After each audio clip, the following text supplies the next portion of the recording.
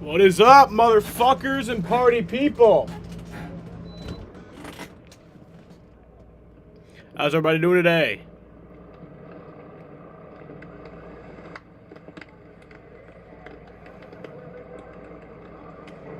They're about to do pre-race ceremonies, but I don't know what's up with the audio.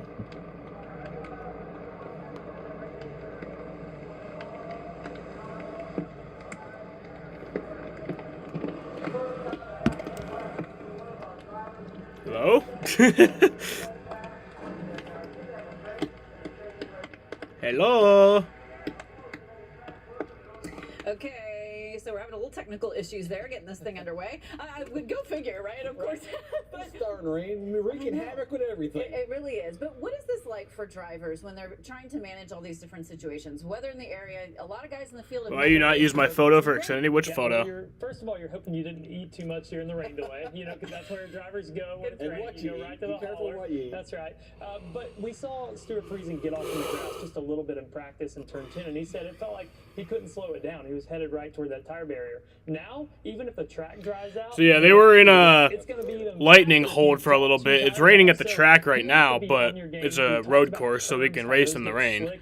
But There cannot isn't a race lot in the of runoff lightning, areas on so this track. So the margin for error on waiting those for, corners, or you the lightning can't hold use is that now. lifted, You but can't drop the right sides off waiting on for those them to do curves or pre-race left side. ceremonies So and I all think that. makes it even tougher. It makes the track narrower. You're looking for puddles. It's not just your So it's supposed to start braking markers, about you're looking 20 for minutes literal ago. standing water to not hit that. So it's really Discord. tough when you get in this situation. What struck me watching all those interviews, right? Race car drivers are supposed to be mentally tough, right? You put all these things out of your mind and you go out and you do your job, you concentrate.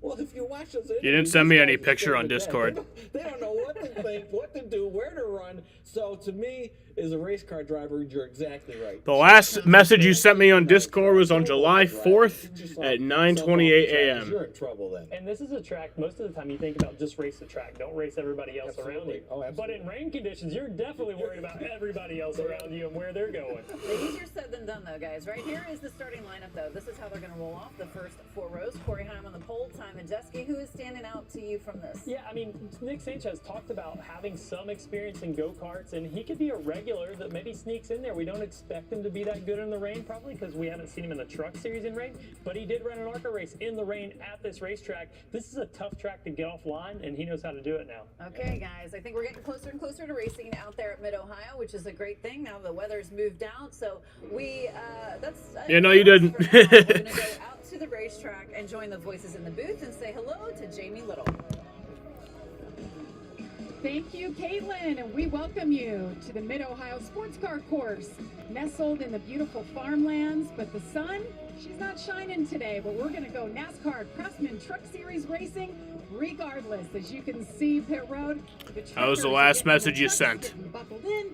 They're getting ready to go. I know we're ready to go. We've been waiting. But the big story coming into this race, we've been talking about the points, the playoffs, only 3 races to go before that cutoff. And those points are tight around that cutoff spot in 10th. Yeah, without a doubt. We've had 6 of our regulars win this year. That means they're already locked into the playoffs, come in just a few races. But beyond that, it gets very interesting. You see Tom Majeski, he's got a pretty good cushion. He's more than likely in with only 3 to go. But that's where it gets interesting. From 8th back to 12th, only 14 points separate these 5 drivers. For 3 spots, you see Matt DiBenedetto, that nice run of 4 top 10s in a row, has him 14 above the cut. Nick Sanchez had a great run at Nashville. That got him above the cut.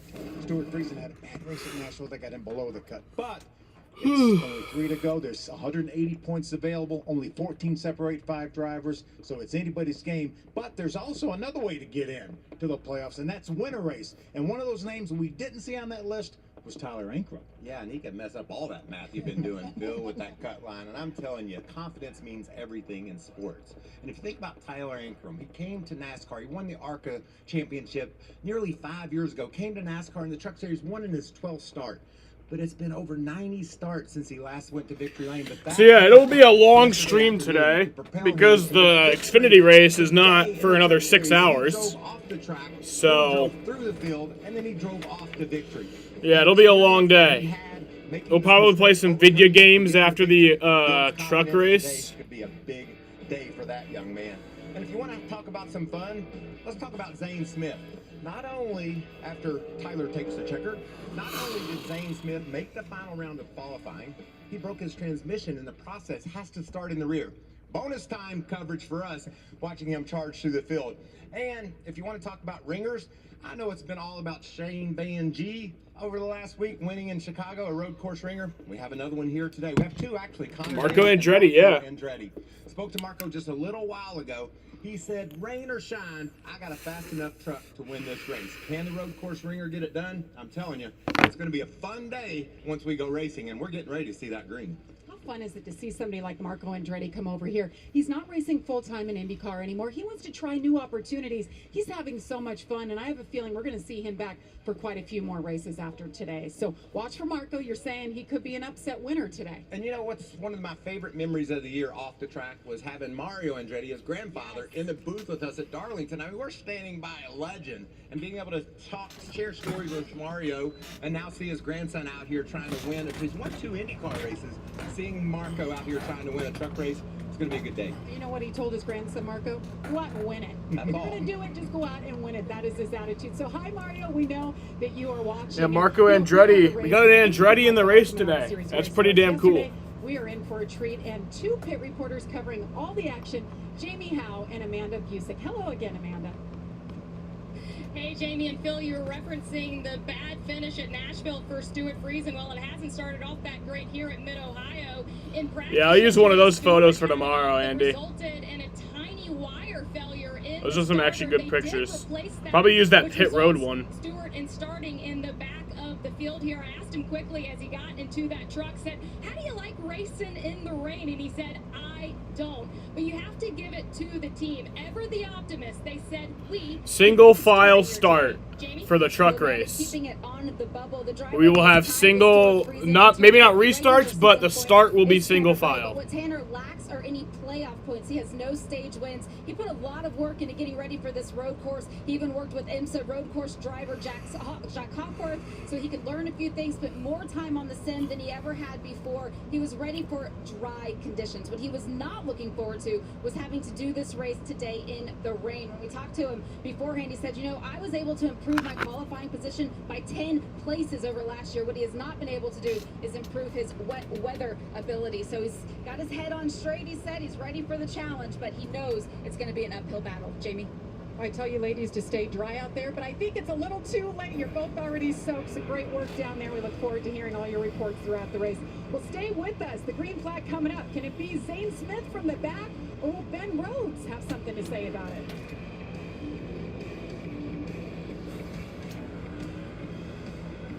When you drive a Ram, summer is more than a season. It's an opportunity to load up on more toys, to stop looking for fun and be the one who brings it. Tell me what tracks we go to and I'll send you thumbnail ideas. That's actually a good idea. Even more inviting than the last. Make this the summer you drive a Ram. During the Ram Make This the Summer event, get 10% below MSRP on all 2023 Ram 1500 Bighorn models. This week is your chance to try any Subway footlong for free. Like the Subway Series menu. Just buy any footlong in the app and get one free. Everyone loves free stuff, Chuck. We get paid the footlong. Get it before it's gone on the Subway app. Moving this summer? Join the 6 million families who discovered a smarter, more flexible way to move with Pods. Save up to 30% off until July 10th. Whether you're moving across town or across the country, save up to 30% I don't know what's at up with my pods.com fog machine. today. It's acting up. Dude, what are you doing? I'm protecting my car. It's playing the dumb game. WeatherTech is so much easier. Laser measured floor liners up here, seat protector and cargo liner back there. Nice. Out here, side window deflectors, and mud flaps, and the bump step. Engines are fired. Cool. It's the best protection. What's next after Atlanta? New Hampshire. I won't be. Well, you can send me a thumbnail for the Xfinity race, but I'll be at the Cup race, so I won't be live. Want more from your vitamins? Get more with Nature's Bounty. From the But I will be live for the Xfinity race next week. To daily digestive support. To more wellness solutions every day. Get more with Nature's Bounty. Tourists. Tourists that And my fog machine's acting up. Tourists taking photos that are analyzed by AI. so researchers can help life underwater flourish. There we go. This guy, hold and smooth survival skills. If you encounter a black Just had to bear, blow on do it. not run. Instead, speak firmly in a loud voice. Head for the mountains. Oh, that's the new DQ Backyard Bacon Ranch signature snack burger with house-made Hidden Valley Ranch. You're taking this backyard thing really seriously. Oh, I get it. It's a tasty-looking burger. DQ, got me taste good. Mid-Ohio. It's time to crank it back up. The Truck Series hits the road for the 14th race of the season. Carson Hocevar reeled in his second win of the year last time out, but the lefts and rights of this tricky track are sure to shake things up. 4 playoff spots remain up for grabs. With 3 races left in the regular season, there's no more room for error. Despite its name, there's certainly nothing mid about this challenge today. 2.258 miles, 13 turns, but it's sure to be one wild ride. The Fastman Truck Series starts now on FS1. And we welcome you back to Mid-Ohio. As you see, the rain continues to fall, but the truckers have been given the command. We're going to be rolling off here shortly. You know why they call it Mid-Ohio? Because it sits directly in the middle of the state of Ohio. I love that. About 60 miles north of Columbus. I gotta tell you, that's something I can totally understand. Like, I Makes get it. sense. Makes sense. Well, yesterday we had qualifying for the second straight year in a row, the second time running here. Corey Heim proved to be the fastest man, so he will lead the field to green. Nick Sanchez, great effort at Nashville just a couple weeks ago. Got him up above the cut line, back in row 2. I think that's broken. I think my fog machine broke. Victories this year. Tanner Gravis Adam racing for his playoff life. William Sawallich. Because it just started pissing on me. At the age of 16 in his first truck start in Martinsville. That's very impressive. Jack Wood back in row 5 along with Zane Smith. Jack finished 3rd in the ARCA race yesterday. Shit was hot too. Carson Hocevar fast out at Sonoma. There's Tyler Ankrum. I talked about his big win yesterday. Matty D with a little bit of a roll. He's on. Yeah, Tyler Ankrum won the ARCA race yesterday. Won the East and the West on the road courses. There's our buddy Daniel Dye. He'll be carrying one of our onboard cameras. Connor Daly. He's got a big smile on his face right now. So I believe, unfortunately, that there are stage cautions for this race, and I believe that there are like non-competitive pit stops or some shit after the stages. So dumb. He found one that certainly wasn't. Dale Quarterly had a top 5 in the ARCA race yesterday. Ryan Vargas, Matt Mills, back on row 15. There you see Connor Jones. He's done a good job in just a couple of starts that he has. Timmy Hill, Spencer Boyd back in row number 17. Kobe Hire couldn't qualify. Stuart Friesen either. They both had problems in practice yesterday, so watch for Yeah, New Hampshire's next week. But like I said, I won't be streaming the Cup race because I'll be there. All right, boys, why don't you take us for a ride around here? Let's take a look at our track description. We're going to start off the start-finish line. Watch the yellow line there. Would be 130 miles an hour getting down in turn number 1, about 75 miles an hour. Then up to 140 miles an hour as we get down to the keyhole turn 2, the slowest corner on the track, about 45 miles an hour. Then we go wide open through a little bit of a kink up to 165 miles an hour. So we head to the beach. That's off turn 4. You don't want to go to the beach. Yeah, we talked about that. But Phil, what racing we see through the S's? This is last year. Parker Kligerman, Zane Smith battling side by side, inside and out. And the last Fucking turn, fog machine, bruh. Turn number 13 is a chance for you to be able to dig in there and make a push or a shove to get the victory. We can see him working turn 12 here. This one didn't even last. When did I even get the new one? When did I get the new one? I want to see when I got the new one. A lot of action when you come out of the S's in the late part of this track. So much fun to watch. I got it in April. I got this bitch not even 3 months ago. It was April 11th. With our pit reporters, Jamie, you're up. Well, we mentioned Corey Heim as the repeat pole sitter here at Mid-Ohio, and I talked to him out on the grid just before he got in. He was still standing underneath his umbrella, and I said, this isn't unfamiliar territory, right? Leading the field to green. He said, well, honestly, I I have no experience in these conditions. He does have some road course experience. He got his best road course finish earlier this season at Circuit of the Americas, where it was 6th, but it was dry. Look at Discord. Experience came at Martinsville. Yeah, New Hampshire next week. Very different conditions as we you sent photos. 30 spin around. So he said there's a lot of unknown here. He gets to I'll probably use one of those. He doesn't know what to do with it quite yet. Amanda?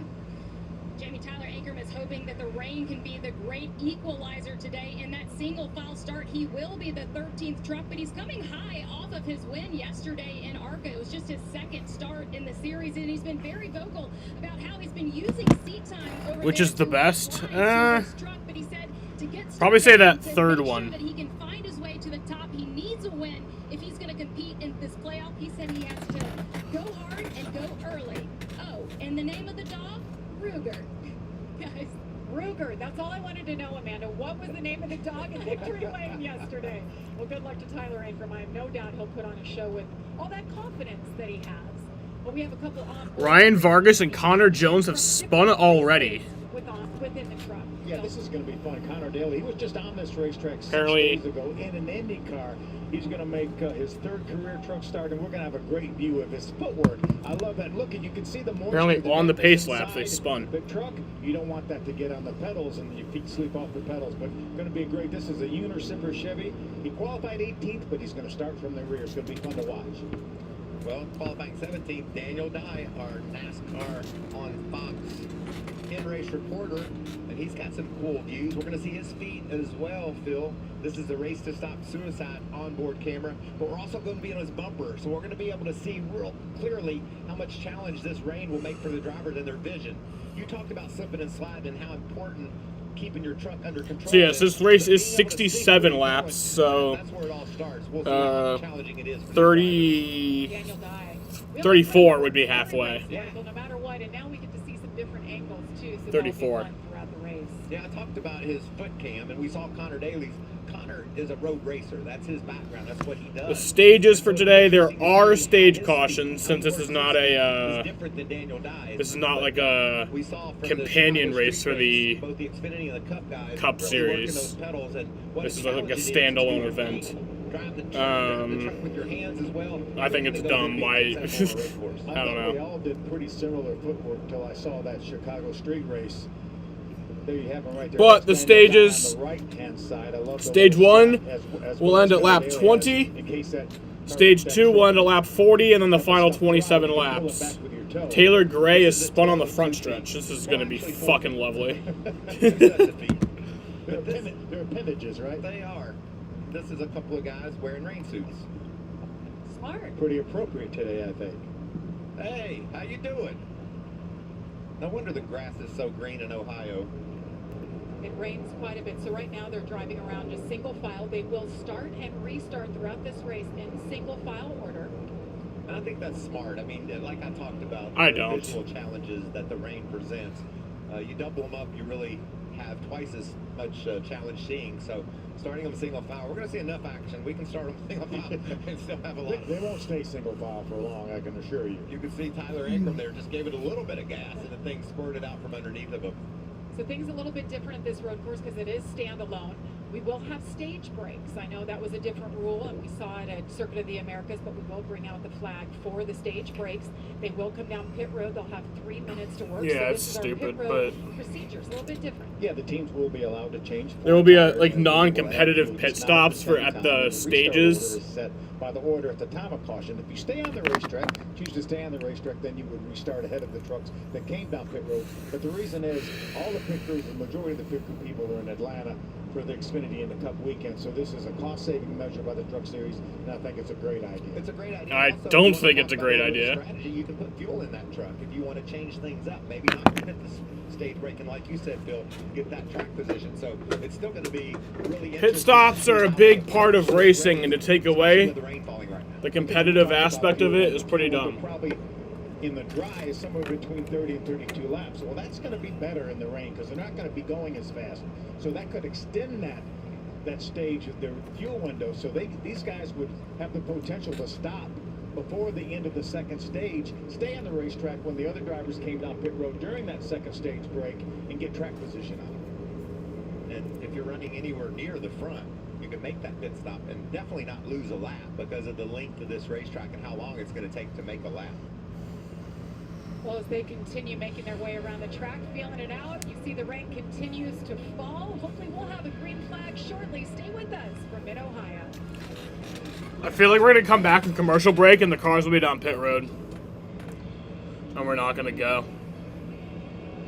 For whatever dumb reason. Too much standing water. Okay. Well, then don't advertise that we can race in the rain then. Like, don't advertise that we can race in the rain and then say, actually, no.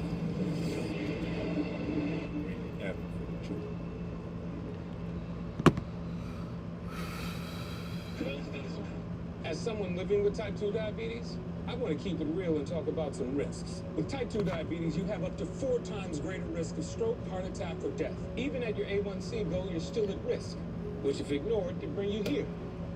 May put you in one of those, or even worse. Too much? That's the point.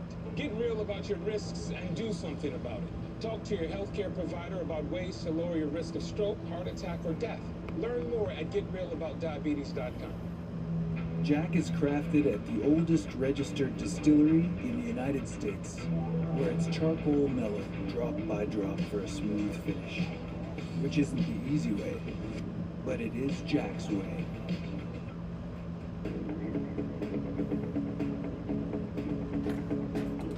Ultimate Hybrid, advanced ceramic and wax technology. The best of both worlds, but better. Only from Mothers. Grimace knows one thing. The more people you invite to your birthday, the more birthday shakes you get. Get Grimace's birthday shake with 10-piece McNuggets or a Big Mac when you order Grimace's birthday meal. Tony, let's go out to dinner. I'm in. I love my new hands-free Skechers slip-ins. You just step in and go. Maybe we should just stay in. Easy to take off, too. You don't even have to bend over. Wait, let's go someplace fancy. They also come in Max Cushioning for ultimate comfort. Try new Max Cushioning hands-free Skechers slip-ins. At Dog Chow, we believe helping dogs live their best life should be simple. That's why Dog Chow is made with high quality. Yep, my fog machine broken. Purina Dog Chow. Keep life simple.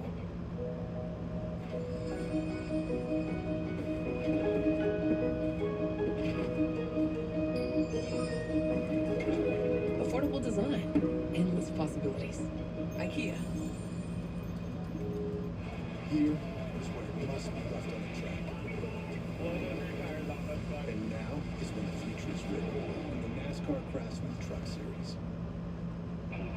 Tuesday, Betts, Ohtani, Acuna Jr., and baseball's biggest headliners take center stage in Seattle for the Midsummer Classic. That's right, it's the 2023 All-Star Game.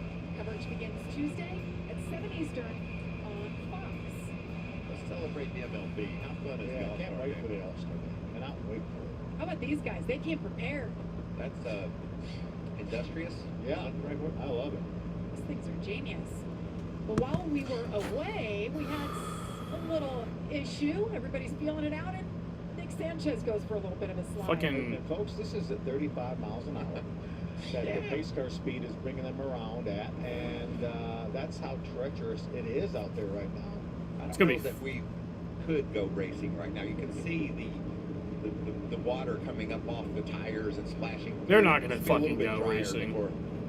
Before I think we can start this race, and you can see the rain is still falling. Bro, I'm so fucking sick of this dumb safety bullshit. Like, don't advertise that you can race in the rain if you can't. Concern. And you guys mentioned it. There it is right there. This storm has actually leaned out a little bit, so I think it's going to be over before we expect it.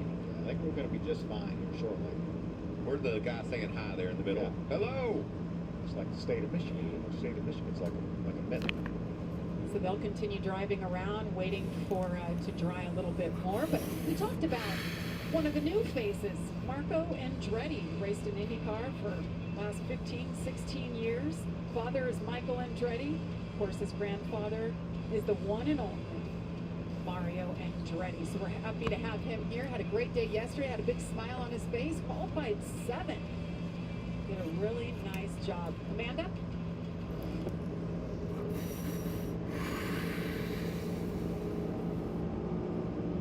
Well, When we talk about strategy for Marco Andretti today, he said that it's going to be all about survival out here in these conditions, but he said that he's cautiously optimistic with the experience that he has at Mid-Ohio. He said that that experience also helped him to get familiar with this truck yesterday. He didn't have to learn a new track layout. He was able to let this truck come to him lap by lap for that 7th qualifier, but he stressed, I need laps. Jamie?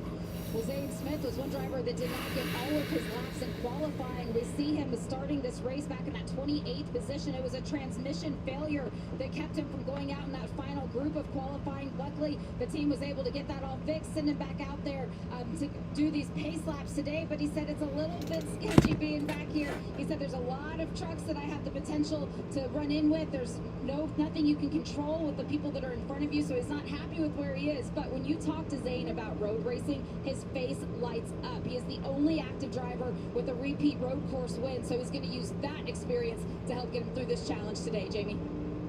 Thanks, Jamie. And there's 7 different drivers falling to the back, not a place or a time that I'd want to be starting from the back. But I guess if you're Zane Smith, he's back on the uptick. He's had an interesting season. He's had 6 finishes, 20th or worse, but 6 finishes in the top 5. Yeah, I think last year. But after this race, while we wait for the Xfinity race, probably either play some games or watch the Red Sox. Had that great comeback at Nashville, finished second, so I don't think we have to worry a bit about Zane Smith. Not at all. He will be one of the championship favorites when we rock it up to go playoff racing. Well, this is to the rears that I mentioned: Colby Howard, Spencer Boyd, Matt DiBenedetto, Jake Garcia, Zane Smith, as we talked about. Connor Daly will have his work cut out for him in just his 3rd start in the Craftsman Truck Series. And Stuart Friesen, who got in the tires yesterday, had to make some changes and repairs, so he'll start in the back as well. There's Connor Daly right there, getting ready to go at it. See, like, I love these windshield wipers here at 35 miles an hour. They look like they're doing a great job. When we go over 100 miles an hour, there's no telling what direction those windshield wipers are going to be pointed. These things are not made to go 130 or 40 or 50 miles an hour, those wipers. And not only that, then you have the inside of the windshield fogging up as well. So that's when we talk about, there it is. That's a great view of it right there for Dale Quarterly's truck. You can see the outside of that windshield with a little bit of fog. So that's really hard for these guys to navigate this racetrack in the rain, much less without vision issues. How about Dale Quarterly? Michael, I know you weren't on the broadcast with us, but you're watching the ARCA race. Guy is 62 years old, came out, and he's racing with these 16 and 17-year-olds yesterday, brought it home in the top 5. Now he's ready to do it again. He was mad. He lost a race at the end of the race. In the last corner, he lost a position. He lost 4th, so he was upset. But he's an accomplished road racer. He's won a couple times in the East Series at Lime Rock, and he also won a modified race on the road course. So he knows how to get it done. There he is right there, Dale Quarterly. Yeah, he qualified 22nd. He knows 23rd, Matt Crafton. Yeah. So he gets it done on these road courses. So it'll be interesting to see what he can do with that number 46 today when we go racing. Double dippers or what a great showing by the guys we had that ran the ARCA race yesterday. Every single one of those guys in the top 10, including 4 of the top 5. And you have Dean Thompson there. He was racing in second late when he got wrecked. So he had a shot at it yesterday. Yeah, he was nearly in position to take the victory. Keep your eye on William Swalch, the 16-year-old. What a smart racer he is at such a young age. We'll line him up and drop the flag shortly. Stay with us. You're so much more than just a landowner. You're a gardener, a groundskeeper, a landscaper. Because you didn't settle for ordinary. Same goes for your equipment. Versatile, powerful, durable Kubota equipment. More goes into it, so you get more out of it. Moving this summer? Join the 6 million families who discovered a smarter, more flexible way to move with Pods. Save up to 30% off until July 10th. Whether you're moving across town or across the country, save up to 30% at pods.com today. Sweet, my Pizza Hut order's here. What they say is true. No one out Pizza the Hut. Mikey, and I sound like a commercial. The extra large Big New Yorker from Pizza Hut, just $13.99. 1 to go before green. All right, so we are getting ready to go green. this lap.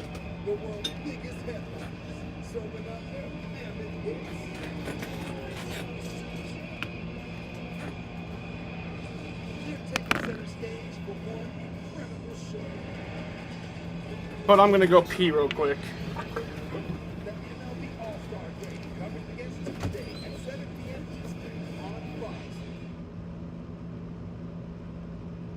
I suffer with psoriatic arthritis and psoriasis. I was on a journey for a really long time to find some relief. Cosentix works for me. Cosentix helps real people get real relief from the symptoms of psoriatic arthritis or psoriasis. Serious allergic reactions and an increased risk of infections or lowered ability to fight them may occur. Tell your doctor if you have an infection or symptoms, had a vaccine or plan to, or if IBD symptoms develop or worsen. I move so much better because of Cosentix. Ask your rheumatologist. You've got Verizon Home Internet. Now, we're making it even easier for you to save more with Mobile Plus Home Loyalty Discount. Fios customers can get our best price for one line on unlimited welcome. Just $30 for one line per month. Start saving now with Mobile Plus Home Loyalty Discount. So gain more, watch more, and save more. Switch now. Add Verizon Wireless and add up your savings. Only on Verizon. What's that, pizza? No, it's KFC's $20 fill-up box. Now get some chicken, biscuits, and fries, a row of sauces. All right. Pizza night is now NASCAR asked drivers for their input, and they report back with thumbs up. So we're going. Well, so far today, we've seen a little bit of everything. Some cowboy boots, some rain boots, even bags for your boots. We also saw slippers. Seen trucks. We've seen trucks sliding out. The green flag hasn't even fallen yet. And a lot of rain we've seen. Yes, a lot of rain, but we're getting closer. Ideally, hopefully, one to go, and they'll line them up. You see, the lights are out on that safety truck. That's good. So we're going to come to one to go. Maybe go racing here in the rain. Patience, right? Yes. Gotta be patient in the rain. I kind of like the position of those 7 drivers that had to go to the back of the pack. Just let's let the front of the pack see how they negotiate turn 1 and turn 2 here in the rain, and we'll just lay back for a minute. Oh, I mean, how are you going to lose a lap? You're not gonna. So why get in a hurry? We sound like old race car drivers, Bill. I remember my last race at Atlanta. All right, I think this will actually be the one to go. All right. They were 4 wide on lap 1, and I thought to myself, why is everybody in such a damn hurry? I mean, we got 500 miles. And then I came off turn 2, and I said, maybe you should retire. if you're in a race and you're not in a hurry, what's wrong with you? All right, there is the one to go signal. Let's get more updates. Jamie. I was just listening to our pole sitter, Corey Heim, talking to his crew chief, Scott Zipadelli, over the radio. He was talking about the racetrack, what condition it's in. Corey said to him, I honestly don't see anywhere that I'm too concerned about. Yes, there's a lot of water, but it seems to be flowing off of the racetrack. So he told him, tell the officials, I think we're good to go. Amanda? Well, of those trucks that are at the backfield, you'll notice the 25 is there now as well. He had to pit earlier just a bit ago. He was struggling with the fog in that truck. As you see there, the defroster had rotated away from the windshield. They did come in and the crew guy pushed it back to the place. But if you battled the heat yesterday, the drivers are battling the elements today. It's got a lot of work to do yet, Jamie, to get that windshield cleared off. He needs a defogger in there. And well, they do have one. That's what happened. It switched around. But normally these drivers will carry a Swiffer with them to clean the inside of that windshield, whether they're running a dirt track or a situation like this where they're going to fog up. Everybody at home that has ever driven a car can relate to that. Absolutely. Windshield fogging up, can't see. Now when we go hammer down. Yeah, we typically don't try to do it at 140 or 50 miles Exactly. an hour on the street. So close to one another. But just a reminder, we will start this race in single file. Our restarts will be single file as well. And that's just a safety aspect. Yeah, great idea. There's Daniel Dye with our onboard camera. We're going to look at him. We're going to see his hands, his feet, his bumper. Really take you inside what it's like to try to battle these conditions here at Mid-Ohio. These are going to be about as tough a conditions as these teams will ever face. There's a lot of water on the racetrack. Forecast is for conditions to improve. The track will continuously dry out. We'll see dry tires when we might get the races over, I would guess. It appears we will. And Phil, what will be interesting is the race to dry tires. Because the wet tires, while they work well in the rain, as soon as you can get off of them and get those slicks on, there's just so much more grip. So how these teams will evaluate conditions and try to get to those slick tires as quickly as they can. They do have 3 sets of wets. Obviously, one set is on the trucks now. I like how they asked Corey Heim his opinion, how things are looking out there. He's got the best seat in the house. Once that base truck pulls off, he's got clear view. He's all in favor of going, isn't he? Oh, yep. Clouds are low, but they're dissipating. Yeah. If I was meteorologist, I guess that's what they say. We're going to be fine. I don't know if we're going to be fine here in the next 60 seconds when these guys get ready to take off. Well, I like to think of myself as a very optimistic person. There's no way one of them don't go off the road on the first lap. I don't think we make it through turn 1. I think that's a safe bet. All right. Conditions just got more favorable for me to be wrong. They're going to run another lap under caution. I think they can keep it on the road under caution, although we've seen a couple of guys slide off. But NASCAR has determined that it's too wet right now to go racing, so we'll run around another lap. Hopefully dry it out a little bit more, but how about the fans that came Too out wet to go racing. out? It's too wet. See a great race. Yeah, we have rain tires, but it's too Will be wet. over shortly.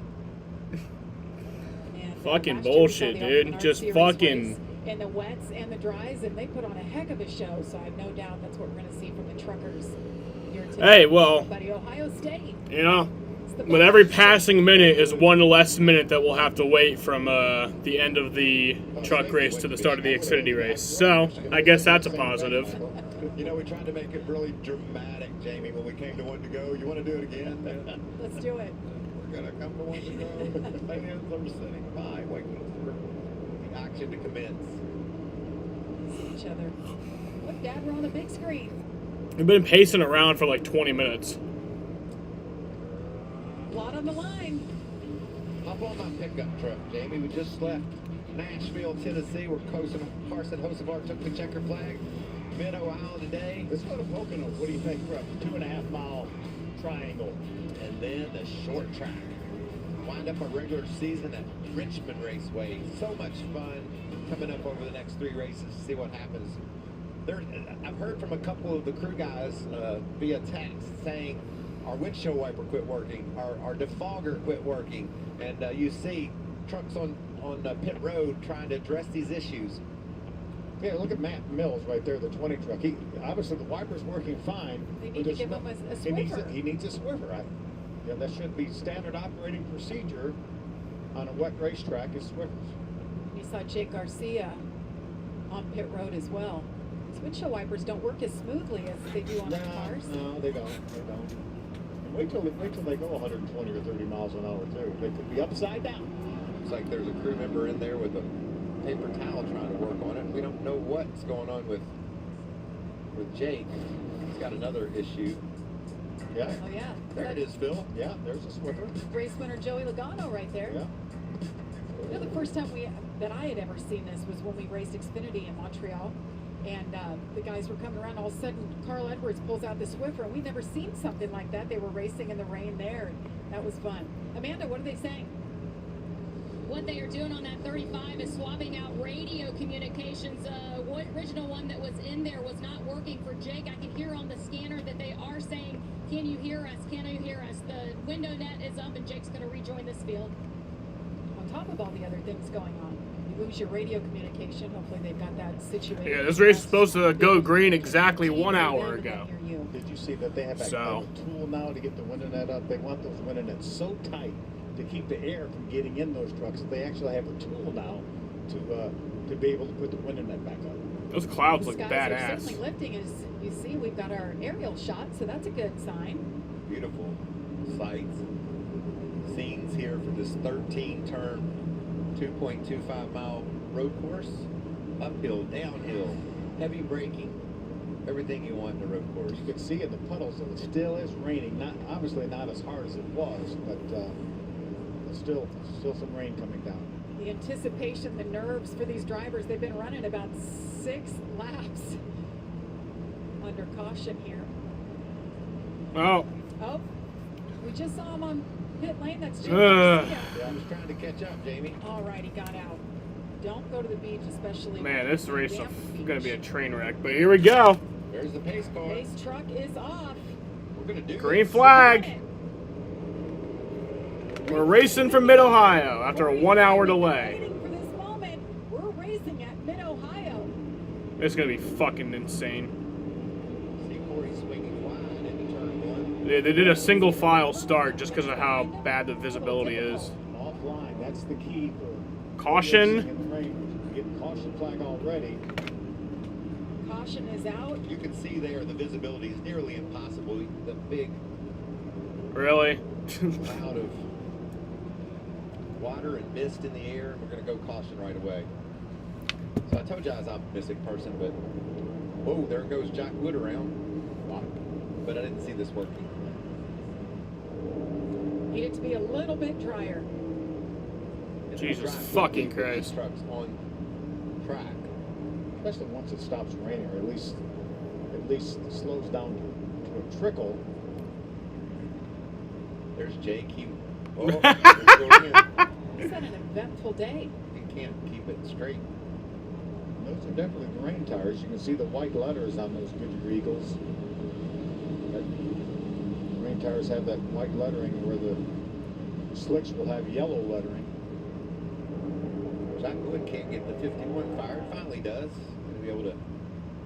Well, we went green and then immediately went to caution. Remember when we saw Garcia on pit road fixing his radio? This is when he tried to get caught up to the field. That's the keyhole right there. Nearly into the sand, but was able to keep out of it. That's why we're under caution here on lap number 1 of this race. I gotta give that NASCAR credit for giving it a try and then quickly saying, this is too much. You saw Jack Wood, the 51. He was on the basically middle of the racetrack where everyone else was riding around the outside of the racetrack. That might have been a situation where it's a little bit slipperier there, down towards the green. That may be what bit Jack right there. It looked pretty smooth sailing for the first 2 or 3 trucks, but then you saw that big. That is pathetic. They raced for all of 17 seconds and they were like, nope. Don't advertise that you can race in the rain if you, in fact, cannot race in the rain. Like, bro, I look at this series as a joke. It doesn't even have to actually have good racing. Just fucking entertain me.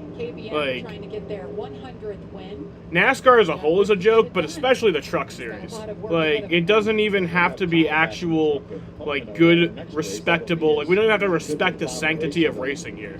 Just fucking go. Just go. We can wreck everyone. I don't care. Like, I'm just here for the fucking whatever happens, you know? It felt like they started the race yesterday too low of air pressure. Said it took 15, 20 laps before it really started feeling good. Then they had that right, put tires on, pump the air up, and then he finished third.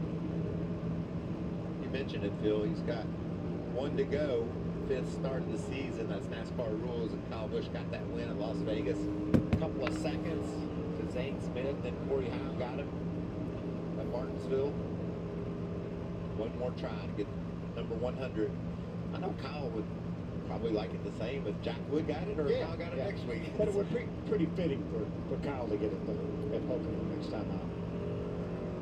100 wins for one organization, and just the names who've come up through Kyle Busch Motorsports, so impressive.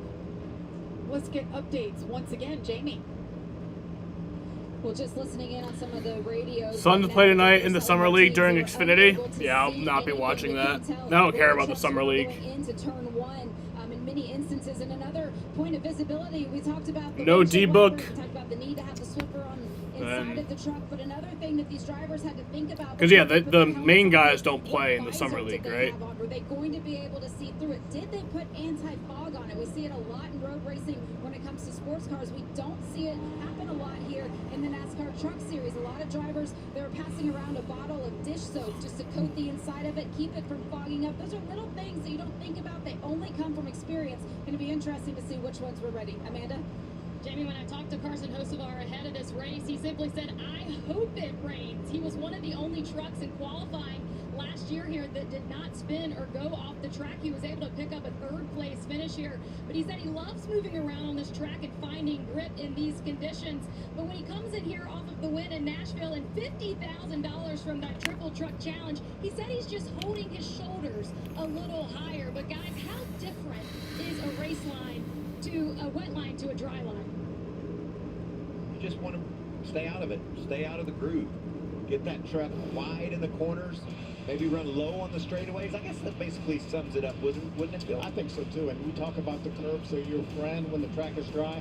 You want to completely stay away from the curbs because they're more slippery when they're wet. There you see Carson with those shoulders back. He's feeling good about things. Yeah, things are great for Carson Hocevar. A lot of talk about him maybe moving up to the Xfinity Series next year. We'll see how that plays out. He's got his feet wet a little bit in the Xfinity Series. Really done a nice job. What about Cup?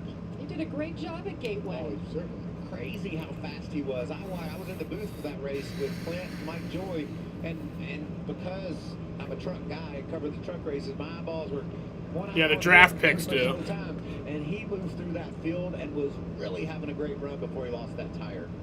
He's your kind of guy, Carson Hocevar. Always optimistic, always smiling. We'll see what he can do today. The fans are ready. We're ready. Stay with us. Poor fans, man. Like, NASCAR's such a fucking joke with how they run these races now. It's like, and the fans are like paid to go out there and see it. Let's get you up to speed. It's like I'm literally paying to go to the next 2 Cup races, and they're probably gonna pull some shit like this. Well, they can't race in the rain there. Well, actually, at New Hampshire they can. I think they can at New Hampshire. I'm pretty sure at New Hampshire they can. You work the land, you just got to be a jack. But they can't race if it's like too rainy. There's just too much to do. So if you got to be a welder or a farmer or a ditch digger, that's just who you are that day. And tomorrow can be somebody Apparently else. it's gonna rain for Cup, yeah. I work at 6 on Monday, so I mean, probably would be enough time to get the race in. But I would call out, because fuck work. Cookie dough blizzard, all that cake batter flavor and confetti cookie dough? Dad, you said you'd wait until you got home before digging in. Well, I never said that. That's cold. The new DQ cake batter cookie dough blizzard. Only at DQ. Get it in the app. We love our house. It's on a great block, tree-lined streets. The neighbors are observant. And we're back at the Sullivan house. It's lawn day, Sheila, and the leaves are piling up. Ugh, bit of an eyesore. I'll say. Dry shave. Interesting technique. That's gonna come back to haunt him. Some people clean while they cook, not these folks. At least Geico makes bundling our home and car insurance easy. Saves us a ton. If only they bundled the leaves. You know, I wouldn't have pegged these two as yogis. I still don't. For bundling made easy, go to geico.com. Actually, Stars and Stripes sale is happening now. Don't miss instant savings on select items up to $1,000 off. And all veterans and active military will receive 10% off their purchase. Plus, get 60-month special financing. Shop and save today, only at Ashley. Being a NASCAR fan just got even more rewarding with the free Fan Rewards loyalty program. Earn reward points and redeem them for merchandise, tickets, VIP experiences, and so much more. Earn points from the track or at home. Check in on your phone, complete your profile, or play fantasy racing to score your first. I gotta do my fantasy lineups. Join and start earning today. Visit NASCAR.com/rewards to learn more now. Welcome back to the NASCAR Craftsman Truck Series. We're ready to go racing. Clouds dissipated. It has officially, I hear, stopped raining there. Love it. We tried to start this race. It's gone, and there's nothing behind it either. What do you think, Michael? Clear sky. I like what I'm seeing. Got the Craftsman blower there, tidying up pit road. You can visibly see the track's already drier. You see offline there how things are starting to come together. We're going green again. We'll see All what right. this start looks like. How much rainwater. Try this again. Tundra pulled off. That Let's means do this it's again. all Green green. flag. Once again, green flag is out. Hey, we can see 3 or 4 trucks back this time. That means there's less mist. Oh, heck, it says, look Oh out, my we're God. gonna make a pass. A little bit of damage there. About the left front corner, Nick Sanchez's truck, the 2 truck. Oh my god. Can't see shit. That was about the couple, he does. You can see the damage to the 2 truck on that right front, left front. I can't see shit. Oh my god. Making his way around. Oh my god. Oh, NASCAR's a joke. 42 of Hocevar. No wonder no one takes us seriously. There we go. Keep it going. You want to keep your foot in it if you can. Battle for the lead. Look at this heat. Oh, there we go. Jesus fucking Christ. Corey Heim a little run for his money here. Corey doesn't know how lucky he was, does he, Phil? Because Majeski was out of control and Corey was able to just squirt ahead of him. We'll give that every single lap as we've seen the little bit of rain racing that we've done this year. Martinsville in the Truck Series, North Wilkesboro with the Cup Series. See how far offline he is. Normally he would be right down. Ooh, Ankrum is on Tyler the Ankrum. track. Don't count him out. Got off the racetrack yesterday and came back and won the ARCA race. Yeah, he's stuck. Hope he can get. I would go way back, Phil. Yeah, I think Tyler Ankrum is stuck. Yeah. Oh wait, maybe not. Maybe not. No, he's gonna. Is he gonna make it? Okay, yeah, he's good. He's good. I think he's gonna be fine. He made it. Very eventful day for Tyler Ankrum yesterday. Went off a couple of times, came back and won the race. Let's see what happened here. Just simply trying to get a little bit of throttle. And I'm sure he didn't nail the throttle, just trying to beat a little bit of throttle, and it just wouldn't take it. Different style of racing for sure. Landon Lewis, the 0 point, making his debut. He's around. 17-year-old. That's Ron Hornaday, the Hall of Famer. How long's the list of people that are going to go around till we get this thing figured out? Because everybody's used hammer down, and you've got to be so conservative with the throttle pedal and the brakes as well. It's so challenging. It's amazing that what these guys are having to go through here. And Corey, I never wanted to be the first guy out for practice on a dry racetrack, much less some Colby Howard around right at the start-finish line. Carson Hocevar on pit road. I think he had some contact there. Look at the left rear. Is his left rear tire down, Michael? The crew's having trouble getting the jack under, so that leads me to believe maybe it's a flat. Yeah, he's got a left. Now again, this tire change is legal. If you have a flat tire or a damaged tire, they will allow you to change that tire without penalty. Now, do they need to Oh, there goes a 13. He get drifting straight into the beach. That's the keyhole right there, I think. Keep it going, Haley. All right. Yeah. So far, so good on our spins. Really going, really fortunate. Just have to maintain, get through these first few laps of this race. Look at that four-wheel drift off that turn. As we see a replay of Haley. Just brakes locked up on her. Maybe a little bit of a wheel hop. She tried to battle it. Yeah, just a little bit of too much rear brake for the conditions, possibly.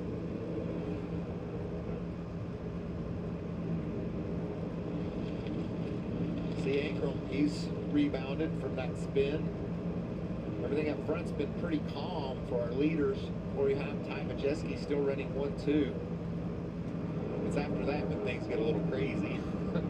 That's third, fourth, and fifth right there. Enfinger, the 23 and third. Sanchez and Christian Eckes rounding out the top 5. Third place is 8 seconds back. Gray, nice job. He's in the 6th position. Ooh, look at the slide by Enfinger. Might look like it's in slow motion, but there's battles all over the racetrack. How about that? How about that? It's a 2-for-1. Maybe it'll dry up and we can actually see. He's going to remember where that was, too, isn't he? Ty Majeski as the lead.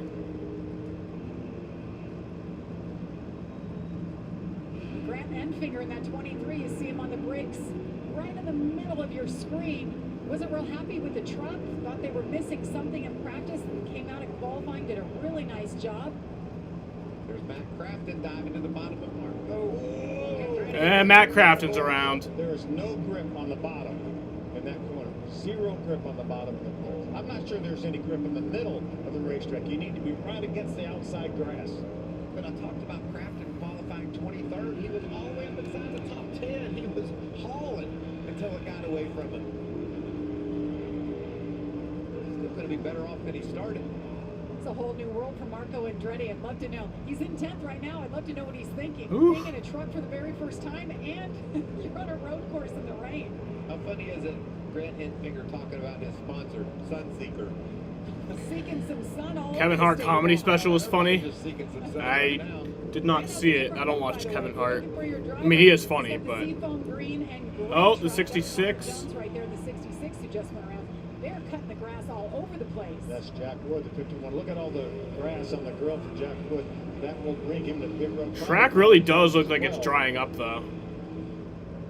Update, I've counted about 11 spins so far, and I'm scratching them down over here on the pad. I'll keep y'all updated. I'll give you the next piece of paper. You're going to run out of that one. You see the damage on the right rear for Connor Jones in the 66. I think he and Jack Wood may have gotten together.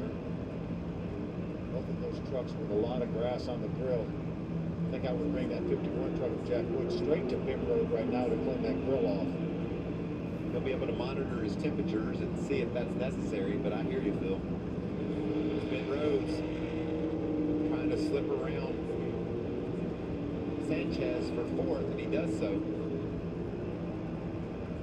Down here is where there's no grip unless you're right out against the outside grass. Just a reminder, there will be stage breaks today. Lap 20 and lap 40. 67 laps will complete the race. Look how low they come off that turn, just trying to stay over to the right as far as they can. And look, Ben Rhodes makes it work. Christian Eckes is going to be cognizant of where Ben Rhodes was to find that grip. You could look to see him in that same line next time around. Usually, oh, there's the 04 round. The 04 again. Landon Lewis. Landon get away from him, and you can see Hocevar too off the track. All the grass on his grill as well. Amanda just reported about Carson Hocevar is so optimistic. Last year didn't go off the course. He's already had a run. We can't go to commercial break. Brett Holmes around. Raja Caruth. This is just ridiculous. For the rain and the beach and going off road, right? This is. It makes sense. Is that what you're saying? Perfectly fine by me.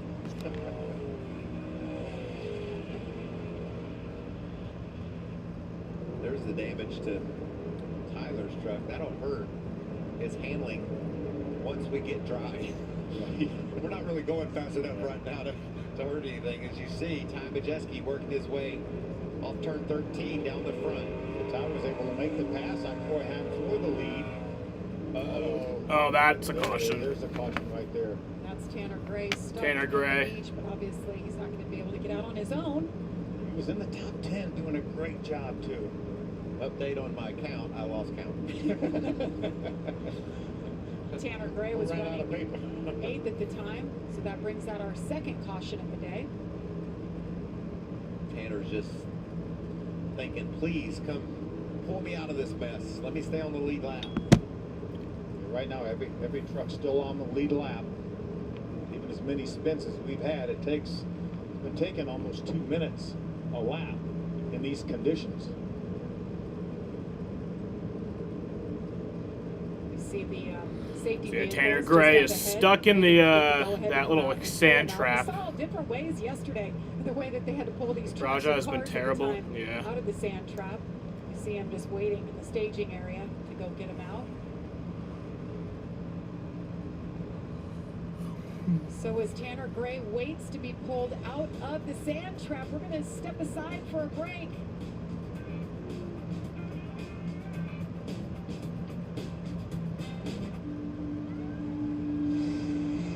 That's my team out there. If our network goes down, lives are at stake. Our comms have to work. Well, the mission won't. That's why we partner with Verizon Frontline, the network that truly prioritizes first responders. So we don't worry about getting through.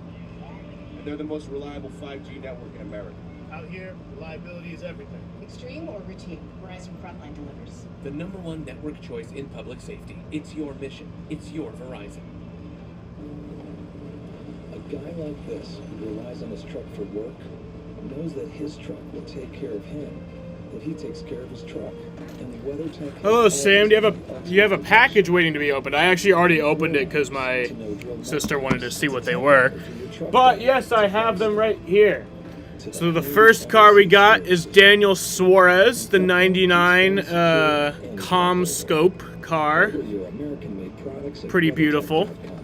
The Bush guy. Bold and smooth survival. And then we got Kyle Busch Interstate Batteries, the next gen car. I had this car in the Gen 6, but I can't find it. I don't know where it is, so I wanted to get this, but in case if I ever like found it, I didn't want to have two of the same cars, so I got the next gen car.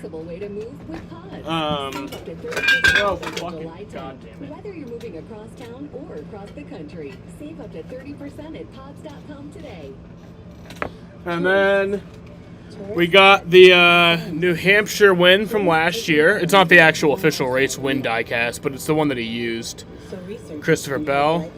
Unfortunately, they do not have the reflective numbers like they actually did for the real car, but it's pretty cool.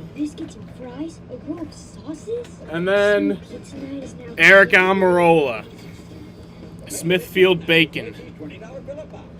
So let's open these up. With all the support you need in Skechers Arch Fit sandals. Skechers teamed up with podiatrists using over 20 years of data to create a sandal that provides foot and arch support for all-day comfort. Podiatrist certified arch Wow, this is nice. Eric Almirola. More from your vitamins? Get more with Nature's Bounty. From the first ever triple action sleep supplement to daily And then we'll open the Christopher Bell one. solutions every day. Get more with Nature's Bounty. Well, I got Tanner Gray hooked up, pulling him out of the sand trap. Good job, gentlemen. There's Christopher Bell. This happened as we're under caution Pretty here sick. for the second time today. Let's take a look back at 2016. Not the first time we've seen rain at this racetrack. Justin Marks. And then What a big day for him. Driving for Chip Ganassi. let's open up Daniel Suarez. In the Xfinity Series. Got the big win. That was a big moment for this guy. And as you know, he's gone on to do huge things. That is the same guy that owns Trackhouse Racing. That is There's Daniel Suarez. two different drivers. And by the way, didn't he just set a track record yesterday? I think it rode Comscope. Yeah, diecast chassis. These were on sale. They were like half the price that they would usually be, so I had to get them. Jaden called me and was like, you have to buy some. So I did. I was going to get more, but then I wanted to save money. Jamie, what are you hearing down there? Well, there has been a door open in terms of... And then there's the Kyle Busch Interstate Batteries car. I love this car. Such a beautiful car. Except I hate when anybody else uses it besides Kyle. For this race was they opened up the option that under a yellow flag, teams can make the decision, come to pit lane for fuel only. Now that becomes a question mark in these conditions because of the tires. Now everybody's out there on the wet tires right now, obviously. Track has no dry line on it. The radio communication though is how close is it to getting dry? There's not any sunshine out on it. Ain't no sunshine when she's gone. Why is that a big deal? Well, because It's not home when she's away. which means the teams can then come in. Ain't no sunshine when she's gone. She's always gone too long. Anytime she goes away. In the next 12 laps, I think it's probably sometime in the middle of the second stage, we can see them needing to come in and take tires. So I'd expect to see a couple of drivers, especially the ones needing to make up some track position. Somebody like Zane Smith maybe topping off with fuel, then staying out for the stage break and just trying to make up some ground. I think that, as Jamie reported, the strategy is going to be all over the board. These guys are going to get fuel. You see Hostbar here just needed to clean his grill after being off the road, and you can see the damage to that left front fender. But we're going to see a lot of different These are very nice And I cars. think we're a ways away though from seeing the tires swap from the wets over to the dries. But without this rain now, it's going to happen. I was going to say the same thing. We will see them go to dry tires, I guarantee it. Amanda, what's the latest on Carson Hostbar? Well, the troubles for Carson started earlier. It was when Will... I was going through their previously owned collection. They had a Jimmy Johnson Always in Our Hearts game. It was fairly cheap too. That's cool. Oh, that paint scheme. Oh man. Yeah, if I got that, I'd have to display that one separately from my collection, just because that's like a special one. So we'll see how he can get this 42 back on the track. Oh, looks like he stalled it a couple of times, but he got it fired again. What about that pit stop? Look at all the grass on the ground. Got tape. Tape doesn't stick very well in the rain. You know, one thing I've noticed is they need the entire windshield clean as far as the fog, because you know, when you run an oval, you really only look through about the left third of the windshield. But obviously, if we're turning right and left, you need that entire windshield, inside of that windshield clean here. So that's why we saw them motion his crew member over to clean the other side of the windshield as well. Certainly need to rely on those pit crew members to wipe that area. They're so buckled in, they can't just take a rag and wipe it themselves. That's why Swiffer with that long handle helps a lot. So as it stands right now, Ty Majeski in the 98. This is where it happened. He set up Corey Heim. Jesus fucking Christ. Connor Jones is younger than my littlest sister. What the fuck? 2006.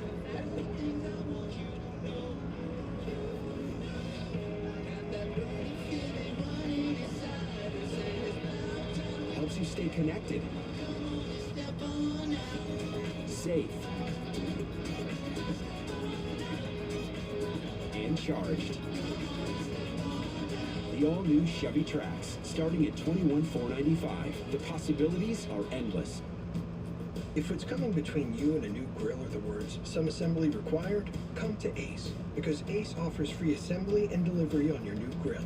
So get a Traeger wood pellet grill, a Weber gas grill, or a Big Green Egg charcoal grill. You won't find these premium brands in service at a warehouse store. Only at your local Ace. Around the block, what you need in stock. With service so good, it's guaranteed. And get free assembly and delivery on your new grill. Ace is the place with the helpful hardware, folks. Still not confident about which used car to buy? Nope. Why not ask the most confident person you know? My old high school coach. Cheddar's running the patriotic scheme this week, but they weren't supposed to. Toughness, the will to win.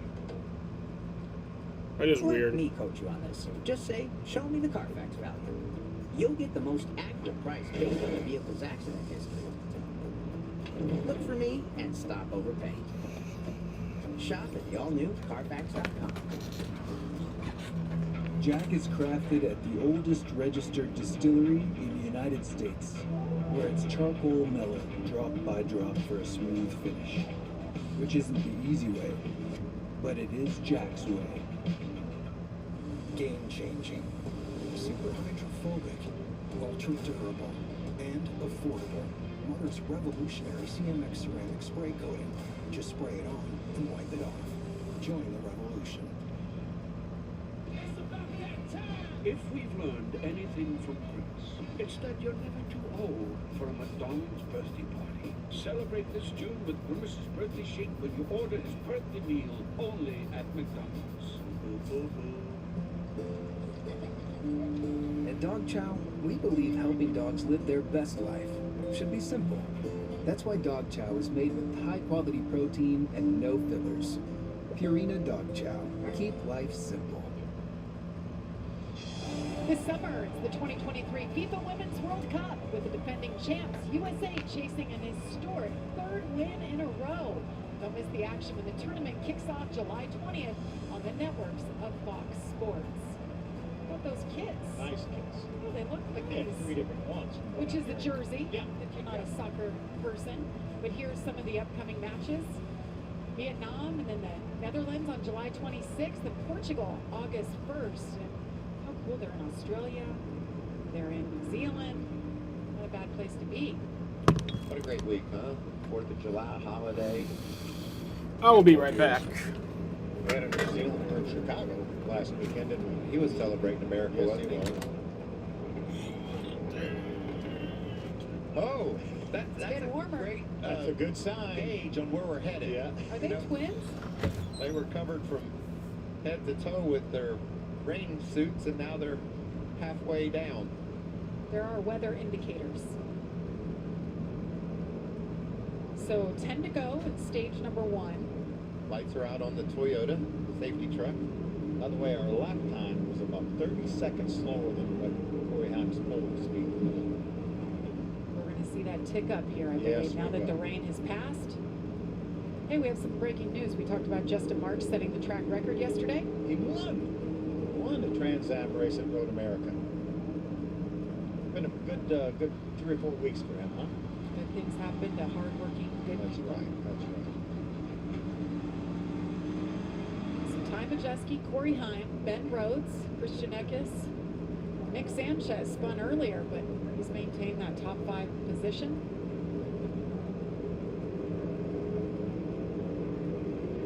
Certainly been a lot to talk about. And here we go, green flag in the air. Spreading out. Look at that run on the outside by Heim. Ben Rhodes right on his bumper. Yep, looks like Corey's going to have the preferred line. I think he can move up the racetrack now. Remember how much more grip there is on the very outside, out by the grass. Look how much better the visibility is as we look back down the front straightaway as these trucks are starting to find drier track. Watch how low they go right here. They have found that the middle to the outside of the exit of that corner is really, really slippery. We've seen a number of, watch that, see? That's Marco Andretti. See how his truck slid out there? I got stuff to make a few s'mores. Coming off that corner. Marco's running along in the 10th position so far. Great restart. Corey Heim. Ben Rhodes had that bobble, but he fell into second. Ty Majeski goes from first to third after just a couple of corners. See Matt Crafton down on the bottom there. Lost a spot to Marco. Marco was able to get by him on the outside. It's so tempting, though, with these trucks going so slow into the corner. It's so tempting to just try to outdrive somebody. Just a couple truck lengths, but grip's not there. I'll be back. Continue to get more and more entertaining as the track dries out to a point where these teams have to make a race from wets to dries. Who will be the first to do so? You talked about the speeds being down some 30 seconds a lap off the pace from qualifying. That's because these wet tires, not only because the track's wet, because the wet tires are just... So I know what you guys are thinking. Sam, how are you going to make s'mores if you don't have a campfire in your room? Well, motherfucker, I beg to differ. Corey Heim.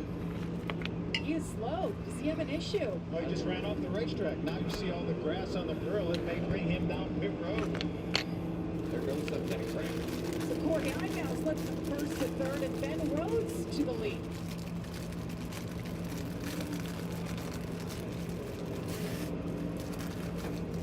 Sport running first and second right now.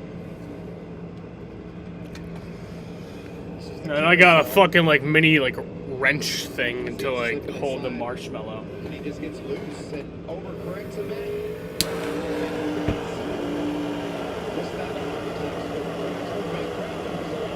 Matt Crafton's around.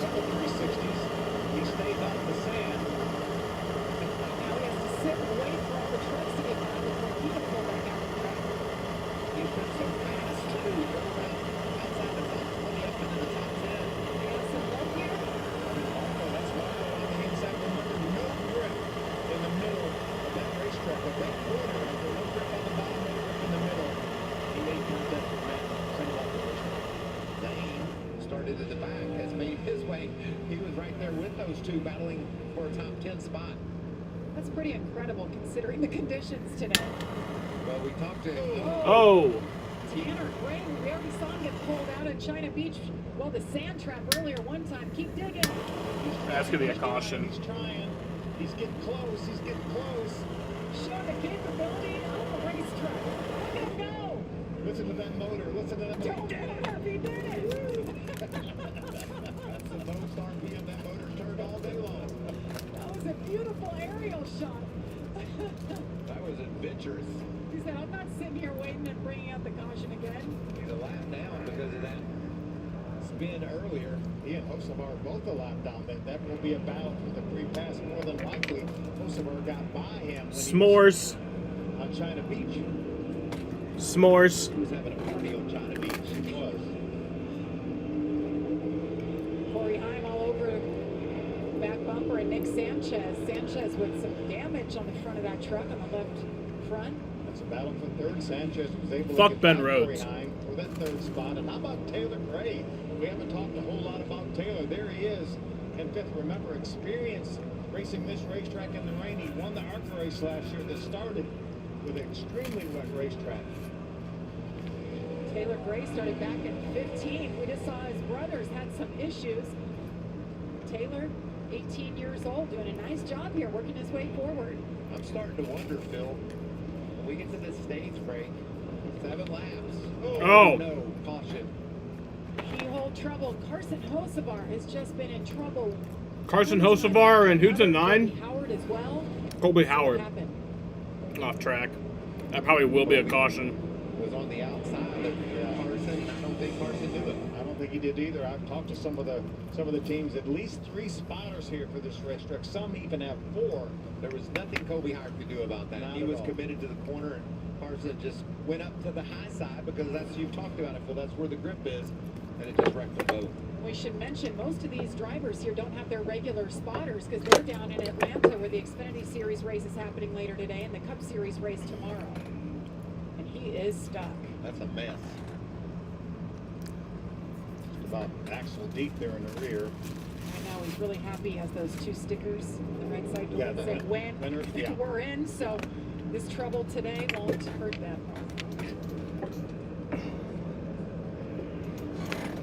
Let's look at this again. Look at that track. Just beautiful. Look at that. What a nice arc. You guys said this is what the Truck Series is about. Trucks are supposed to be able to race in the rain and China Beach. Okay, this is the 15. Tanner Gray. Just going to get a little bit too hot. You see him he's trying to stop. And there's no chance. It was in there way too hot. Yeah, and then once he gets here, he nails that. Torch throttle. s'mores. Watch our Toyota Tundra get to work. It's like a commercial right there. Look how they sped it up.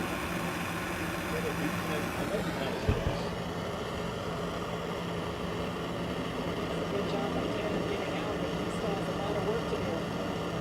Right there in 36th, one lap down. And Carson Hocevar a lap down as well.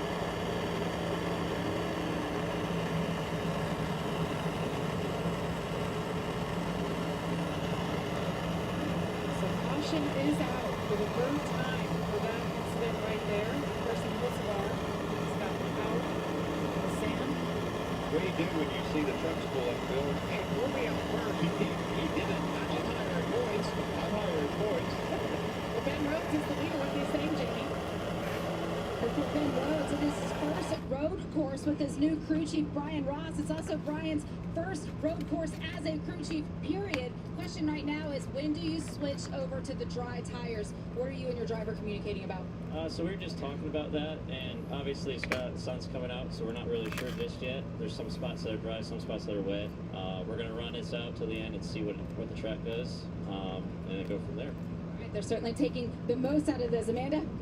Well, that is the exact conversation that's happening here for the 2 and Nick Sanchez. And Danny, you guys have been talking back and forth on the tire choice. What are you going to do here in the break? We'll just have to watch and see what this track does. The sun's getting ready to come out, the clouds are rolling away, and I believe the rain's surpassed us. So just depends on how quick this track dries up. We've got about 6 more laps until this stage break. We'll just have to play it by ear and see what it does here. You guys know the points position this team is in. Does that make the decision harder? No, the decision's not harder. It's just about not overstepping our boundaries right now on the racetrack in these conditions, and making sure that we optimize our points right now. So optimizing everything that we can to try to get every point possible. So overstepping that boundary could be a big detriment. We don't want to do that today. So Nick's doing a great job. Thank you, Danny. Jamie?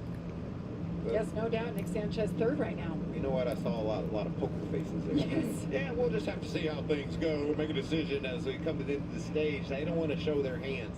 But I think that these drivers and teams are thinking heavily about dry tires at the end of the stage.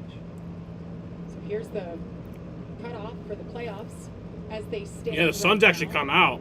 Track pretty much looks dry. I'm sure it's not, but it does look dry. Out, but there's still a lot of racing to go. And guys, you know what's different about this screen? What we're seeing? Sunshine. The sun is shining. Yeah. That's going to obviously accelerate the drying. I'm not sure that this track's going to be ready for dry tires at the first stage picker. You might. I just said it's a possibility. There could be split strategies. You could see Taylor Gray over there in the wettest part of the track, just trying to keep those tires cool. These rain tires are softer, so once that track starts to dry out, they really start to wear. been a lot of activity. Not a lot of trucks in this field that haven't gone off the course somewhere. Sure. I was talking to Eric Pomeroli, who ran in the rain in Chicago. He said there was about a car width and a quarter groove of dry pavement when they went to their, or dry-ish pavement when they went to their slicks. He said, you get off that groove a little bit and it's a handful. So there's a difference in the tires. That sun baking down a few laps of green, there's going to be some decisions to be made. I know what I would like, more rain tires, because that's a scary deal. And then the trucks are all wet. It's scary being on slick over the sweat. And that's what we're going to do. You get a few laps after the stage, but if you put wet tires on again, but you can come put dry tires and you feel like it's dry. So they're not locked in to staying on one type of tire. Well, you see a few drivers on pit road. Matt Crafton just put wet tires on again, his second set. Haley Deegan just behind him. That's been an interesting cat.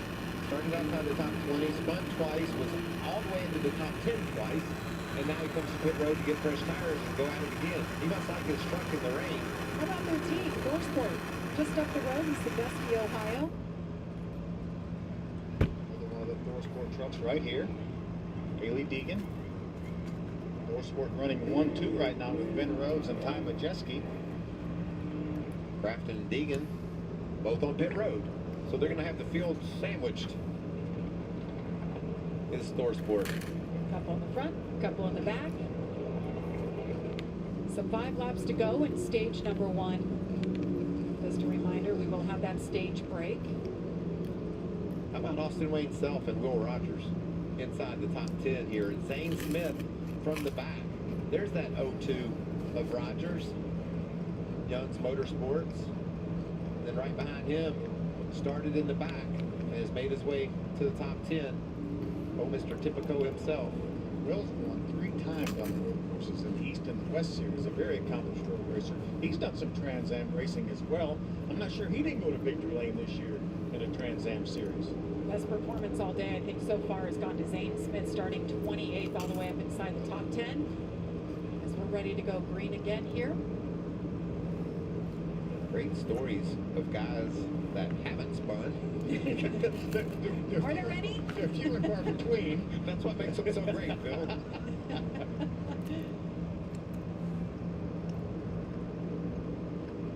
I think we should go back to double file restarts now. It did just an hour ago when we came on the air. And green flag once again in the air. Ben Rhodes, Ty Majeski, Nick Sanchez. Remember, it's dry. It's not dry. We're not out of the woods yet. We can still see a bunch of trucks up off the racetrack again.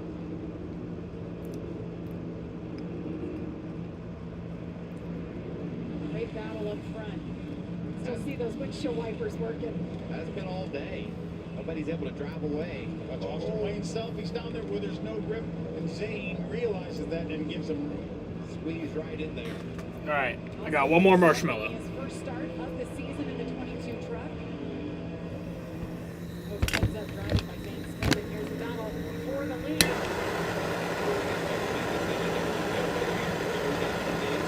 Oh wait, hold on. Bite your tongue. Let me set up this more first. Ooh, sideways. It's so inviting and so tempting to I have to drive in the corner that much harder to get up beside my teammate.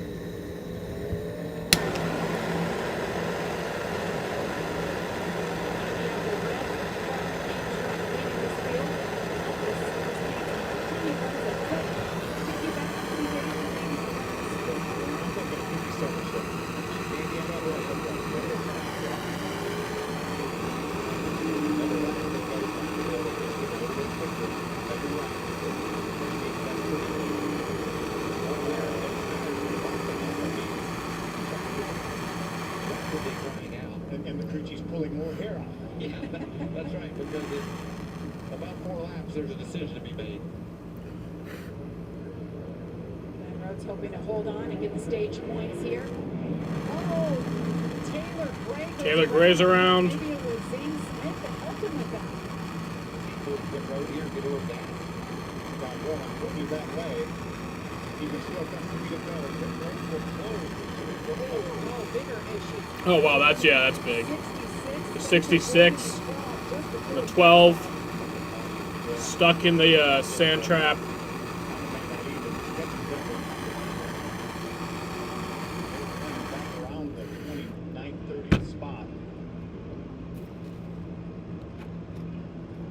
Jones making his 4th Truck Series start. 17-year-old out of Fredericksburg. No caution yet, but that's definitely going to be a caution. Series ran yesterday. Oh. Ooh. Taylor Gray. I think it's a tire rub. Yeah, tire rub on that right front. You see the incident with Zane Smith. Zane was in the middle of the racetrack and just had no grip. I mean, it certainly wasn't in a situation where he was intentionally going to try to take the 17 out. And then here's what happened between Boyd and Jones. They just get hooked together there. So caution is out for the 4th time today. That likely will end the stage. We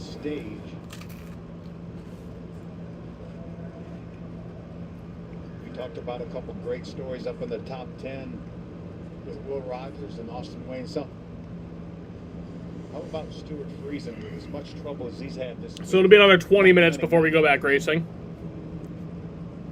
First stage win. I mean, I'm not even kidding. of the season. Caution laps are obviously longer, and then they have that, like, 3-minute, So fast. Everywhere we go. like, competitive, non-competitive pit stop thing. Picking up this stage win.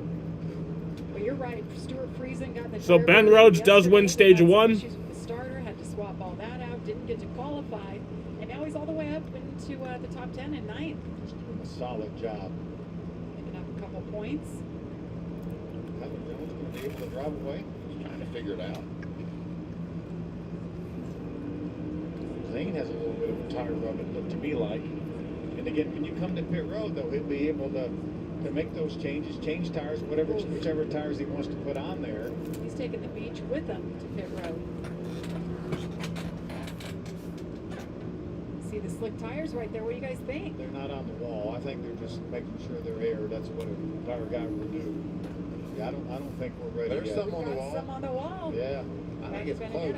You think somebody's going to do it? It's close, I tell you. I don't know. We're still 25 seconds off the pace from what we saw in qualifying yesterday on slicks. Well, it'll be interesting to see if anybody pulls out that strategy. Maybe it will be that man right there.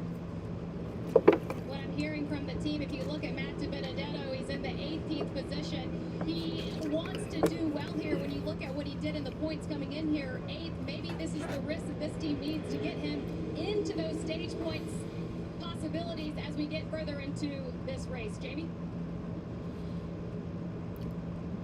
And going up to the front of the field over at ThorSport, both Ben Rhodes and Ty Majeski on the radio right now with their crew chiefs trying to figure out what is the move here at the stage break. We still have 2 more laps, and that means that the track is going to dry out 2 more laps worth with the sunshine now out on it. That's the advantage that they have. They have some time to think about it. When you think about Ty Majeski, he says, my gut's telling me to go to dries. Ben Rhodes saying, I don't know, I think maybe we should stay on wet. He said the track is evolving and every lap is different, but there's still a lot of water out here. So going to be interesting. I think there's going to be some quick movements here from these road crews trying to figure out which tires are ready and which ones are going to go on these trucks.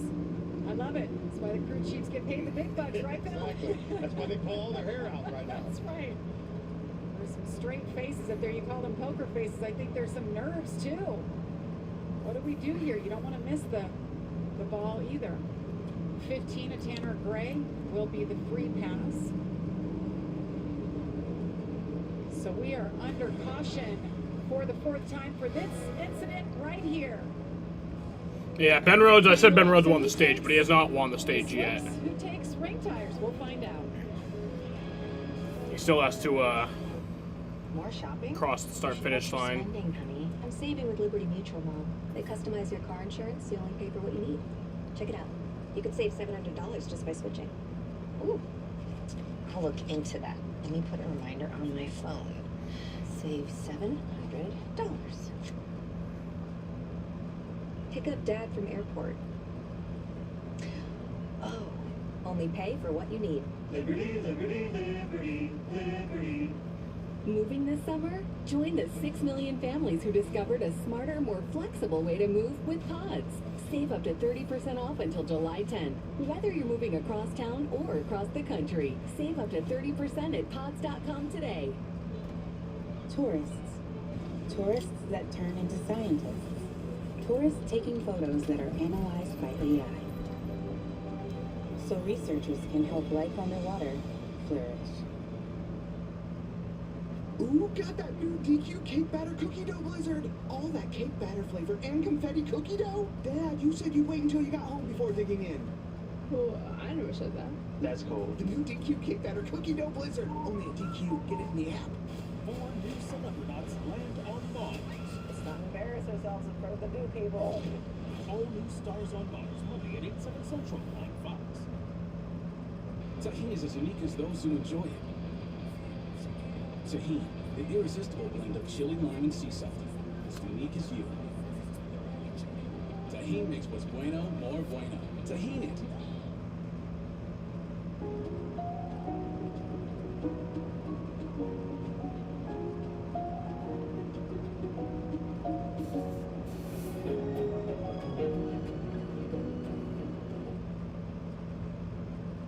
Toyota Certified Used from Burdick Toyota is a really smart buy. Choose a Toyota Certified Used Corolla, Camry, RAV4, Highlander, or Tacoma, including hybrid models. Then get today's best APR rate at Burdick Toyota in Cicero. Better new cars really do make better used cars. So all of our hand-picked, pre-owned Toyota models offer terrific value, and so do our other carefully chosen used rides. Find better used at Burdick Toyota in Cicero. Shop BurdickToyota.com. Well, I can say it now. It's a beautiful day in Mid-Ohio. You're watching the O'Reilly Auto Parts 150. I don't know about you, Phil, but I want to start singing that O'Reilly. Auto Parts. We did it. We did it. Michael's dancing. Y'all are fantastic. This is what you wanted to say this at the very top of the show. A beautiful day in Middle Ohio, but couldn't do it then. It was yesterday. Things certainly changed this morning. And what I love about a rain race, though, look at some of those great stories up there toward the front. Will Rogers in 6th, Zane from the back to 7th, Austin Wayne Self coming back to the Truck First Truck Series start this year, right? In the top 10, Stuart Friesen from the back to the front, Lawless Allen in the top 10. It really mixes things up and makes it a lot of interesting racing. And Raja Karuk is in 12th. I mean, we only showed him go around twice, but he's been around more than that, and he's just been digging. Yeah, that's why I lost count. I was counting what we were seeing on TV, but I'm looking at the other monitors, there's people spinning over there as well, so it got a little confusing. I know we're upwards of 20-some different spins. At least. I know it's been a lot for these teams and these drivers, but it sure has been entertaining. But it's about to get even better because the sun is shining. There's the end of the stage. Officially, Ben Rhodes wins his first stage of the season. Ty Majeski, Nick Sanchez, Corey Heim, who's the pole sitter, ends up 4th in stage 1.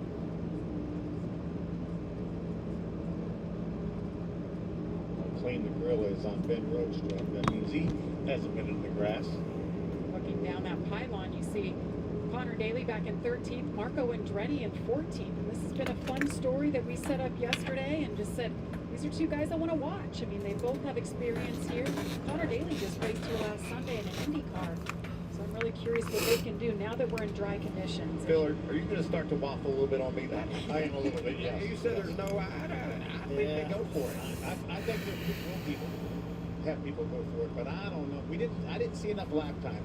We still saw 23 or 24 seconds slower than our pole was the fastest lap we saw this race. So I'm still not sure it's quite ready yet. Jamie, what's Joe Shear thinking?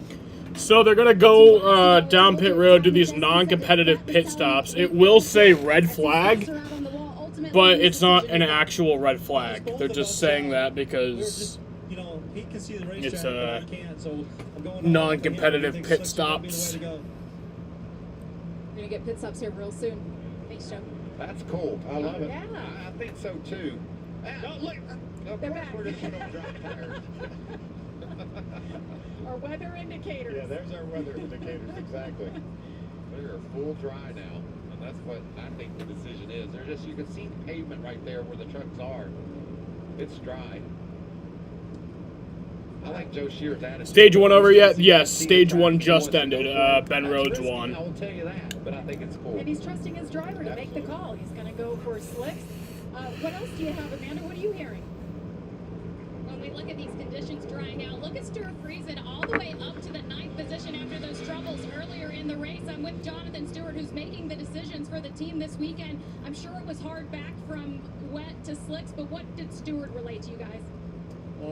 No grip. I mean, he's a dirt driver, and we told him to stay out of the dirt, and so far that's worked out pretty good. Slicks or wets? Well, everyone wants to know that.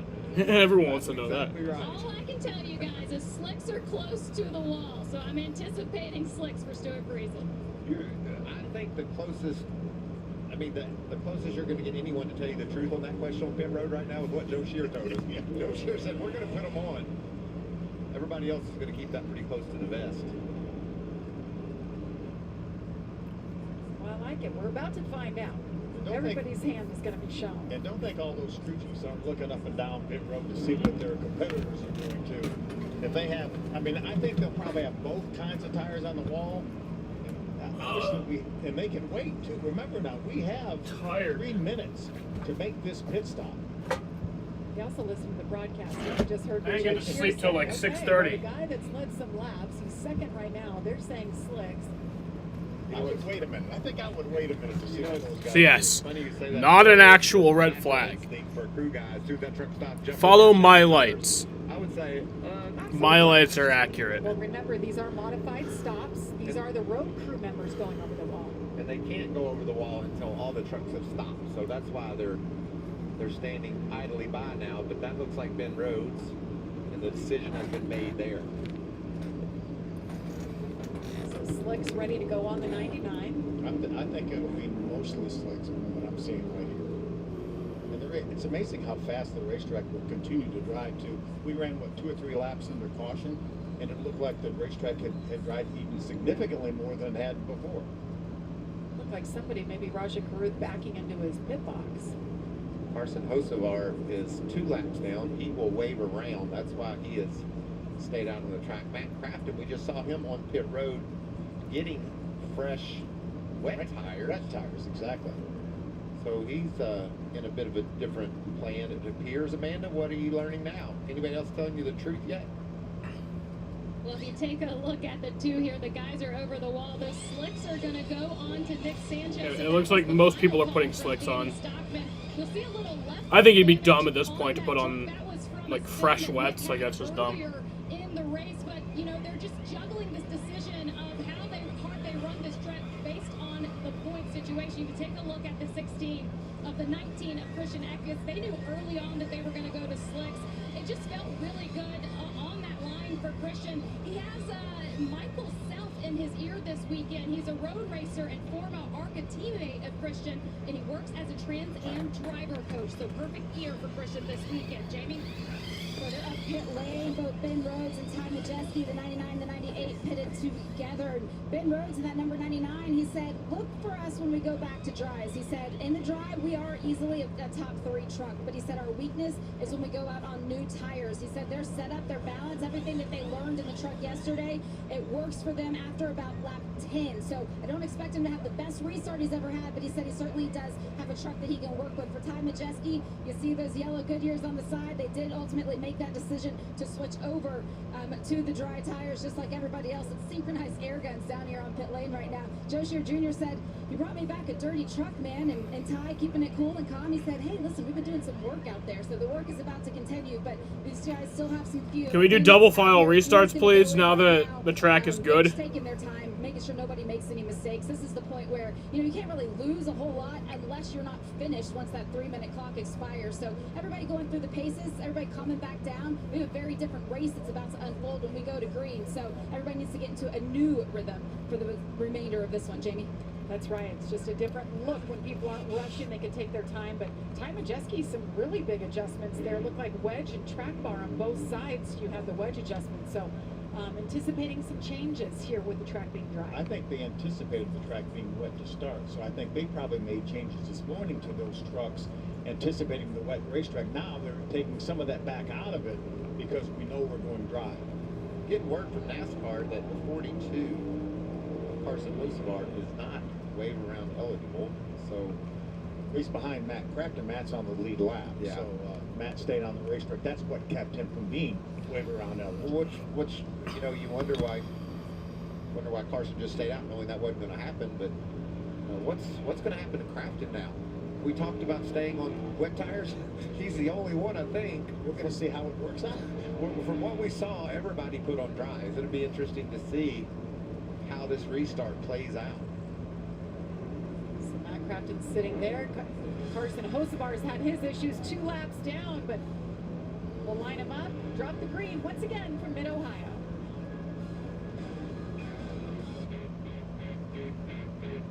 My A1C was up here. Now it's down with Rebelsis. His A1C? It's down with Rebelsis. My doctor told me Rebelsis lowered A1C better than a leading branded pill. And that people taking Rebelsis lost more weight. I got to my A1C goal and lost some weight too. Rebelsis isn't for people with type 1 diabetes. Don't take Rebelsis if you or your family ever had medullary thyroid cancer or have multiple endocrine neoplasia syndrome type 2 or if allergic to it. Stop Rebelsis and get medical help right away if you get a lump or swelling in your neck, severe stomach pain, or an allergic reaction. Serious side effects may include pancreatitis. Gallbladder problems may occur. Tell your provider about vision problems or changes. Taking Rebelsis with a sulfonylurea or increases low blood sugars. Side effects are nausea, vomiting, and diarrhea. May lead to dehydration. You need to get your A1C down? You may pay as little as $10 per prescription. Sunsets always remind me of bowls of fruit. What do they make you think of, Squidward? Smoky bacon. Sweetie bacon. Tasty bacon. Bacon. Oh, I love the dogs go bonkers for bacon. And try bacon pizza flavor. Feels like something just dropped into my lower intestine. Because of my moderate They smell like cherry. psoriasis. Maybe grape. Now I feel free to wear my skin. Here Thanks it to is, Snow the sunset. I always love to calm it down. 5 beautiful. I'm celebrating Sunsets always remind me of, yeah.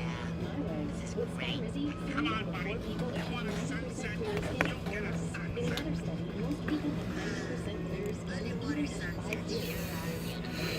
And Sky Rizzy is just 4 doses a year after 2 starter doses. Just the 3 of us. Serious allergic reactions and an increased And risk this of brick wall infections you or built a lower between us. ability to fight them may occur. Tell your doctor if you have an infection or symptoms, had a vaccine, or plan to. What do they make you think of, Thanks to Squidward? clear skin with Sky It's some Rizzy, sort of fiery explosion. this is my What do they body. make you think of, There's Squidward? nothing on my skin, and that means everything. Now's the time to ask your doctor about You know, Sky Rizzy. The if I number were to one die right now, what do they make you think of, Squidward? Ashley, Stars and Stripes mattress sale is happening now. Right now, you can save up to $500 on new mattress arrivals like the Temper Breeze in some sort of and fiery Triple Lux explosion due to the mattresses. carelessness Plus, of a 0% friend. interest for 60 months. That'd Shop just and be save okay. today. Only at Ashley. Tourists. Tourists that turn into scientists. Tourists taking photos that are analyzed by AI. So researchers can help life underwater flourish.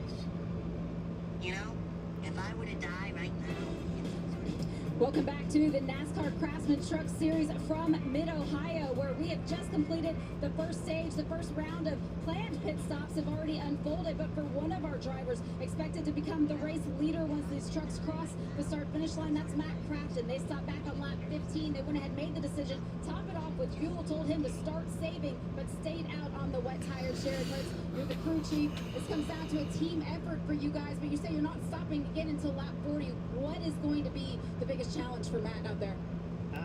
The sun. We fell in 30th after we got spun out there, so we had nothing to lose. I figured starting first was better than 30th. We may fall back to 10th, 15th here as the track dries out, but at the end of the day, I was just trying for some track position. Track position you got. We're going to go back to green pretty soon, Jamie. Thanks, Jamie. What do you guys think? Well, there's a reason why everybody else put on slicks. And we're getting ready to see that reason. But for a couple laps, he might, like Jaron said, he might be able to hang in there in the top 10. Stage 1 results here. Ben Rhodes picks up those 10 points. All the way back to Lawless Allen gets a point. Stuart Friesen, great job after that problem yesterday. Yeah, Will Rogers with a great 6th place run in that first stage. Austin himself, a top 10. I love what Friesen's crew chief said. Well, he's dirt racer told him to stay out of the dirt. For the first time ever. First time ever. Here we go. Hang on, Matt Crafton. All right. Wet weather tires versus brand new slicks. How will it shake out here? And I was literally correct. I said 20 minutes ago that it would be 20 minutes until we went back racing, and I was right. Caution came out a full 20 minutes ago. Ben Rhodes jumped to the inside right away. Side by side they go. So they're on slicks now. Track is pretty much dry. A little damp at some parts, but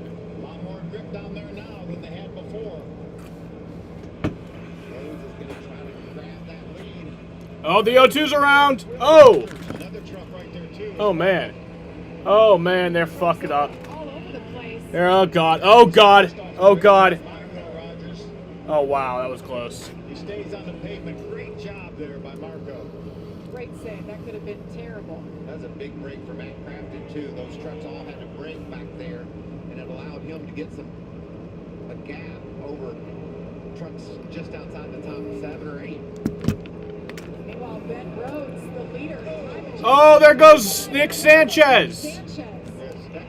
That looked intentional, honestly. That truck would stick down there. There just wasn't room, Phil. There wasn't room, and he couldn't hold the bottom either. Took Nick Sanchez out. A lot of racing left, though. We're going to see more of that here. I talked in the opening. This is a road course that races like a short track. We're going to see a lot of short track action on this layout. 2.25 mile track, 13 turns. One thing you gotta love about road course racing, you can have the spin outs and trucks all over, but we stay green unless, of course, somebody gets stuck. Austin Wayne Self trying to make his way around Christian Eckes. You think Austin Wayne Self thinking, why did I take any time off? I'm pretty good at this still. It's going to be a tough turn trying to hold the bottom. Decides to flare up behind Eckes. Team Raptor loses another spot to Corey Heim. He's just sitting duck right now on those rain tires. And those things are going to wear out in a hurry, Jamie. You'll probably have to have tires sooner than later. Yeah, it's just on that lap alone, he was 5.5 seconds slower than our leader, Ben Rhodes. So it's going to be a tough battle for Matt Crafton. But the advantage he has at this exact moment is everybody on the radio saying right now that it is still pretty slick in those low-speed corners. So he's got a couple Oh, the one's around. to do something, but that's not going to last long. William Sawallich, the one off, another truck behind him. Carson Hocevar on pit road again with more issues. Brett Holmes. Around that last lap by Ben Rhodes was 10 seconds faster than her fastest lap prior to the end of the stage. Things are looking more normal. Absolutely. That contact we saw on the restart. Check this out. Alright, someone catch Ben Rhodes. I don't want this fucker to win. These trucks went to spinning because everybody had to check up. Right there, you see the contact. Around goes multiple trucks. Others having to avoid the spinning trucks. Crafton was able to sneak away, which helped him. But it's just a matter of time before he has to have tires. What about Daniel Dye? He was on the scene, wasn't he? There are trucks everywhere. On the left or on the right. We talked about Marco doing a great job avoiding Will Rogers. Dale Quarterly did as well. That's Dale Quarterly, the 46 truck, along with Marco, being forced off the racetrack by the 0-2 of Will Rogers. Check out Connor Daly as Marco goes around the inside. Gets squeezed there a bit. That looks like a drone, bud. Great camera shots. And Daniel Dyer, boy, picked up about 4 spots when we were riding on board. And the 45 goes around. That's Ooh. Lawless Allen, who was 10th after the first stage. Lawless Allen just went around. Don't drive into that. And that's a fucking caution now. He might make it up. Shoot. That's going to be a caution. Fucking idiot, dude. You got through the dirt onto the pavement. Now Dude's a fucking moron. Yeah, that wasn't a good move. He's stuck. This fucking moron had every opportunity to not go in that one little sand trap, but he drove directly into it, and now it's going to be a That caution. was fun to watch him get through there. Just waiting for the yellow. Was on the gas. There it Get is. through there unscathed and made it. Picked up 4 or 5 spots like you said, Jake. And there it is, officially the caution out for the 5th time today, as Lawless Allen is stuck on the beach. Well, that was fun. Yeah. So Matt Crafton Lipton shone back in 8th on those wet weather tires. Let's go up high now that the clouds have cleared. See what happens to Lawless. There's Kraftner poking along. He's on the outside. Turns back to the end and just loses grip. Yeah. And right here, I said, oh, he got through the dirt. Oh, he stood. He stood. Now put it in reverse. All you got to do is get back on the pavement there. No. That wasn't a good decision. He's trying to be like Tanner Gray. He could have driven maybe straight through the dirt, but he tried to turn in the dirt. Bad choice. See Crafton slipping and sliding. I don't even think that dirt is for this part of the racetrack. That dirt's for that other chicane for different series. Hey, don't sell us short, Phil. We can find all kinds of action anywhere. The good news is we have 43 laps still to go, so a lot more racing, a lot more time for guys like Wallace Allen to try to make up some positions. 17 and Taylor Gray is the free pass here.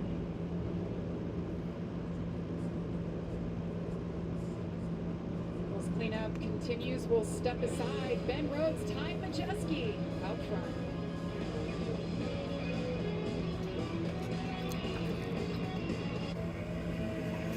It's a privilege to be able to have land and manage it and work it. Land will teach you many lessons. Nature will teach you many lessons. But the biggest lesson is starting something and finishing it.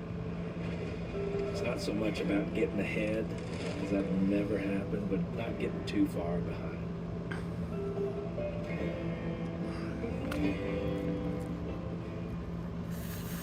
The Bush Guide, bold and smooth survival skills. If you encounter a black bear, do not run. Instead, speak firmly in a loud voice. And for the mountains.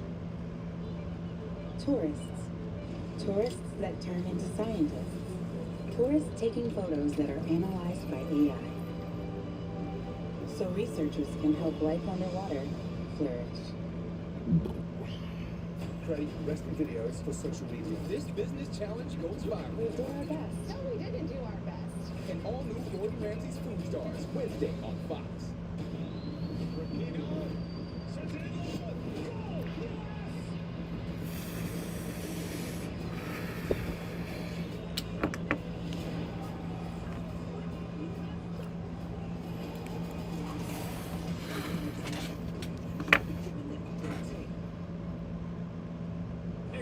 I bet this light is gonna be so bumpy. Think you get motion sick like last time? Middle C, huh? Tight squeeze. See those clouds today? Looks a little turbulency.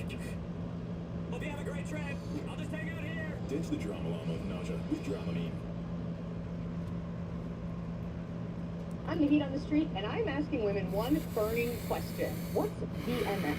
Oh, a K-pop band? I have no idea. I don't know. What if I told you it actually has to do with menopause? Oh, menopause. Yay. Well, then maybe I would say very malicious sweat. Actually, VMS stands for vasomotor symptoms, which is the medical term for hot flashes and night sweats due to menopause. Oh, that's what's making me hot at night. More like day and night. If you're heated about being overheated, go to What's VMS. Hey, Carl, me again. Nauseous already? Good thing the two worst cooks are hosting. Ooh, blue cheese and broccoli casserole. That'll sit well. Are you sweating? I'm sweating. Not again, Carl! Ditch the drama llama of nausea with Dramamine ginger chews. Welcome back to the O'Reilly Auto Parts 150. You're watching the NASCAR Craftsman Truck Series, live from Mid-Ohio. And what a difference a day makes. A couple of hours, really. It poured rain this morning. We had lightning, you name it. There was even a call for maybe hail at one point. And look at it now. It's dried out. Sun's out. Beautiful. Talk about a couple hours, an hour. Maybe 15 minutes ago, most of these trucks, if not all of these trucks, were on wet tires on a wet racetrack. And man, did this place dry out quickly. One is still on those wet tires. Yeah. That is Matt Crafton.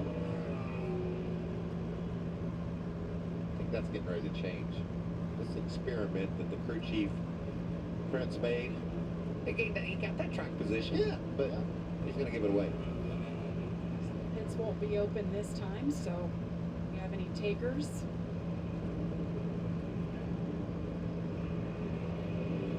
What about Raja? He had to be dizzy early this race. He was spinning all over the place. Hard Now charger. look at him. right back up inside the top 10. I love that kid, man. He knows how to overcome adversity and just stick it out. It's tough. Remember Nashville, he was taking the lead and then his truck broke. He took the lead. And this truck broke before he got to the next corner. Rajah Cruz, such a great kid, great personality, and he's been digging today. I bet he's been around at least 5 times. Worked on this truck, now he's in 10th.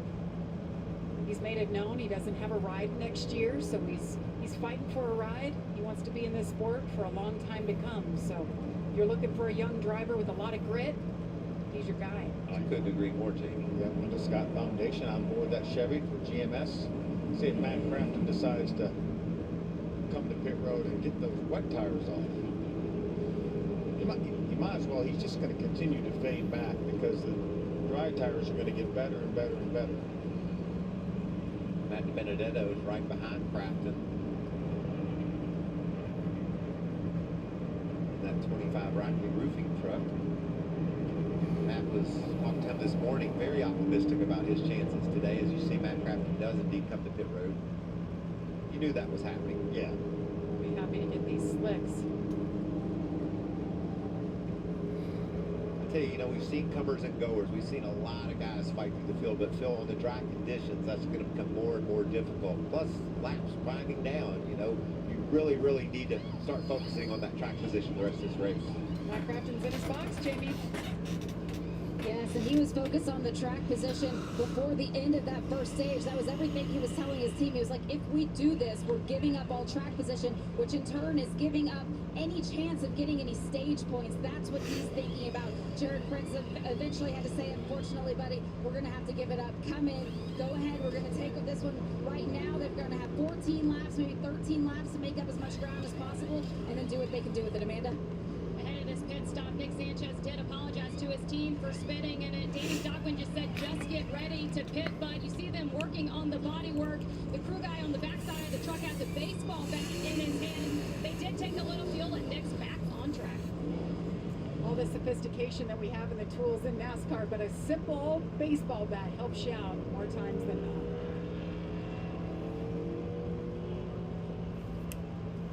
There it is.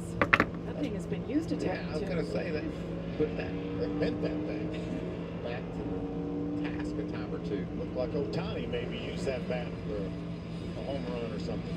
Well, after 26 laps, here's a look at our little race recap. That's what it looked like when we started. That was a pace lap, Jamie. We hadn't even started yet. And then we officially started. We got about halfway maybe through the first lap. Multiple spins. Under caution for a few more laps. Connor Jones goes around. Takes Jack Woods with him. Wow. Then we had a first pass for the lead right here. Looks like it's in slow motion. Corey Haim gets completely sideways. Tom Majeski drives by. Corey slides off the racetrack, fills his grill with grass, loses a couple spots. And then the move of the race so far. Without a doubt. It was so long digging through the sand, we have to speed it up to show you. Gunned it all the way through that. Now he's on the lead lap. Great job by him. And the end of stage 1, the never-ending stage at that point. Ben Rhodes picks it up. The beginning of stage 2. Right after the restart, Will Rogers, the Duke 0-2 goes around. He forces Marco Andretti and Dale Quarterly off the racetrack. Dale keeps going. Marco gets turned around but stays on the pavement. See the yellow rookie bumpers for Marco Andretti. It's always funny to see that, a veteran driver, but since he's from another series, and this is his first time in the truck series. He had 5 top 10s here in a row in an IndyCar. Has a yellow bumper. Yeah, 2-time IndyCar winner. Here One we of those go wins again. was on a road course, so don't count out Marco Andretti. All right. Here we go, Ben Rhodes, time of Jesse. Green flag back out.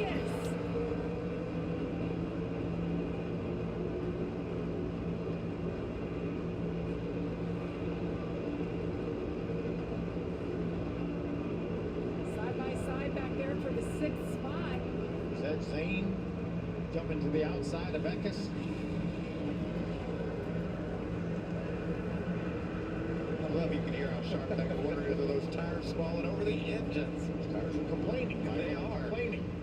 That track's pretty much like perfectly dry now. A lot different look now coming off that corner. A lot more grip. The dry racetrack. And a lot more speed. I was thinking A little bit right there, but about right. Ty Majeski all over Ben Rhodes. I mean, it was pouring earlier, like torrential downpour. Pretty much like what we saw at Chicago last week. I mean, pretty much identical to that. Ty Majeski led earlier. He wants to take it over again. Come on, Ty, get past this fucker. I know he's your teammate, but he's a fucker, so. Thunder Valley here, and look who's coming. Zane Smith from the back of the pack up to third. 3 Fords battling at the front of this field. Ty Majeski looking for that first win of the season. He's had 2 rough outings. Fuck Ben Rhodes. 30th and 31st the last 2 races. He wants a bounce back here, but he's got to get around Ben Rhodes, who holds on to the lead. That lap was 6 seconds I'm faster into the than ring. any lap we've seen this race. We're getting ready to see some qualifying speeds. These trucks just keep getting faster and faster. You see that the biggest movers had 7 Did I just upload a video? Zane Smith, one of them. He's up here sniffing out the lead. A lot of smoke from the right front of Jesus Christ. 23 truck. You see it right there. I meant to schedule that video for Monday. I just uploaded a video that I meant to schedule for Monday. Ben Enfinger was seeking some sun with that Sunseeker sponsorship. He's got it. Well, he's got Oh, well. problems, though.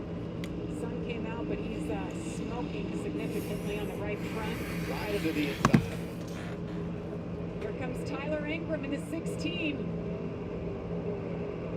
Remember, Rajah and Grant Enfinger are teammates at GMS.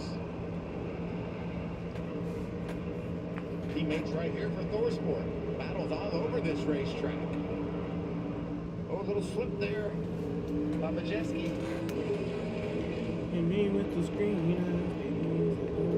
How cool would it be for the Cincinnati truck to win it allowed? He's got Cincinnati on the side of that number 98, trying to run down the farm paint truck. Here's the carousel. For the race team that's in Ohio. That's a fun turn. In the field, the way they jump off that turn 13 onto the front straightaway. Another couple seconds off that lap time.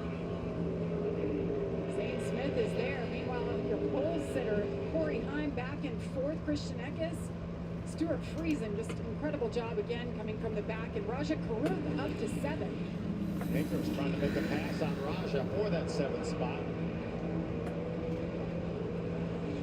Majeski sideways there at the exit of the keyhole. Jamie.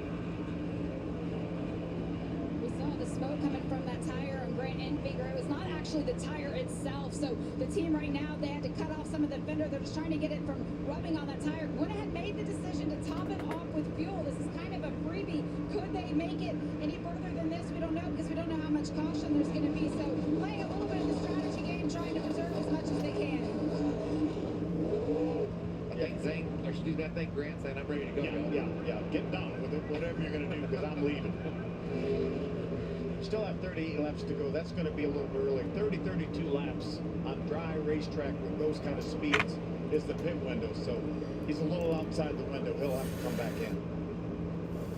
Beautiful aerial view of these trucks working their way around this road course. Great battle up front. Just not letting Ben Rhodes get away. You know, these trucks will change too, Phil, as the rubber goes down on the road, and who has a truck good in the longer run as the tire pressure builds up. So this is a great battle up at the front. I think it's just going to get better. Another second faster. 10 laps to go here in stage number 2. Ben Rhodes leads Ty Majeski. We'll step aside, but you won't miss a thing. We're going side by side from Mid-Ohio. I think this race is supposed to be either over by now or ending soon. Much has changed over our 75 years, but the thing that never... Oh yeah, baseball is supposed to be on right now. That's actually... Holding of breath until that first green flag drops and the crazy journey begins all over again. They moved baseball to FS2. But horse racing is on FS2, and that's live too, so... Oh no, they did move baseball to FS2. I believe that he's a spark and he's a factor, and I love what he did. Here's a new Craftsman deal of the race, so get on it. We're offering racing fans different Craftsman deals throughout the season because teams can count on Craftsman tools to get the job done. And now you can too. When you take advantage of the Craftsman deal of the race, you'll save on the tools that'll help you power through your projects. And this deal, well, it's going fast. That's kind of a good matchup too. Reds Brewers. I think it was Reds Brewers, right? I know it was Reds. Yeah, Reds Brewers.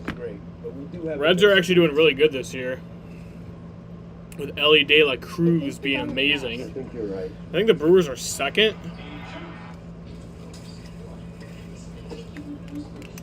And the Red Sox are about to start.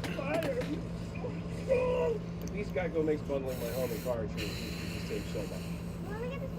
Get the spray stuff. So yeah, this race should have been ending soon, but we're just about to cross halfway. Pizza lovers know Marco's is It should have been already ended or ending soon. signature sauce. 3 real Just about to cross halfway, and we still have that like stage break thingy. medium one-topping pizzas for $6.99. Marco's. Pizza lovers, get it. And the whole world is wondering, what's it going to take to stop this U.S. team? Easy up. We rock Alex. Well, Rose. Oh, bloody Rapino. Yeah, the Brewers are second. Oh wow, I didn't know they were only one game behind. That's a good game. I know what you're saying. That is world class. What's it going to take to stop this U.S. team? Marco Andretti just went off track. Yes, he just saw me adjusting my balls. You saw it, the battle continues to rage up front. Ben Rhodes doing an incredible job trying to hold off this team. Marco Andretti quickly recovered. He's fine. I mean, Marco Andretti is running in 22nd. He started 6th, but he spun out a few times, so... I mean, everyone pretty much has. Even Corey Haim is running in 4th spun. Switch it around. Majeski just does a great job and steals the lead away from his teammate. If I can hold my own on the outside, then I know I might have a little bit of an advantage when I'm on the inside, and he was able to use that and grab that lead. Ty Majeski, just the fastest truck on the track the last lap. So he leads. Damn, the Mets actually suck. Corey Haim still back there in 4. Corey Haim's been the second fastest truck, closing in on this trio of leaders, and that number 11. Major League Baseball, the Reds versus Brewers, they're starting over on FS2. Things going a little long over here. We've had a long day already with the rain and now the dries, but back to normal now. 8 laps to go in stage number 2. Matt Crafton is just outside the top 20. Actually, he made that pass on Timmy Hill for the 20th spot after coming down pit road on lap 26. Connor Daly in the 41. Let's hop on board with him. See what's going on inside that truck. He's currently 24th. That's William Swallich just ahead of him. Watch him work on that wheel and using his right hand to shift gears and both feet just all over the brake and the gas. So much going on one of these laps. That's amazing. The combination of footwork and hands and work on the throttle. It's amazing now. These guys, you see the full throttle. We wouldn't have seen that early in the race when they were on wet tires, but now they can just hammer and get after it. Connor Daly back there in the 23rd spot. You don't see him using the clutch when he shifts.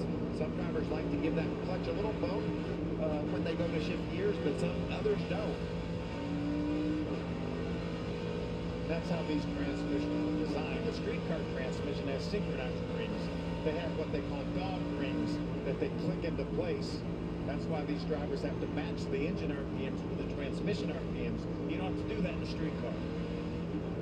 But you're not going to go this fast either in the street. Probably not. Hopefully not. Hopefully not. Maybe as fast as we did when we were on wet conditions, but not under dry conditions. You know, you see all this going on, Jamie, with your eyeballs searching the road and turning left and right and using your feet. But there's just so much happening, and then you got a truck in front of you that you're trying to size up and figure out how to get around them. I'm just always amazed at all the decisions a driver has to make around a road course. 13 turns of action. Just up ahead of him, that bright yellow truck, Matt Crafton, the 88. You saw him. He was on the wet tires. He was the last one on wet tires. Came in and got slick, so he's making his way forward. He's inside the top 20, just a couple of trucks ahead here. You can see Hunter's done some off-road. His truck's dirty. And this is a busy lap. These guys are busy. We saw the footwork, their hands. These guys are busy for a lap here. Is that Sanchez trying to grab a spot on Haley Deegan? That puts Nick up to the 13th spot. Remember, he came down pit road the same lap that Crafton did, and now Sanchez already back up to 13th. And Deegan's made a couple of good passes over the last 5 or 6 laps. She's made her way inside the top 15, so that's a solid run. Haley Deegan finished 10th here last year, so I know she had high hopes coming in. Thor Sport driver. Her little brother, Danger Boy Deegan, got his first win in motocross last weekend, so speed certainly runs in the family. Good to see her having a good day here today. There's Tanner Gray. Remember, he got the free pass not too long ago. And there's Will Rogers in the 02. He's joining this battle as well after that big spin he had earlier. Drivers racing inside the top 16. Will Rogers, that white truck, holding down the 16th spot, the 0-2. Thor Sport drivers talking a lot about them. They're based in Sandusky, Ohio, just north of Mid-Ohio. 5 truckers in the field. Connor Jones joining them for this race. There's a battle for that 3rd spot. We talked about Corey Hahn being one of the fastest trucks lately. He's there now. That means he's better than the leaders. He's driven up to the back tailgate of Zane Smith. Michael, we know how fast that truck was yesterday in the drive. I think it was the longest green flag run of the day. First round by 0.8 of a second over his I think it's only like 15 minutes. That's what you do on a road course. You start catching a guy, you want to start showing him that nose. Put it out on the outside of him, into those corners, inside of him, whatever the case may be, and let him know you're there. And then eventually outbreak him, and that's a textbook road course pass there by the 11. It's only been a 12-minute green flag run. Five fastest truck. And Back green at 3:59. Laps, Phil, where that fastest has been the 11. Just to show how good. Glad that Ty Majeski took the lead back. He had to miss a race at Gateway just a few weeks ago because of a health issue. Ben Rhodes And is he's there. still the point leader by 16 coming into this race. Yeah, the last 6 races, Corey Hahn has been outstanding. We talk about the benchmark of 40 points, averaging 40 points a race. It's a championship season. He's averaged 50 points a race over his last 6 races. Remember, 60 points. It's actually turned into a really good race, I'll tell you what. Trying to make the pass on the 15. I was talking shit earlier about Zimbelli, the crew chief for Corey Hahn. how ridiculous it was. And I won't lie, it was entertaining. I mean, I'll be completely honest, but it's not, you know, good. It's not good racing, it's just stupidity. But, you know, I don't really care. It was fun. But it actually did turn into a pretty good race.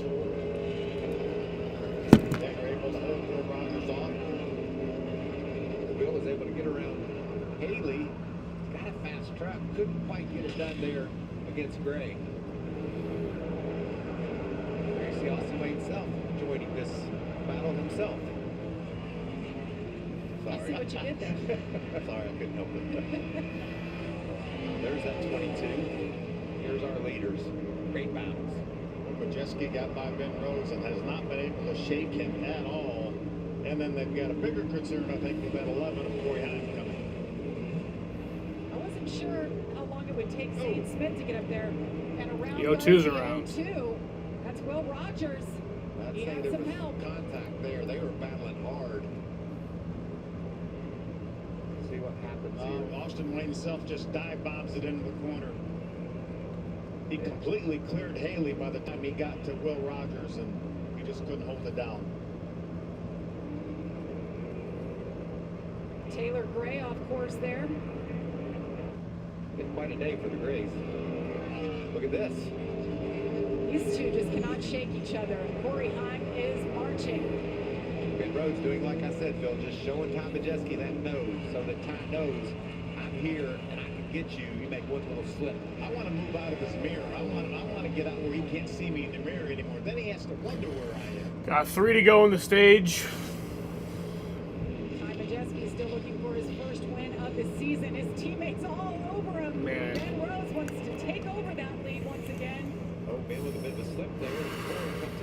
Here comes Corey Heim to try to get into this battle. Zane Smith's not too far back either. There's some stage points available here. We'll have a stage break. Down pit road, they'll have 3 minutes to work on it, put tires, fuel. And you know what? The crew chief's probably sitting on the box, maybe even smoking a cigarette, saying, you know, I don't have any worries this time. I'm just going to come to pit road, get my tires, and you guys have some fun out there. Last stage break, they're like, holy cow, what am I supposed to do? When did I get dressed? All morning, they were concerned about what was to come with the day, how long that weather would hang around. Because this morning it said rain was going to hang around here until 3:30 in the afternoon, but it cleared out sooner than we planned and or thought. Beautiful day. Just 2 to go. How about Corey Heim? Can he hold on to that second spot? And Rose fighting back. Oh, what a great battle. Side by side for the second spot. They know, they heard you. Stage points hanging out there. You know, the last time we had to race in the rain and the dry, on the wet weather tires, the slicks, you know who won? Corey Heim. Can he get it done today? He's won once already this season. That was at Martinsville. Wow. Over 160 miles an hour down into that corner. And they continue to run side by side. That's synchronized driving, isn't it? Just like we saw last year here between Zuckerman and Zane. A lot of respect here as they race, and Corey Heim's able to drive away. He's got 2 laps to win this stage, Phil. Yep. That battle allowed Tom Majeski to drive off, but I don't think it's over. Yeah, Zane Smith's now there, but Ty Majeski has driven off a little bit. Corey Heim has taken second. That gets up in the 5th position, as you see there in our pylon. Coming to the final lap of the stage. 1 lap to go in stage 2. Buck Reason, remember, dropped below the cut line after our last race at Nashville, running 6 right here in this stage on the final Just lap. over 4 hours till the truck race. Or the, sorry, the Xfinity race. Truck race is right now. And April was all over Greason as they came through turn 12. Final lap of stage number 2 here in Mid-Ohio.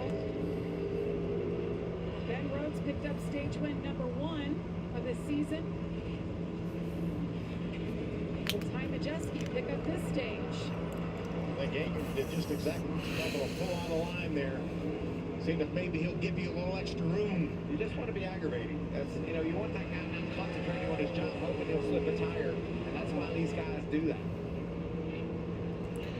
So this is the final lap of the stage. Ty Majeski has a 1.5-second lead over Corey Heim, so But only this time he took it. looks like Ty Majeski's going to win the stage.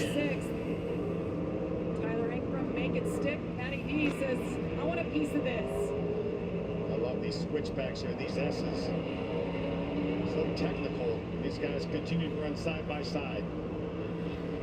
Oh, Stewart's going to squeeze him a bit. Leaders making their way to the green and white checkered. There, Thunder Valley. There he is, Ty Majeski. Great battle with his teammate. So Ty Majeski wins stage 2. Stage number 2. As the battle continues. Oh, Rajah's going to sneak in there, see if he can grab a spot. They're going to battle side by side all the way right to the line.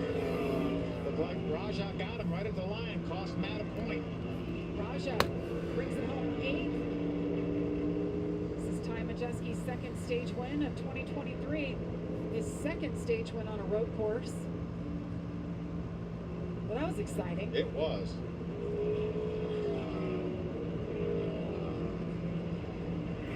Can Ty Majeski hang on? The final stage of this race from Mid-Ohio is coming your way. Introducing the all-new 2024 Chevy Trax.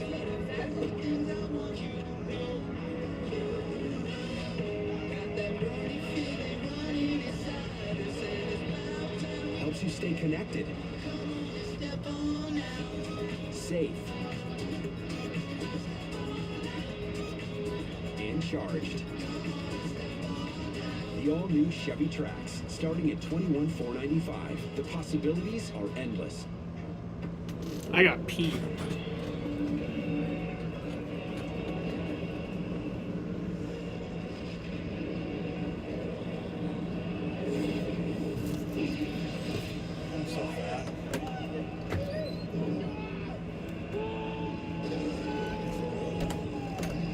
actually not right now.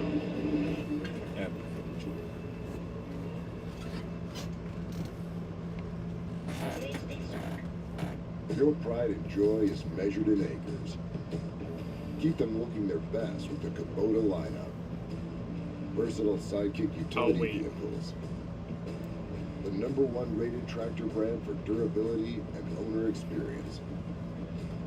Professional grade mowers for a professional cut. It's equipment built with one purpose, to get the job done right. The science of shine. Lightning fast with ultra durable, super hydrophobic results. Mother's CMX line of car care products. The advanced science of shine. Grimace knows one thing. The more people you invite to your birthday, the more birthday shakes you get. Get Grimace's birthday shake with 10-piece McNuggets or a Big Mac when you order Grimace's birthday meal. Tony, let's go out to dinner. I'm in. I love my new hands-free Skechers slip-ins. Just step in and go. Maybe we should just stay in. Easy to take off, too. You didn't have to bend over. Wait, let's go someplace fancy. They also come in Max Cushioning for ultimate comfort. Try new Max Cushioning hands-free Skechers slip-ins.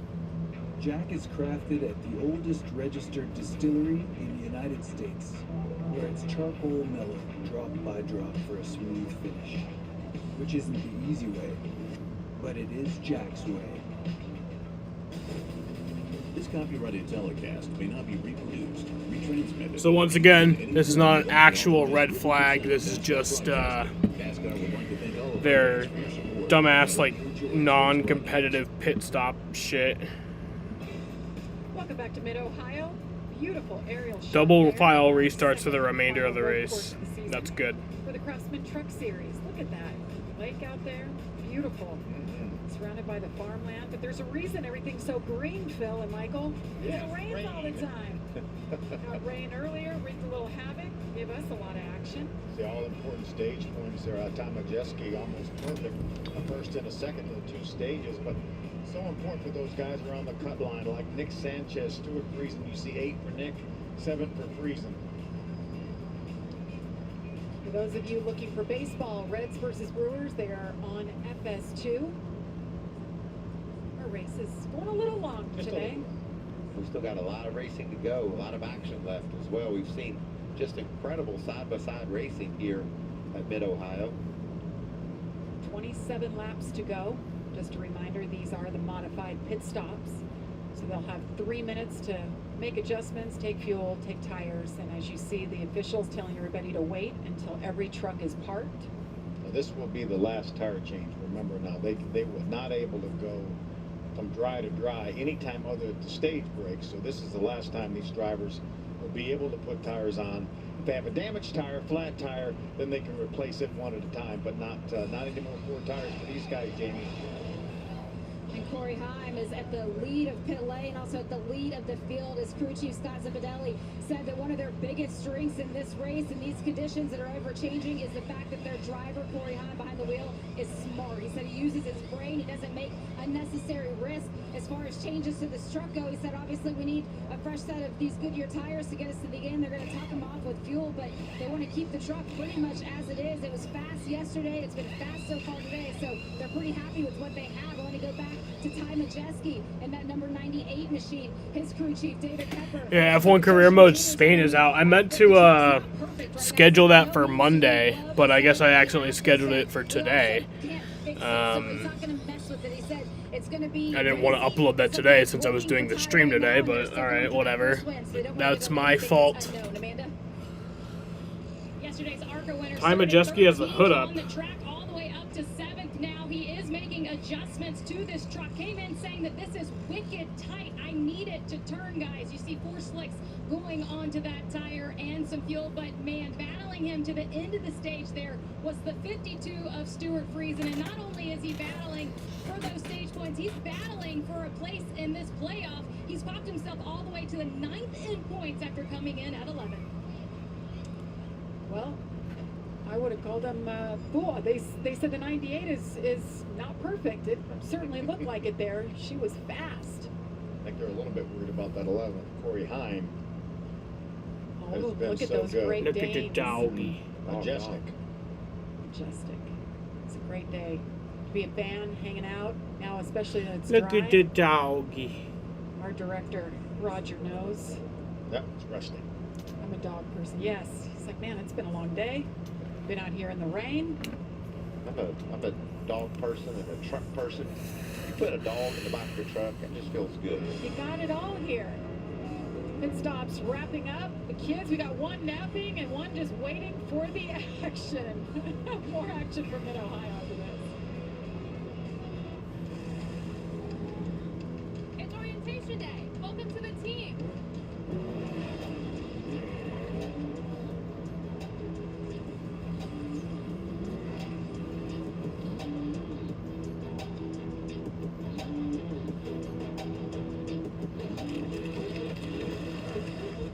Who wants to race? I like this team. Be part of something greater. Toyota. Let's go places. That's my team out there. If our network goes down, lives are at stake. Our comms have to work.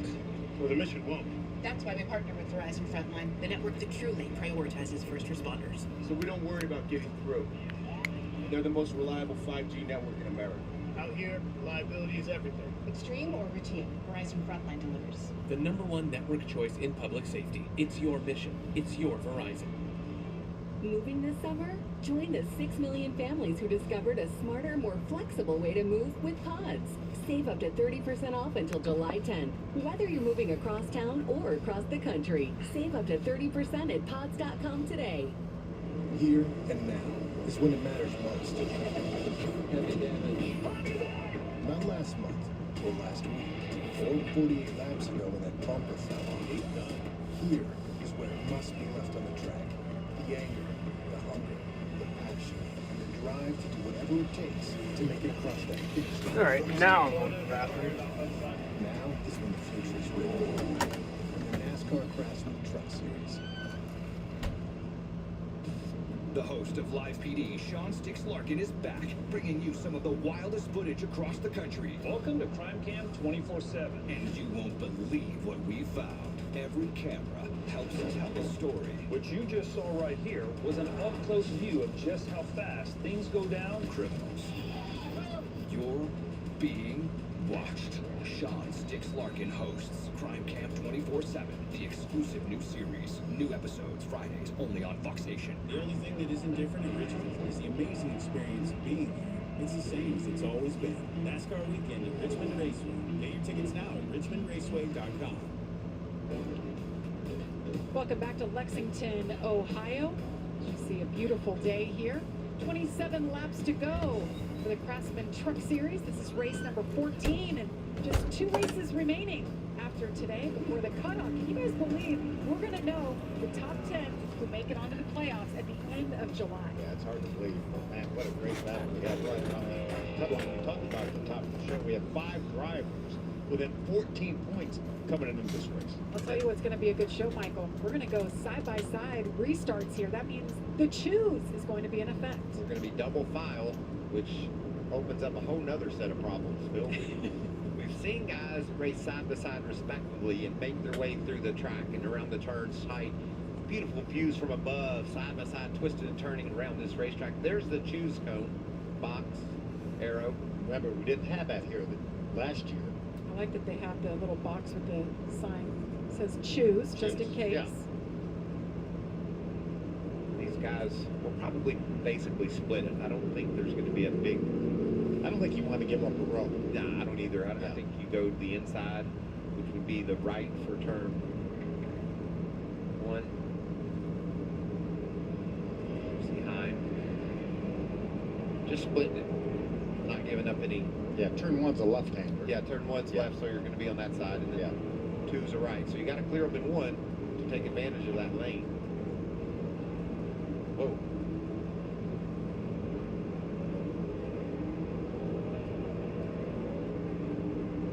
This is going to be fun.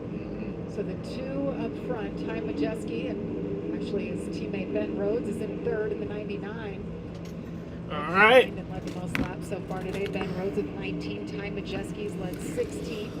Corey Heim has led 4. We're going back green. Has led 1. Matt Crafton, by the way, up to 16. Here we go. This is going to be fun. First time today. Double file restarts. Do a double file restart now. Green flag. Stage number 2 is the control truck. We're green once again. Nice job getting that jump too, as I said. Get up in turn 1. Can he do that? I've tried to fight up. Oh, trouble back there. That's Raja. Raja Karuth in the fucking. God damn it, dude. Get it going. Oh, that's Daniel Dye. Oh, it is Oh, it's Daniel Dye. I thought that was Raja Karuth. I like that seafoam green. I think Daniel was able to get out of the gravel trap. Majeski holds on the lead, but Corey Heim's trying to battle back.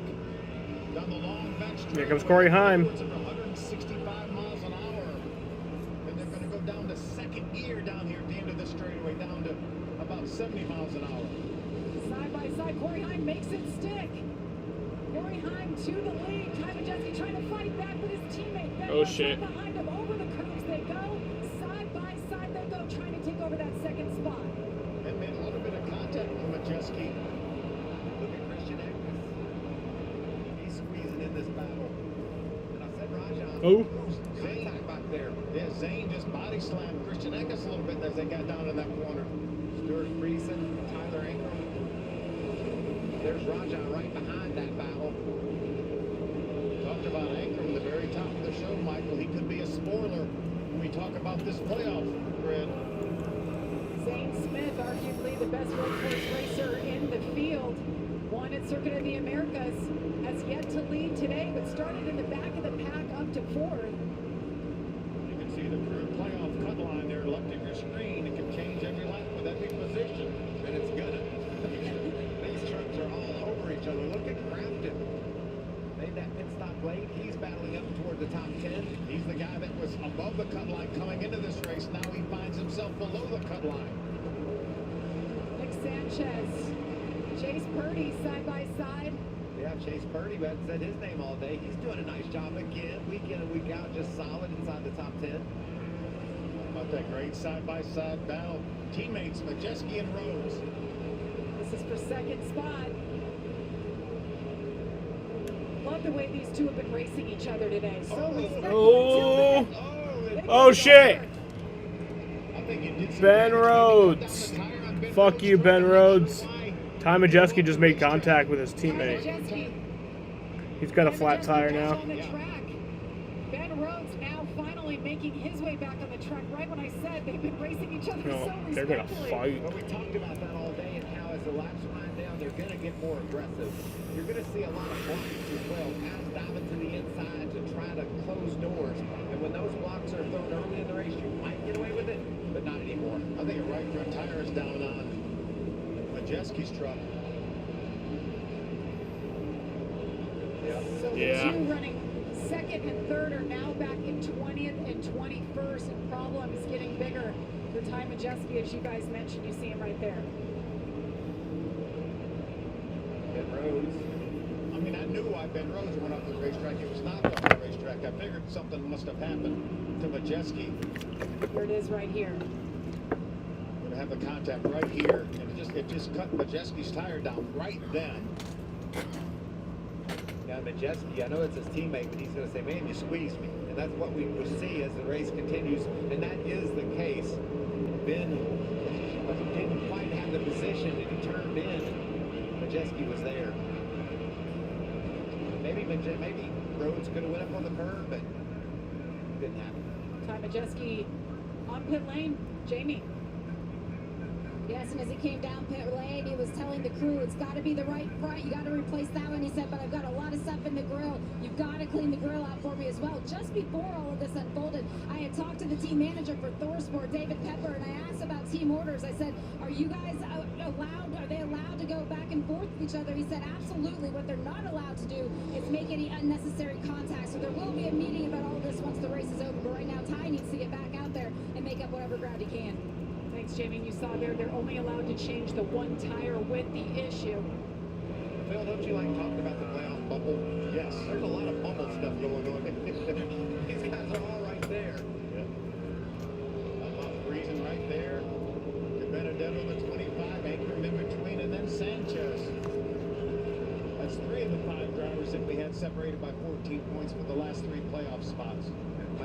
captain after an event. There's a no-hitter through 8 innings. Make that 4 over 5. In Detroit. Nice move there by Matty D. Grabbing that 6th spot away from Sanchez. Look how tight things are all the way back through the field. It's a combined no-hitter. Blue truck of Carson Hocevar. It's been problem after problem for him. That's racing, right? He gets the win, his 2nd career win, goes victory lane at Nashville. First race back, it's just been one of the worst days we've ever seen him have. Good battle. Chase Purdy, the Ford truck, having a great year. Raja, the 24, battling. Got Infigure right behind that battle. Raja Karuk in the 9th spot got around Chase Purdy. Haley Deegan right there battling in the 13th position in that 13 truck.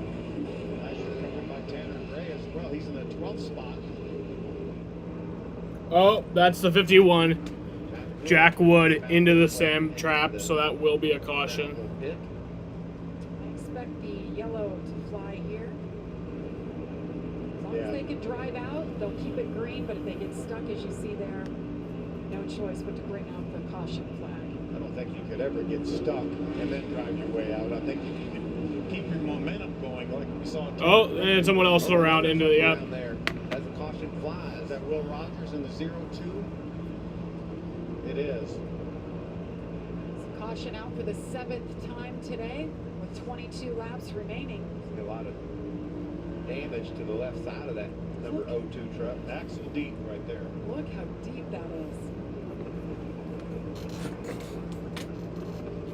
Thank goodness they have it, because it certainly catches cars like we saw last week in IndyCar with Simon Pagenaud. He was by himself, looked like. Just trying to negotiate turn 1. Got away from him. Well, don't look now, but Matt Crafton's being shown in the 8th position, guys. Yeah, he was about to drive up on that battle for 5th. Fast is Matt Crafton today. We talked about it early, you know, he made his way to the front in a hurry, spun around a couple times, lost his track position when strategy went awry, but now he's in position to get this thing done. Well, we just mentioned the sand traps. They are there for a reason, not just to get people stuck, but to, in moments like this. Last weekend, Simon Pagenaud. Look at the momentum, the force, the speed. Unbelievable things that I've seen here lately. But that, you're right, Jamie, that sand, that gravel, it just takes that momentum away every time it hits and digs into it, and that's why it's there. That would have been so much worse without that gravel. Watch this on board. This is just, it literally is unbelievable.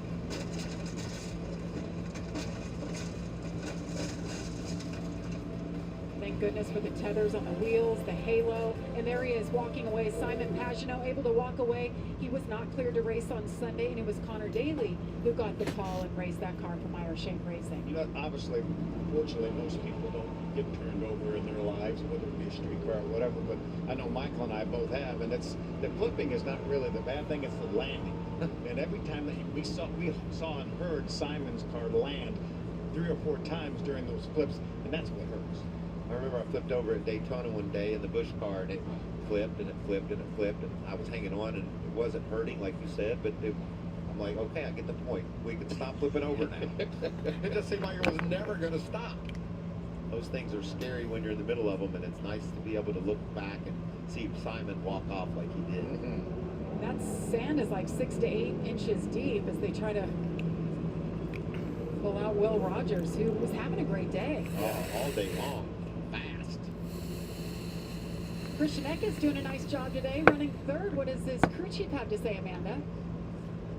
Jamie, I'm with Charles Denick, as you said, Christian Eckes' crew chief. And I talked to Christian ahead of this race, and he was saying that he thinks that the 11 and him are the best trucks out here this season. He's going to have a shot at it on this restart. Does the truck have it? Yep, here we are, the 11, the 38, and the 19. The Nav Auto Care Gates Hydraulic Chevrolet is really good. Christian's doing a great job. We got a little bit of damage patched up there on that last stop, and long run pace is really good. 21 laps to go here, and we were as fast as anybody at the end of that second stage. So I think it's us and the 2 in front to the end of the race here, hopefully.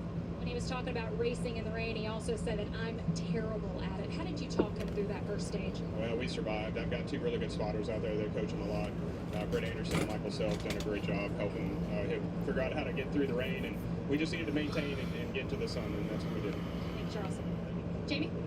Charles tonight, well spoken. Thanks for the little insight there on how their day has been, and they made it out. Yeah. Michael Self was a former ARCA champion, and again, road racer, that was his background. Michael Self is a great road racer. He's a good one to have on the radio with Christian. I think he's actually an instructor, a driving Yes, instructor. he is. Yeah. So yes, he wasn't kidding when he said he's got a good spotter up there. He's got a couple of good ones. Here's Jack Wood stopped on the track. Last restart. Gotta love Daniel Dye. Brings us the great action. Oh, you're going the wrong way. We'll be back. Corey Hine leads it.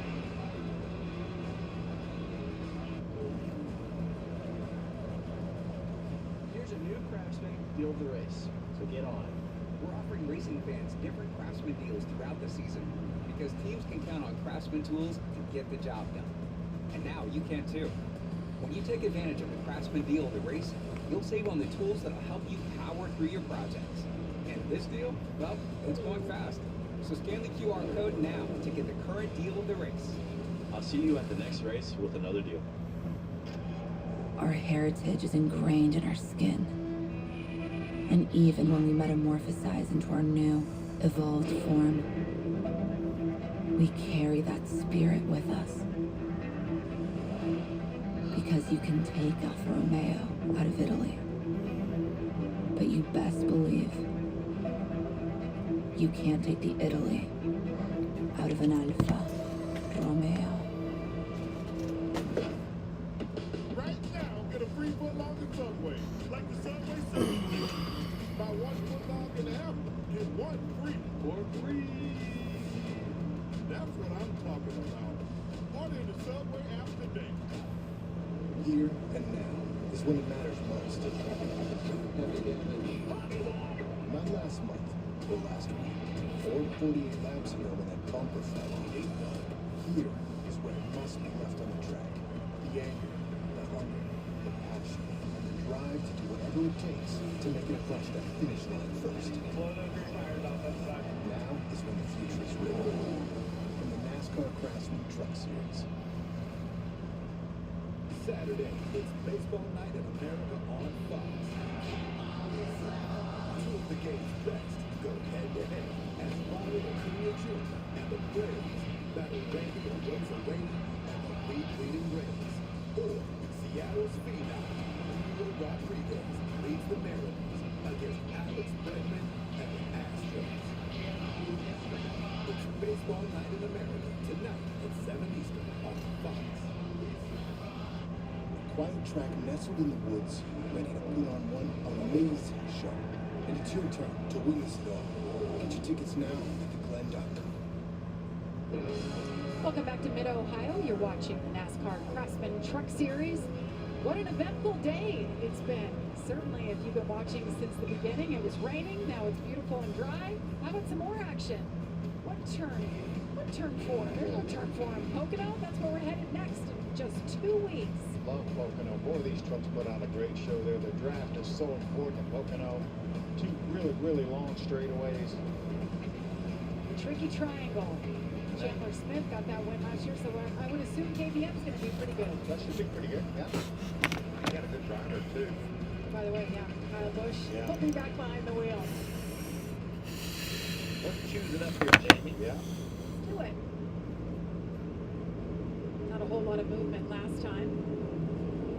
So many fun runs to talk about. I mean, we knew how fast Corey was going to be, especially when it dried out. That's the way he ran yesterday.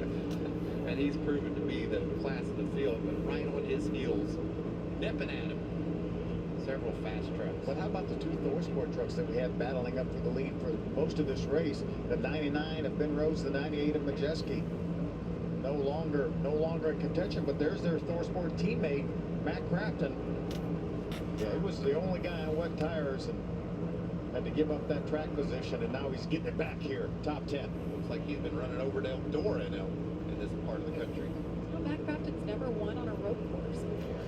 Green flag. Good job today as we go green once again. Finished second once, but it's been 100 years ago. Corey Heim, Zane Smith, Christian Eckes, great job, and Stuart Friesen from the back to the front. Friesen going to make it 3 wide. He's thinking about it. I think he was blocking as much as he was thinking about diving in there. That's what you got to do. Lose a little bit of momentum. These other guys are going to jump on you. They'll pounce on it right away. Necklace, but it's going to be Friesen. Great move by Stuart. The battle right there, Crafton, that yellow truck. De Benedetto. Looks like we got some cloud cover again. All 3 guys right around the cut line, racing together. Oh, look at them stack up there. Really Are you gonna see any more rain? Corners on this racetrack that are less than 50 miles per hour. All the way up to 160. 60, 65. Got high speed, very technical sections of this course. And very tight racing. You see Chase Purdy all over the Matty D sideways. That's back there battling for the top 10. 9th, 10th, 11th right there. No. With the 23 on the outside of his teammate Rajat Caruth and the 24. Haley Deegan wanting to pounce right there as these guys race side by side. She gets a little bit sideways. Tanner Gray's going to try to take advantage of that. Grant Enfinger side by side with Rajat Caruth. Rajat, we talked a lot about him today. He has just battled after spinning 4 or 5 times earlier in this race. Battle for the 10th spot with his teammate.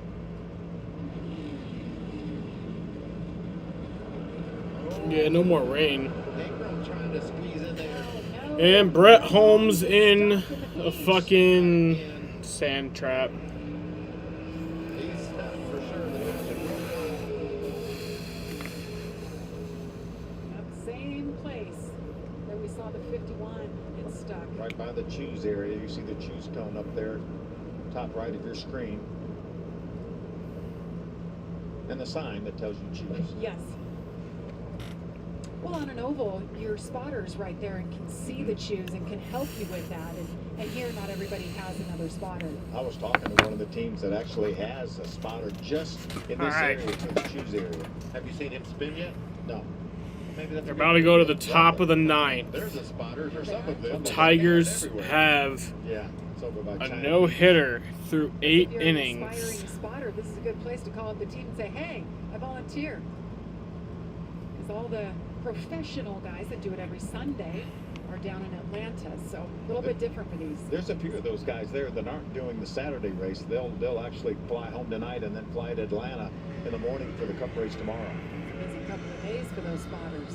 I mean, Coleman Presley's here, Josh Williams, Zane Smith spotter, Ryan Blaney's normal spotter are here. Great golfer too. Josh Williams is pretty good, yeah. I'm not. Me either. Me and Phil are we're the worst avid golfers you ever met, and we're proud to admit it. We love it, then we're just not very good. This has been quite the day. Alex Lane coming in 34 2/3, 390 RA. He was up in the top 10 and then back to the outside the top 20 and just back and forth. Then the strategy really didn't play out the way they thought it would, but yet he found his way back inside the top 10. Jamie, what's J-Rod's crew chief thinking right now? Well, if you look back at just that last restart that we had, Matt Crafton The Tigers are 3 outs away from a combined no-hitter. in the 10th position. This is intense. Points right now, 1 point ahead of Stuart Friesen during the closing stages of this race. What did you say to Crafton to make sure everything stays calm when you get to that checker flag? I actually just told him to be on defense a little bit here. You know he's racing up front with some good guys, but they're all blocking and being pretty aggressive. So we just need to have a good point stay. Come out here with a top 5 finish. Made something of nothing today, you guys. We'll see how it plays out. Well, Jamie, every point counts as you look at as they run right now. Matt Crafton is out on the cutoff. He's in 10th by 1 point over Stuart Friesen. So they got to keep it calm. Somebody's going to get spun out. Somebody's going to get hurt. There's just no way around it. You can see how tight things are here. short track of a road course. That first pitch would surprise me at all. No hitter watch. And that plays right into Alex Lane because he's got two first pitches that are equally usable and nasty with 97 on seat in this power knuckle curve. And I'm with you, and I'm thinking power knuckle curve first pitch just to keep everybody honest. Take the lead. We haven't seen it yet today. Fastballs away. We'll see. Up 26 spots since the start of the race. But If you see him swinging out of his shoes, he's looking for fastness, right? Most positions came from the start of the race, and that's 31. I think Will Rogers, the 0-2, is going to get the three passes again. One by over here, will go by the pace truck to catch up with the back of the field. Strike two. Talked about the day he's had one of the worst days that he's had this season, but he's still on the track. He was down 2 laps at one point, took the wave around, got the free pass, try to do a little bit too much. And that's something Alex Lane can take advantage of. 2 outs away. Amanda, what are you hearing on Landon Lewis? Just 2 outs away from a combined no-hitter.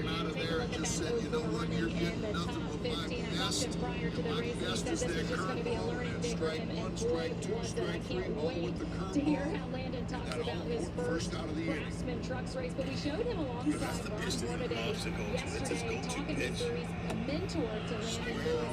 And we talked to Ron earlier, he kind of chuckled and said, Amanda, I've been trending overnight, comparing Landon to Jimmy Johnson and Kevin Harvick, but I believe in this kid. He has immense drive and willpower, and I'm sure Ron's going to have just a lot of Strike two.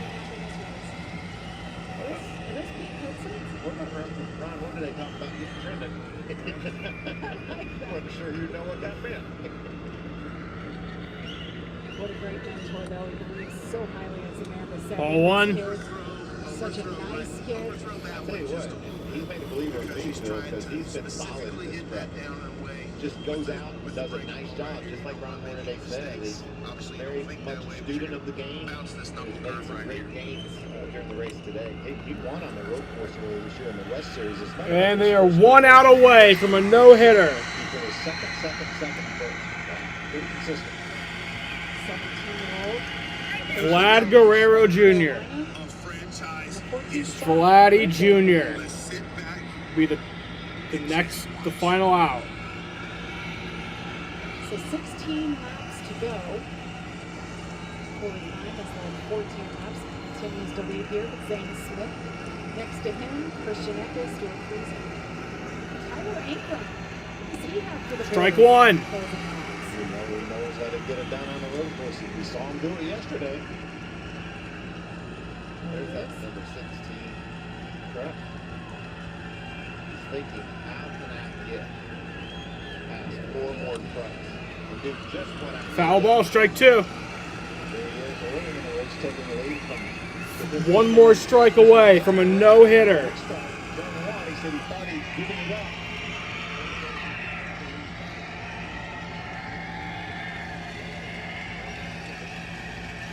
One strike away.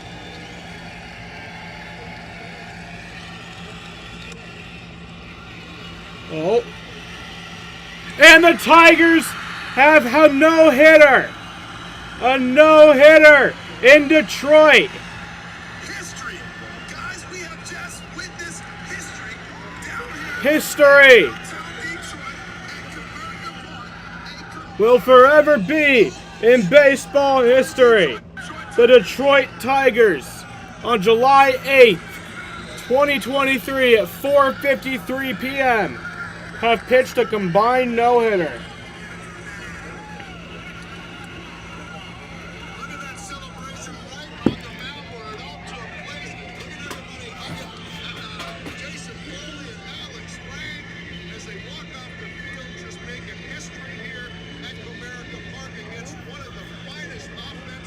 Wow.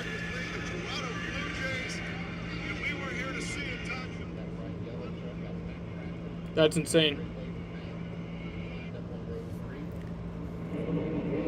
Talked about the playoffs. 2 more races after this. So the end of July will be the Richmond race, where we'll lock in those top 10 who will go for the championship. And we'll have 10 drivers, 7 races.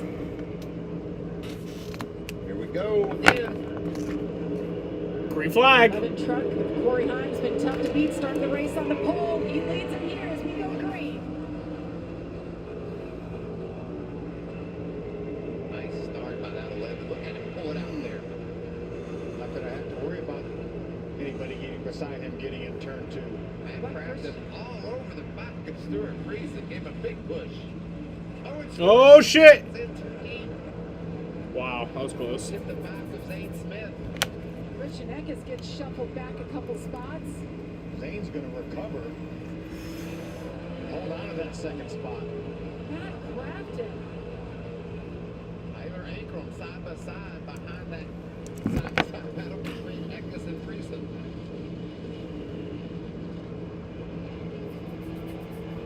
Stuart Friesen trying to hold out the 88 of Matt Crafton.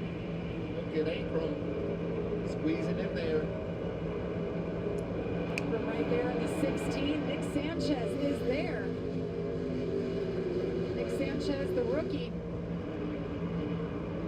had a streak of a few races where it wasn't finishing races. And Danny Stockman, his crew chief, said you just need to finish. Back it down in order to finish these races, and he's done that. He's finished in the top 10 the last 3 straight races. Looking for another one here, running 8. 15 laps to go. This is where you take a little more room and give a little less room. Yeah, that's why we see people at the beach stuck in the sand because of that aggression.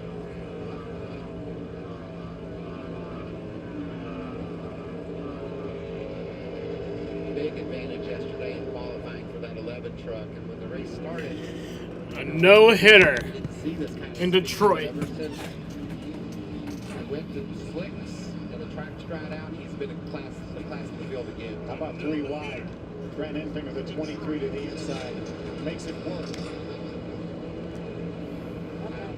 Beautiful orange JBL Toyota right there. That's Tanner Gray. He was down a lap at one point, drove all the way through the beach at one point, and now he just found himself in the 10th spot. On the outside there of that side-by-side battle on the top of the screen, that's Connor Daly. He's making some progress here late.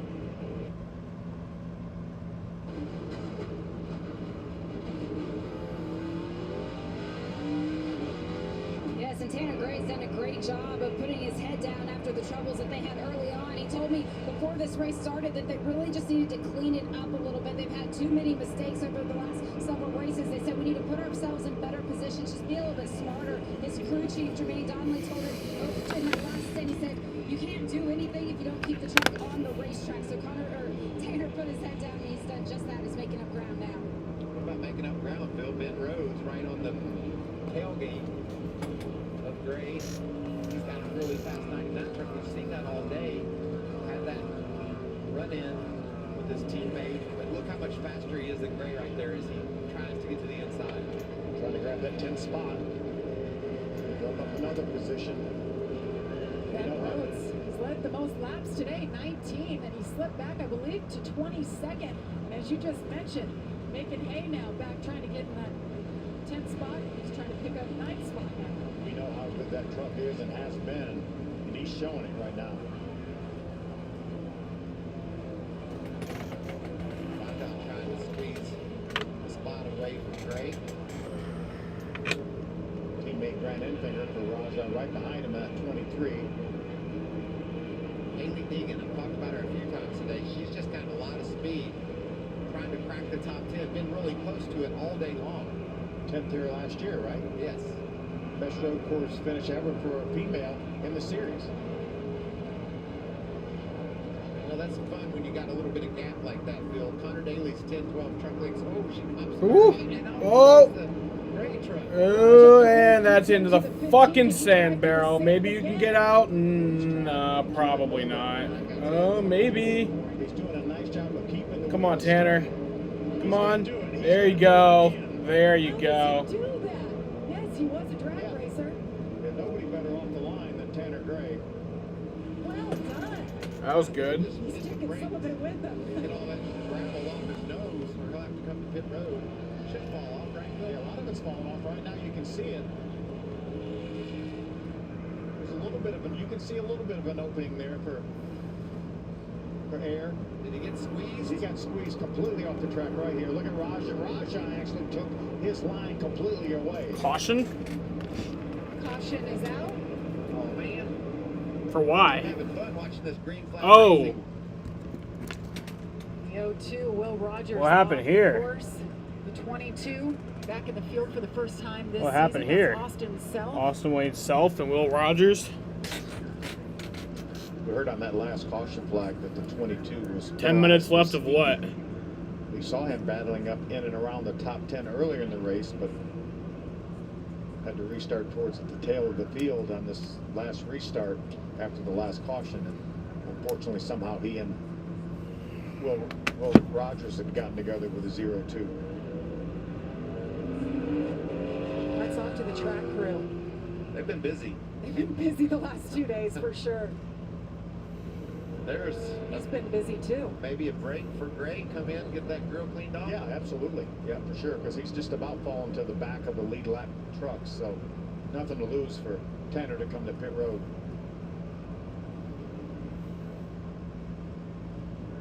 So let's see what happened here. Way back there in the distance. There it is, the start of it. Looked like the 22 just drove into the side of the 0-2. Now, there could have been something that happened that precipitated that. Maybe the 0-2 didn't know the 22 was in there. Could have pinched him. Turned in and pinched him. Yeah. It's just a little far away for me to tell. Yeah, exactly.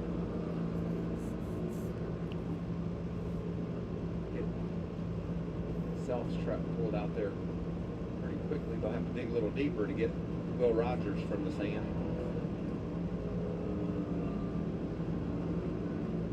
Tyler Ankrum has done a heck of a job today, running 5th right now, Amanda.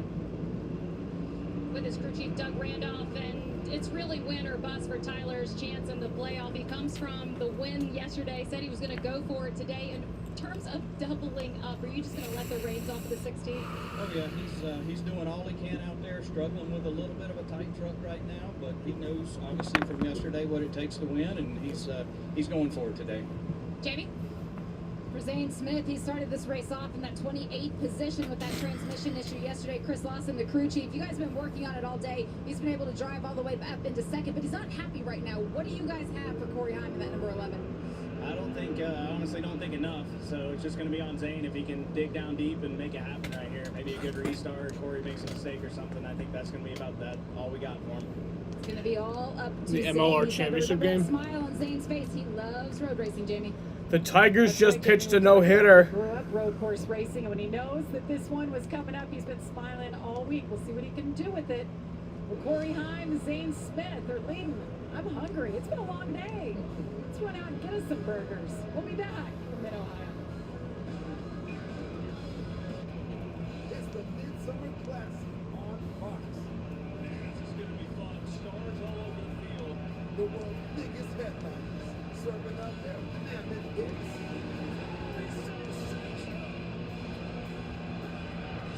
They're taking center stage for one incredible show.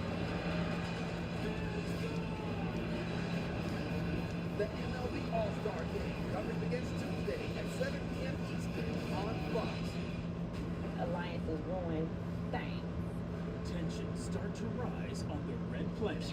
That's what you're here for, the punching bag. And Fox Monday, everything changes. Four new celebrities land on Mars. Who is it? Who is it? A late-night personality, an NBA champion, a reality star, and a Hall of Fame chef. Let's not embarrass ourselves in front of the new people. All new stars on Mars, followed by Crime Scene Kitchen, Fox Monday.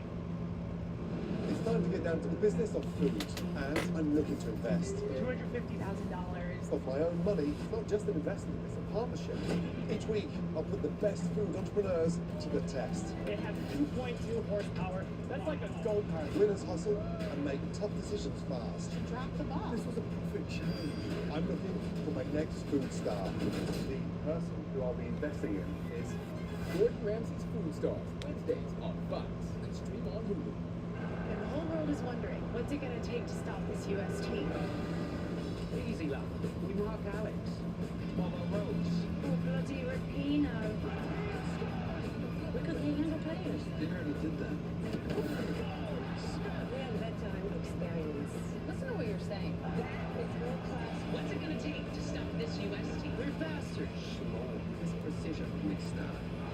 with that.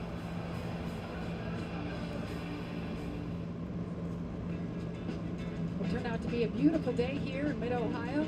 We needed the umbrellas earlier for the rain. Now we need the umbrellas and a little shelter for the sun. Some grilling out there, some beers. It's a good time. That's America, isn't it? Happy summer, y'all. Beers, a little bit of barbecuing, and the truck racing. Speaking of trucks, let's hop on my truck, and I'm going to drive you from Nashville, where Carson Hocevar took the checkered flag, right up to Mid-Ohio. Where are you going from here? I think I'm going to leave here and head up to Pocono. It's wonderful in Pocono in the summertime. It's the honeymoon capital of America. That comes south. Yeah, on my way home. I'm going to stop at Richmond. Yeah. That pickup truck's don't get a workout. Pocono and their heart-shaped jacuzzis, right? We're inside of 10 laps to go here. We are. Well, I like the call from Lawson. Zane Smith, it's all up to him. We don't think that our truck is quite good enough to compete with the 11, but it's all about the driver, the skill. Number 11 celebrated his 21st birthday this week, and how much cooler would it be to take a trophy home? Yeah. Or maybe even have a beer we talked about in Victory Lane. I can have a beer in Victory Lane. Corey Haim's been so strong this year. I mentioned that huge win at Martinsville when he beat Kyle Busch, and that doesn't happen all that often. Last 6 races, all top 5 finishes. He is rejoining. And averaging over 50 points. Crazy success for that team. Corey Haim, just looking at the stats, he's led about 362 laps this season. It's been a great year for Christian Eckes, 2-time winner, driving for Bill McAnally. New team for him this year. It's been a great. Remember, crew chief said they thought they had the long run truck. Unfortunately, we haven't had that many long runs, but he's certainly in position. Ben Rhodes went for that slide through the grass after contact with his teammate. Now he's in the top 10, so he's battled back. He's got something to say about who's going to win this race, I bet. Been really impressed with Friesen to the comeback from starting last after all the issues he had yesterday. Up here in contention, up in the top 5.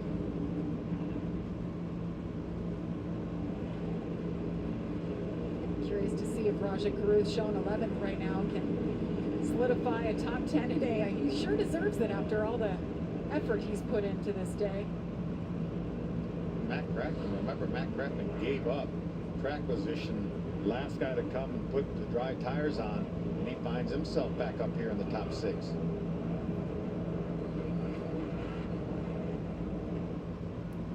All right, everybody stay out of the beach. Let's have a 10-lap shootout here. Corey Haim, Zane Smith. Green flag. What a great restart once again for Corey Haim. Great launch. 9 laps left. Contact already. See them beating and banging. Oh, trouble. Back there. Oh. Oh, man. Oh, man. That's a big one. Brett Holmes around. That hurts. See if they get going. No, they're not going to get going. Oh, well. And he dropped debris, so. Big debris out there on the track. I got another caution. Zane looked like he was a little bit off on that caution, start. yeah. He's obviously lost the second spot. But, I mean, obviously, if he can't get out of the... Zane for that 3rd spot. Zane's going to send it, though, isn't he? He is. Just deep into that turn and gets that spot back from Matt. As Akram tries to get around Friesen. I think they're going to let these guys race around a little bit. Obviously, we knew the caution was going to have to come out. But they let these guys race for several corners. I think it was a good call. Caution for Brett Holmes right there, who is stuck. 10th caution today. See a lot of debris on the racetrack as well. So even if Brett wasn't stuck in the dirt, then they were still going to have to throw that caution flag for the debris. There's the debris you speak of, Phil. Is that a brake? Looks like brake fan. Brake fan, yeah. And it came from, might have come out of that truck right there. This truck, as you can see, the front end is really banged up. Let's take a look at the restart. It kind of starts when they bunch up, Phil. Yeah. See up front, as they get into the corner, everybody gets together. Yeah, 3 wide. Yeah, that was Haley Deegan made it 3 wide. She made contact with the truck in the middle, and then that truck made contact with Raja and turned him around. See the black truck poking out on the right side of your screen. I believe it was maybe Taylor Gray that she might have made contact with and forced him in. I think some big Raja. contact for Dean Thompson too. I believe that's who hit Raja.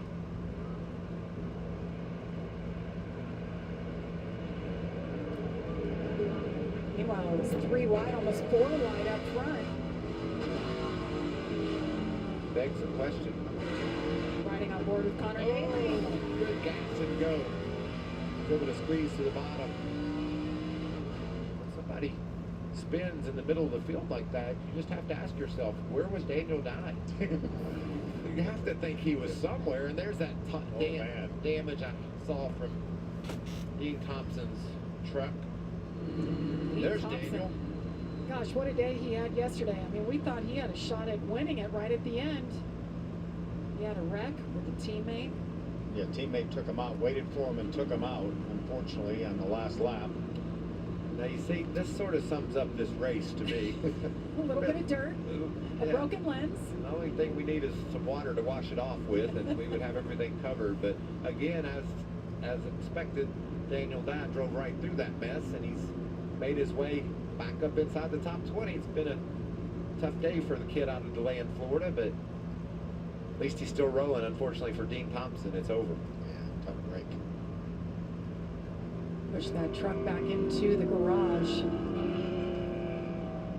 But Christian Eckes on that restart. He was all over Zane Smith. Got the spot, so he's shown second place. Amanda, what is Connor Daly's crew chief thinking? With the two-time Truck Series champion Mike Hillman Jr. on the call for Connor Daly here this weekend, and said that you were still struggling with some of that power steering issue. Just working with Connor through this issues. How is that relationship built? Oh, it's going good. He's done a heck of a job all day, battling through the steering issues, and been to the back once, started in the back, so we passed a lot of trucks, and we're trying to get back up here in the top 15 and see what the end gives us. Connor told me ahead of this weekend that this truck ride was confirmed kind of after the 500. Is there further plans for Connor? I'm not sure what's next for Connor, but he's doing a great job in our unit shipper Chevy, so hopefully we can go get him here at the end. Thank you, Mike. Jamie? Well, it is Corey Heim, that number 11 that everybody is chasing.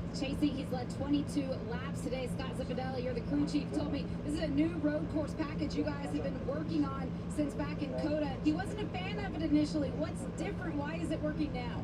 I don't want to share that, but he's probably still not a big fan of it. It's a little bit loose in the high-speed stuff, but he turns better now in the short, slow stuff. So he's doing a great job. The crew's done an amazing job. It's been kind of a chaotic day with the rain in and out and all, but can't thank everybody enough at Tricon Garage, Safe Light, TRD. Toyota Pro's really good, and hopefully we can finish this off. All of the partners, the team members that you rattle off there, they make the sport go around, really. And you lost your driver for one of the races earlier this year. Despite that, still leading the regular season points. You made the decision to come over here to crew chief for him. Why? I just needed a change. You know, I think you get somewhere, you stay there for maybe too long, you might get complacent, and I just felt like I needed a change, regenerate, you know, just kind of try something new challenge. And I didn't know I was going to be working with Corey when I came over here, but very pleased that they put us together, and hopefully we'll win some more races and try to win this championship for TRD and all of our sponsors. New England Firejacks are MLR champions. Plenty of good things to come, Jamie. It was a great decision by Scott Zipadelli to say yes to that opportunity and then to get paired up with Corey Heim. These two, I think, they have a big future ahead. Well, we're hoping this is the last caution of the day. 7 laps to go. Can Corey Heim hang on? No, Michael? We're going to have more?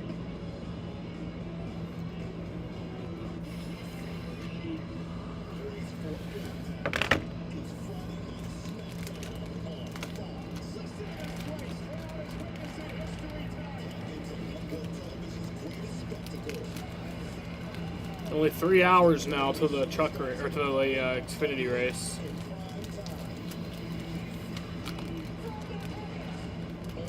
Friday Night SmackDown, sponsored by Progressive at 8 7 Central on Fox.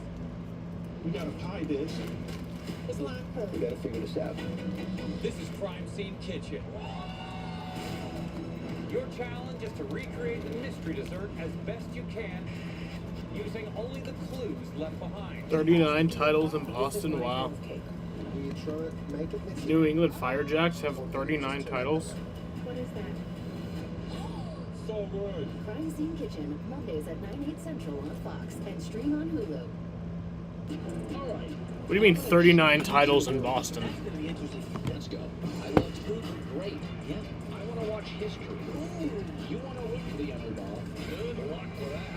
In sports, people hate what they fear. They hate the Cowboys. They hate LeBron. I've got a lot of haters. Truth hurts sometimes. I'm controversial when I don't even mean to be. It doesn't matter how many times I'm right. You'll still argue with me. This is The Herd. Red card. I'm in love with sports. It's a romantic thing to me. He's rad. It's just the same. He's to the point. Patrick Mahomes is a beast, and he says whatever's on his mind. I have a theory that Babe Ruth didn't exist. There's video. I mean, literally, whatever. You're not going to the Super Bowl. Like, really, no filter. What a great job you're doing. You're 4-14. He should probably have a filter. It's the Garden Show, weekday mornings on FS1. Welcome back to the NASCAR Craftsman Truck Series. We're glad that you're with us and hanging it out. It's been a long one. There's been a lot of eventful Combining the Celtics, Patriots, Red Sox, and Bruins. Oh. Racing too, and now we're getting down to the nitty gritty, and these guys aren't giving anymore. It's all tape. You know, one of the upsides to all the cautions is hearing from the crew chiefs, getting to see the faces of the guys behind these trucks. Bill Williams Sawalich. I always worry about saying his last name right, and I screw up his first name. Willem. I'm so focused on Sawalich, I can't even say William. Well, we better get used to it, Michael. I think we're going to be hearing about this kid for a while. Yeah, he's been impressive. That 9th place finish at Martinsville, of all places, one of the toughest tracks on the circuit in his debut at 16 years of age. That shows you what kind of talent that young man has. Running the Arkham and Art Series, but he's only 16, so he can't run all of the races on the national circuit. Second place yesterday. Yeah. One of our 6 drivers that did double duty. Smart driver, smooth driver. He won at Berlin just a few weeks ago in the Arkham and Art Series. He's got 2 wins this year in the East Series. Running for that championship. Berlin is one tough short track too. Berlin, Michigan. Yeah. Bumped Jesse Love with about 2 laps to go to get that win that Jesse Love had dominated that race. When you say bumped, that's allowed, right? That's part of racing these. Well, I got a bump. Depends on which end of the bump you're on. You just don't want to get run over. Yes. You bump and keep it straight, it's okay? Well, I don't know. I don't think Jesse Love appreciated the bump. You just got to expect it these days. Yeah, it's the world we live in now. Yeah. It's different than what it was when you and I started. Certainly. Speaking of Jesse Love, what a great job he did in his debut just a few weeks ago at Gateway. Was actually filling in for Corey Heim in the 11 truck.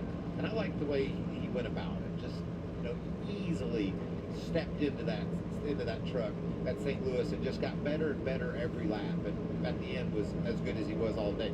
Just was really patient and learned and took advantage of that opportunity. So good. He's already won 4 times in 8 races in the Arkham and Art Series.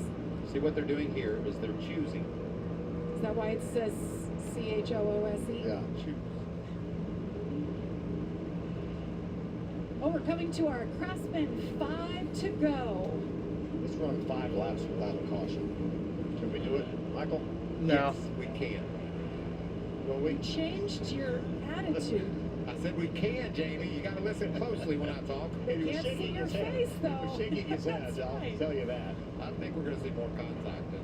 We're going to see more contact for sure. Things are ramping up. Christian Eckes up there starting on the outside of Corey Heim, who just had... Yep, 3 hour till Xfinity. Green flag. Here starting on the front row. 5 to go. Smith, look at Matt Crafton. Tyler Ankrum trying to get the best of Matt Crafton. See ya, Corey Heim. Gosh, shot out of a cannon, but here comes Zane Smith. He said they didn't think they had a truck good enough to hang with the 11. Oh, trouble! On their driver, 3 wide. Okay. He's gonna come back up. Everybody squeezes by. Right next to his brother, Tanner Gray. Great battle here going down to the China Beach. It was 3 wide, almost 4 wide for a moment for fourth. Zane on the outside. Look who's coming on the back there. That candy apple red 99. That's Ben Rhodes. Look at the dives. I don't think he's motivated after leading so much of this race. Matt DiBenedetto in the mix in the 25 right there. He's one of those bubble boys we talked about right now. 7 to the good. He just wants to keep it straight, Jamie. Just nobody run into me and knock me off the track, and I'll continue my top 10 streak. See, Grant Ensinger, he's been very aggressive today, fighting his way back to the front. There's Majeski, the other Thor Sport truck that was involved in that incident with Ben Rhodes. Chase Purdy to the inside of Haley. No race off turn 13 side by side. Rhodes around April. Another spot toward the front. Ben Rhodes up to the 7th spot. We could run one more lap, Phil. We can sort it out and finish this thing under green, but man, it's so tight right now. Sanchez moves to the inside of Ankrum. Majeski right behind him. Majeski getting by the 23 of Enfinger. Now Enfinger's going to fight back. Jake Garcia squeezing in there. Ty Majeski back there fighting for a top 10 right now after having that incident going around with his teammate Ben Rhodes at the front of the field. They're both making a great comeback. You see the 99 right there shown in 8th spot trying to get around Matt DiBenedetto. You see that gap in front of Matt Crafton. You got to be careful when those gaps open up in front of you. You got people stacked up behind you. You're the weak link in the chain, and people trying to take advantage of that. Crafton can just drive away from DiBenedetto. I think right now Matt has to worry about that 99 of Ben Rhodes. We've talked all day about how fast he is. There's the gap right there from your leader, Corey Heim. Zane Smith just over a second behind him. Seeing the trucks bounce 3 to go. Curves and coming up off those tight turns, that's fun to watch. Typical, and that's fun to say. Majeski up into the top 10 in that 98 truck. Crafton with a bit of a gap back to Benedetto as he tries to block Rhodes. And there's going to be a bump. Then Rhodes is there side by side with Benedetto. That is for the 6th spot. Sanchez trying to come along.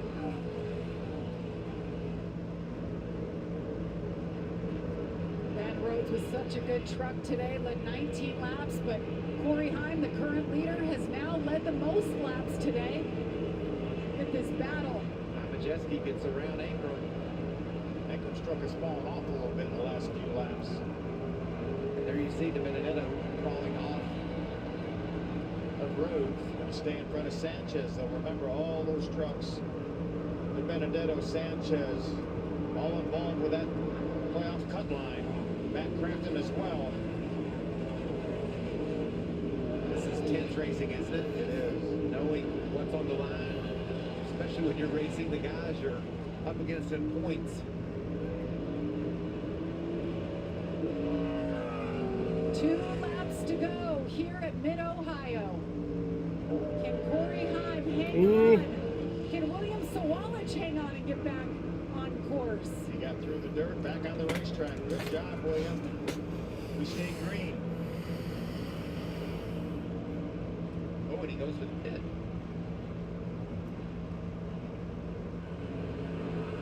Last couple laps. The 38 truck has matched the pace of our leader, Corey Heim. Corey could just be looking at the gap and managing it. You certainly don't want to take too many chances. Here's what happened to the one. William Sawalich just way too hard into the corner. Just overshot it. Overshot the sand. Well, that's a good thing. Yes, we stay green. He could catch him. Green, and we're going to see this thing settled. I kind of doubt it, but Corey Heim just wants to get to that start-finish line. One more time. One more time before the caution comes out. If he gets there and takes the white flag, that means the next flag will end it. This was the position that Oh, the 38 someone's was in around. last year in 94. this race. But he was able to close that gap. Oh, that's the O-far. Clearman just battled it out. All right, white flag. Any closer to Corey Coming to the white flag. That 11 truck is just so stout. Scott Cividelli doing an incredible job. White flag is in the air. One more time around from Mid-Ohio. The white flag is out. Last lap here.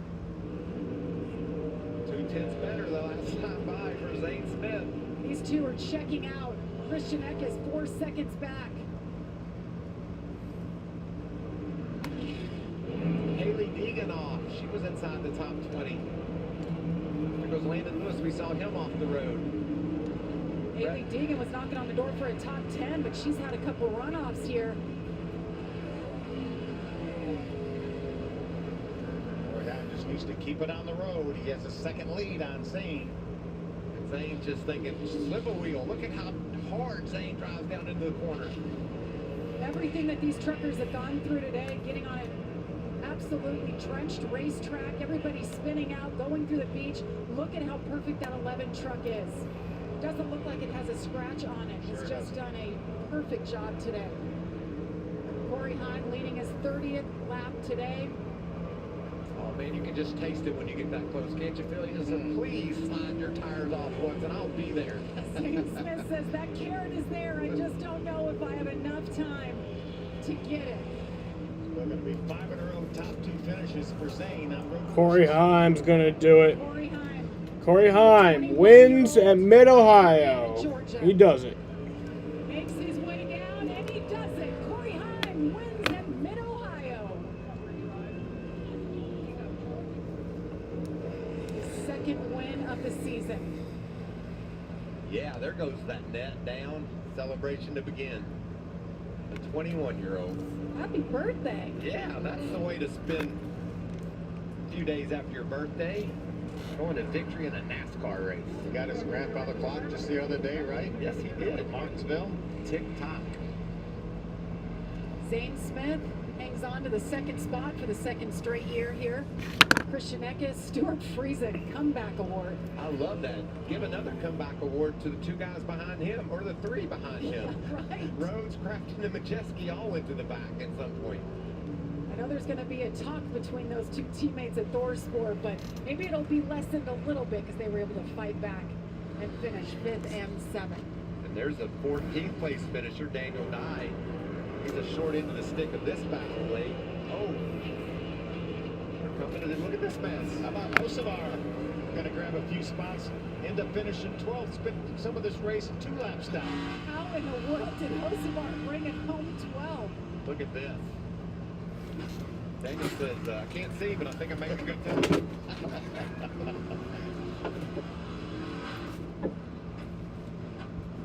Daniel Dye shown as 14th. And he had an adventurous race as well. So many great stories inside the top 20 of just perseverance. Totally. What about Connor Daly and Marco Andretti, 18th and 19th together? Both had some runoffs. Expecting to see them be a little bit better, but it was just adverse conditions today. You know, and if we told Corey Heim all the stuff that was going on, he'd say, I didn't really feel like it. I didn't see any of that. Pretty average race for me. It wasn't that wild. What's the farthest back he ever was today? 4? Maybe. Yeah. He's going to go do a burnout on his birthday week. You said that truck looks immaculate, Jamie. Yeah, most of the trucks look like they raced Eldora, and his looks perfect. Hello. Congratulations. Corey Heim. I mean, we said it coming into here. He's leading just about every category you can lead in the truck series this year. So focused. I mentioned the last 6 races he had averaged over 50 points, which is really almost unheard of. Aaron's 56 points today. 7 races now he's averaged about 51 points a race. That is so significant too. With only 60 points available per race. He gets most all of them, doesn't he? He does. He does. He gets his good share of them. So he just picks up some more points, adds to that win column. You know, when you think about Pocono, where we're going next, it's got a lot of road course tendencies for these drivers. You know, 3 distinctively different corners. Road course with 3 left-hand turns. That's right. And so, who are you going to make the favor?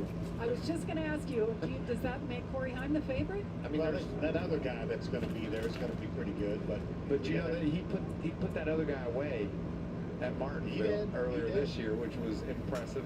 So, yeah, I mean, it's going to be a great battle. How about for the championship? You call Corey Heim the favorite? I think we have to right now.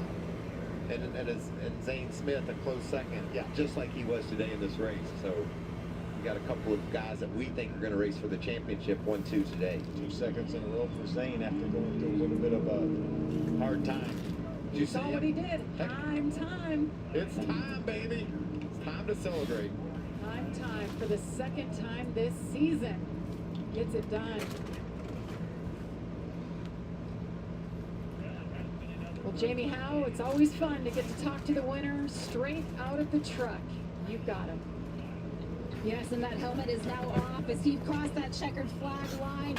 The word from Scott Zipadelli over the radio, Corey, it was, "You are the man." You said this one goes to all the guys in the shop. To put this truck together, unknown conditions for the win. What does that mean to you as a driver? Yeah, I mean, just unbelievable. I mean, we came here with high expectations I felt like I did a good job last year to stay up front. But I put in the work to be able to go from a third-place truck to a winning truck. And yep, 20th combined no-hitter for the Tigers, apparently. No, it's their 20th no-hitter, first combined no-hitter. Shane Gray and the Grain family, I appreciate everyone over there. Scott Zipadelli for everything they do. Toyota Racing, just unbelievable. I mean, this thing was good ever since we unloaded. I felt like we were the fastest truck in practice, qualified on the pole, of course, and then came here and won the race. So just unreal. Huge thanks to Zane and Christian. I knew they'd race me clean, but like usual, just a huge thanks to them again. But yeah, just unbelievable. Just awesome. Hats off to everybody. Words of true sportsmanship. Congratulations. Amanda? Zane, at the last 5 road course races, you have been the winner or the runner-up. You passed 26 cars today for this finish. How demanding was this one? Yeah, brutal to finish second here again. Such a fun road course. In our typical sportsbook form was pretty good, just lacked turn, especially on the right-handers all day long, and struggled in first gear again. So some things to improve on, but just felt like we need a little bit more, and I don't know how much our damage here was slowing us down, but those things happening to start in the back. So frustrating to finish second again, but like you said, our road course program has been outstanding. So a good points day for us, and happy to have our season back on track. We'll see you at Pocono. Thanks. Jamie? Well, Zane Smith, that's now Xfinity 5 practice straight still going top 2 on. finishes on road courses, so certainly a good day for him. So here's how the playoff leaderboard looks. Did it become any clearer, Phil? Well, we it was 14 points coming in. Wait, is it? Now it's 24 points, but But look at that, 1-1-2. Yeah, how about that, right? You know, just 3 spots, only 2 points apart. So I don't think we're going to know what happens till we get to Richmond for sure.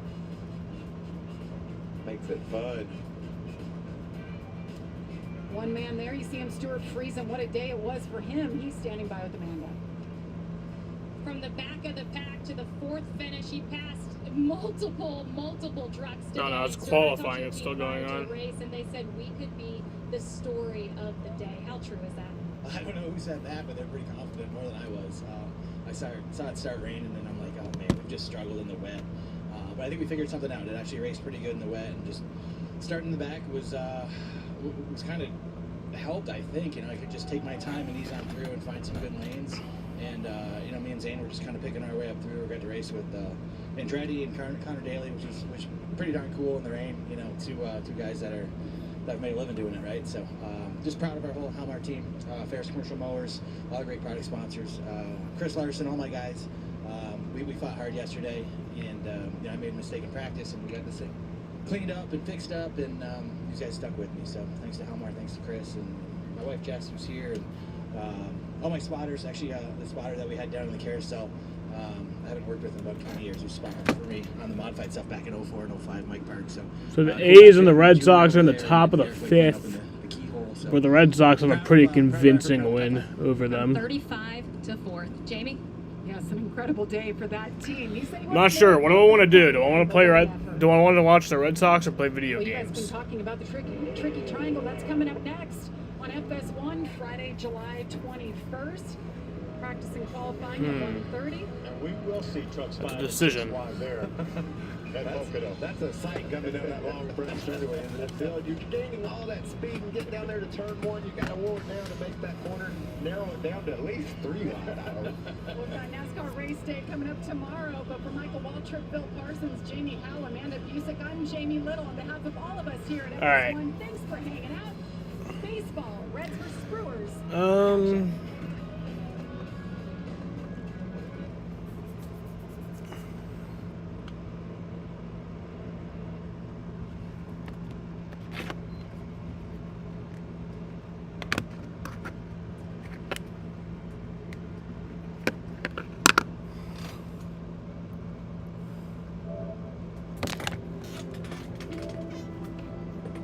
What do I do?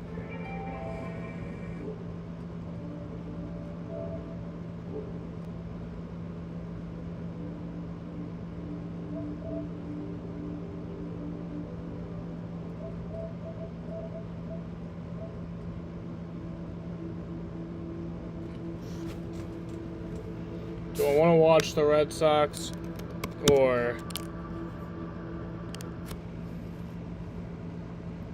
Alright, well, we'll wait for it to flip this time. This time won't count.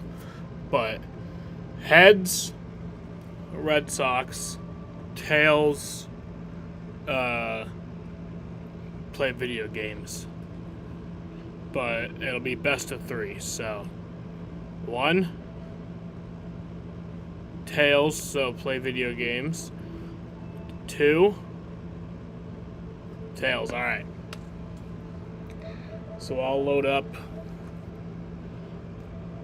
some GTA.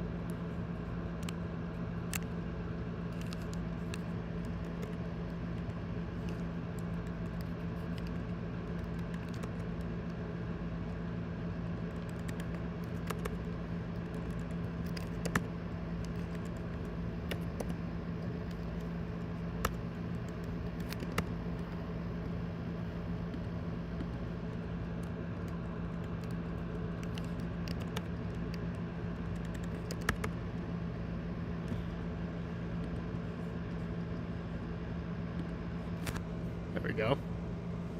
Alright, I'm gonna go take a piss. Actually, I'll plug my headphones in first.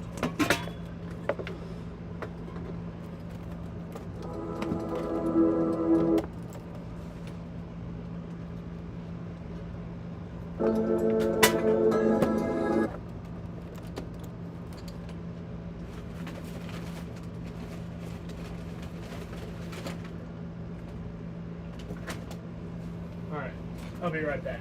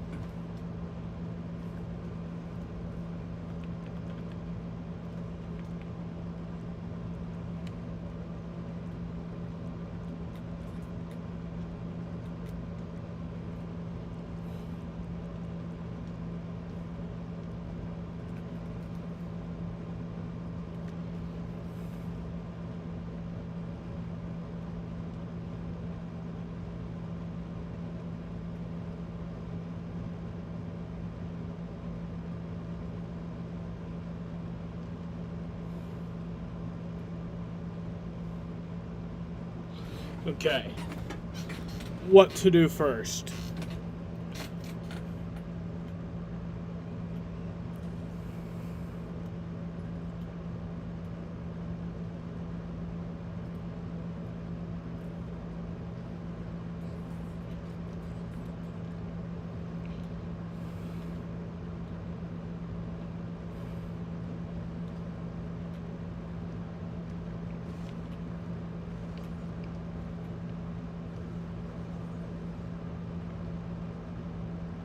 Oh wait, I know what I'm gonna do.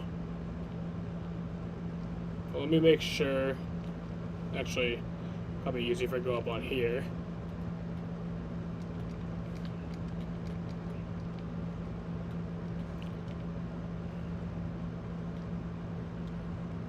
Alright. Let me make sure there's no ladder to this.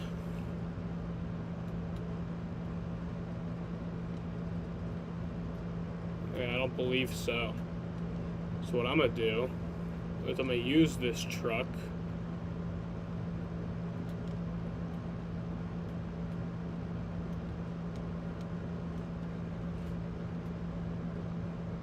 There we go.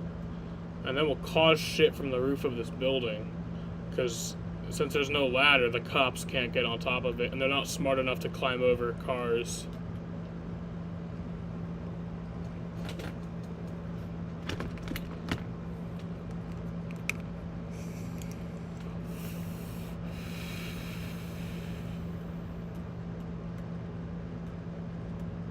Fuck. That wasn't smart.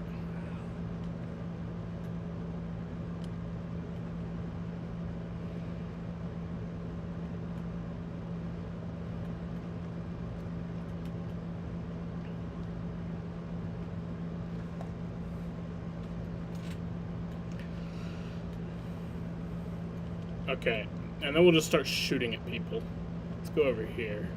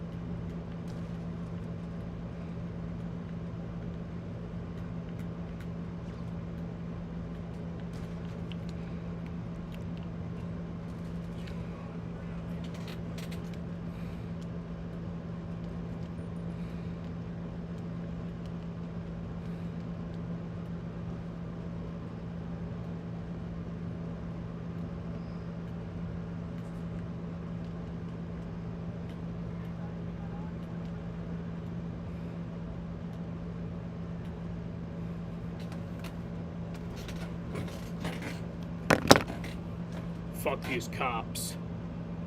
They can't get me when I'm up here. I think they could go into that silo, because that has a ladder, but they couldn't get up here.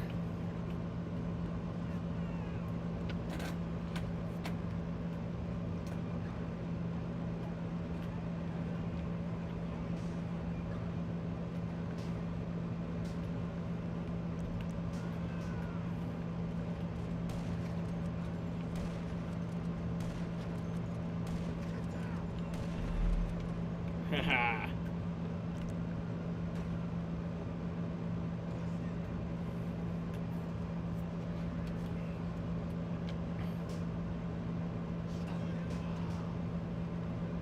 Where are you shooting me from? Oh, you bitch.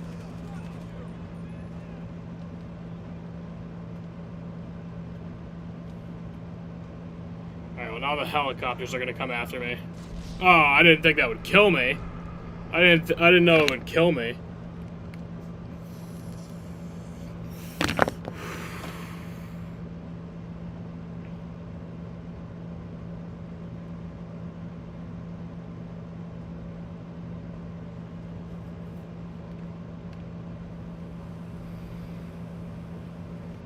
How many people did I kill? 9.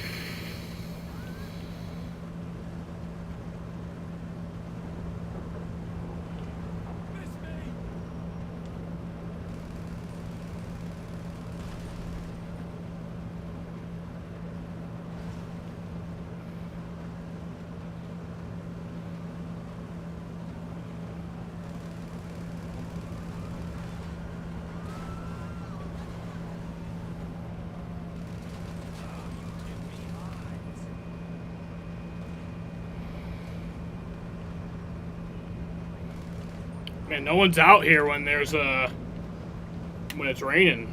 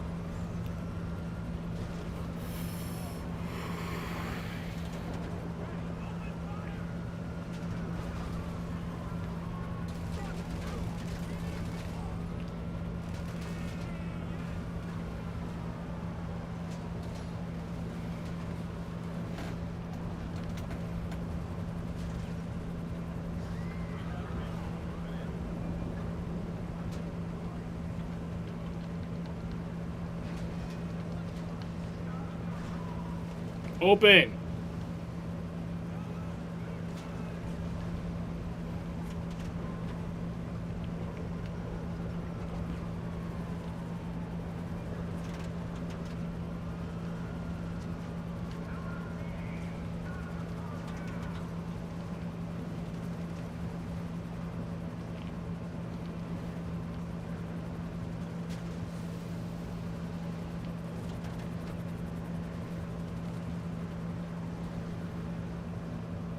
On. Fuck.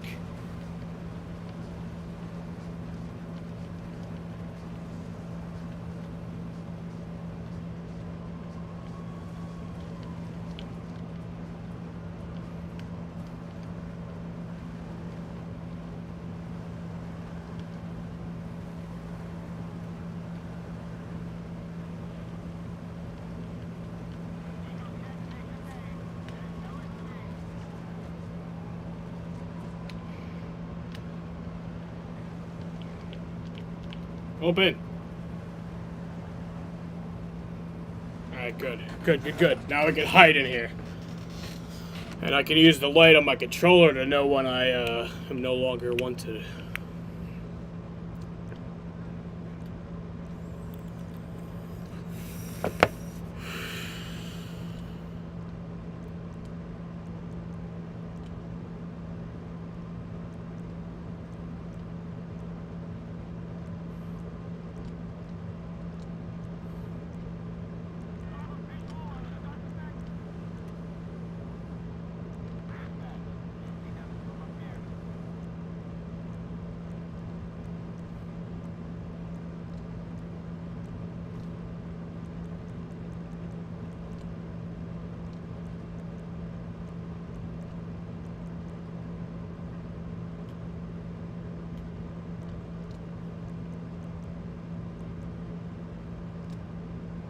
Alright.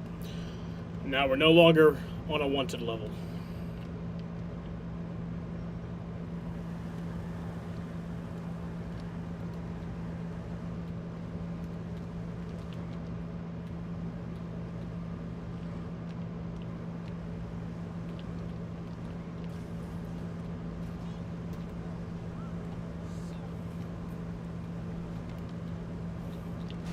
Ah!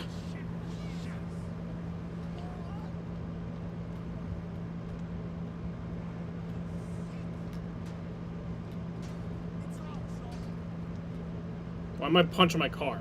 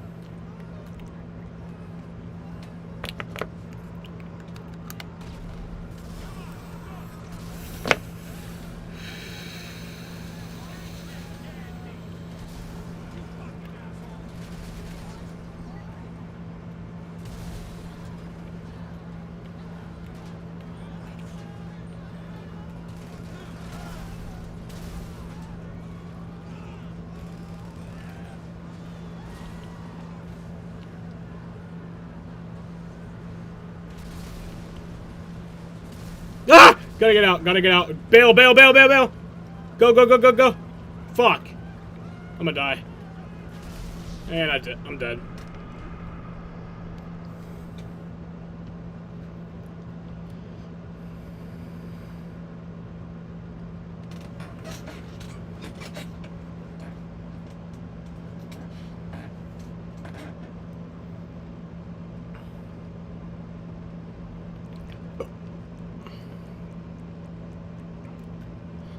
Killed 14 people that time.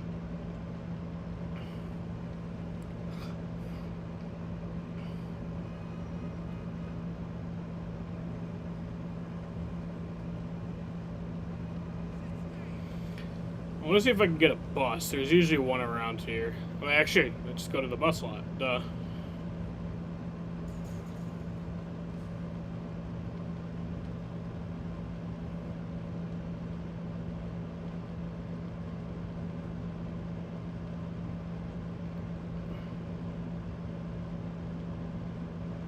Oh, I guess there's none here.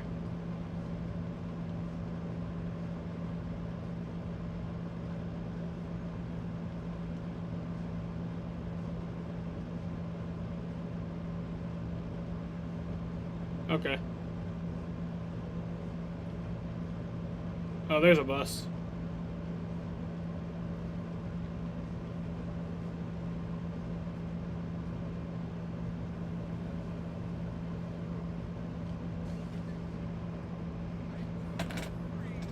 I'm totally freaked.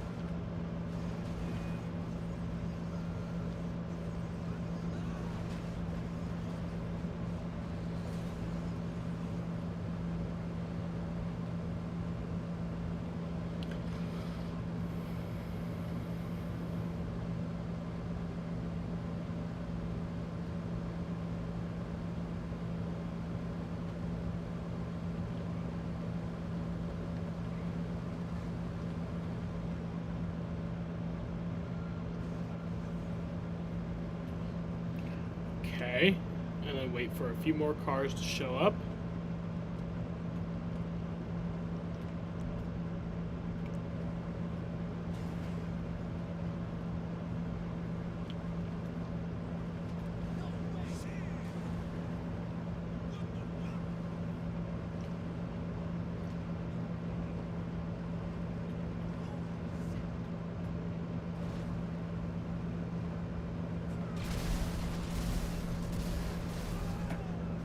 There we go.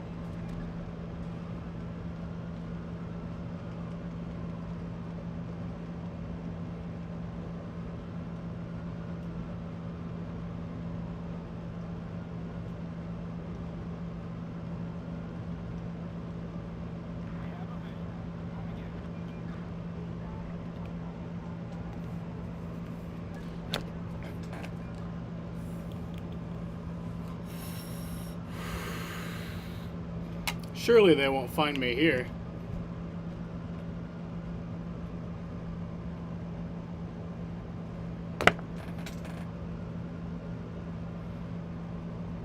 Fuck. They found me.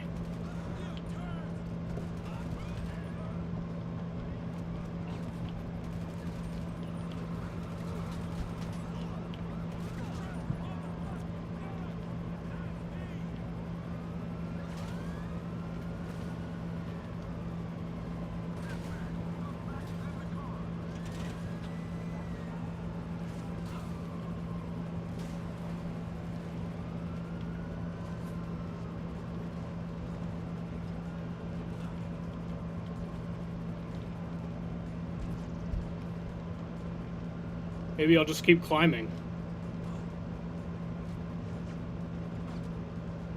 They're still hitting me. I thought they would not be good at hitting me.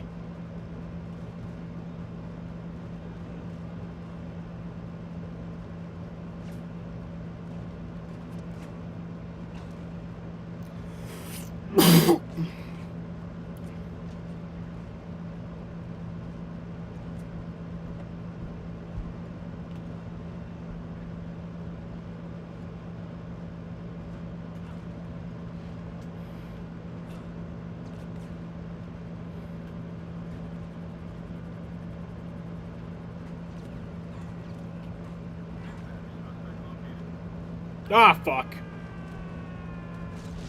Well, there went that.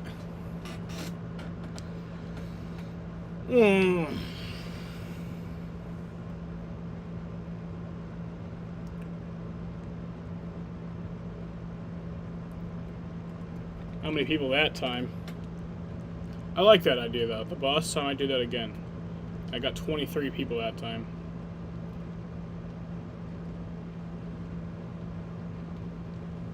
Might do that again, a different location though. Just gotta wait for a bus, I guess, to come by. They always come by right here. There we go. Bro, quit your fucking honking.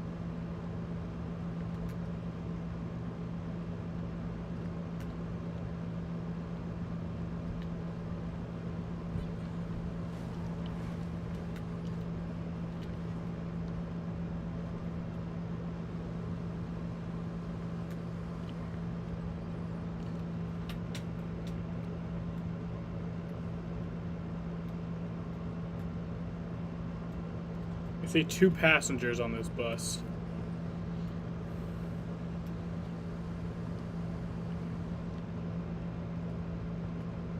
Three.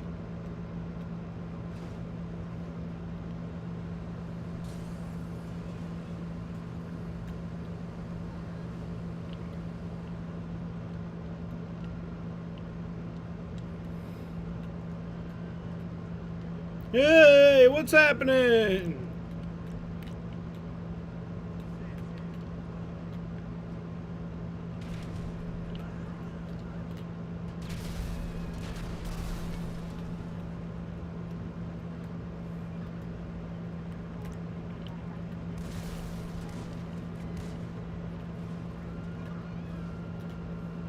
That's it?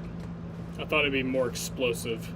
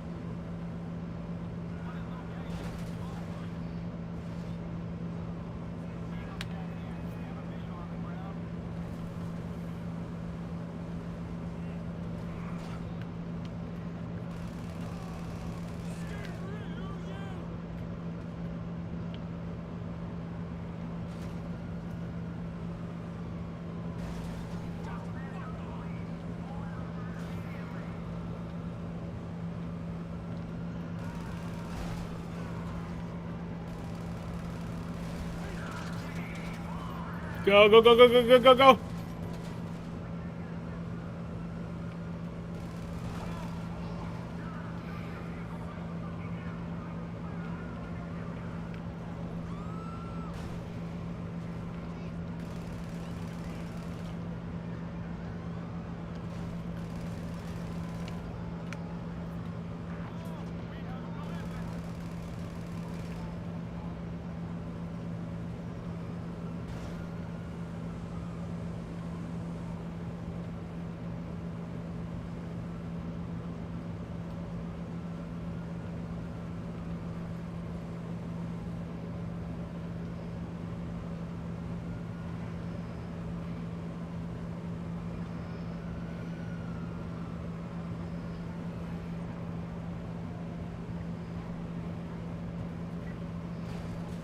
Whee!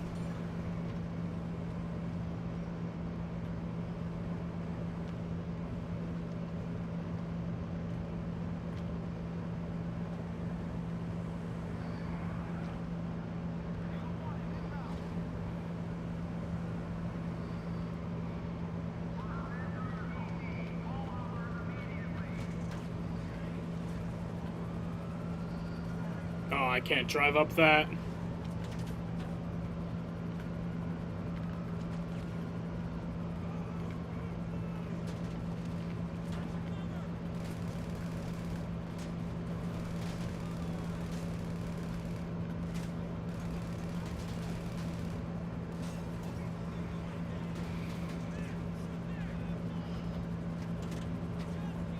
Oh, my shit's all fucked.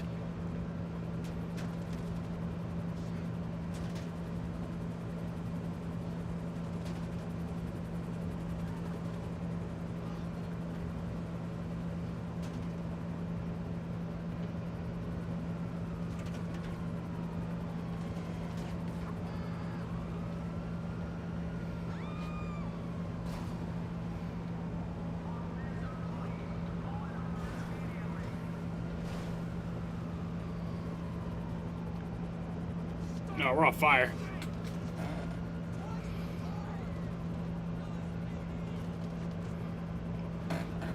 Go, go, go, go!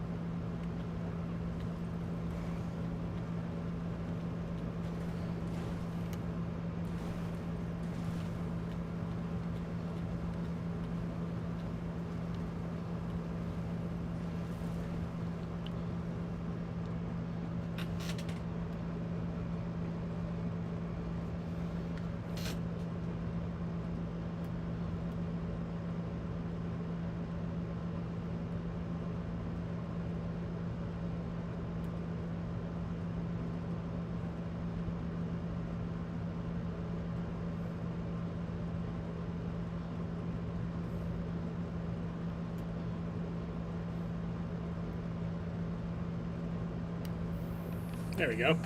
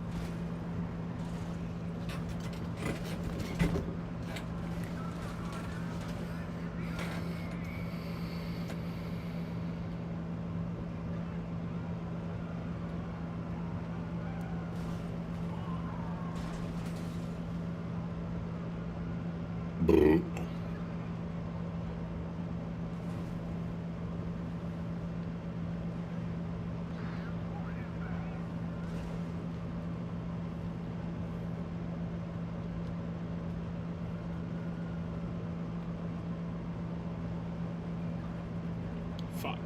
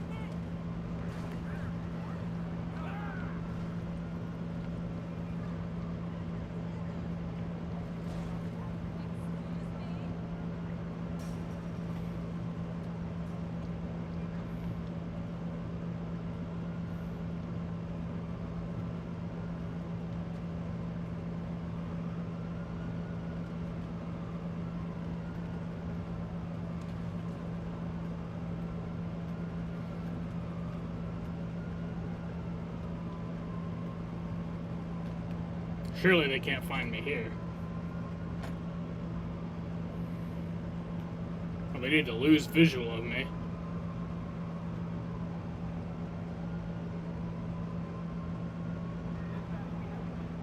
There we go. Ah, fuck.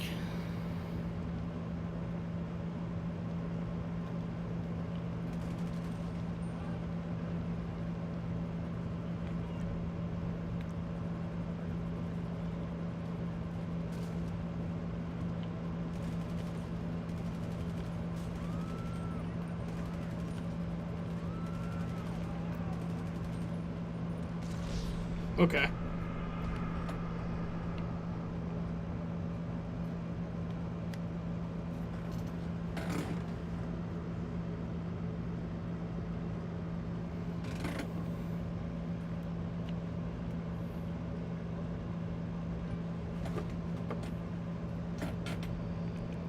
How many people was that? That was 40, or no, 39.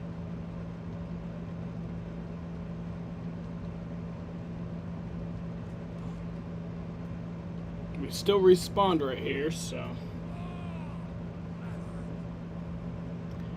Bus?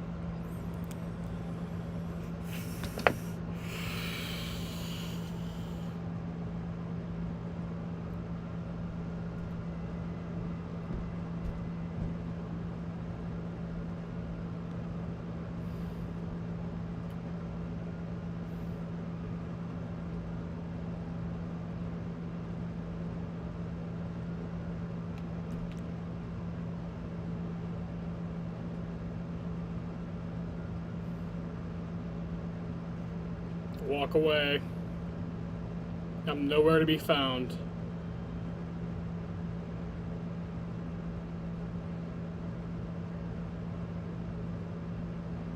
There we go. That was close. That was so close.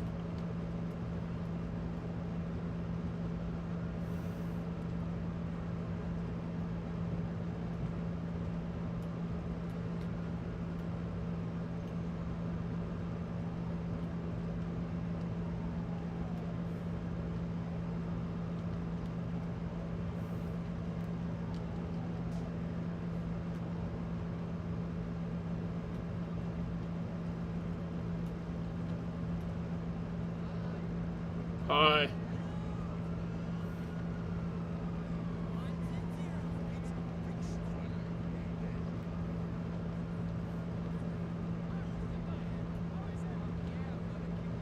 Fuck yeah, I'm gonna kill you.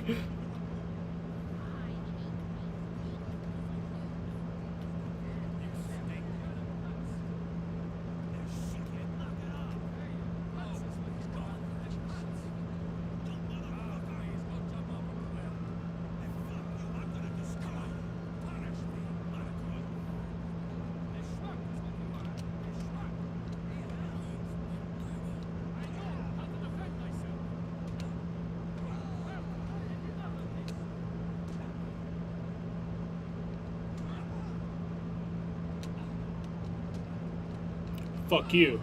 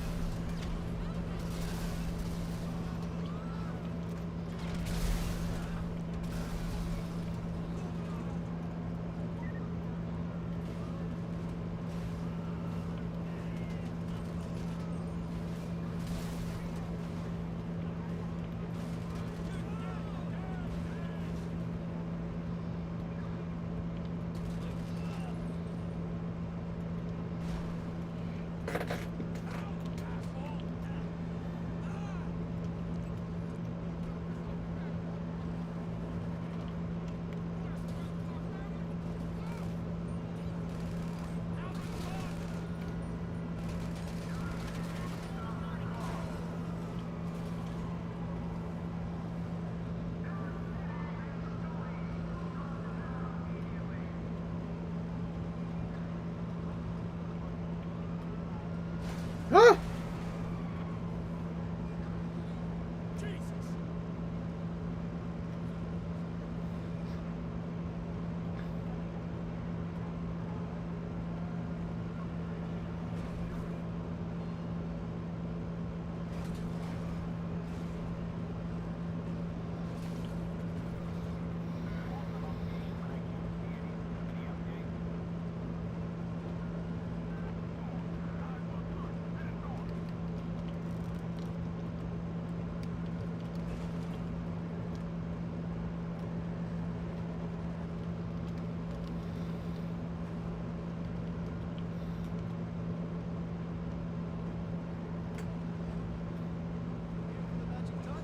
Oh shit, I haven't been reading chat for like a while. 4 people injured in Spanish Bull Run. Let me get my chat up here.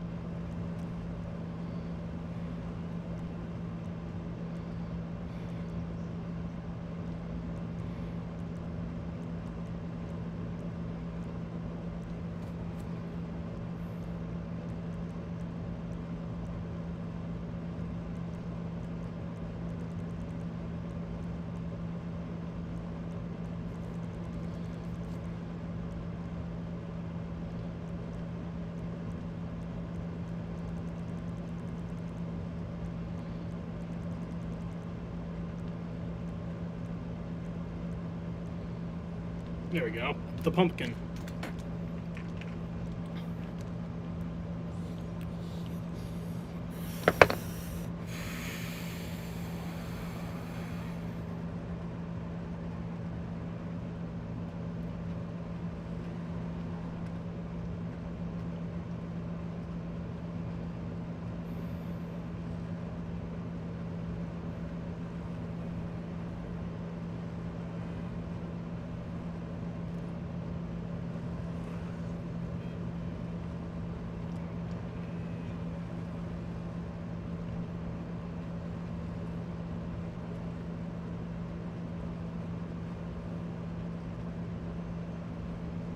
Whee! I'm having a blast.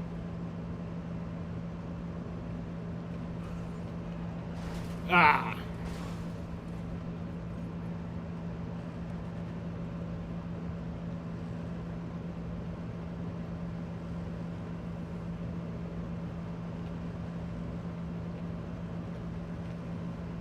You know where we're gonna end up?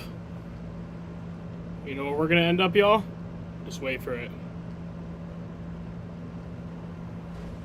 Oh wait, never mind.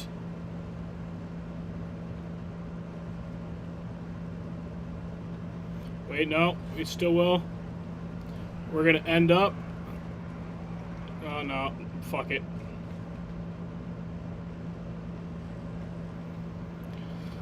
We are gonna end up in the bottom of the ocean.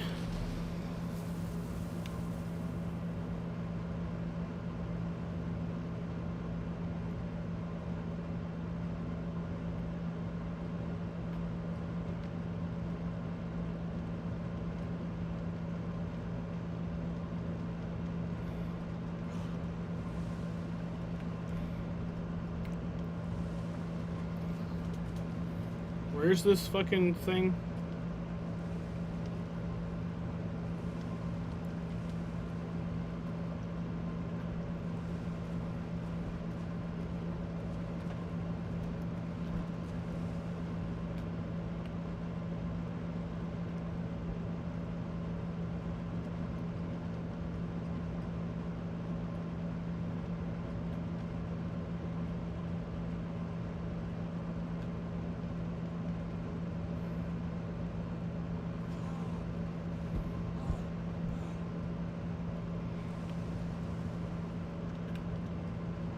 There it is.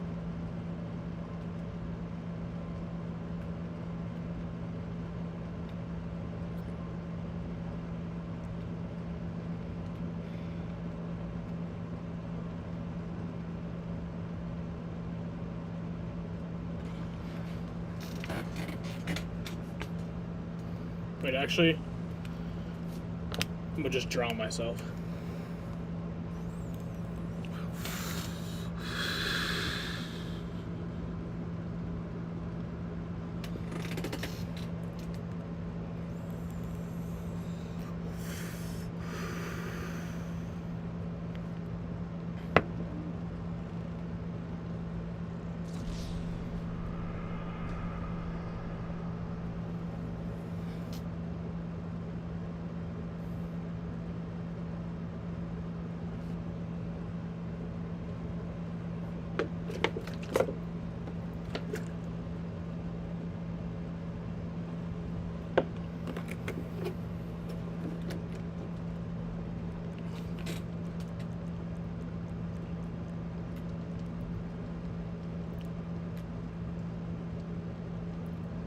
Alright.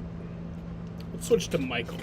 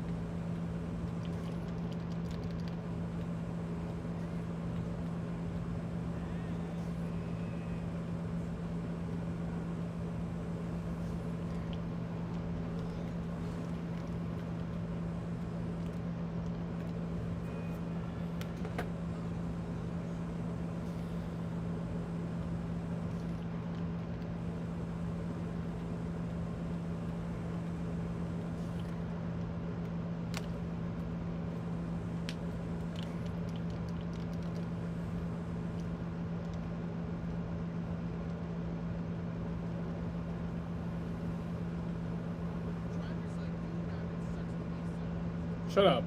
Fucking...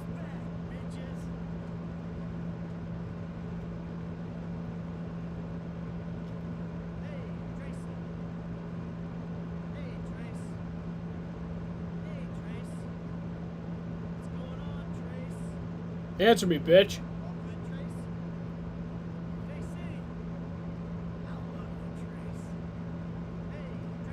Shut up, bitch.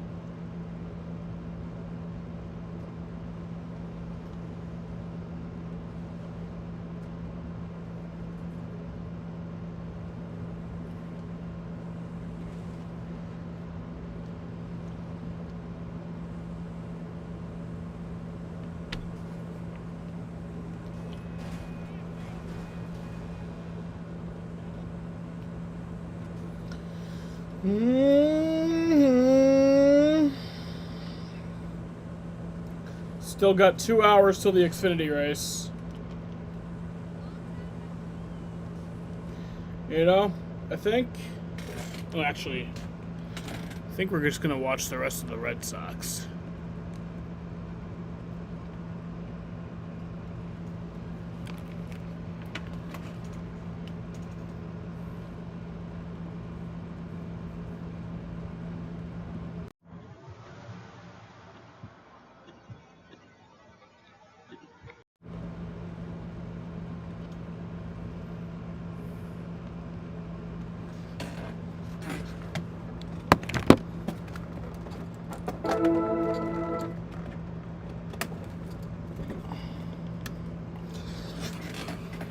Let's watch some baseball.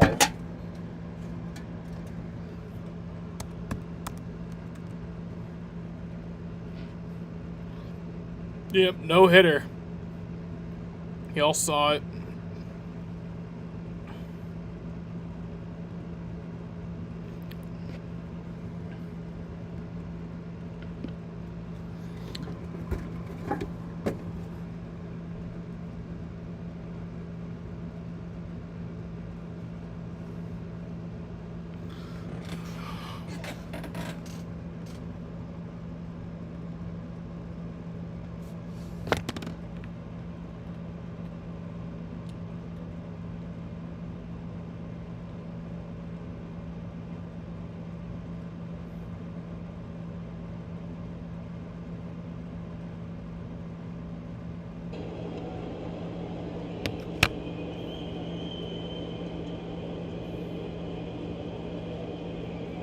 Day a single and ground out a fly out.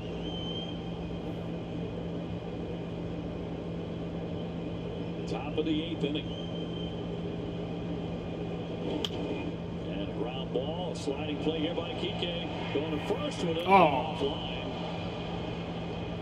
Noda's going to advance into third. The throw will get him. So Kike Hernandez will be charged with a throwing error.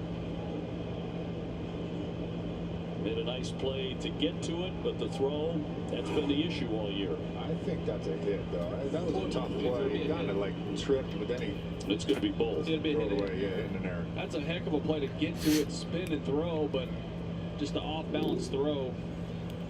Looked like he slipped when he tried to get up. Yeah, couldn't get his footing. So it's base hit and an error on the second baseman. First and third, 2 down. And that one smacked. Oh, diving play cost us. Nice, Tristan.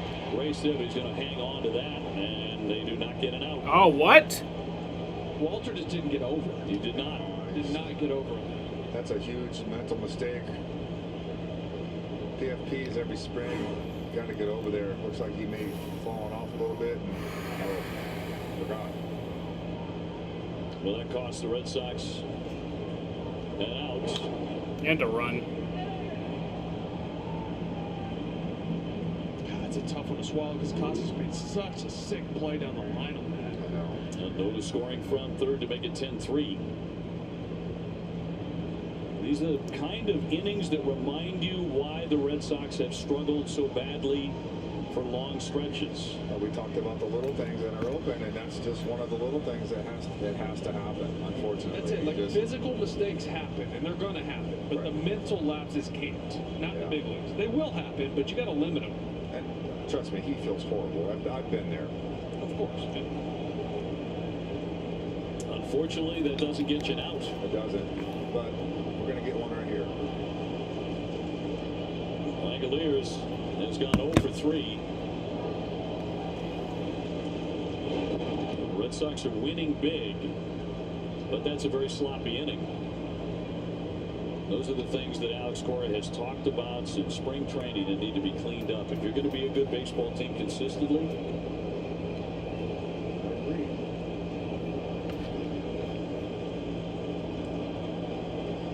two down, and that one smacked on the line, but foul. Oof. Coming in hot. Definitely have to have a short memory with something like that. You just got to let it go and just concentrate on getting this guy out in the inning. That's the hard part.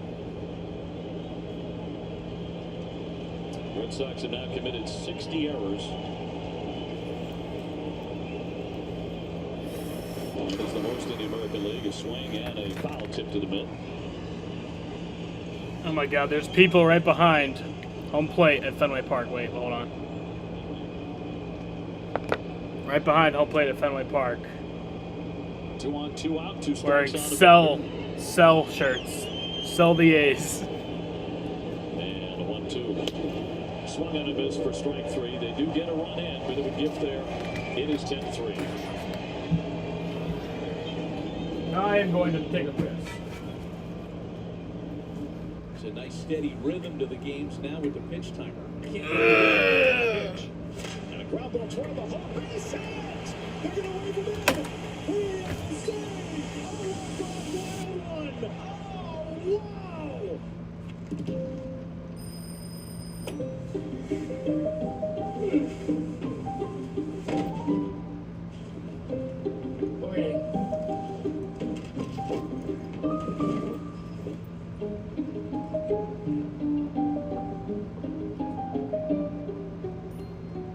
Life after student debt is within reach.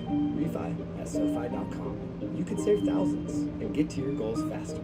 SoFi, get your money right. Hi, we're Visible, the wireless company that makes things visible. With us, what you see is what you get. So a one-line plan with unlimited data for just $30 a month, taxes and fees included, means just that. All this with no hidden fees. And yep, it's all on one line. Because you shouldn't need to share a plan to save on one. It's all you. Plus, we're powered by Verizon's 5G network. Sometimes the choice is just visible. Switch today at visible.com. pitch clocks are in, the shift is out. Pickoff throws are limited while base sizes have grown. See how the new rules have impacted the game so far. StatCast, best of the first half, powered by Google. Thursday at 5 and 7 Eastern on MLB Network. The official MLB Ballpark app. It's the best way to access, manage, and share your tickets with friends and family to any MLB game. It's your personal companion for when you're at the ballpark, helping you with venue info, dining options, exclusive club offers, and so much more. And it's a great way to capture. Bottom of the 8th at Fenway. Tomorrow it's an all-new Nesson Clubhouse. Adam and Sophia head right here to the ballpark to learn about the storied rivalry between the Red Sox and Yankees. Nesson Clubhouse comes your way tomorrow at noon only on Nesson. It's presented by Delta Dental of Massachusetts. All right, TC, thank you very much. TC, was it as loud down there as it is up here? You know, it has been. I mean, Obi's been talking about it the last few nights. It's louder. You know, Justin Turner last night in the walk-off interview said he spoke with the umpires like first time here at the ballpark when they held up the game the other night because they were singing Sweet Caroline. But it's louder than we've heard in a while. The crowd seems more energetic, more into it, and maybe that's feeding off on the Red Sox. Shintaro Fujinami, 6'6" right-hander from Japan, just hit 100 miles an hour. So guess what else is loud? This guy's arm. You can hear the fastball whizzing in from up here. There are like 3 or 4 guys who throw triple digits. If you're thinking about making a trade or two with the Oakland A's. He was a 4-time All-Star in Japan. Had a long career there, 10 years. Rev Snyder hits a mile-high pop-up down the left field line. Yeah, I knew that was a pop-up. But oh, wait, no. That goes foul. There we go. Souvenir. I thought for sure that was going to be out. Rev Snyder hitting 273 with a home run. Batting in Turner's spot. JT got his day off to a nice start with an RBI single in the first inning. And now has an RBI in 8 consecutive games. Justin Turner. He is cooking. Red Sox up 10-3.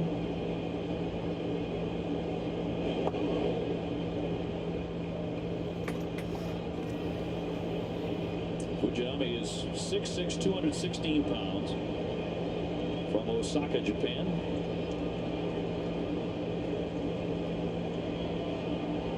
Had over 1,000 strikeouts there. And in there for a strike at 100.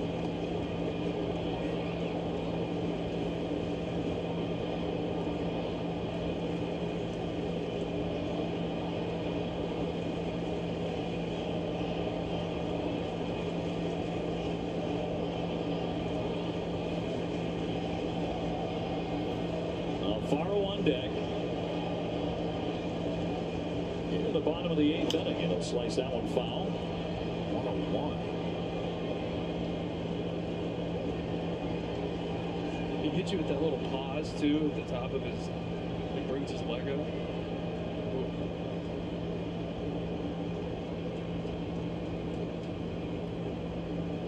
I don't know. It still impresses the heck out of me when someone can throw 100 miles an hour.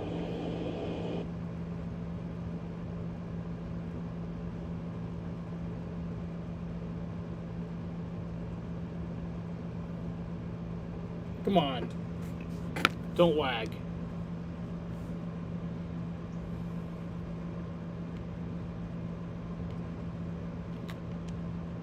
No, not watch from beginning. God damn it.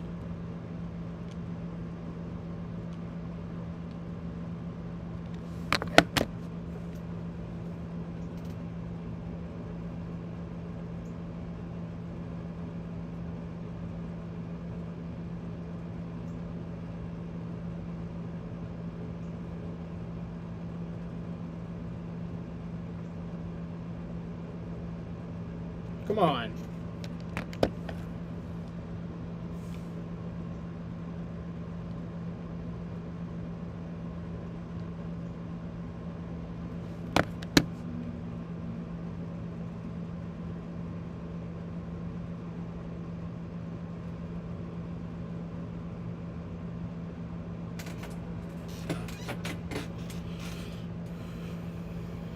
Come on, dude.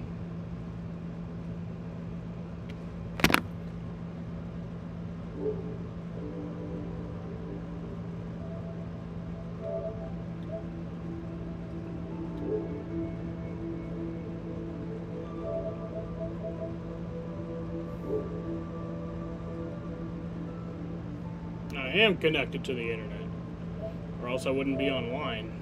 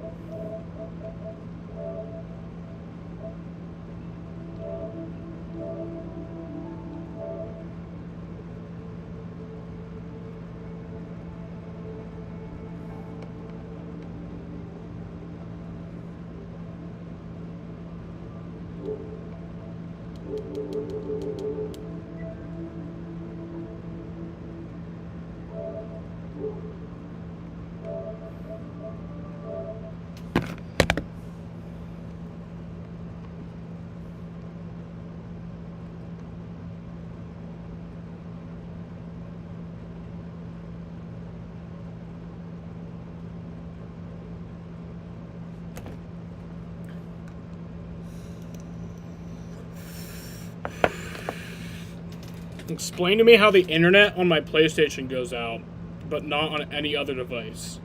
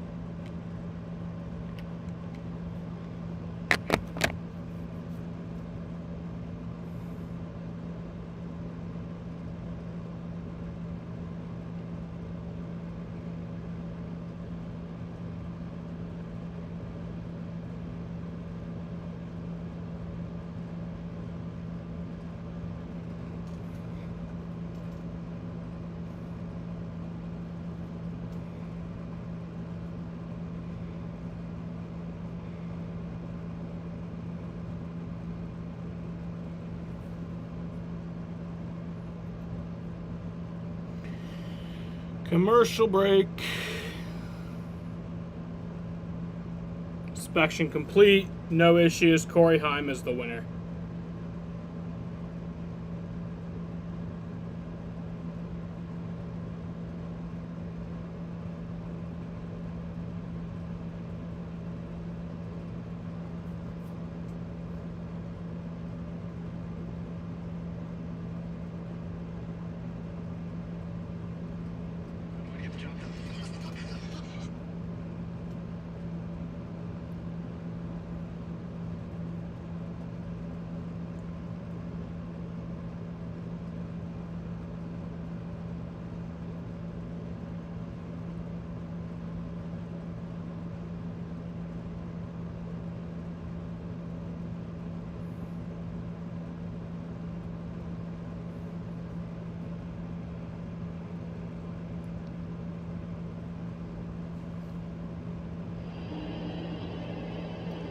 Jesus, the quality's so bad on Join the this. Sox on the road at some of MLB's most iconic ballparks or come to Boston for a bucket list series at Fenway Park. For more information, go to redsox.com/destinations. 9th inning, Red Sox ahead by 7. Manny Pena will lead things off here. He cracked a home run back in the 3rd inning. They also hit a solo shot in the 6th inning, got another run, a gift run in the 8th, but Red Sox scored in every single inning until the 7th when they finally put up a donut. And run away with another one in front of 34,000 plus here at Fenway. Did you say donut? They did. I'm hungry. What a shock. It's about that time. It is. I will say, 4 o'clock game. Go get a little dinner. Nice.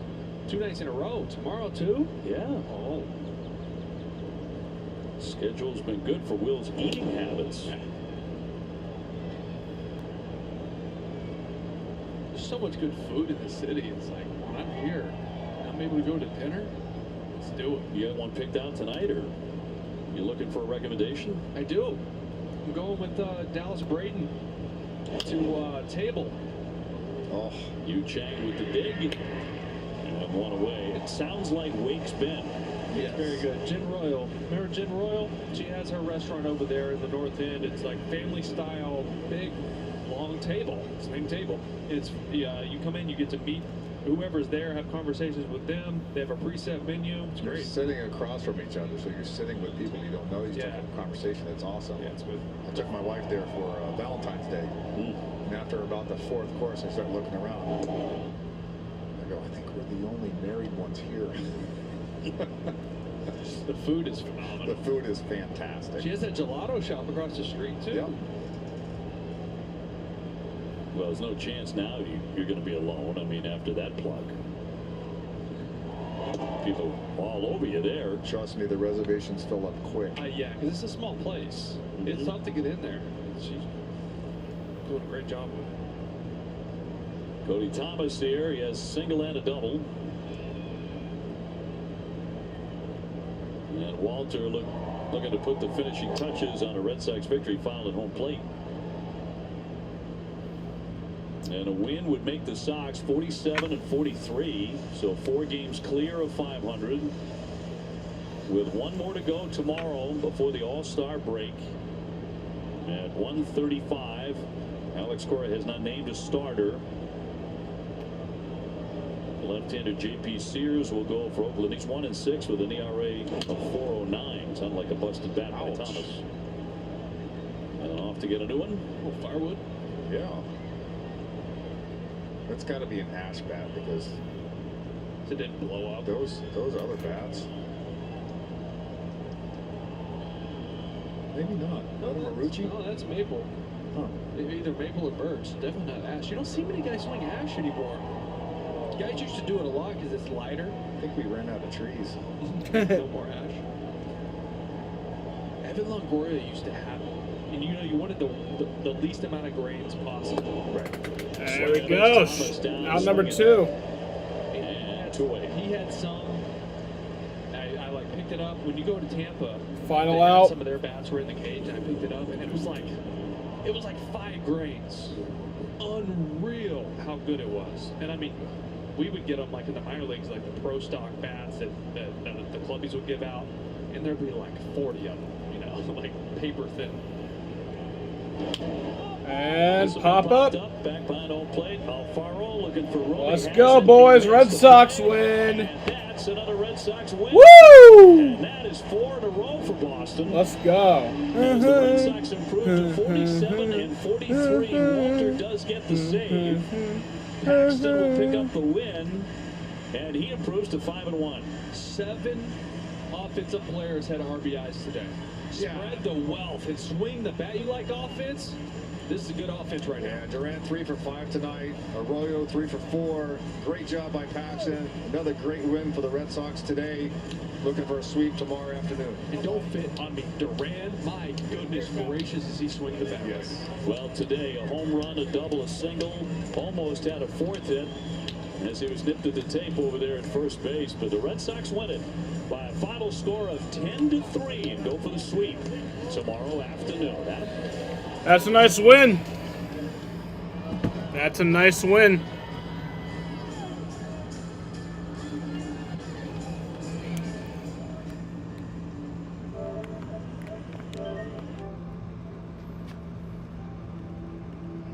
All right. What should I do for the next hour?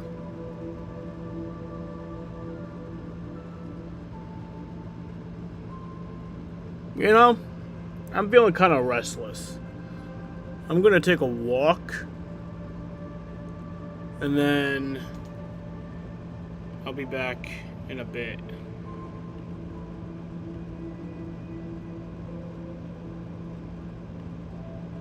Oh, I think this is qualifying. Actually, yeah, we'll watch qualifying. Fuck it.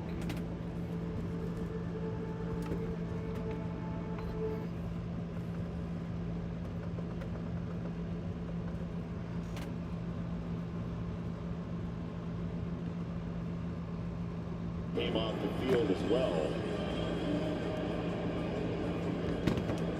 So we will sort this all out.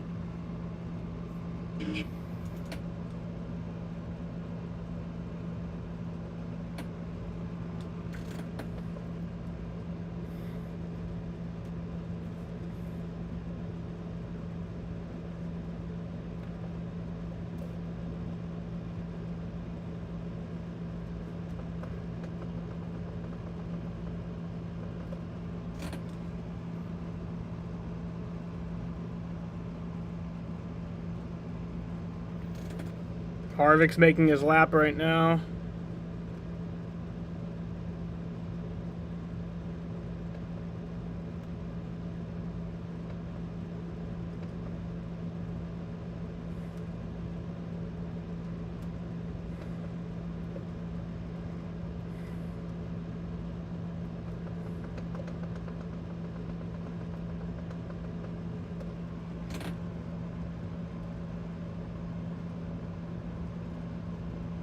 Oh my fucking god, I fucking hate this fucking TV.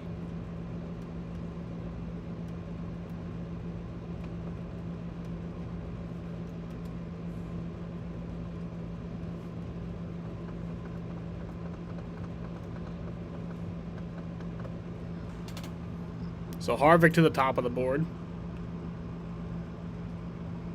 Oh my fucking god.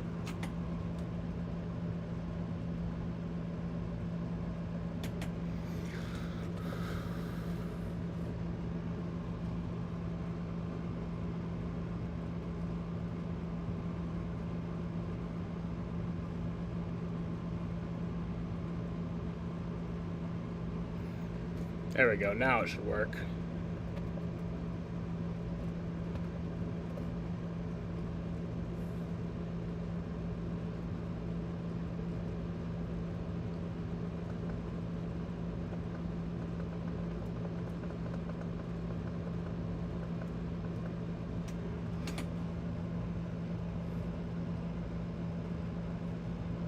Down here, so is the track Amarola up there that we could start to see maybe a little more grip out of it? Rick, I'm high-fiving you. You could be on my team. That is a good sales pitch. Go talk to the driver. Sun's going down, cooling off, more grip. No, but I've talked to a bunch of crew chiefs today in the garage, or really both garages, and they just that they feel as these races start later in the day, you got to be right on the edge early, because when the track does cool and it gains that grip, you don't want all that drag or that slow, aero downforce built into your car. You want a car that when grip goes up mechanically, that car will cut through the air. Here's Ty Gibbs hugging that double white line on the inside, trying to make it the shortest distance around this 1.5 miles. It's really amazing how little steering wheel input is required. Is it 2 laps? Yeah, I think it's 2 laps. Of a corner. Oh, I know, it is just 1 lap. Third fastest for Ty Gibbs. Ty Gibbs will start third unless somebody else.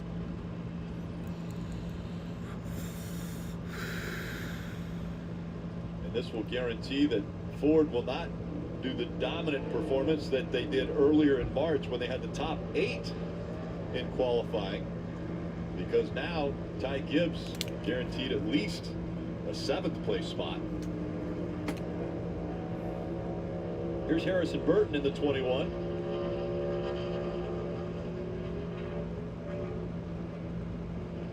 This is a driver that's had an up and down year, had an amazing run at Darlington. Really the highlight probably for the 21 this year.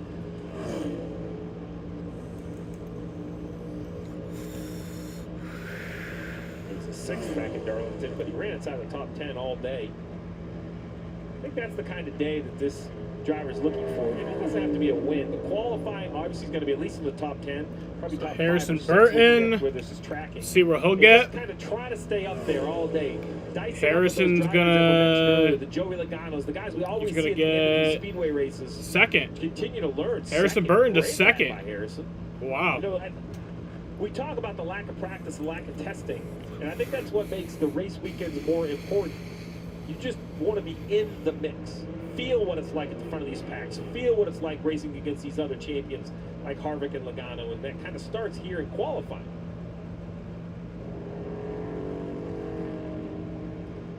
Who's next? Blaney? So that leaves us 3, Rick, right? We have Blaney, Briscoe, and Logano. Yep. So what that does is guarantee Harrison Burton Logano's with next. a career best starting position. I tell you, like it. Here comes Logano. Starting his lap. Again, he celebrated in March, getting to victory lane here. And you wonder what that win has done for his year. Because that's plus his only win on the 25. season. Last year was Plus a little 30. bit of the same blueprint. No real talk Around about plus Joey 30 Logano, right now. And then we leave Phoenix, and guess who's the champ? Plus 40, And plus I think 40, it's easy to plus look back 50. and forget, as awful as that is to So say, it's that not going to he's be a the pole defending lap. champ. Plus, And because they did it in kind plus, of an off-the-radar type of season. plus 74. You never count out Joey Logano. Plus 80. As he crosses the stripe So now, Logano and he will start be second. He bumps Harrison Burton down to 3rd. Almirola still with the impressive So lap. Almirola's on the pole 31.26 right now. Is what Blaney and Briscoe will be shooting at. Chase Briscoe's looking for a highlight on the season. Had a little bit of a stretch there in the middle of the summer. Well, I say it's the summer. I'll call it late spring, right? Bristol, Martinsville, Talladega. He had a streak of 3 consecutive top 5s, but since then he's yet to put one inside the top 15. Trying to right the ship here. Got his new crew chief, which is kind of his old crew chief from the Xfinity Series. So right? Chase Briscoe's out right now. Move over a couple weeks ago. Making his It lap. was their first week together. So, and Greg He's in the green. Now he's plus 7, plus 8. Now he's in the red, plus 17. Said, look, we know we aren't good enough. We know we have to give the drivers, more. So when you look at a track like this where Fords are Round so plus dominant, 20. it's a good way to kind of build on something, try to build a little momentum. Plus 25. Hovering right around that 2 to 3 hundredths of a second slower than Almirola. It'll be plus 30, Appear in the top 36. 3, I believe. So yeah, he will start second. Enough, second Briscoe gets fastest second. for Briscoe. So one car left. It's Will be Ryan the Blaney. last one that will have a shot at knocking Eric Almirola off the top. I like Eric. He's going to sit right here and watch from inside the car. He's going to leave his helmet on. Look at looking helmet. It is. Eric had announced his retirement. Was going to step away from the sport, spend more time with his family. Then as the year progressed, Blaney's on track right now. Eric and his family talked about it. They said, you know what? We like to see you out at the racetrack. We know that that's a place that you're very happy. So he came back this year. Talked to So him Blaney is getting his lap started. He's the last chance to knock Almirola off. He's plus 8, plus 9, plus 10. But they're questioning where that speed is. And he said it hasn't been any. Man, one he's thing. He said he's if it battling was one thing, we'd Almirola. figure it out, we'd be able to run well, but he said it's just been. Can Blaney beat Almirola? Plus 13, plus 15? Probably not. Yeah, no, he lost a little bit there. Plus 20. Blaney still in the red. So in the red, Eric Almirola will win the Down a pole. little bit. Is he going to get there? He does not. Second Almirola place. wins the pole in Atlanta. So Eric Almirola wins the Get a thumbs pole. up out of the driver. So the 39-year-old with his 5th career pole and just his 443rd start will bring the field to the green flag. We'll talk to him after the break. Some days I cover up because of my moderate to severe plaque psoriasis. Now I feel free to bare my skin thanks to Sky Rizzy.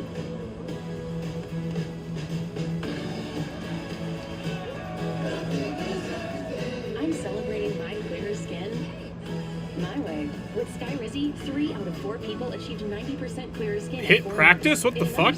Most people had 90% What is this? clearer skin even at 5 years. I'm confused.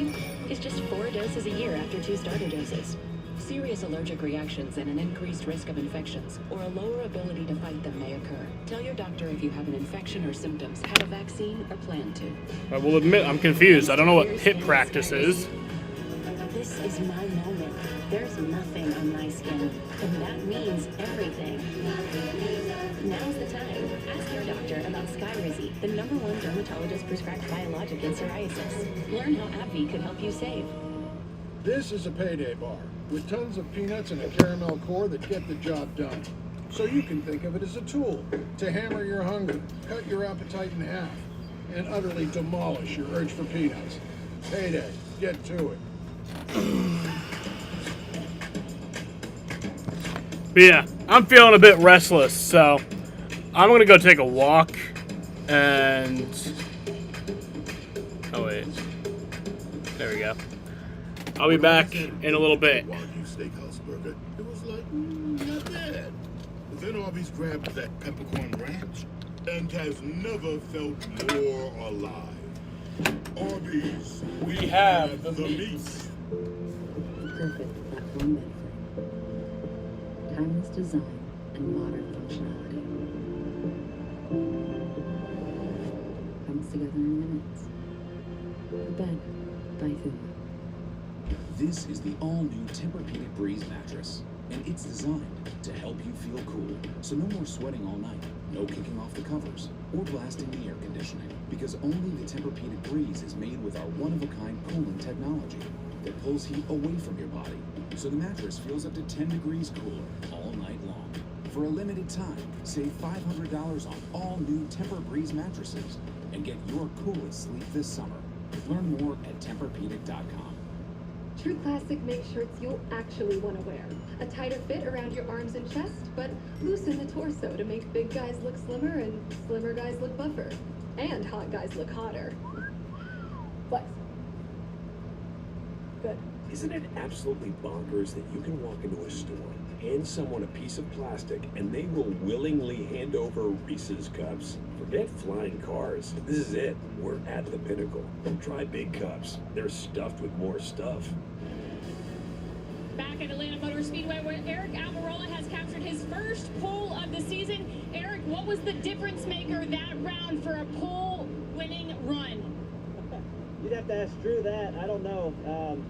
I thought the car drove decent the first round, but it looked like a lot of guys were having a hard time. But my Smithfield Ford Mustang drove really good.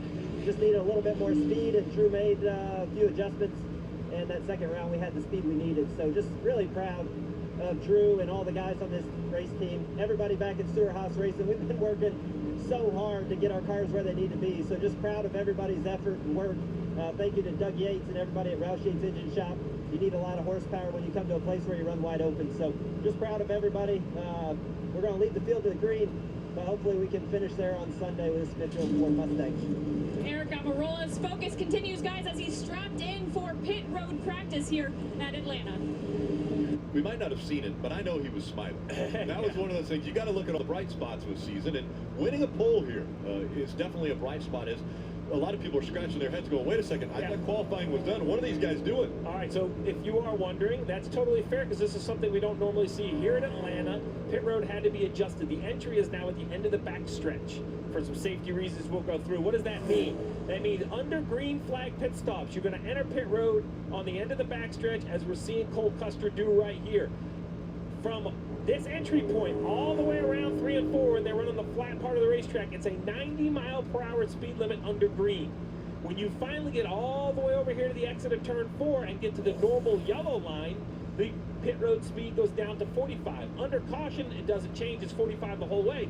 But under green, for two real reasons. As you see, Cole doing a nice job slowing down to 45.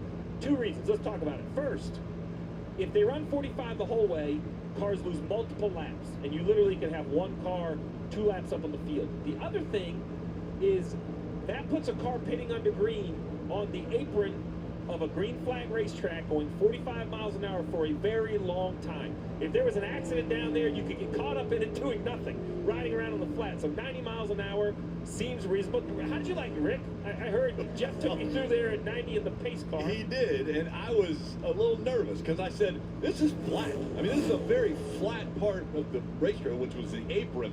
But these guys, 90 miles an hour probably will feel slow to them. It felt pretty fast for me. Yeah, so here's Noah, which it looks like he's going to just run 45 through the whole way.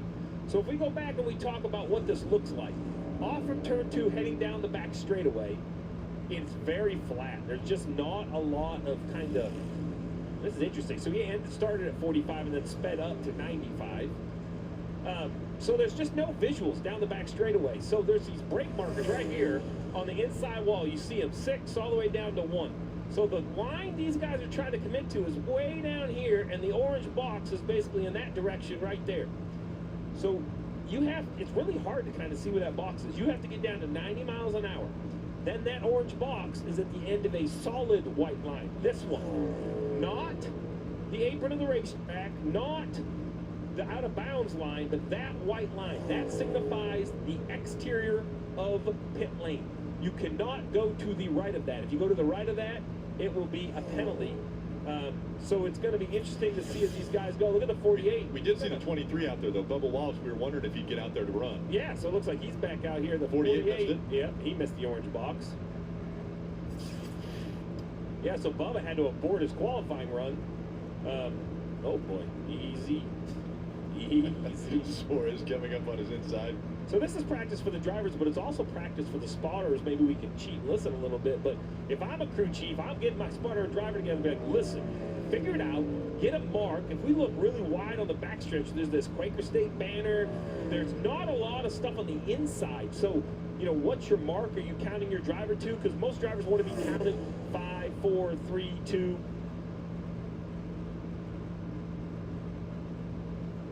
Allmendinger coming to that commitment line. And again, this is different than at any other racetrack we go to. I mean, it is and it isn't. It is because there's no access road. Now, there are tracks we have entered off the backstretch using an access lane, but that normally has a defined gap, grass, think of Indianapolis, you know, back to the racetrack. It's an interesting situation. Now, why do they have to do this? Well, it became apparent that if you have to pit under green here, as narrow as this track is, in pack racing, Daytona and Talladega, you come off of turn 4, onto the flat, you start to slow down, you come to pit lane. You would have to get out of the gas and onto the brake in the middle of the banking. That just doesn't work in pack racing. That would be a huge issue. So if we ride along, we can follow this 41 around. So he's going to come off from, he's in the middle of 1 and 2. So you're going to say pit. He's going to come off, he's probably going to blend left of the out of bounds line to make sure that nobody runs him over from behind. So there you go.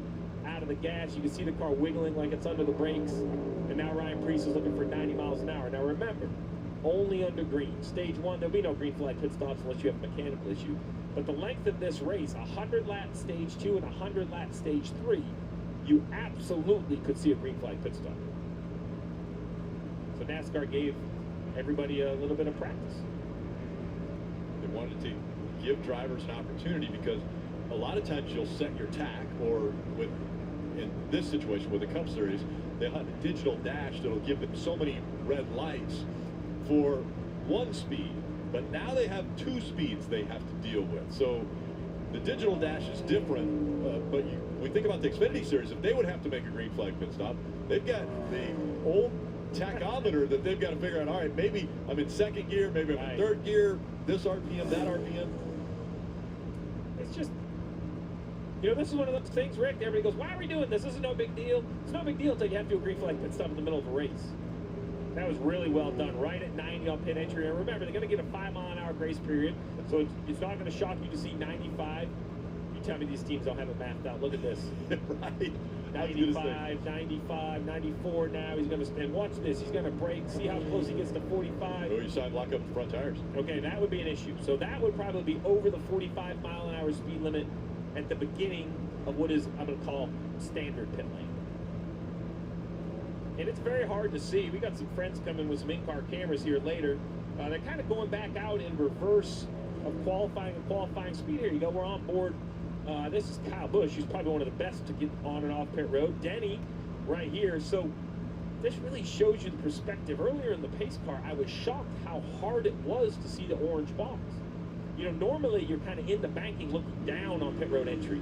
On that flat backstretch, there was nothing. You just do this whole ride right here with Denny. So they allow him to go out and kind of make half a lap. So he's probably going to blend on the backstretch at speed, run 3 and 4. So this time around, he's probably going to start looking left, take an idea where his brake markers are.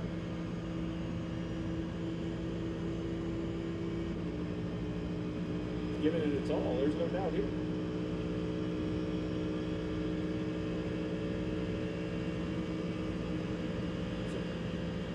Now you absolutely are going to want to know earlier. Now I would make sure I tell my driver on the front stretch we're pitting, so he has as much time as possible. He's going to exit turn 2. It's going to be interesting to see when he crosses off the racing surface to try to get out of the way. I would do it earlier.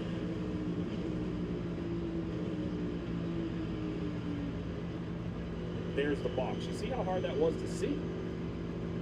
But he was right at 90 when he hit that line. Yeah, there. And now, another great shot, Kyle Busch. Now let's take Kyle all the way through the corner, because the next spot that matters is... He may have been going 45, by the way. At the start of pit road. I think he slowed down quite a bit. Yeah, now he's building back up to 90. 3 blue, we go to all red in 3, 2, 1, now. So you heard all the 3 blues, all reds. You know, that sounds real simple, you and I sitting here. And it sounds real simple in the truck when you talk to your driver. But think about where this is going to come into play. You're out there in a pack, 175 miles an hour, 2 wide. And I'm going to tell you to pit under green. I was on Jeff Gordon's team when he pitted on the wrong side at Bristol. Leading at Bristol, and he pits and runs all of pit lane. And we're all like, what's the deal? And Jeff's like, man, I just didn't think about it. So that's what these guys are going to have to do. They are going to be as mentally tested as possible, and then have this thrown at them all at once. So to your point, how many of them slow all the way to 45 like Kyle did, and then say, oh man, I got to go faster. It's a little bit of a challenge. Just a couple more, less than a handful. Still working on pit road speed. So I did learn something today, though. I don't ever notice it on pit road because there's so many lines. But there was these white lines painted on this new pit road around 3 and 4. And I don't understand what the white lines are for. I know those aren't the timelines. And NASCAR, so if all the electronics go down, that's how we have to verify back to the old school hand timing. So that's the backup system. Yeah, the lines that are painted on the racetrack right now that they're running over, there's a certain distance in between each one so that they could, if they need to, time a zone to make sure that he's running 90 miles an hour. Yeah, because if the competitors knew the electronics were out, 90 wouldn't be the they one. might be flirting with 95 maybe, that area. So he looked like he downshifted from 90 to the 45, so it's a different gear ratio for him. Same here. Yeah, you heard it. There's just so many ways to do it, right? Where does your car run the smoothest? 3rd gear, 2nd gear, 4th, you know, you have options. Logano won this race earlier this year. The different speeds were not in play earlier this year. This is the first race that they'll have different speeds on that first portion of pit road. So running the entire thing at 45 miles an hour took so much time that you lost multiple laps. You know, I think that was some of the challenge. And I really believe the other challenge is, I mean, look at the 22 right here. he also slowed down to 45. So just think about if you're riding right here at 40. I mean, he's back up to 90 now. Think of how long he would be that close to the racing surface at 45 miles an hour. I mean, that would just be it potentially could be a dangerous situation.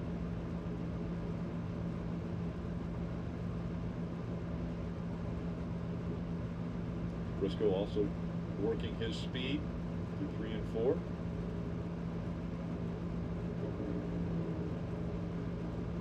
Just like that, Rick. All track time's over. 1 lap of qualifying, 1 lap of pit road speed practice. Well, now we shift gears because Countdown to Green is coming up next for Xfinity Series Racing.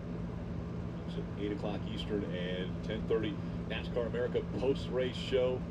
You see John Hunter Nemechek's car making its way out onto the track. He'll start in the front row. It's Josh Berry. Surprisingly, still looking for his first win in 2023, but he's already got a cup ride for 2024. And if you weren't with us earlier, the 2 fastest Xfinity cars in Atlanta, the 2 RCR teammates, broke transmissions. They will be coming from dead last on the field. Austin Hill, one of them, going for 3 in a row here at the Speedway. Yeah, so good at this racetrack, but both of their cars had an issue, and so Sheldon Creed, Austin Hill, both were the fastest in the first round of qualifying, but then had issues slowing down and coming out of pit road, so they didn't even get to make the second round of qualifying. There's Sam Mayer also making that car's way onto pit road. Once again, we'll have a lot of fun with our Xfinity Series broadcast. We've got Burton and Junior. They'll be down on pit road, joining Marty Snyder, Brad Doherty, and Kyle Petty. If you already know that a blend of tender, marbled Wagyu beef makes the best burger, good for you. Arby's Wagyu Steakhouse Burger is back. You beef genius? Arby's, we have the meat. This is a payday bar. It's got tons of peanuts and a caramel core that get the job done. So you can think of it as a tool to be kept here, or even here, but definitely not here. It's not a pencil, people. Payday, get to it. To go to the heart of stock car racing, you'll need to go to the heart of the stock car, where a history of high speed roars to life, and a passion for good times fuels it all weekend long, where kids can be kids, and adults can be too. It's anything but slow at Michigan International Speedway. Come be a part of the action. Get your tickets now at mispeedway.com.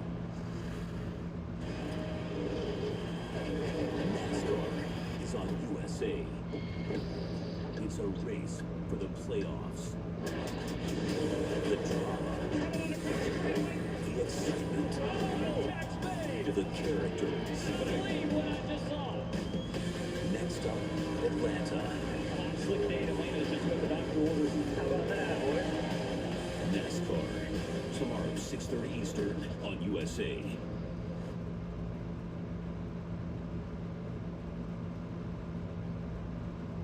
There's 2 other trucks around him. He couldn't get by him.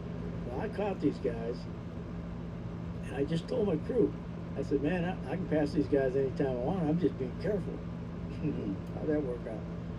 So I see him go sideways. Well, I figured I'm going to go past him before he hits the ball. I didn't see the other truck inside of this kid. He hit him, and they both turned right in front of him. And, I hit the wheel, and it threw me up at the catch fence at 180 miles an hour. Whoa! Oh, look out! We got trouble. Oh my. Oh my.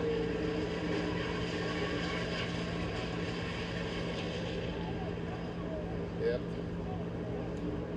Keep your fingers crossed. That truck that is upside down, we believe it to be the number 15 of Jeffrey Bodine. And as I said, keep your fingers crossed, folks. The front got cut off, the roll cage got cut off.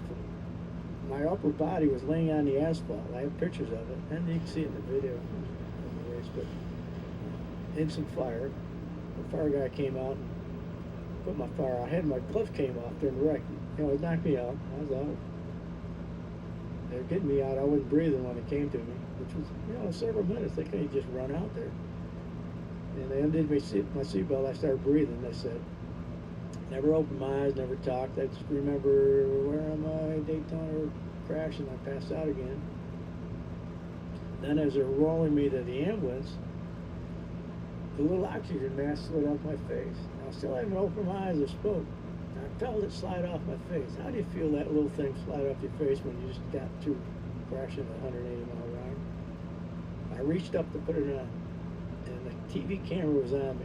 My mom was home watching. She's crying, thought I was dead. Everyone thought I was dead at that point, but they saw me move. And that was God's thing. Didn't know the camera was watching. I just felt that little thing slide off my face. Have you looked at the photos of that crash? Oh, yeah. When you look at that and see yourself in there, like what goes through your mind? I still look at him and look at. There's a piece of brake rotor that follows me through all these pictures that one gentleman took. It's pretty neat. And his photos are incredible. You can see bolts and stuff flying through. Detailed. It's really detailed. I keep looking. I know God was there. His angels were there protecting me. I'm still looking for them. I know they're in there. Yeah. I guess they don't like getting pictures taken, but I know they're there. No, I just feel blessed. You know, it's not a scary thing. It's a blessed thing. I know God. I was touched. I'm saved. Nothing was there to save me. I put the seat in. It was a seat that wrapped around your shoulders. Yes. LaJoy started selling them. Put the seat belts in, so that held me in place, but didn't save my life. When I woke up in the hospital, I went through all that. They're checking me out, and Dr. Kennedy sewed me up. And it's funny because when they're going to lift me from the ambulance cot to the hospital cot, I heard them talking. They said, on 3, lift. I said, I hurt really bad, be careful. And they lifted, I passed out. So he's sewing me up, and he said, this might sting. And he poked me, and I said, man, that hurt a lot. So what up? The microphone cut. I got a scar or something. Okay.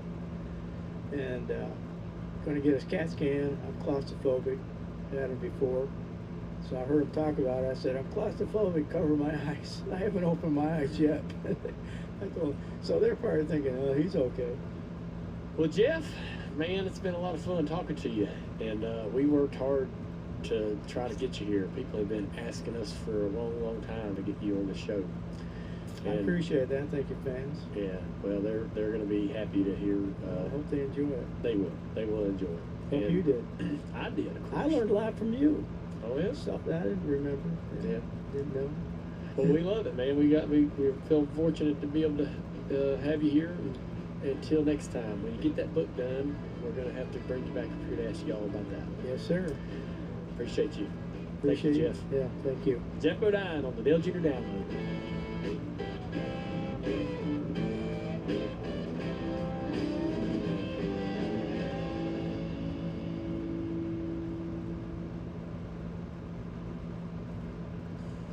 Atlanta Motor Speedway. This track produces some of NASCAR's most thrilling races. Combine fast speeds with the threat of the big one around every corner, and you have a recipe for one hot July Saturday night for the NASCAR Xfinity Series. We did it, baby. Hell yeah. Thank you. Good job. Nice job.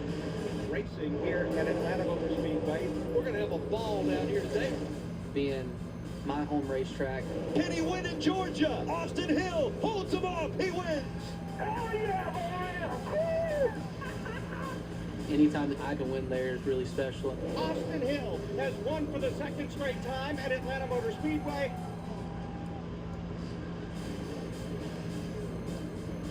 And welcome everyone to Countdown to Green as the NASCAR Xfinity Series rolls into Atlanta for one of the most unpredictable races of the year. High speeds, high risk, high reward, a lot on the line with just 10 races left in the regular season.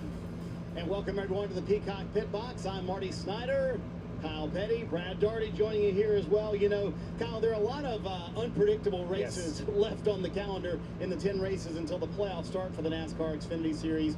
Chaos always happens here. Where does Atlanta rank on the chaos meter for you? It's at about a 10 on the meter, on a scale of 1 to 10. And I say that because of this. Because this is an opportunity. This is an opportunity for 10 or 15 guys to grab that brass ring and make the playoffs. And you give that many people an opportunity and a prize, there's going to be chaos when they all go for it at the same time. You're absolutely right. And then you got to remember now, the reconfigure since last year, there's only a few guys that kind of have this stuff figured out as far as drafting and utilizing the super speedway techniques. Everyone else is just right around it. So this is a great opportunity. There's going to be chaos. Things are going to happen. You have to be able to be there to seize the moments. You know, Brad, I think some folks were surprised the success for Cole Custer didn't come early in the season after he moved from Cup to Xfinity. It's rolling now, though. Won at Chicago last week after a little bit of rain in the streets of Chicago. Started from the pole in that race.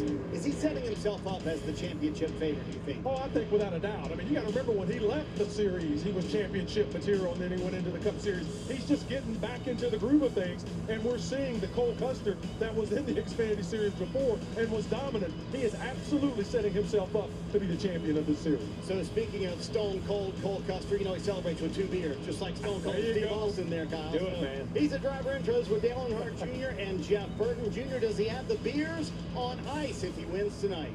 Yeah, we want to know, do you got the beers on ice every week, especially if you win tonight? That's the plan, right? I mean, we're going to Stone Cold some beers here, hopefully, at the end of this thing. We got a good car, so hope we can do it. Well, I've been interested to talk to you this year. You back in the Xfinity Series. I'm not going to ask you if you're having fun because I'm watching it. You're having a great time winning these races. But what is the ultimate goal for you? Is it to get back to the Cup Series? Yeah, I mean, I think when you look at NASCAR, I mean, that's the epitome of our series. You know, you want to be racing Cup, but that's where the competition level is and everything. I mean, but, you know, being able to work with these guys here, it's been an awesome year. I mean, we didn't start the way we wanted the year, but they've worked their tails off to try and get us to where we need to be, JT and everybody at the Xfinity shop. And I'm really proud of where we've come, and I think we'll be a real threat here coming into the playoffs. Well, you've won some Xfinity races this year. There's another chance tonight. Obviously, we saw in qualifying, cars don't always drive very good. What is it going to take to get this win tonight? Man, I mean, it's crazy here. I mean, we know that. I mean, there were probably 20 cautions here the first race. So, I mean, overall, you got to keep your car in one piece. Cars are not going to be handling good. It's hot. It's slick out. So, hopefully, just keep it in one piece, get some stage points, and be in the fight then. So, what is the strategy toward the end of the race? We know a lot of teams are very tight on fuel. Do you know exactly how you're planning on running that final stage? I can't tell you everything, you know, but no, I mean, it is really close. So, I mean, you probably only need a caution or two to get you to where you need to be, but it depends on how your car's handling too. You know, you got to play it by ear, and we'll go from there. But I'm confident what we got. We were good here in the spring. We just need a little bit more luck. So hopefully stay up there and have a shot at it. Marty, we always wondered in this series who would elevate themselves to be the championship favorite. Yeah. I think we're standing with him right now. Yeah, I think that's a great point, Junior. So, Kyle, what are the little lessons and little things you pick up when you move from Cup to Xfinity? Let me tell you something. When you got to go against a restart, against a Kevin Harvick and a Kyle Busch and guys like that, and you race with them for multiple years, you learn how to restart. You learn how to be cautiously aggressive and make moves. You mature. He is a lot more mature as a driver and understanding where he needs to be on the racetrack this go round in the Xfinity Series than he was the first season. Yeah, absolutely. It's about experience. You go race with those guys, just like Kyle's talking about, and you learn that your little mistakes get exacerbated. You can't make them. So when you come back to this series, you have so much experience. You're super aggressive. It is a great opportunity to go out and get some wins and get some confidence. So when it comes to racing at Atlanta, since the track changed, only 2 drivers have finished top 10 in every race. Riley Herbst is one of those right now. Riley is with Kim Kuhn. And Marty, you stole my stat. Marty was talking about the fact that you were one of 2 drivers to finish top 10 in all 3 reconfigured races at Atlanta, and you led laps in the spring. What suits you so well to the new Atlanta? Just really fast race cars from Stewart Haas Racing. I think you saw that at Nashville, and unfortunately last weekend we were absolutely awful. So hopefully we're out of Chicago now and back at Atlanta, and we can try to get that first win for myself and everybody on the Monster Energy team, and just start clicking off wins and being more consistent like we were in the beginning of the year. What do you think's been the difference? You mentioned the consistency at the beginning of the year, then it's been a little bit of a dip. What has changed and what needs to change? Well, a lot has changed. With the crew chief, we have a new man in charge with Davin, and we're really excited about working with him. obviously, we were sad to see Richard go, but he's on to the Cup side now, and Davin's brought us fast race cars at Nashville, and I think I just wasn't up to snuff last weekend at Chicago. So hopefully we can get back right on the same path at Nashville here at Atlanta with some good speed, and I think we qualified 6th, so that's decent spots to get some points in the first 2 stages, and then hopefully we can race them at the end like we did here in the spring. Marty, this team definitely building. As Riley mentioned, new crew chief pairing that happened in Nashville, and they're slowly getting the hang of each other. So, Ken, we mentioned 2 drivers who finished top 10 in all 3 races at Atlanta since the track changed. The other one, Austin Hill. No shocker there, right, Brad? Yes, so sir. here are the stats, and here are the highlights from Austin Hill the past couple times here at Atlanta. Brad, if you were making a top 5 drafter list in the Xfinity Series, is there any question Austin Hill would be number 1 for No, you? absolutely number 1, and then you'd have to see when he's in there, Justin Haley, someone like that. But Hill, he has that innate ability. He absolutely keeps the momentum of that race car going forward at all times, just like our guy over here, Dale Earnhardt Jr., who's the best I've ever seen. And Kyle's got his work cut out Yes, for he him. does. They had a transmission issue Yes. in qualifying. He actually made it to the 2nd round and was going to qualify for the pole, but now he has to start at the back. How much harder does that make his job? It makes it a lot harder, and it makes it a different race than what he's won here in the past. I heard Ryan Blaney earlier say it's a narrow track. It's hard to move forward, and you've got to establish yourself early in the race that the other competitors know you're a guy that they're going to have to work with. They're not going to work with Austin Hill early because he's not up there. He's got to work his way from the back to the front and then take control of the race. The first 2 times he won here, had control of the race almost the whole race. Yeah, Dave Burns, it's going to be fun to watch Austin Hill tonight. Oh, yes, it is. I guess 2 questions for you. Is the car right? And then how do you do it from back there? I think it's right. I'm sure everybody at RCR and ECR have done a really good job getting our Bennett Chevrolet ready to go. And it's going to be tough coming from the back, but I think guys are going to be struggling a lot with the handle of their race cars tonight. They're going to be slipping and sliding, really fighting for that middle lane, the top lane. And I'm hoping my teammate and I can really wrap the bottom and just drive up through the field. You know, in the past, I've had a really fast Chevrolet that can run all the lanes. It doesn't matter if it's bottom, middle, top. I can really run wherever I want. So hopefully we have that tonight, and it makes it pretty easy to get through the field, get some stage points maybe in stage 1. And, you know, once we get up front inside the top 10, then that's when our race is really going to get started and try to get the lead and you know, control the race from there if we can. And maybe he can do that controlling again. He brought up a good point. Sheldon Creed, his teammate, will be back there with him. It'll be fun to watch, Marty. Yeah, Dave, Austin Hill, one of 6 Georgia drivers in the race tonight. This track has been a part of NASCAR history for over 60 years. All the greats have won here. Petty, Jarrett, Yarborough, Elliott, 2 times.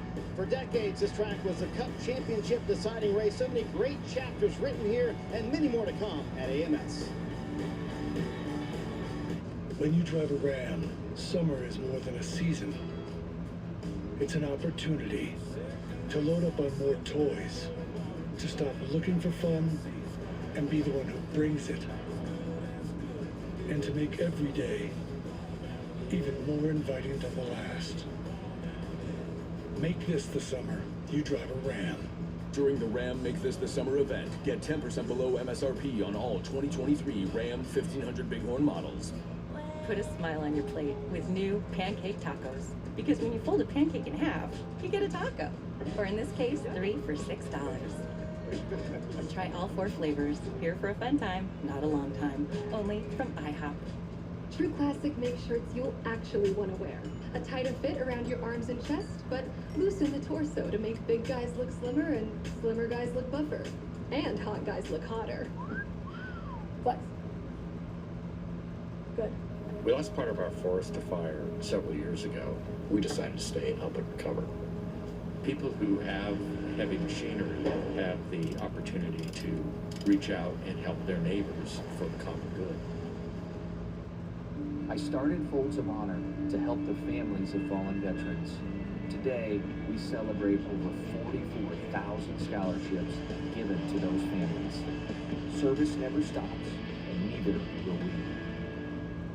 There's a thin line in the NASCAR Xfinity Series between winning and losing, between being the future and being past, between headlines and tailspins, between making history and being it, between the sweet taste of victory and the fumes of defeat. In the NASCAR Xfinity Series, there's a thin line between being a name they know and being a name they'll never forget. We got to make its way to the garage where you're not scoring him any longer. And we have got a car stop at the start-finish line, and that is going to be Josh Williams. I've never seen this kind of display before. Apparently, if you get in a wreck of any kind and a piece of bear bug falls off you or out of the race because you littered the racetrack. Yep, this is, you know what? Never heard of this in my life. All right, that's a good way to protest, right? And Brad, to me, it reminded me of Kyle Petty circa 1993. No doubt about Did that not reek of something Kyle would have done back in the day? 93-ish, right along there. Is that a fair assessment of what Josh Williams did? In all honesty, 100%. In all honesty, I stood in solidarity with Josh, and for a week I rode around in my car. I rode around in my car and threw bear bond out the window. So I stood in solidarity with him. Josh has since turned that viral moment into good. Dave Burns, tell us more. Well, Marty, it really has turned out for good. I think a lot of kids knew Josh Williams as the race car driver that would come to visit them in the hospital, which is awesome. But then they saw he was kind of stubborn. So how'd you work all this out to the ultimate good? You know, it worked out really good. I mean, you know, at that point in time, I didn't think it was a big deal, right? I was just mad, you know, short track racer, being old school. And once I got out of the hauler, I got swarmed by all these people. I was like, well, this is big, right? Got back to my phone and had like 300 missed calls and all kinds of stuff going on. And I was like, man, this is wild. So we spun it into a positive and made our T-shirts, and we're able to donate to some charities. So that was cool for us. So I think it ended up a good thing, real good thing. And it seems like there have been a couple of times when you've had things associated with your children's hospital visits. The racing seems to go well in association with those weekends. So you're looking for a big night? I hope so. I hope so. Hopefully, if we have to park it anywhere today, we park it in Victory Lane. We got a really good race car. Got Cool Ray back on board here. So the guy's been working super hard. We've had some bad luck, but that's racing, right? So hopefully we get this ship pointed in the right direction and end up parked in Victory Lane. And Josh has a really good race car tonight, Marty. It could happen. Good stuff, Dave. One driver who would like to relive the spring race here, but for his success, is Daniel Hemrick. He finished second in March. Right now, he's with Kim. Yeah, Marty, and when the Xfinity Series was here in the spring, runner-up was Daniel Hemrick, but very different conditions. It was freezing back in March, very warm here today, so what's the expectation? All right, I'm back, race? bitches. Yeah, I think just, you know, being versatile, obviously the racetrack, every time I come back here, lose a little bit of grip, gain a little bit of character and roughness and ride quality of the race car, and yeah, then hopefully Circle Chevrolet, you know, we can adapt to whatever the conditions are. I feel so super confident every time we come to this style of racing, whether it be Daytona, Talladega, or this new hybrid of a speedway package we have here in Atlanta. So I'm excited for the opportunity. We have a bunch of folks from Circle here, so it's cool to have Garrett and his family here, and look forward to putting on a good show and hopefully getting all those guys to Victory Lane when it's all said and done. Marty, I think any team owner will tell you there is nothing better than a confident driver. Yeah, no doubt, Kim. Brad, so this is one of those races where there's a lot of confident drivers. Yeah. A lot of drivers feel like they could win this race. But who are some drivers you're thinking about tonight that view this race as maybe one of their best chances left in the regular season to get to Victory Lane? Yeah, you know, obviously we talk about Austin Hill being from Winston, Georgia, but another guy from Georgia, Tucker, Georgia, is Ryan Sieg. He always runs really well at this racetrack. He is strong. I'd like to see him have an opportunity. If he can hang around, that's a possibility. And a guy who almost won it last year was Parker Cleveland. Yes. Ended up finishing fourth. They came across backwards. But he was flag ticket. He finished it off. Yeah, Kyle, how about you? Sam Mayer. I look at the last 4 speedway races. He's finished in the top 10 out of 2 of those, and a second, his best finish. So he is a speedway racer. He's getting there little by little. The other, Jeb Burton. His 2 Xfinity wins have come on speedways, knowing how to see the draft, almost see the air like they talk about, anticipating the moves that one line will make and the other one. Jeb Burton, it looks at this as a huge opportunity. Including the last drafting race at Talladega. Hey, when we come back, Steve Letarte joins us to discuss the Xfinity Series cut line. Plus, Dell Jr. explains the difference between Atlanta and the other drafting tracks as we close in on Green Flag. Gorgeous evening here in Atlanta, Georgia.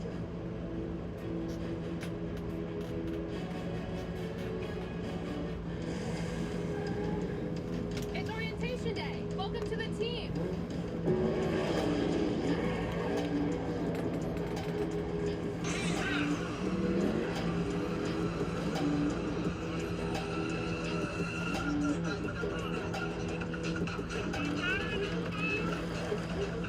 Who wants to race? I like this team. Be part of something greater. Toyota. Let's go places. Get a free ticket to see Indiana Jones and the Dial of Destiny when you spend $35 at Applebee's. Applebee's. Now that's eating good in the neighborhood. I started Folds of Honor to help the families of fallen veterans. Today, we celebrate over 44,000 scholarships given to those families. Service never stops, and neither will we. SVU on USA.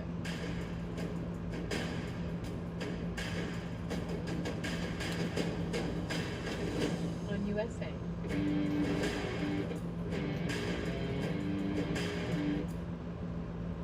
Dear Anne, I know how you're feeling, because I'm you. You think recovery will be long, but the advances in heart care will amaze you. A visit to the St. Joseph's Health Cardiovascular Institute will be more than good for your heart. These doctors are the best. With the latest technology and their comprehensive approach, they're saving lives. If I knew then what I know now, I would have seen them sooner. Don't wait. The best is yet to come. Vulvas get itchy, and it can be intense. Vagisil cream helps stop itch instantly. It's real medicine for real relief. And now, new Vaginal Itch Protect Wash helps itchy, dry skin feel calm and comfortable again. From the #1 itch experts, Vagisil. You really think you can get me to like dark chocolate? Without a doubt. Won't it taste bitter? Not this dark chocolate. It's delicious. I told you it wasn't bitter. From the Lindt Master Chocolatier, discover excellence. Expect delicious. You can find almost everything in the sports world right here in Atlanta. Of course, the host city for the Olympics in '96, plus the Falcons, Hawks, the Braves, and college football. Cannot go out without mentioning that. Names like Hank Aaron, Deion Sanders, and Dominique Wilkins have all played in the city. And of course, since 1960, NASCAR has been a part of the scene as well. That continues tomorrow, the NASCAR Cup Series, right here from Atlanta Motor Speedway. Can the native son, Chase Elliott, get his first win of the season and win back-to-back races here? Defend the win from last year. Find out tomorrow on USA. Hey, Kyle's here. How's NASCAR Xfinity Series playoff standing shape up? And that cut line's getting a little interesting, isn't it? That cut line's really interesting. And the guys that are below the cut line, when I look, and Brad Daugherty mentioned it, Parker Kligerman, he can win here. He can win here, and that changes that cut line. Brandon Jones can win as we move forward the next few races and change that cut line.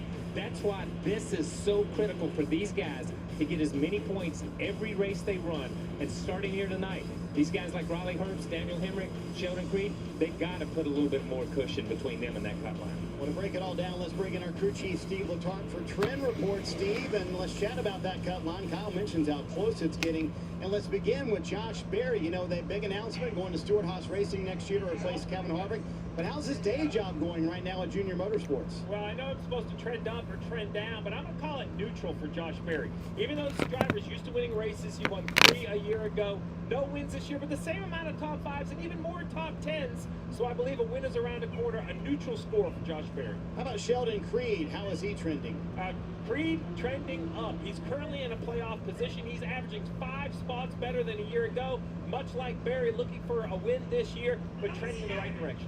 All of a sudden, Brett Moffitt has thrust himself in the middle of the playoff conversation. Steve, how are you feeling about his trend for a playoff run? Brett Moffitt and AM Racing both trending up. The first year at Xfinity for this team. Brett Moffitt has found a home 4 weeks in a row inside the top 15, a top 5 last week at the tough road course or street course in Chicago, trending up for Moffitt. How about Brandon Jones? Well, it can't be positive for everyone, Marty. That's not the segment. Brandon Jones trending down. He's averaging nearly 7 spots worse than a year ago. This is a team you would expect to make the playoffs. Currently 74 points out of the playoffs. There's nothing I can say but trending down for the driver of the night. Boy, Steve, since this track changed, it has become such a unique place. It's now a drafting track. So how do you play this race now on top of the pit box? Track position, track position, track position. Why it's Yeah. easy to keep up and easy to be in the mix. Very hard to jump through that fence, that 5th to 10th place position. I call it the black hole. To fight your way through that black hole, if you are able to get in front of it, keep it. 2 tires, no tires, gas only, anything to stay up front. You think handling is a problem? Try running at about 15. So Junior and Jeff want to bring you guys back in. You know, Junior, we lump Atlanta now into this drafting track category, but how is Atlanta different than Daytona and Talladega? Well, it's a little bit smaller, a little bit more confined, but you're still wide open. You're still trying to run hard and use the draft. But with the confined spaces and the tighter turns, you see a lot more indecision. And indecision, or even trying to think or plan a move, is a bad strategy in plate racing. In plate racing, you got to do. You can't think about what you're going to do because somebody else has already done it by the time you've decided what you want to do. So that's the one thing about racing here that makes it even tougher for the drivers than at Talladega Daytona, is with the confined spaces, you see a lot of indecision. Yeah, with that confined spaces, on a track record, the spring race 11 cautions. And that's one of the things you got to do differently here, is you've got to have track position. It's really important. You just heard Steve say it, but you can't get in wrecks. Like, it's so easy. So how do you do both of those things? It all starts with qualifying, but if you didn't qualify well, you got to go to the back. You got to drive your way to the front, and doing that, you got to find a way on a place that's very tight. 3 wide here is tough, but the only way you're going to get to the front is push the issue, make stuff happen. Easy to get in a wreck like that. 11 cautions, man, that tells the tale. Yeah, I agree. Marty, this place is not really a Daytona or a Talladega. It's a bit of a hybrid between the mile and a half and the super speedway drafting packages, and it's going to continue to get that way as this asphalt ages. You know, one thing I do know, Junior, it's fun to watch. I know that. And that race is coming up here in a bit with the Xfinity Series. Appreciate it, fellas. So, Kyle, one thing that's new here this weekend is the 2-stage pit road speed for the first time ever. So it's 90 miles an hour around the turns. Then the drivers have to slow down once you hit pit road. Yes. To the technical pit road to 45 miles an hour. This is only under green. Shouldn't happen tonight. Yeah. Might happen in the Cup Series race tomorrow. Do you like this solution rather than trying to get off turn 4 There won't at be a 180 race miles an tomorrow. hour in a pack? I do like this solution because it's safer. It's safer for the competitors, everybody that's out there. Because here's the deal. Yes, the 45 mile an hour speed limit is the same way it's always been. Yeah. Same place it's always been, at the end of pit road down there. What they're asking you to do is enter in turn 3 on the flat, run 90 miles an hour around that section, but you're not up in the racetrack. There is nothing worse than to drive off into turn 3 at 170, 80 miles an hour, slam on brakes in the middle of the corner, and those cars are coming still at 180 or 90, and you're trying to get it down to 45. That is a dangerous situation. And Brad, we gauge our heat off how many shirts you have to go through. It's a 2-shirt day for you, No Brad. doubt about So it, man. Big the fella. heat will be, and I know it's a night race, but the heat will still be a factor. How does that affect the drivers? Well, I think it affects the drivers immensely, but they all work hard. They stay hydrated. The thing I'm watching, though, is it's going to be about a 20-degree difference once we're racing tonight, even though it's warm, than when they qualified in practice. So you have to have that race car prepared because it's going to go through some changes. It's going to go through some motions. It's going to get cooler and cooler and grippier and grippier. And it's always the humidity, right, Kyle? That's what always gets you. That's It's a dry heat, Marty. It's a dry heat. That's my hair up. Oh, my goodness. My hair So Brad's hair now. Hey, 10 races left in the regular season for the Xfinity Series. Is it desperation time yet? Brad and Kyle weigh in next as we get closer to a little Saturday night racing on USA.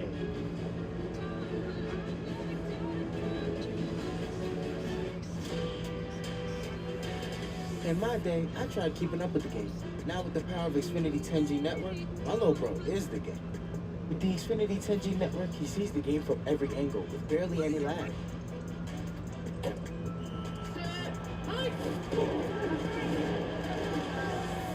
My little brother, more like my big MVP. Xfinity is a game changer. Introducing the next generation 10G network, only from Xfinity. The future starts now. The Barn Bar. The county's best hangout. Just got better. Here's to living smooth with the always smooth, easy drinking Keystone Light. 75 years around this epic track. But we've never stopped moving forward.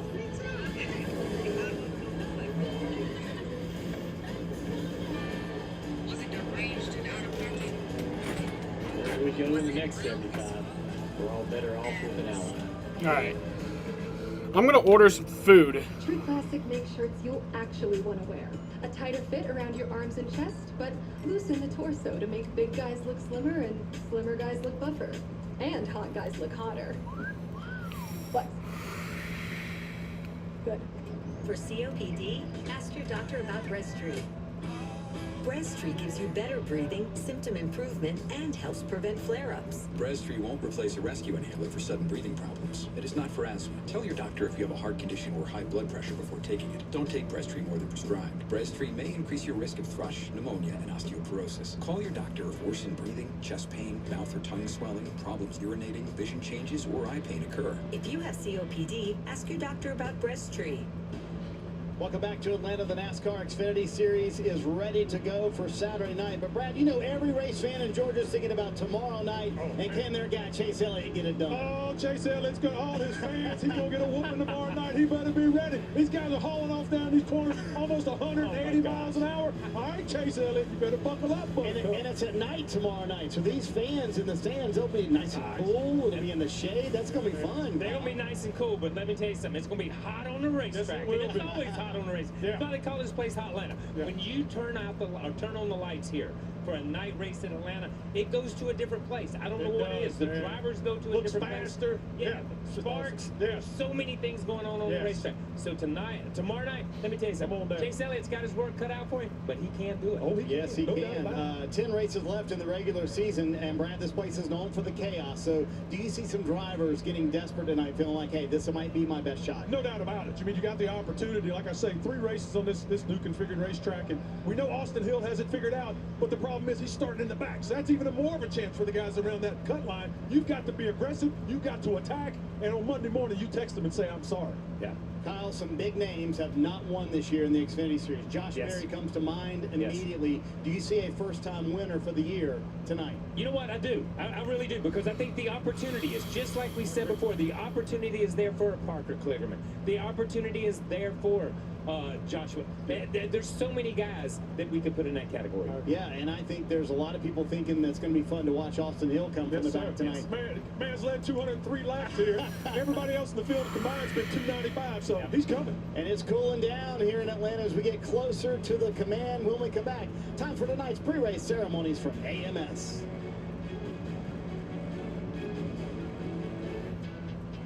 When you look back on this day, you might remember the heat wave, or the kiddie pool that definitely looked bigger online, or a burst of strawberry shortcake flavor and real strawberries swirled into an icy slush topped with vanilla. See, I was ice craving cream, Popeyes all day, but now I'm sweet, thinking crunchy Wendy's. sugar crystals. Greg, however, will never forget the homemade water slide incident. Sonic 299 strawberry shortcake snowball slush flavor. Sonic.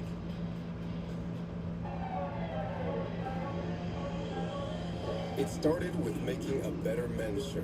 And now we're on a mission to take over your entire closet with basics that last a lifetime.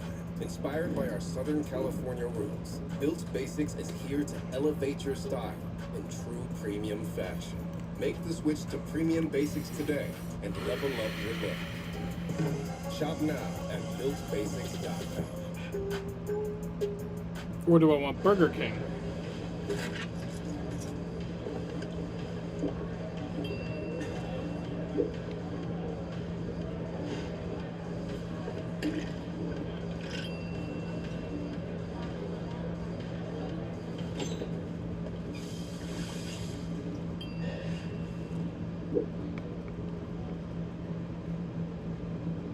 If you need to do something to feel okay to drive, you're not okay to drive. Don't drive buzzed. We're transforming nostalgic cars into life-size Hot Wheels. I'll be judging fastly and furiously. And I'll be judging you personally. Hot Wheels Ultimate Challenge, Tuesday on NBC. Are you ready? Ricochet made Logan Paul go viral. Will the next viral moment happen on Raw? Live Monday at 8, only on USA. Almost time to get things going from Atlanta. The sun is setting, cooling down a little bit. Little breeze on the pit box. Everybody feeling good about that. Look at that grid packed. But at the very back of that tonight will be Austin Hill. And Kyle, I thought he brought up a terrific point in his interview a moment ago. He'll have his teammate Sheldon Creed back there with him. How important is that? critical. Once we went to this type of racing, speedway type racing, it's all been about teammates. Remember the morning and Talladega? When all the Chevy guys had a teammate, right. teammates important. Yeah, I think it's a problem. I think he and Sheldon Creed will have a difficult time. I think they'll get to a certain point. Yes, sir. I think momentum is everything for him. I don't think they're going to have it. It's going to be a long night for that 21 and that 2. How about Cole Custer? He starts up front. He's got his teammate Riley Hurts right beside him. That could be difficult. They could block everybody out for the rest of the night. It is time for tonight's pre-race ceremonies, and what a scene. Sun setting here at AMS.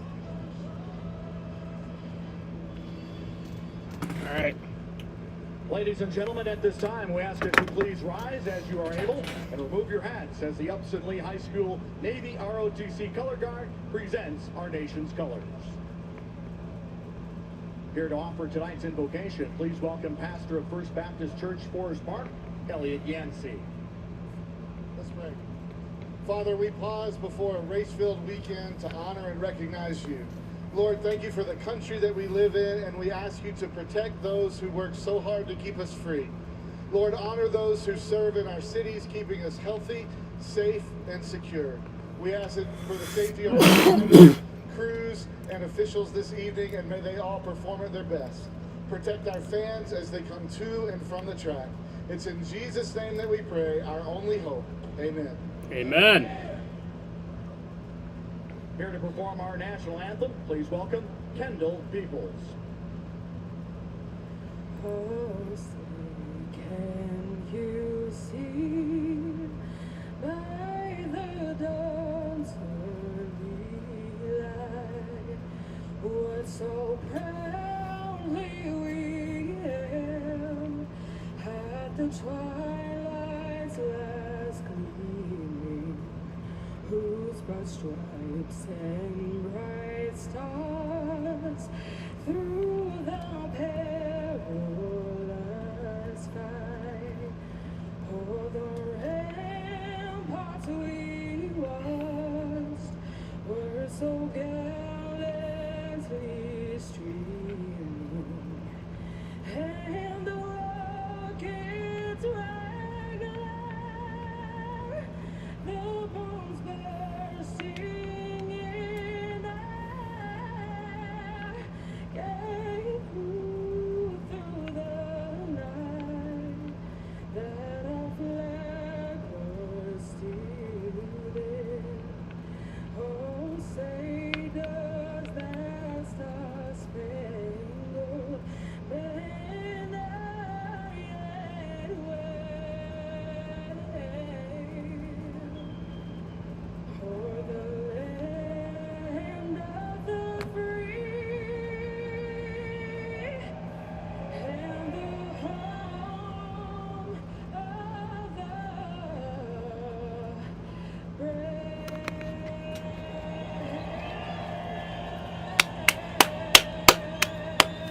Let's go racing. Who's ready for a little Saturday night racing? On the other side, the command to crank the engines here from Atlanta Motor Speedway. You don't have to be in the race to be in the race. Here comes the 94. Don't miss your chance to race for the million. Introducing the NASCAR Powerball Playoff. What a power move. Enter now for your chance to win a VIP trip for 2 to the NASCAR Cup Series Championship race at the Phoenix Raceway. In Phoenix. With the grand prize winner taking home $1 million. So Threads is a thing. Yes, Threads is a thing. Of NASCAR. And I use it. You should follow me on there. It's same username as everything else.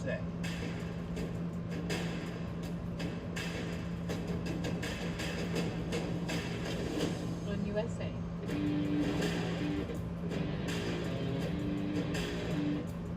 The race to the NASCAR playoffs is on USA. The drama, the excitement, the characters. Next up, Atlanta. Tomorrow, 6:30 Eastern on USA. Much has changed over our 75 years, but the thing that never does. So yeah, stage 1 will be 40 laps. Stage 2 will also be 40 laps.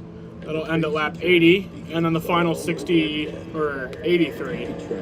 Yeah, final 83 laps are the final stage. One thing will never change. That feeling you get when the race begins again. Get your tickets now at PoconoRaceway.com.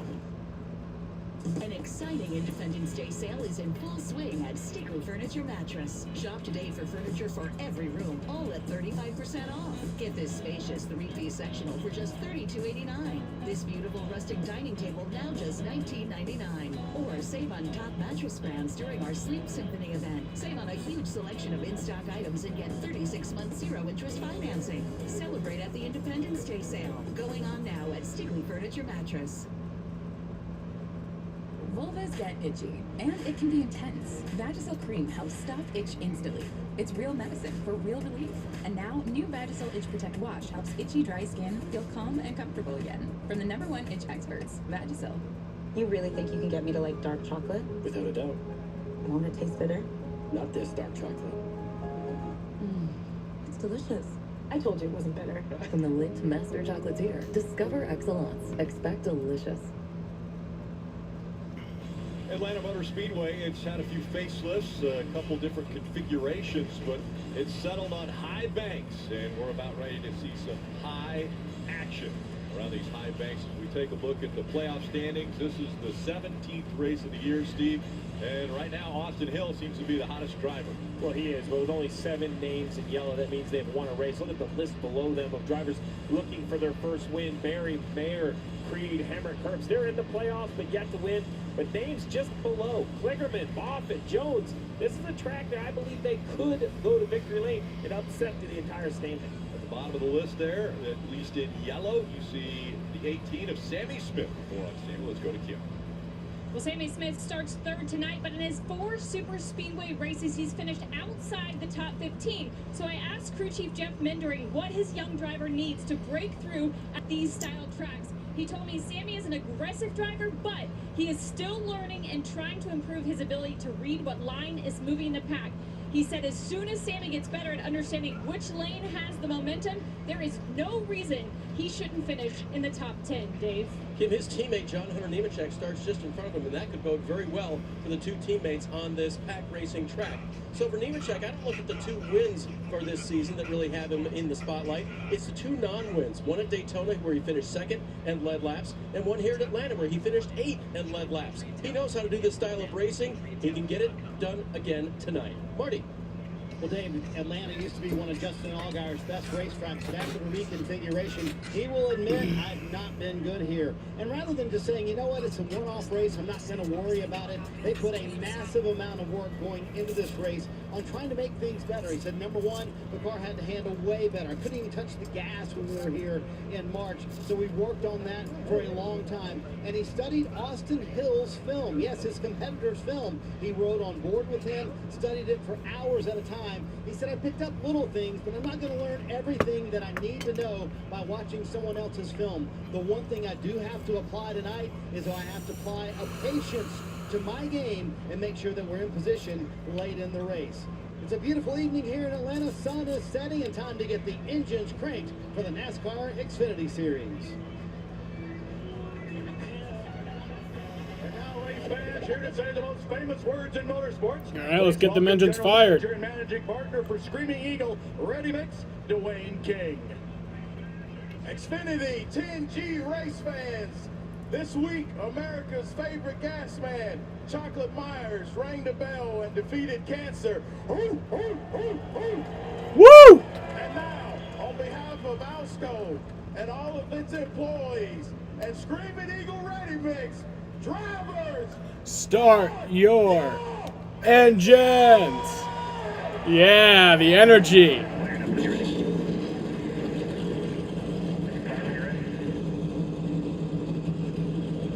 Down here on the grid, the engines have fired, Jeff. We're walking about some of the cars. One of the drivers I think is going to be up front tonight, Justin Haley, a full-time Cup driver, but one of the best at the Super Speedway. Another full-time Cup driver. That guy right there, Ty Gibbs, we know how good he is in an Xfinity car. Do not count out Daniel Hemrick. He was a runner-up finisher here in the spring. He needs to win bad. But every time we come to one of these racetracks, it's this 21, Austin Hill. He's going for 3 in a row. It's going to be an awesome race tonight because he's coming from the back, Jeff. Can't wait to watch him work his way through the pack. When we come back from the break, folks,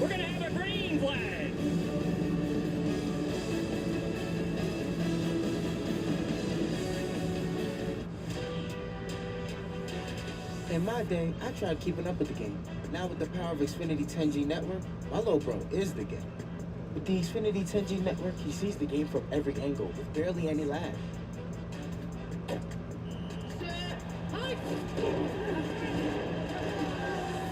My little brother, more like my big MVP.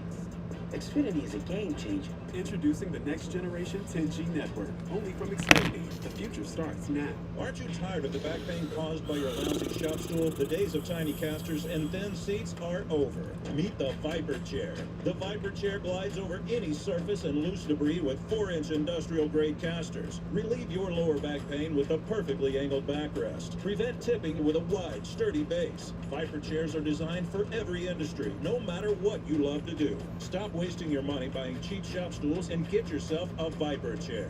Shop ViperIndustrial.com. Get a free ticket to see Indiana Jones and the Dial of Destiny when you spend $35 at Applebee's. Applebee's. Now that's eating good in the neighborhood. Here at Red Arena, we are trying to help people through equine therapy. Working with the veterans has been a very amazing experience. Our little motto that we always say is empowerment through horses. I love what I do. I'm just happy to be a part of it. More shopping? You should watch your spending, honey. I'm saving with Liberty Mutual, Mom. They customize your car insurance, so you only pay for what you need. Check it out. You could save $700 just by switching. Ooh, I'll look into that. Let me put a reminder on my phone. Save $700. Pick up Dad from airport. Oh, only pay for what you need. Liberty, liberty, liberty, liberty.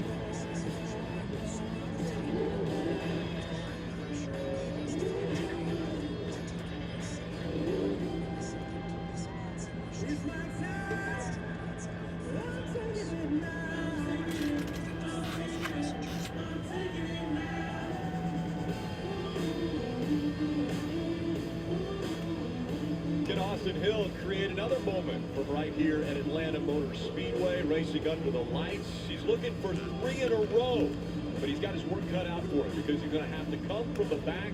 They have made adjustments to that car after qualifying earlier today, so he has a field of cars in front of him if he wants to make the three-peat. 2 by 2 they go as we get ready for NASCAR Xfinity Series racing from Atlanta. It's the Alsco Uniforms 250.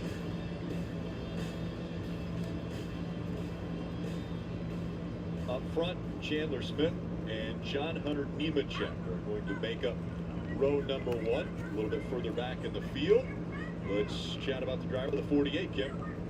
And Rick, he cannot be ignored when it comes to super speedway racing. That's Parker Kligerman, the number 48, won stage 2 in the spring and was second on the last lap, but went spinning backwards across the finish line and ultimately finished 4th in that race. They had a tiny vibration during qualifying that continued during their pit road practice, but when I checked in with the team, they weren't overly concerned and said, we'll just have to see what happens when we go green. Dave Parker hoping to be a threat here again today. Kind of the same theme for Sheldon Creed. Let's see what happens. He will start at the back of the field tonight after those transmission problems that his teammate Austin Hill also experienced. The good news is that they will be together. Still hard to believe that we're talking about Creed not having won a race in the Xfinity Series yet.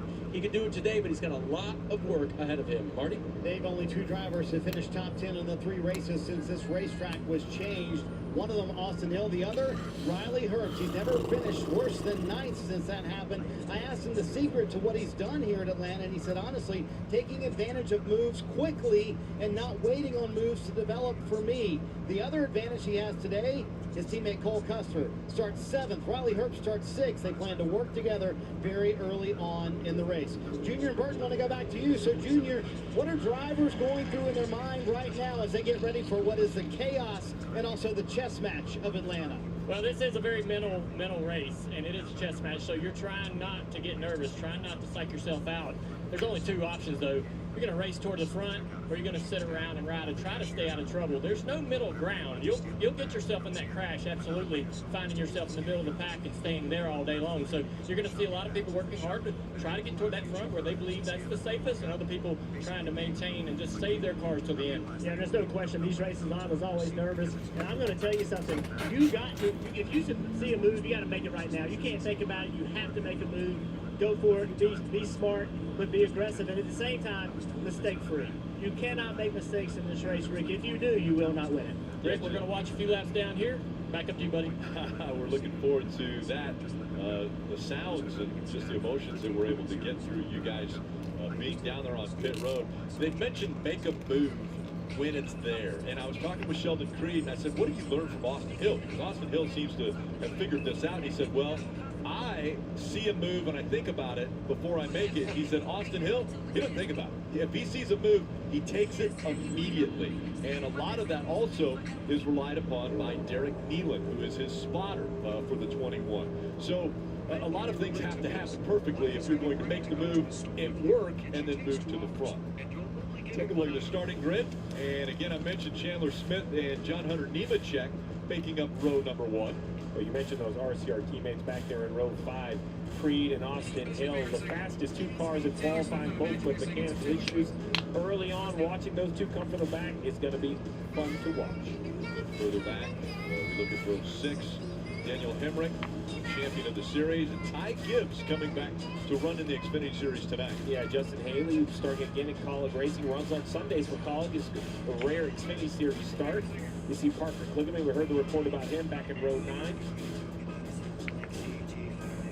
See a couple of those yellow banners we saw with Parker Ratzliff going to the back after changes. Burton, you look at Jeff Burton, you think, okay, when we come to pack racing like this, it seems to be his forte. Yeah, well, he has that win at Talladega, and I think that anytime you win at a speedway race, it kind of gives you confidence at future speedway races. And I think that goes for really anyone in the field. You just heard Dale Jr. talk about it. What's your approach? Are you going forward or are you going backward? Well, if you're one of these drivers towards the track, how patient can you be? It's easy to say right around, but this isn't Talladega. It's not 2.66 miles. It's 1.5 miles. So, even at the back of the field, you're getting to the accident pretty quick if it happens. All right. Things very, very quick as they happen. Let's listen in to Chandler Smith's radio. Obviously, we got a really fast race car. Thank you guys for keeping your sanity for me after Chicago. I know I barely kept mine, so I appreciate everything you guys have done for me. Speedway racing today is just trying to finish this thing. It's going to go to finish, stay up front all day, be good on pit road. Got the one to go. I think the key words for those last ones were said. Mistake-free. That's everyone's plan, but you know what happens? Good plans when the green flag drops, they usually go out the window. Interesting to see, though, Chandler Smith, pole sitter, he has the option. He's chosen the outside from 2 hours north of here. I assume that's not in Atlanta rush hour traffic. No. Talking Rock, Georgia. Rick, population 91. You think they're all here? I don't know, but if they are, I think you can get 91 people in Victory Lane. So I hope they are. If Chandler Smith goes to Victory Lane, they can have a town Victory Lane picture. I like that. Yeah, Marty mentioned earlier, there are 6 drivers in the field. They're all from Georgia. And so that's exciting that they can be racing here in their home state in front of family and friends. Yeah, it's 76 driving. I mean, there's always something special. It doesn't matter, sticking ball sports, even when you play high school sports, winning in your own arena, in your own court. Race car drivers, some never get that chance, right? They're from an area that doesn't have a racetrack. So you can imagine if you were from Georgia, and this racetrack has so many historic memories from remember, this used to be where we crowned the champions for so many years. To think you can succeed here. Every time I see this track from above, it just reminds me just kind of how vast and impressive it is. And this guy, Austin Hill, he makes it look simple. It's anything but. And you mentioned it earlier. There's no thinking, right? It's just natural reaction. That's what he's doing behind the wheel. He's hoping that when he gets ready to go up through the gears, they work. That was the issue that they had with their transmission during qualifying after one run where they were the fastest. They had an issue with transmission, had to go change those. That's why they're starting at the back. Will they get to the front? Well, they're going to have to go by Chandler Smith, John Hunter Nemechek. Green flag. Up through the gears they go. We're racing in Atlanta.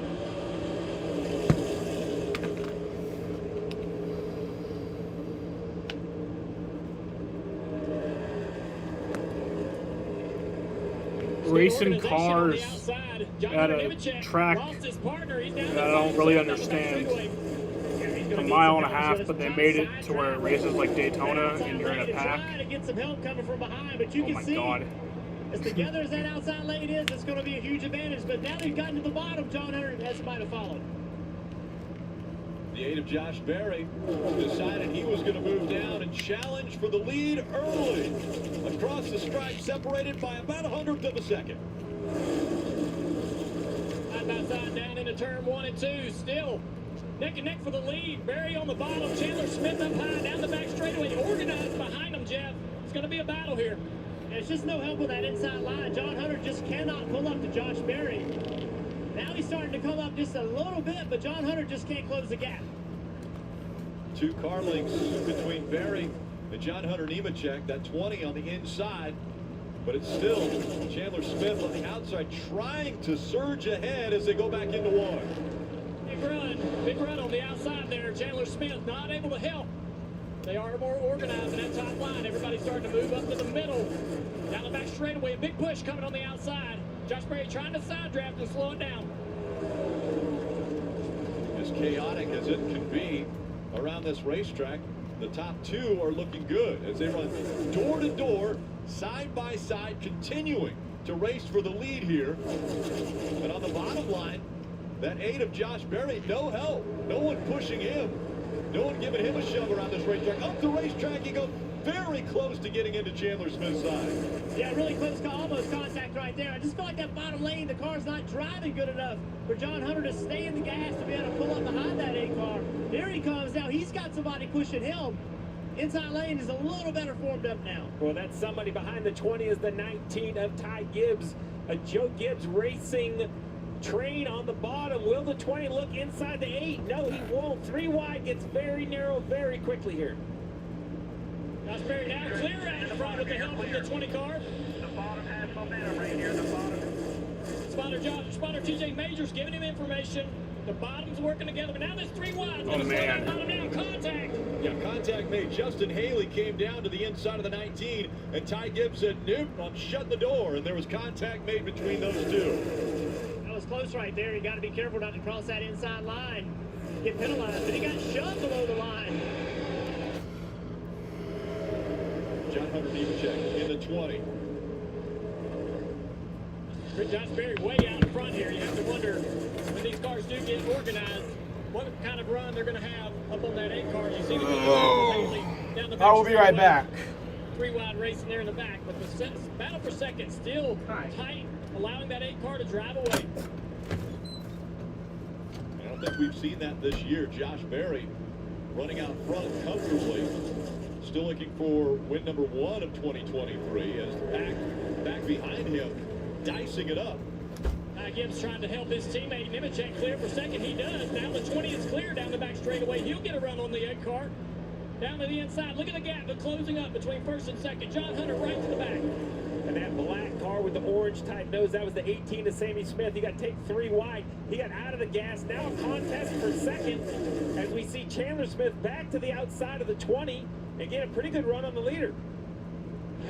You can already see the difference between this racetrack and Daytona and Talladega. The gaps between the cars is greater. That's because the corner radius is tighter. The cars just don't drive as well. Fairly easy to run wide open at those 2 racetracks. This racetrack, it's more difficult. Top 2 separating themselves now as John Hunter Nemechek has fallen back 3 car lengths. Rick, the gaps are greater, but in my opinion, the runs come quicker. Jeff and Dale, while there seems to be a little more space, it seems like the movement fore aft and even side to side much more abrupt than Daytona. That's right. Here comes the big run. The 20 car driving up in the 4th place there. To the Bitches forgot my sauces. Nemechek for 3rd place. Side by side on the turn 2. The run's going to be on the outside. This will be a tough pass for Haley. Looks like they closed the door for Haley in the 10. And now now. He's got Riley Herbst in the 98 just outside of him, running almost up into that third line. Haley falling back now as Herbst gets a little bit of a run, pushes Nemechek ahead. We'll see if he can use that momentum.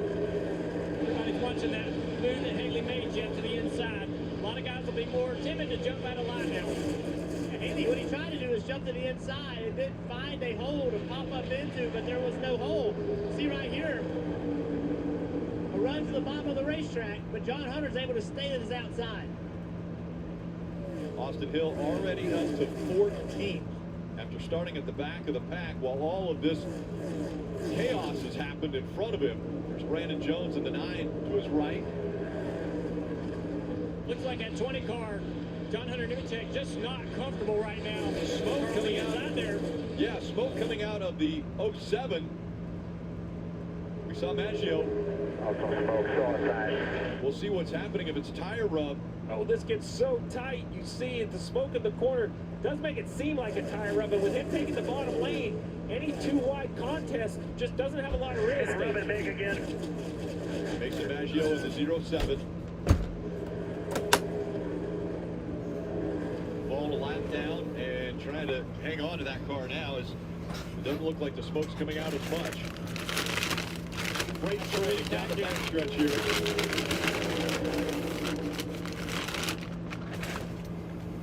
Josh Berry still leading Chandler Smith.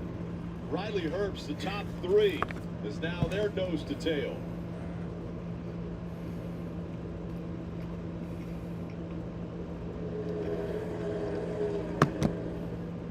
You see these 3 cars right here comfortably running 1, 2, 3 in the draft, and the 20 car, little gap right there. Just seeing him go way up the track a few times in turn 3 and 4. He wonders the balance of that car just not quite where John Hunter wants it.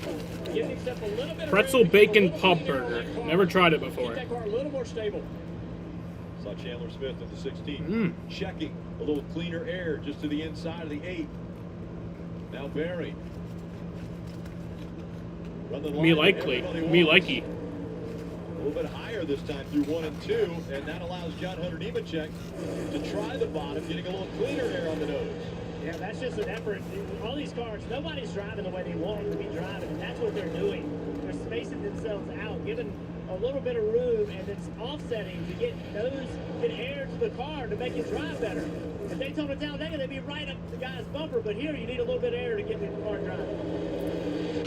They can push here at Atlanta. We haven't seen a lot of pushing yet. Josh Berry out front. What causes a curve line there? Is it Peyronie's disease? Will it get worse? How common is it? Can I talk to? Can this be treated? Stop typing, start talking to a specialized urologist because it could be Peyronie's disease or PD. It's a medical condition where there is a curve in the erection caused by formation of scar tissue. And an estimated 1 in 10 men may have it. But PD can be treated even without surgery. Say goodbye to searching online. Find a specialized urologist who can diagnose PD and build a treatment plan with you. Visit makeapdplan.com today. I started Folds of Honor to help the families of fallen veterans. Today, we celebrate over 44,000 scholarships given to those families. Service never stops, and neither will we. USAA? You were in the military? No, my grandpa was. He passed membership to my mom, then me. Huh. Yeah, if your spouse, parent, or grandparent served, they could pass it to you. I'll check it out. USAA, the military community and their families. Prime Day is coming July 11th and 12th with 2 days of epic deals exclusively for Prime members. You'll feel like a big deal. Deals from electronics to home. It's on Prime Day.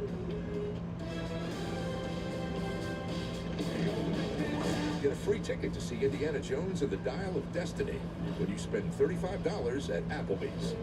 Applebee's. Now that's eating good in the neighborhood.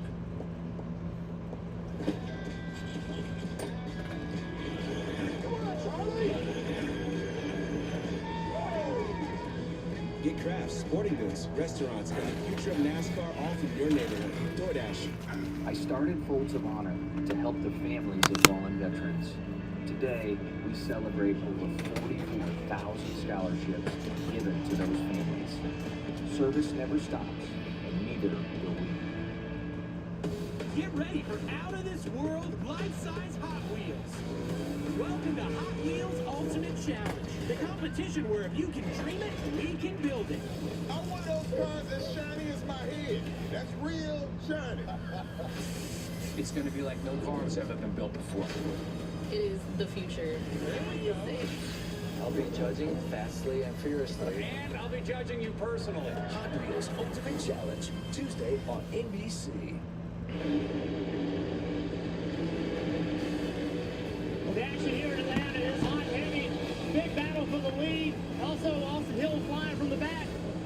It is loud down here, but it is so much fun being in the middle of the action. It really is, and I'm surprised by the race we're seeing. A little bit more space, as Steve mentioned, between the cars. We're watching a great pack right here race, but the leaders are able to drive away. It's pretty incredible.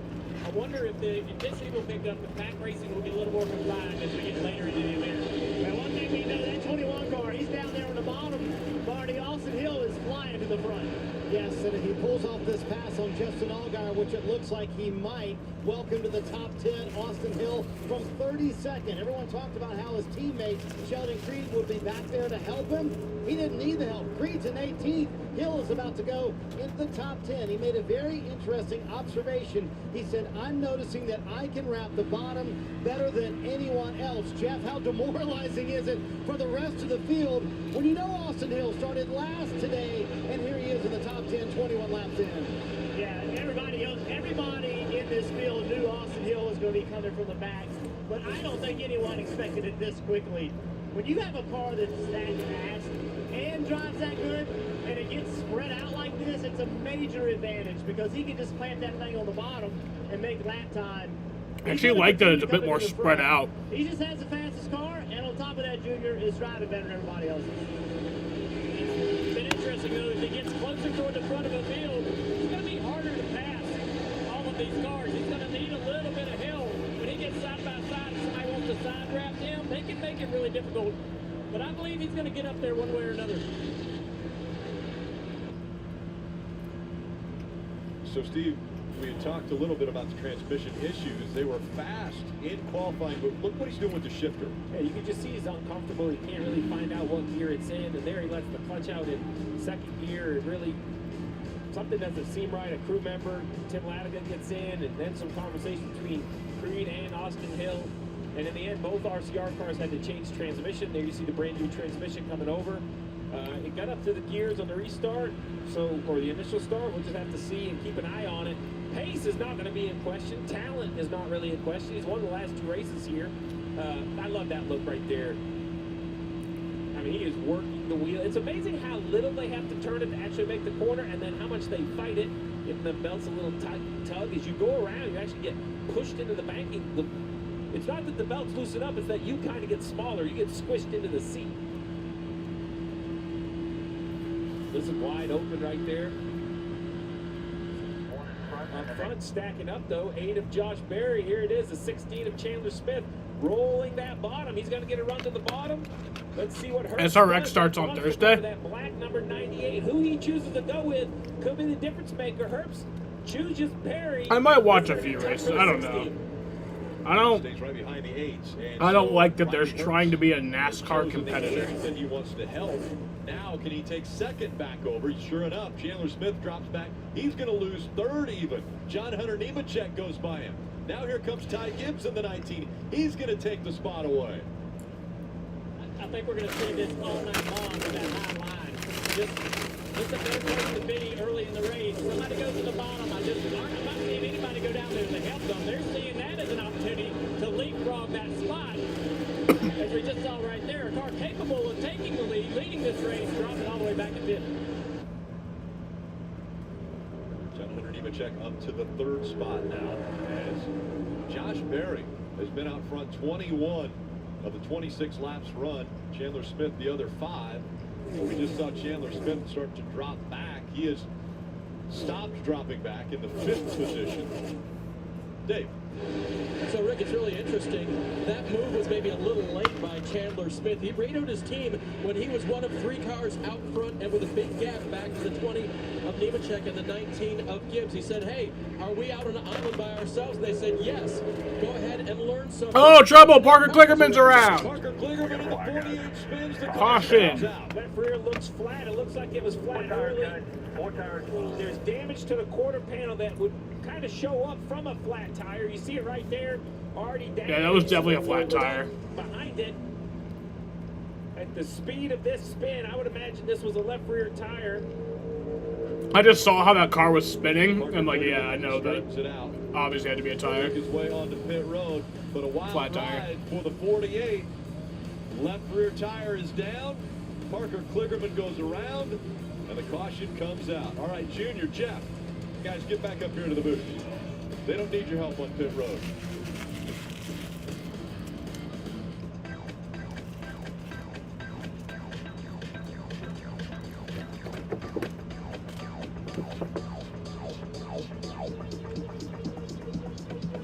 I need to try it first.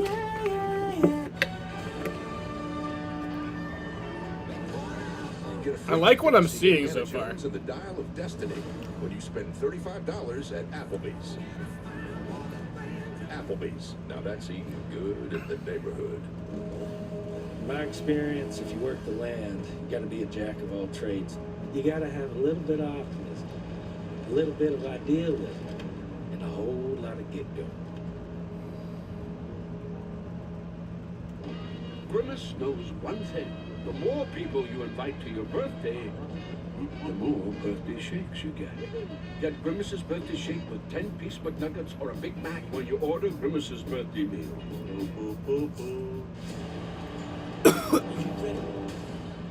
Ricochet made Logan Paul go viral. Will the next viral moment happen on Raw? Live. I'm the heat on the street, and I'm asking women one burning question. What's VMS? Oh, a K-pop band? I have no idea. I don't know. What if I told you it actually has to do with menopause? Oh, menopause. Yay. Well, then maybe I would say very malicious sweat. Actually, VMS stands for vasomotor symptoms, which is the medical term for hot flashes and night sweats due to menopause. Oh, that's what's making me hot at night. More like day and night. If you're heated about being overheated, go to What's VMS and Home Device Protect. Matthews Hyundai in Syracuse is getting an upgrade with a brand new facility coming soon and a special factory allotment of over 300 new Hyundais available right now. And best of all, a construction discount. Take an additional $1,000 off any new Hyundai. That's on top of any existing rebates and discounts at Matthews Hyundai on the Boulevard in Syracuse. Open during construction.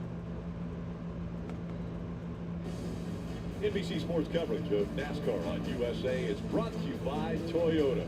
Let's go places. And by Progressive. Save when you bundle motorcycle, RV, and boat insurance. Visit Progressive.com. Caution comes out for Parker Klickerman losing the left rear tire on that 48, and he goes around. It came to change the left tire, but Steve, it looks like it is down up here against the wall. Yeah, unfortunate or fortunate, depending on how you look at it. You can tell he feels something. He drives up the racetrack. The lettering is starting to come off it. You can see the car moving around. And in the end, the car just comes around when the actual tire carcass comes off the tread part. A little bit of damage to the quarter panel, but could have been very easily more damage than that. Contact with the outside wall. So unfortunate to have a flat tire, but very fortunate to not have more damage for the 48. Klickerman's currently scored a lap down, and as you mentioned, tires all up, and still the body doesn't have a lot of damage. We see, is that Ty Gibbs? Well, yeah, so tend to go in this stage, you could pit here, and then not pit at the end of the stage, and I think that's what you're seeing with Ty Gibbs. He's not running for points, so they're using a little bit of a strategy call, Marty. Yeah, and I think that's the play here for Jason Ratcliffe. They don't really have anything at stake in terms of the points, so come in here and then get some tires and your fuel as well. Everyone talking about how free the car is in the middle of the corner, and especially on the bottom. That's what they're all dealing with. Track bar adjustment for them, Dave. Cole Custer gives up 7th position, Marty. He wanted a big adjustment too, especially at the beginning of the run. 2 free, so 4 Goodyear tires, no fuel, and a chassis adjustment. So at the beginning of that run, the car's a little bit more under it. Off pit road, Sam Mayer able to get by the 19 of Ty Gibbs, and looks like Mayer's going to win the race off of pit road. We'll have a restart, and it will be a sprint to the end of stage 1. Less than 9 to go here in stage 1. You see Sam Mayer just a nose ahead. Ty Gibbs coming off pit road. For COPD, ask your doctor about Breztri. Breztri gives you better breathing, symptom improvement, and helps prevent flare-ups. Breztri won't replace a rescue inhaler for sudden breathing problems. It is not for asthma. Tell your doctor if you have a heart condition or high blood pressure before taking it. Don't take Breztri more than prescribed. Breztri may increase your risk of thrush, pneumonia, and osteoporosis. Call your doctor if worsened breathing, chest pain, mouth or tongue swelling, problems urinating, vision changes, or eye pain occur. If you have COPD, ask your doctor about Breztri. The Barn Bar. The county's best hangout. Just got better. Here's the Living Smooth with the always smooth, easy drinking Keystone Light. What causes a curve down there? Is it Peyronie's disease? Will it get worse? How common is it? Can I talk to? Can this be treated? Stop typing, start talking to a specialized urologist because it could be Peyronie's disease or PD. It's a medical condition where there is a curve in the erection caused by formation of scar tissue, and an estimated 1 in 10 men may have it. But PD can be treated even without surgery. Say goodbye to searching online. Find a specialized urologist who can diagnose PD and build a treatment plan with you. Visit makeapdplan.com today. How do you know when you've made the right decision? It's the feeling you get in your gut, the one that tells you what's right or wrong. It's the one that says, sure, I can have a drink, or the feeling that says, okay, I've been drinking, now what? It's the voice inside you that says, I'm buzzed, better leave the car when it's time to go. Plan ahead, catch a sober ride. Bus driving is drunk driving. NASCAR Fan Rewards is free to join. Earn points all season by doing what you're doing right now, watching races. Or you can answer trivia, playing fantasy, buying race tickets, and more. You save your points, trade them in for free tickets or autographed merchandise. There's plenty to get. Visit NASCAR.com/fan-rewards. Our aerial coverage tonight brought to you by Pods. Stream's been dead all day. I've been streaming all day. Pods. Barely anyone's joined it, Sheena. Shot it's a sad case. Atlanta Motor Speedway as the lights are on, not only now coming off the pace car, but lights on around the racetrack to choose as they go either to the inside or outside lanes. Get ready for the restart. Marty, it seems like Austin Hill has been working pretty hard behind the wheel. Yeah, it would seem like everything's perfect, right, Rick? 32nd is where they started. They're running 9th right now. What is this pussy-ass burger? I thought it was gonna be like big and bulky and like fill me up. Blowing, but all it's blowing is like whatever the heat is outside. It's not blowing anything cool. So I have air coming through, but it's like really, really hot air. So Steve, if your driver tells you that he's getting hot air blowing on his face, how concerning is that here in stage 1? Well, it's not a physically demanding racetrack as much as a Bristol, but the mental concentration required is extremely high. So anything that makes you more uncomfortable is going to make the task harder for the 21 of Hill. Also making the task harder, the 19 of Ty Gibbs. You're going to see kind of in the top right, you see right there, that tire gets held. This tire does not. It bounces back and goes out of his pit box into another pit box. That's what's now considered an uncontrolled tire. So he'll go to the back of the field. So after coming to pit road, hoping that strategy was going to play into his hands, that penalty puts him at the back of the field for the restart. Josh Berry will be on the outside. John Hunter Nemechek on the inside. Row 1. See Riley Hurt right on the back bumper of the 8 of Berry. Green flag. Go back up through the gates. And back to racing here in Atlanta. 6 laps remaining in stage 1. Very organized push on the top lane between the 98 and the 8. You see the space between the cars on the bottom, led by the 20 of John Hunter. That's that blue nose, white roof, number 20. Looked like Chandler Smith at the 16 was going to get to his back bumper, but couldn't quite get there. We see Riley Herbst running in that second lane. And remember, the top 10 or 12 cars decided to stay out, so they're still on old tires. The one of Sam Mayer, first car off pit road, on tires. He's back about 5 or 6 rows.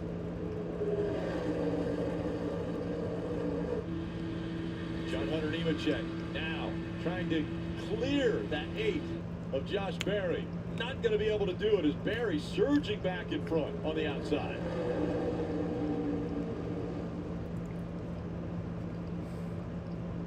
Style of racing is just a little bit different.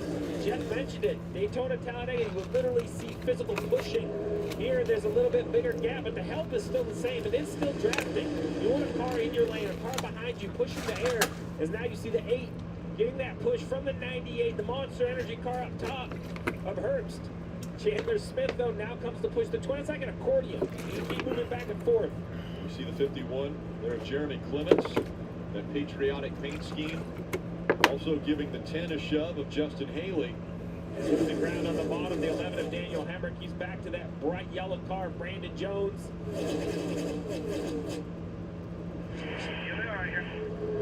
Under 3 to go. And now it comes down to, what are you willing to do to try to win a stage? I know they're trying, but still kind of give and take. Only 2 wide. We haven't seen 3 wide. And now the 20 tries to shortcut a little bit of low, shallow entry. Oh, and he slides up 3 wide in the middle. Drifts up, and so falling back is John Hunter Nemechek. That opens the door for Chandler Smith. He's now side by side with Riley Herbst. Josh Berry out in front. And 2 to go. That all came from that low, shallow entry. It hurt his corner entry. He had to put more wheel in it. The car just couldn't track in the corner, and he slid up to the middle. And if you could believe it, Austin Hill from dead last now is the 2nd car on the inside. That red, white, and blue 21 on board with him now, that Bennett transportation camera. The back by 2, still even top. I mean, if he wins this stage, Rick, it would be a lot in one more lap. But even what he's done has got to just put shock through the field. Well, it's got to be demoralizing for this field. So final lap of the stage here. Already is inside the top 5. Final lap of stage 1. Josh Berry. Josh Berry has the lead here. The dominant performance up to this point. 98's going to have a huge run right here into 3. What does he do with it? Is he going to be able to get to the outside of the 8? He is. Will it continue to start finish? Oh! Riley Herbst. Riley fucking Herbst is going to win stage 1. And it's going to be Riley Herbst winning stage 1. And that move came all the way back off turn 2. He backed up to the nose of the car behind him, got that energy, but a great job of the driver of the 98 to be able to straighten that wheel and jump to the quarter panel of the 8, making the difference. First career stage win for Riley Herbst. So it was Herbst that makes the move to the outside. Chandler Smith was going to the inside. Josh Berry didn't know where to block. He ended up 2nd. Prime Day is coming July 11th and 12th with 2 days of epic deals exclusively for Prime members. You'll feel like a big deal. Deals from toys to home and kitchen. It's on Prime Day. Put a smile on your plate with new pancake tacos. Because when you fold a pancake in half, you get a taco. Or in this case, 3 for $6. And try all 4 flavors. Here for a fun time, not a long time. Only from IHOP. I started Folds of Honor to help the families of fallen veterans. Today, we celebrate over 44,000 scholarships given to those families. Service never stops, and neither will we.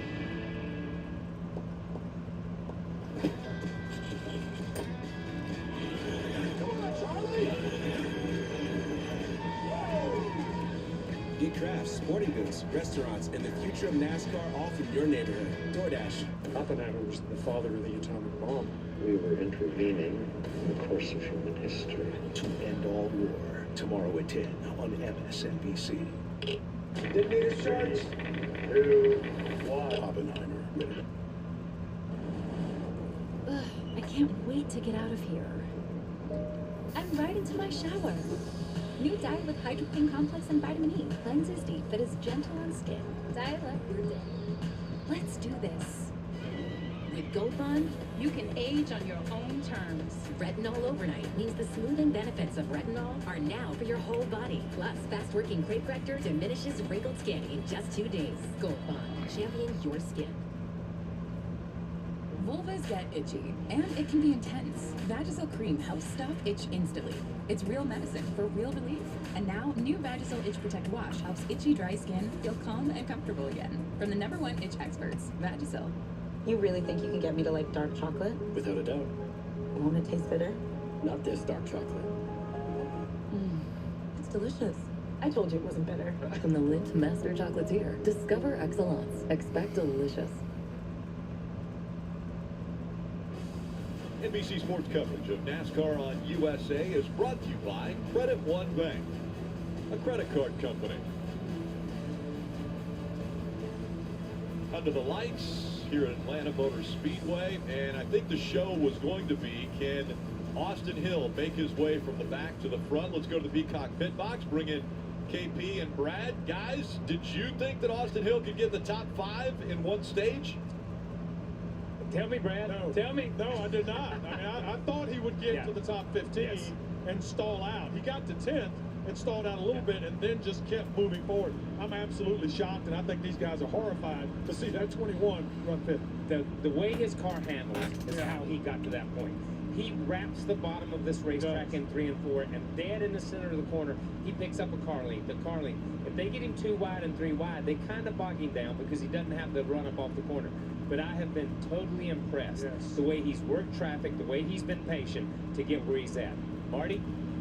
KP pit stops here at the end of stage 1. Josh Berry led 34 laps, but does not get the stage win. He'll be on the top of your screen. Says just needs rear security, and it's tough to run the bottom later in the run. As Rick mentioned, first ever stage win for Riley Herbst. How about that? He too saying the car way too free on the bottom. He said it's actually better in turns 1 and 2 than it is in 3 and 4, Dave. The pride of Talking Rock, Georgia. 21-year-old Chandler Smith says the handling is perfect. So these before Goodyear tires, Sunoco Fuel. We'll see if his team can help get him from 3rd to 1st off the pit road. No, that won't happen. Jeff Burton rolls by 1st, followed by Riley Herbst, and here comes the rest of the field. Riley Herbst, after winning stage 1, comes off of pit road just behind Burton, and we'll see how he will restart. It's a privilege to be able to have land and manage it and work it. The land will teach you many lessons. Nature will teach you many lessons. But the biggest lesson is starting something and finishing it. It's not so much about getting ahead, because that will never happen, but not getting too far behind.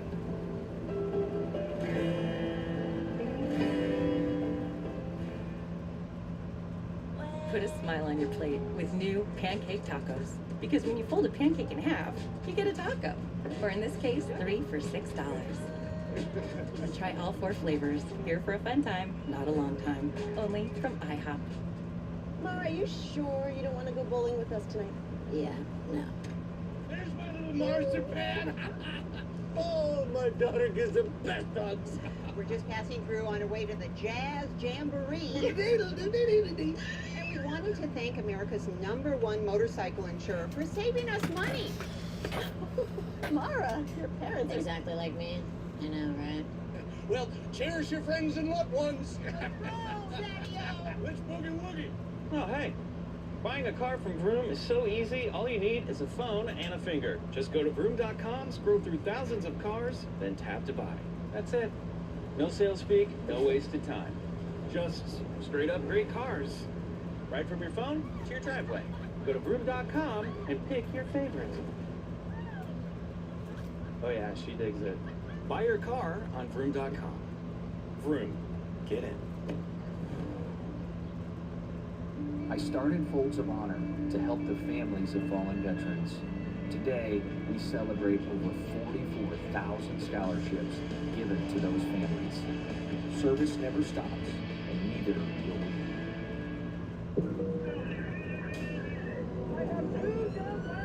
This is life or death.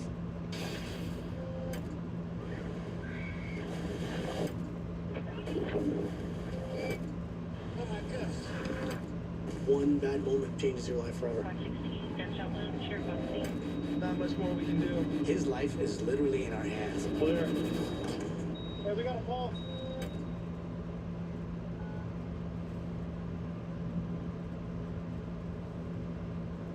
You can throw Atlanta into the hat of cities that have had great sports history.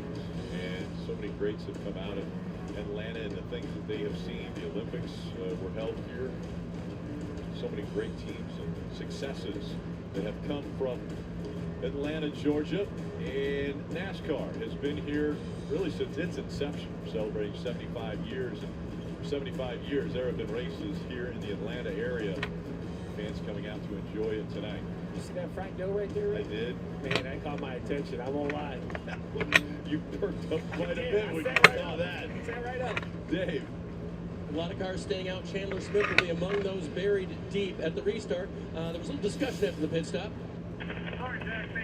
Yeah, they all got brownie faces on right now, so we're going to have one more shot at it. Took a long stop there, we lost their track position. Crew wasn't real happy with that. Brownie faces right now, but they'll have another shot. See a little bit slow on the left, but to be honest, you know, they were going to lose track position anyway because that wave of cars that pitted at lap 31 were going to stay out. So the best that the 16 was going to restart is probably maybe 10th or 12 currently. All right, so we're about to go back. So really, I only call it I'm about to go green for stage 2. It'll be 35 laps, 36 laps when we go back green. For Xfinity Series points, that's why Haley has a dash next to him. He won't be receiving any points. The block was made about the 21 of Austin Hill, and now it's his teammate's turn with 2 with Sheldon Creed. All right, green flag. Creed on the outside. Cole Custer, most recent winner in the Xfinity Series, on the inside.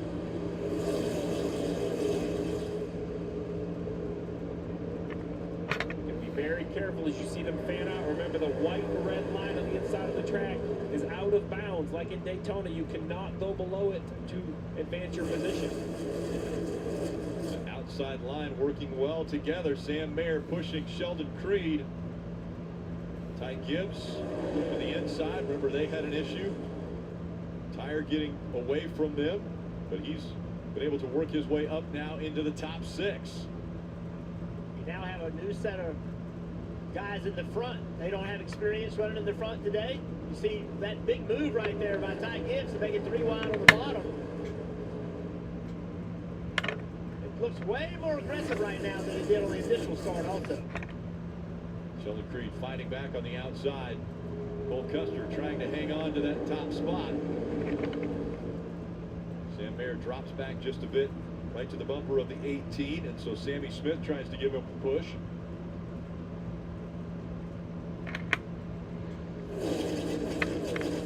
Gibbs now the second car on the inside, but getting challenged. 3 wide they go as Ryan Sieg, another Georgia native, moving up to the inside. Well, Gibbs put Ryan 3 wide a few laps ago, so Ryan repays the favor with an opportunity to move into 3rd place there, Rick. Now Gibbs trying to stay right behind the 39. Back here. 4 wide. Oh my God. Real close there. Ed Burton in the 45 car almost clipped. Jeff's trying to get his high line, Rick. He's lost a lot of momentum, trying to get up here and force these guys to push him back up front here. Side by side with Ryan Sieg. Sieg trying to take the lead away. Sheldon Creed on his outside. Sieg falls back. Right to the bumper of the 16. Chandler Smith gives him a little push using the air, and Sieg once again surging on the inside. Only 3 cars on the inside line. Everybody stuck in the outside. Oh my goodness. Oh my goodness.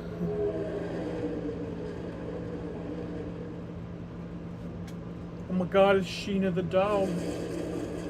Ryan Sieg, the older of the 2 Sieg brothers running today. Kyle, his younger brother. Come here, baby. 14 years younger. Now we see the 21. Here comes Austin Hill. It's a lot of energy. Oh, the 39 loose. Did you guys see the bobble in the 39 car? He backs up to the... Oh, trouble the 31. He saves it. Oh, why is that a caution? He slides, but Why? Doesn't get turned around, and the caution comes out. I'm all right. Why? Why was that a caution? Crash. He ends up straightening it out and continuing on, but the caution does come out. That means another restart. So here's Jeffrey Earnhardt on the outside of Jeb Burton, come through turns 3 and 4, and Jeb is almost in a 4-wide situation here momentarily. Air from the 7 pushes him up the racetrack, almost clipping the 45. That was a very, very. Don't know why that was a caution. Here's the caution right here. The 20 sliding up the racetrack. John Hunter and the 20 car's been struggling a little bit. In my eyes, the whole race, chasing this car around. And now that he's way back in traffic, guys, that's even more apparent as he gets up the racetrack into the 31. Well, we've seen it out of his teammate. Right early on, the 18 of Sandy Smith lost some track position, and once he got to about 8th or 10th, he was completely out of the gas. Don't know why that was a caution, but okay. Chance in that clean air, right? But now that he's in the back, Maybe NASCAR saw something we didn't. I don't know. And the 39 car we saw on the inside trying to pass for the lead, Ryan Sieg, he had a moment too just before the caution come out. Well, that race car up in front in clean air, Steve. So these cars are a real handful for all these drivers. We'll reset the field and get ready for the restart. Hands full there for Parker Retzlaff in the 31. I'm going to pull over and stretch my legs. I think he was supposed to keep left there. What is this place? The other side of the rest stop. Bundles as far as the eye can see. If you're looking for a first mate, I know a guy. Me, I'm the guy. Is this Oak? 4 types of jerky. This is where I live now. You could save a ton with Progressive by bundling your boat or RV with your home and auto. Hey guys, free bags! They're just giving them away. When moderate to severe ulcerative colitis keeps flaring, put it in check with Rinvoq, a once-daily pill. When UC got unpredictable, I got rapid symptom relief with Rinvoq and left bathroom emergency behind. Check. When UC got in my way, I got lasting steroid-free remission with Rinvoq. Check. And when my gastro saw damage, Rinvoq helped visibly repair the colon lining. Check. Rapid symptom relief, lasting steroid-free remission, and a chance to visibly repair the colon lining. Check, check, and check.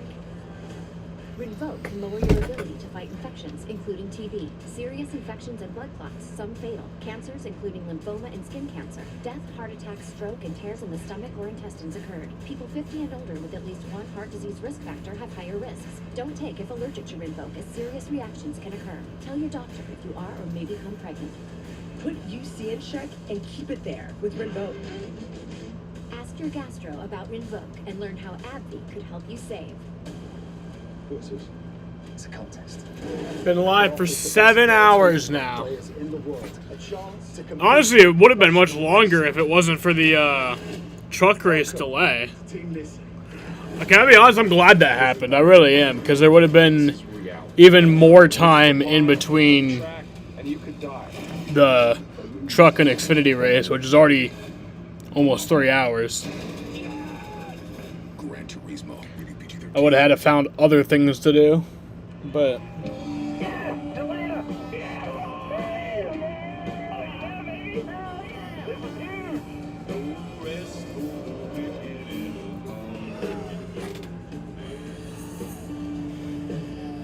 Chase Elliott will join his father as the only Georgia-born driver to win at Atlanta Motor Speedway.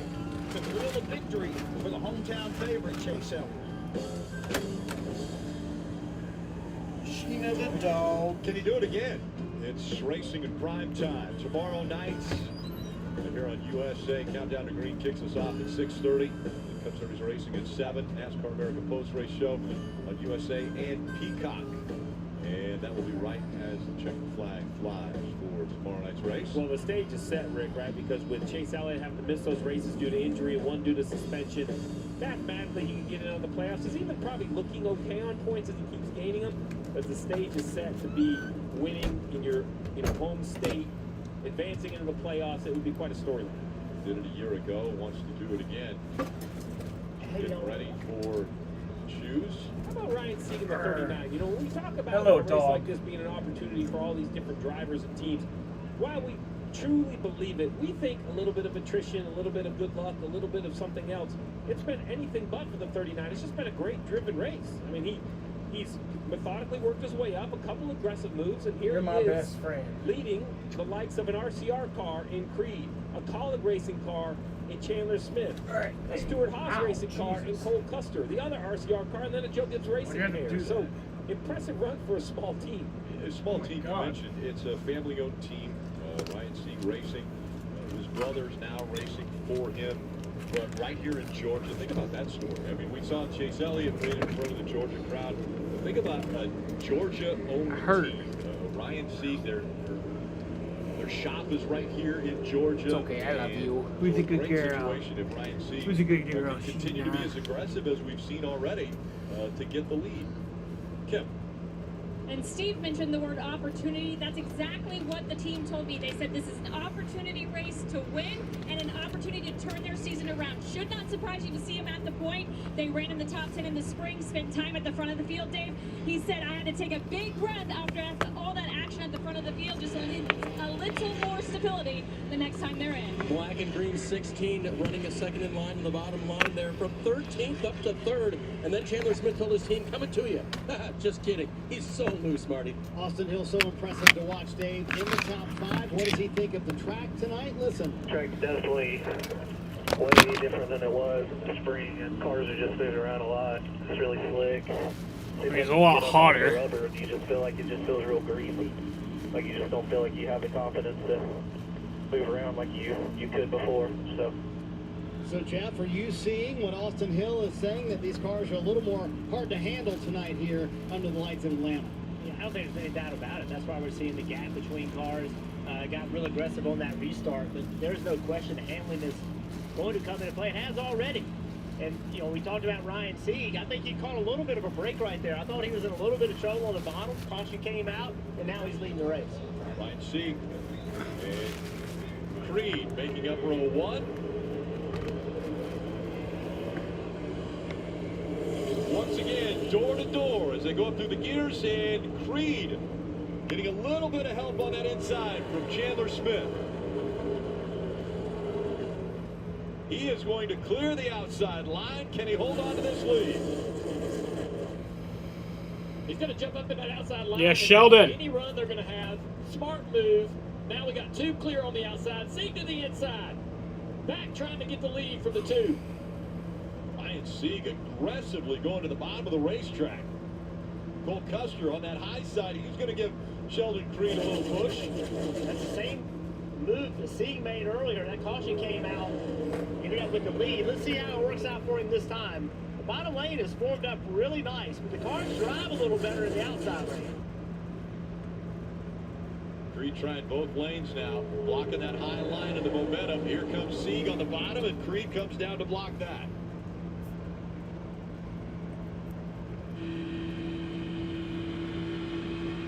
What a shot this is. Right on the roof of the 21 of Hill is the 2 blocks. Double zero of Cole Custer in the high line. Here comes the 39 at the bottom. Back to the battle for the lead. Ryan Sieg needs a little help down there, though, Rick. Yeah, Creed couldn't get down there to block that late surge that we saw out of Ryan Sieg, but Sieg doesn't have a lot of help there. Chandler Smith can't get up close enough to give him a push. Big side draft from that 2-car Creed. Right in the middle of the corner, turned down on the 39. Took his momentum away from him. Now he's waiting for a push from Custer. See on the left, a mix of manufacturers, some Chevrolets, some Fords, some Toyotas. But no one seems to be able to work together. They're kind of offset, all in the wrong spot. Seems like every man for themselves a little bit. It stays door to door. As Sieg now surging a little bit ahead. Had Chandler Smith give him a little bit of a push with that outside line with the momentum. Here comes Creed once again. And again, the separation. About a 1/10 of a second, less than a 1/10 of a second between Creed and Ryan Sieg. Sieg out front again. Side draft coming on this 2-car off the 39 down the back straightaway. Almost clear. Good side drafting to counter it by the 39. And this 21 right here, Austin Hill, is right in the deck lid of the 00. Sometimes offset to the left, that has to make Cole Custer's car extremely uncomfortable entering the turns. Cole Custer, now he's all over the back bumper of that 2 of Creed. When somebody's right up behind you, you kind of want them either dead direct behind you or a little bit offset to the right. When they're on that left rear, kind of moves your car around a little bit. But the 21 of Austin wants to see where he's going. Look at him, he's going to try to go. The 8, Josh Berry gets loose right there in the middle. He slides up in between numerous cars, one of those being the 19 of Ty Gibbs. He's on the outside of this 3 wide. And how about right behind Ty Gibbs? That's the 36 of Weatherman. A great run for the driver, the 36 yellow out. Caution's coming. Caution. Oh. Whoa, what happened there? To the 44 of Greg Van Alst. What happened to Greg Van Alst? Greg won the ARCA race in Daytona earlier this year. Had a little bit of issue with qualifying. I mean, he's on fire. He's going to get out. Get out. Burst out of the back. Just stop. Get out. He has definitely made some. If you get out, you can. But you're going to have to take a ride to the air contact with the fence. You can see the paint. Get out. Oh, it's not on fire anymore. Contact on the left side there. He's leaking a bunch of oil everywhere. A bunch of fluid. A lot of fluid coming out from underneath the car, too, now. Yeah, it looks like it's coming out from the back of the car. Yeah. That's odd. Big gas. Probably could be probably good stop it for that. Rear end fluid, oil, the oil tank's back there. Yeah, okay. In front of the rear tire. Oil tank? Well, be honest, there's kind of fluid coming from everywhere. Now it is. I was thinking, Rick, if that's your... It's a lot of fluid. On every corner. You're not trouble. Yeah. AMR safety crew immediately down there. Check on Greg. It's going to be interesting to see how they don't seem to have a major panic about the fluid in the back. Oh, whatever's coming out back there is a lot. It is. It continues to run.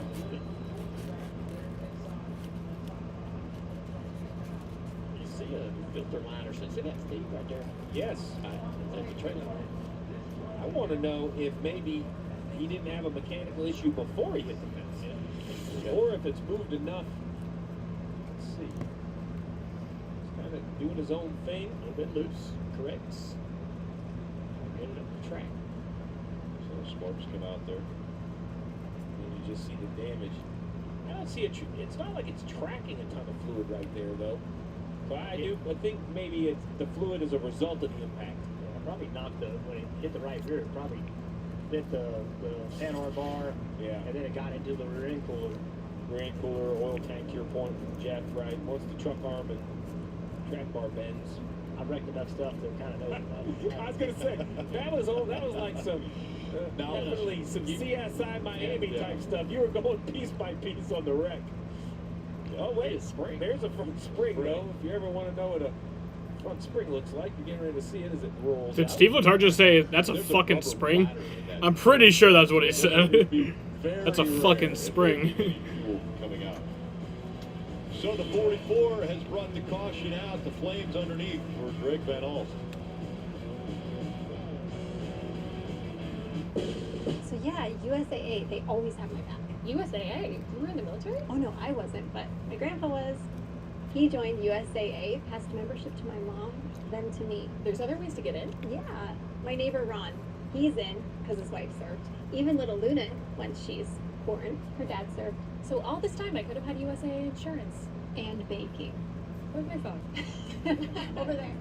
USAA, for the military community and their families.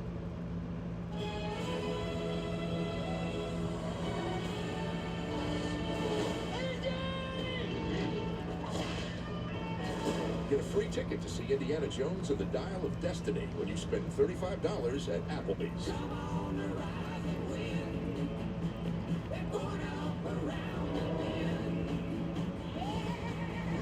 I've been looking for this all my life. Applebee's. Now that's eating good in the neighborhood.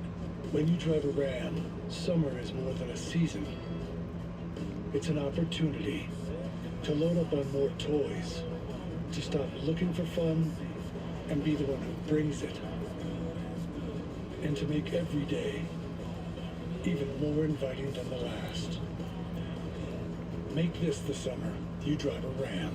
During the Ram Make This the Summer event, get 10% below MSRP on all 2023 Ram 1500 Bighorn models.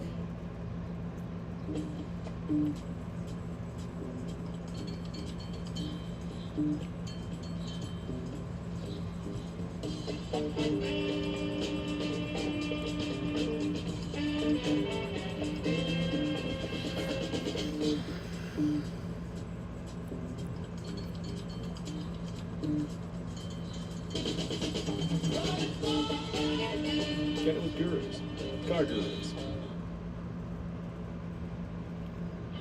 I mentioned earlier the 75-year history of NASCAR has really had Atlanta right in the center of everything. Steve, you had mentioned where the championship used to be determined here in Atlanta, but so many great memories from this area and stock car racing. So the champion used to get on a float, like a tractor-trailer flatbed, and you would take a lap. And at the beginning of the year, all you dreamt about was, man, a lap on that float with the team and the trophy. It was so cool. Well, I know who would be on a flat if it was IndyCar. It would be Alex Palou, because right now he has been dominant. He's the points leader. He's looking to make it 4 straight wins in a row. The NTT IndyCar Series returning next weekend when they race on the streets of Toronto. Race coverage July 16th only on Peacock. Alex Palou has been dominant. He has not lacked pace. My goodness. No. We are enjoying NASCAR Xfinity Series racing from here in Atlanta. The Alsco uniforms 250 about to get back underway. There are only 14 laps remaining in stage 2. Another restart coming up, and Ryan Sieg, Sheldon Creed 1 and 2 right now. And before we get the green flag, let's check back in with the Peacock pit box. All right, guys. So this is kind of the appetizer for tomorrow. What are we expecting tomorrow with the Cup cars? Yeah, I think it's been interesting to watch, Kyle. And the one thing I've noticed tonight is from about 3rd back to 12th, the dirty air is so prevalent. Yes. I mean, you can't go anywhere. And so these guys, when they have to make a move, it's usually a precarious move. Yeah. You've got to be forceful when you're going. So tomorrow, it's going to exacerbate that thought, I would think. Yeah, listen, we see it with this car, and there's only 5, 6, 10, 15 Correct. up front. Tomorrow, we're going to see 32 of them up front. And that, so it is so much more. Yes, sir. The dirty air, the moves, the quickness of the moves, the way things are. I am fascinated to watch these guys run 2 and 3 wide around this place. I drove this place many years ago. I thought you could only run single way. Okay? So I will say that. So it has been really exciting. But I think tomorrow we're going to see a lot of the same things your car is going to have to handle to win this race tomorrow night. Yeah, I agree with you. And tonight, we'll keep watching this thing. It's going to be fun. I don't know where that winner's going to come from, but Rick, I think tomorrow is going to be even better. But right now, we got a great show. We do. And if qualifying is anything as far as an indicator of what tomorrow's going to be like, they had their hands full in qualifying. Single cars working around the track for the Cup Series. We saw how the 44 of Greg Van Alst had some damage to the car. Let's take another look here, and this time we'll see where some of that damage came from. See the blue car there getting loose, sparks flying. Now this is after he's lost control. He's hit the door there, he's turned right into the outside wall.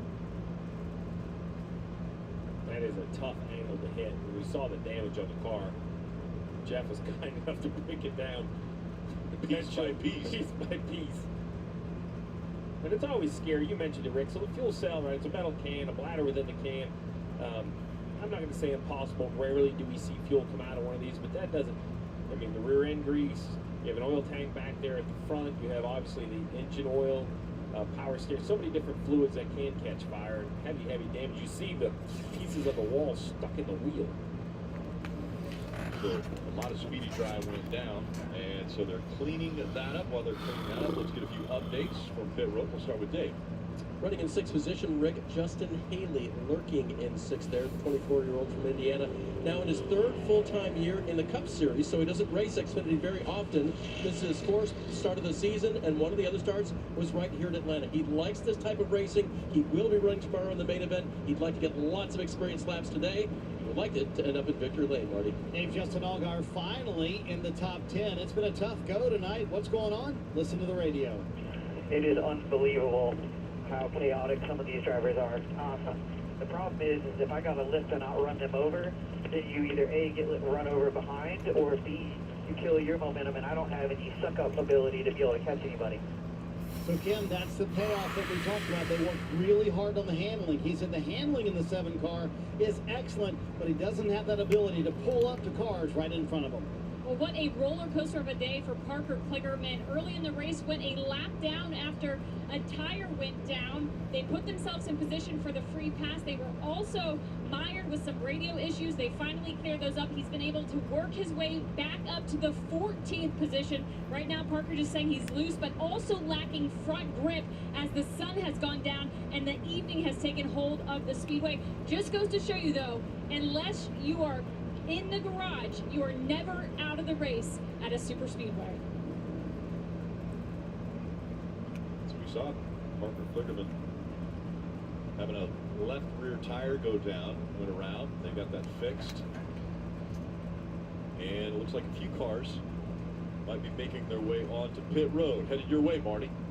Yeah, kind of the same strategy move we saw at the end of stage 1, Rick. There's 12 laps to go here in stage 2, so Riley Herbst is going to come to pit road from the 11th position. Car has been really good, just a little too free on the bottom of the racetrack after winning stage 1, the first ever stage win for Riley Herbst. So going to come get their 4 Goodyear tires right here and see if the strategy play helps him out, Dave. Just talked about Justin Haley. He's going to pit here in the 10 car for 4 tires and fuel. Also pitting from 4th place is Chandler Smith. He talked to his crew. He said, I need just a little bit of adjustment unless this is our last pit stop.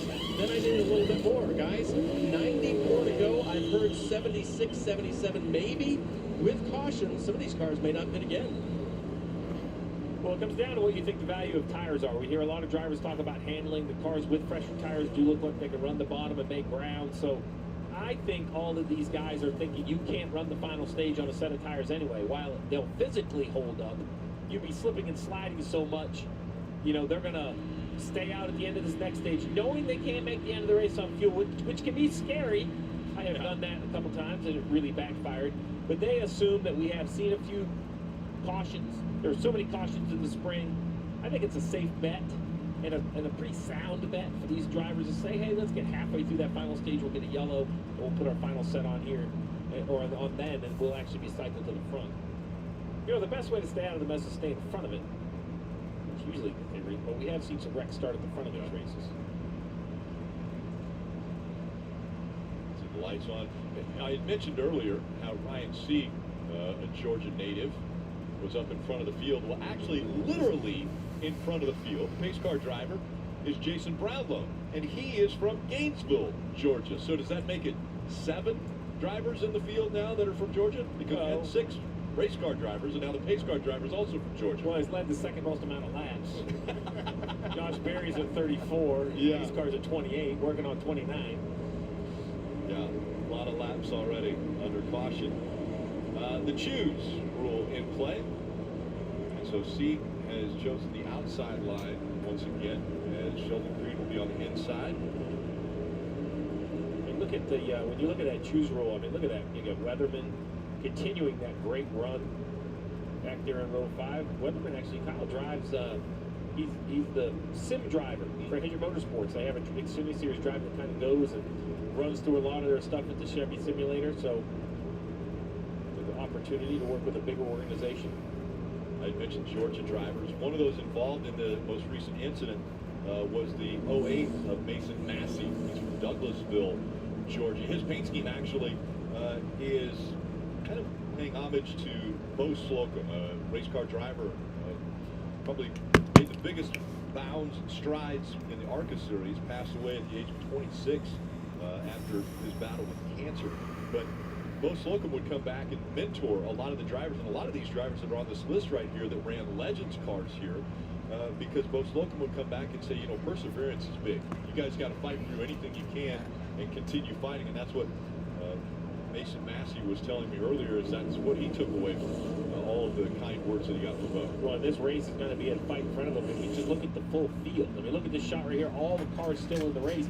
I know we've had some yellows, but you know, as we ride on board with Jeff Burton and the state water heaters, you see all the rows and rows of cars, just not a lot of attrition yet. And I feel awful to say that because I feel like I jinxed it. You may have just jinxed the field. So Ryan Sieg on the All outside. right, Sheldon 9 laps to go in the stage. Green flag is back in the air. 9 to go in stage 2. Pretty good start there on the outside line. 2 cars trying to do everything he can to slow him down because he doesn't have a whole lot of help. But here it comes, the 21 finally to the back bumper. And those are teammates from that inside line, Richard Childress Racing. And I have to believe that 21 is the car you want pushing you. Man, Ty Gibbs dancing around behind him on that inside line. These drivers, these Xfinity drivers, they're not allowed to lock bumpers at Daytona, Talladega, but they can here. But they don't, because of that, Junior, they don't have a whole lot of experience in doing that. They do not know how to use it as well as the Cup guys do. Reed in the 2 goes to the top of the racetrack in front of Sieg. Leaves his teammate on the bottom to work by himself, and he's doing a pretty good job there holding these cars at bay. Sometimes when you're running all by yourself, you just squeeze up against the door of the car beside you, and it can kind of hold you in position. You won't gain, but you won't lose. And now through the corner, you get away, you drive around the bottom, you move forward. So watch Austin in this 21 car as we ride on board. It's hard to run that car on the outside tight through the tribal, but down the back straightaway, you can do that. Look at this car on the bottom of the racetrack performing so well. He talked about this in the first stage, how well his car ran the bottom. The problem is he runs the bottom so well, the people behind him can't do it with him. So he drives away from his help. There's Josh Berry behind him in that 8 car, and he just cannot stay with the 21 to help him. And Creed, we'll see if he goes up to block the momentum of Sieg. He runs to that high line. That leaves his teammate down below. Oh! Josh Berry. Wow, that was that the 19 close. was there. They go down into the turn almost. That was wide. close. Ty Gibbs has the lift. Little contact with the right rear there. Puts the 36 car in the fence. Weatherman with left front damage now. Battle for the lead now as Austin Hill had surged ahead. And now Creed coming back on the outside. Still 3 wide behind him.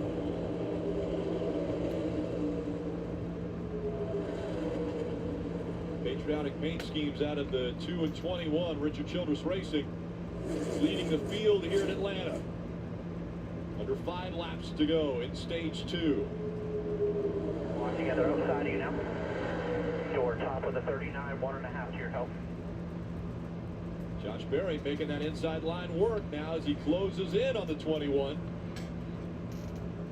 Make him find you. Make him find you, Ford. Spotter so important in this style of racing, and one of the best at it is watching out for Austin Hill, Derek Nealand right now. Big push on that outside lane. It's amazing to me that 21 can run down there by himself that well, especially with the push down the back straightaway from the 39 to the 2. I'm impressed by anything that somebody does on the bottom because the outsides can just hang up on you. So for the 21 to be sitting there this long with no help, nobody behind him. Josh Berry's 4 cars back and fading. Everybody on the inside line struggling, to, losing spots. Ryan Sieg trying to push that 2 of Creed ahead to get by the 21. They just can't do it. You see right here, Josh Berry got a little bit lazy and left the bottom open for the 19. The 19 of Ty went to go for it. Josh came down. They made contact. And Ty was trying to avoid it. Unfortunately, the 36 of Weatherman was there and got some damage on that left front fender. The 19 also got damage on the right rear quarter panel. Well, part of your job when you're running these races, juniors, you got to be looking in that mirror. You cannot give the bottom up in that situation. Josh just wasn't as aggressive as he needed to be in that mirror. Morning. Well, the RCR cars started 37th and 32nd. Final lap of the stage. For the win in stage 2, Austin Hill said, I have so much confidence on entry. That's why he's able to run that low line, trying to get second here away from Ryan Sieg. Sheldon's got the lead. And trying to stay on the back bumper of the 2 of Creed. Now the 2 RCR cars surge ahead. 1 and 2. Final lap here of stage 2. Sheldon Creed is going to win stage 2. 2:21. Sheldon Creed is going to win the stage. He's got 3 stage wins, and they've all come this year. When I was talking to Sheldon earlier today, I said, when's the bad luck going to leave you and you're going to get to victory lane? He says, well, I'm going to have to stop making mistakes too. And well, that's true. Mistake-free for Sheldon Creed in his win of stage 2 from here at Atlanta. Could tonight be his night?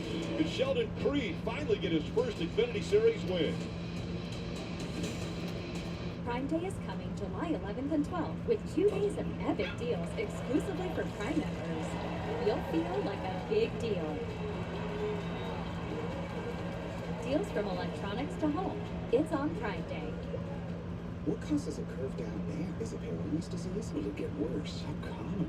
Who can I talk to? Can this be treated? Stop typing, start talking to a specialized urologist, because it could be Peyronie's disease, or PD. It's a medical condition where there is a curve in the erection caused by formation of scar tissue, and an estimated 1 in 10 men may have it. But PD can be treated even without surgery. Say goodbye to searching online. Find a specialized urologist who can diagnose PD and build a treatment plan with you. Visit makeapdplan.com today. I'm a little bit of a nerd when it comes to landscaping. I've studied soil down to the microbes. It's that level of detail I bring to my work and to my business. Straight lines and a healthy ecosystem is what I'm all about.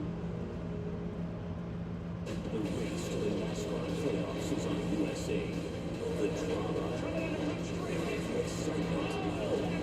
the characters.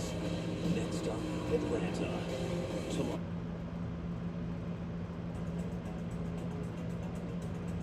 The Wells Fargo Active Cash Card. Earn 2% cash back on what you want. Like a chic velvet party dress. The perfect petal pink lipstick. Vintage earrings with a mysterious history. And 2% cash back on what you need. Like a first-rate lint brush. The Wells Fargo Active Cash Credit Card. That's real life ready. Meals on demand. On behalf of IBEW Local 43 Union Electricians and NECA Contractors, we are pleased to partner with Syracuse University in providing our members with an opportunity to enhance their education at this great university. Syracuse University's partnership with the IBEW will provide talented students the opportunity to advance their careers while shaping the future of the electrical trades and the industries they serve. Central New York's future is bright, and the IBEW Local 43 and NECA will continue to help light, power, and grow Central New York. Represent your favorite driver. Take advantage of amazing deals at the NASCAR shop. Check out the greatest selection of t-shirts and hats, die-casts, much more. Visit NASCAR.com/shop today. From inside the race car to high above, aerial coverage brought to you by Pods. You're moving this summer, save up to 30% at Pods.com today. You see the entire field basically coming to pit road, so the ones that were just on pit road and put their tires on, I'm guessing here's just going to be a little splash of gas. So this is going to be a real jumbled up race off from pit road, but you see just how long pit road is when it's 45 miles per hour all the way around turns 3 and 4. Coming in front of their pit stalls now. Again, the RCR cars leading the charge down pit road. Kim. You see Ryan Sieg at the top there in the 39. He said, I just need a little bit more stability. They will make an air pressure adjustment on the 4 fresh Goodyears they're going to take. He also said, I just cannot keep up with them on the restart party as they continue service on Ryan Sieg. That was a great shot from the top of the roof of Austin Hill as he pulled into his stall. He said, I had 3 really big moments entering turn 3. Way too free. I need to be tighter for the long run game. He talked about the jumble on pit road. Sheldon Creed knew that he would not be the first off of pit road, even though it was a stint. He needed 4 tires. He needed 2 cans of fuel, and that is taking forever. He's going to lose tons of track position. Well, couple guys who got some great spots on pit road, Allgaier and Joey Clemens. Any other sport. Instead, the issue is that NASCAR isn't getting new people to buy For COPD, ask your doctor about Breasttreat. Breasttreat gives you better breathing, symptom improvement, and helps prevent flare-ups. Breasttreat won't replace a rescue inhaler for sudden breathing problems. It is not for asthma. Tell your doctor if you have a heart condition or high blood pressure before taking it. Don't take Breasttreat more than prescribed. Breasttreat may increase your risk of thrush, pneumonia, and osteoporosis. Call your doctor if worsened breathing, chest pain, mouth or tongue swelling, problems urinating, vision changes, or eye pain occur. If you have COPD, ask your doctor about Breasttreat. Hey, and one more. I think we got it. Yeah, let's focus on the RV. RV? Okay, everybody look at the RV and smile. What you want for your family portrait? Good point. We bundled the boat with our home and auto first. Hey, team, get on in here. Team? Oh. Fun. Now everyone say 24/7 financial protection with Progressive. 24/7 financial protection with Progressive. Okay, let's get some singles in the on bike. Okay.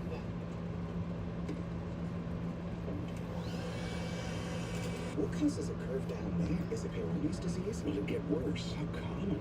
Who can I talk to? Can this be treated? Stop typing. Start talking to a specialized urologist because it could be Peyronie's disease. Oh, you can see my fucking fat. I know. Caused by I'm going to grab a beer. An estimated 1 in 10 Sheena, men you may want have, one? but PD can be treated want a beer, even without Sheena? surgery. Say goodbye to searching online. Find a specialized urologist who can diagnose PD and build a treatment plan with you. Visit makeapdplan.com today.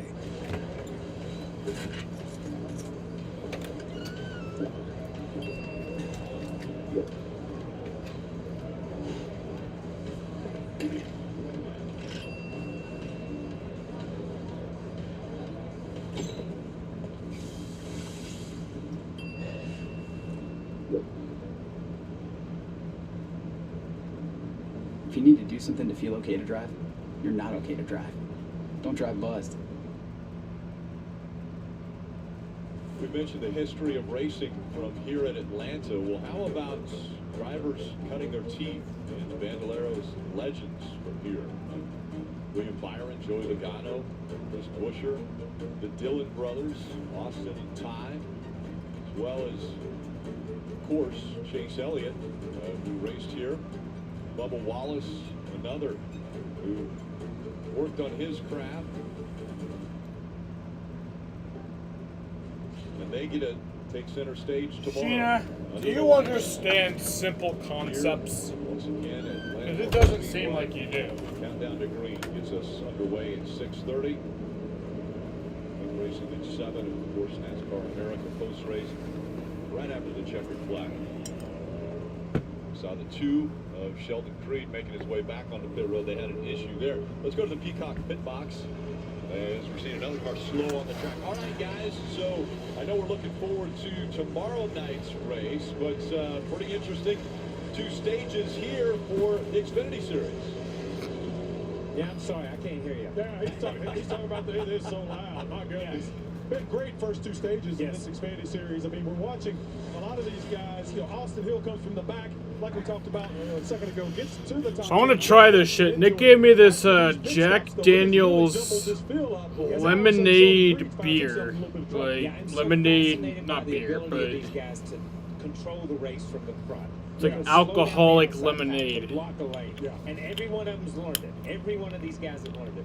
And that's where these guys, when they come to the Cup Series, they're ready to race there. Yeah, so Rick, we're hoping they can burp that can on that 2 car next time.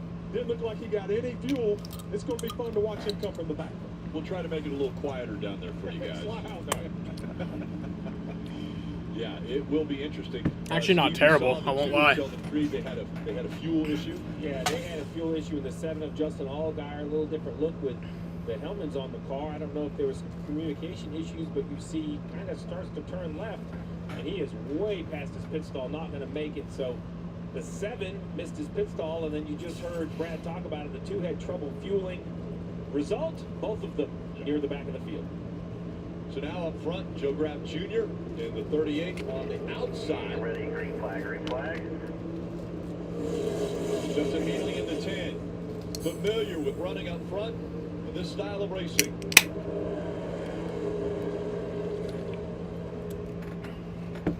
Sam Mayer in the 1. That second car on the high line. Oh, someone's in the wall. Early outside line. Looked like the 19 attack Gibbs might have got up a little high there. 3 quali cars are leading this race right now. Haley Hemrick, Chandler Smith. That is something we've seen. Yeah, what's wrong with Ty Gibbs? Gibbs falling further back. Yeah, he must have an issue with the. Yeah, Ty Gibbs has an actual issue here. Oh, flat tire. Right rear quarter panel damage. I believe that's the right front flat. Sheena? But I think he's had some issues with the right rear tire. Now the right front tire is flat. After contact that fence. Sparks coming out from underneath the right side of the 19. He's going to try to get down.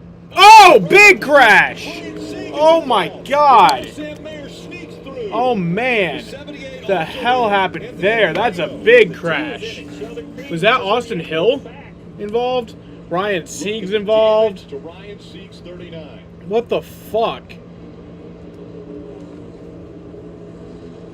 That was a big crash. Austin Hill was not involved. I thought Ryan Sieg and Austin Hill's schemes look very similar. So. 9 of Brandon Jones, left front damage. Oh my God. Heavy damage, 36. There's the 2 we just talked about it. The stage 2 winner has trouble fueling the car, goes to the back. All right, let's see what the hell happened here. 3 wide. It's just much tighter here than it is in all the other tracks. Something happened in front. Oh man. 98 was having a problem. Oh. Yeah, Retzclaff just made it by. Looked like he was getting sideways in front of him. Yeah. See that again. Riley gets loose. It lifts. And he's even looser. I wonder if he's got a left rear tire down. He does. He's got a left rear tire flat. So coming around there the lap before, the 19 has a tire issue. I wonder if they are running over something, possibly running over something that cut the left rear tire on that 98 car. And possibly the 19 issue. Right. Yeah, so could be something on the racetrack up there.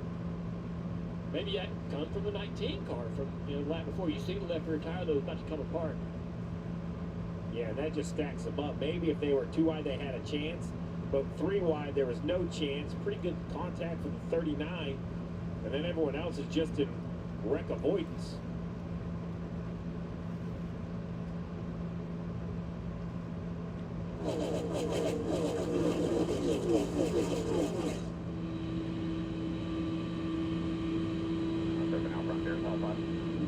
So they're stay low here, stay low, come down, check.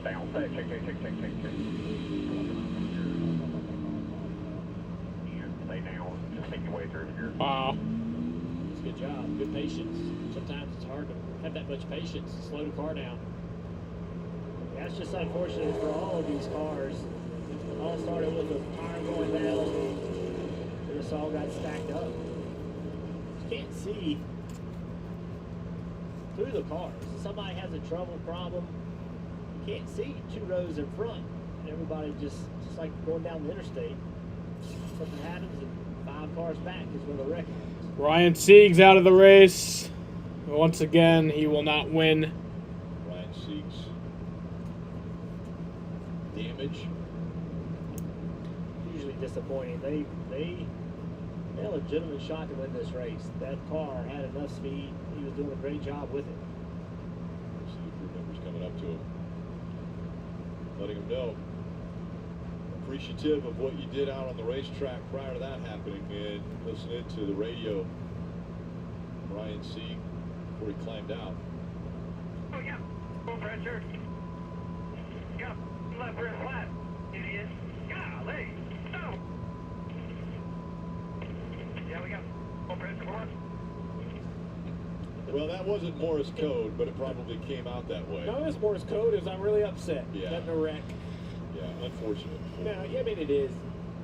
You guys said it, right? I mean, he's had some good runs, but this is a race that he drove up and took the lead from. So he has to be thinking, well, it could have been. They've been running really good this year. They struggled for a few years, but they switched to Fords. I think helped this team because there are not a lot of Ford teams out there, and they're getting a lot more focus and support. And they're teamed up in some areas with some Cup affiliated race teams, having some drivers out there in their cars running the full-time Cup schedule. So just a nasty crash on the back straightaway, and that's what we get when we have issues and super speedways. 10 cars are involved. Ryan Sieg, one of them. He was up front for a few laps here today.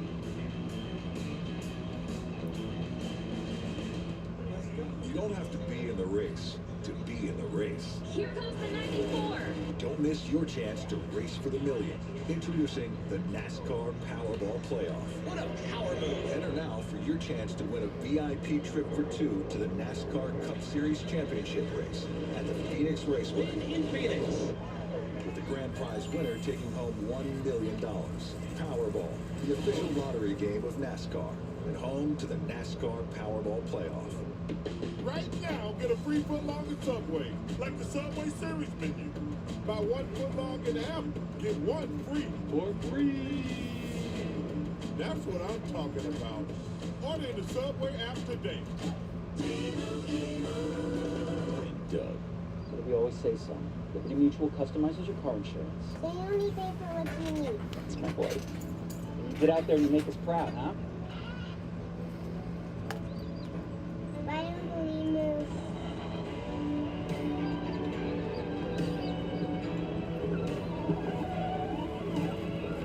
Stay off the freeways. Only pay for what you need. Liberty, liberty, liberty, liberty. Time to meet your team.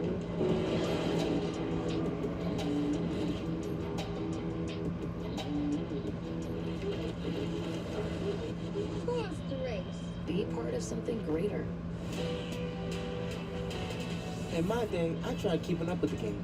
Now with the power of Xfinity 10G network, my little bro is the game. With the Xfinity 10G network, he sees the game from every angle with barely any lag.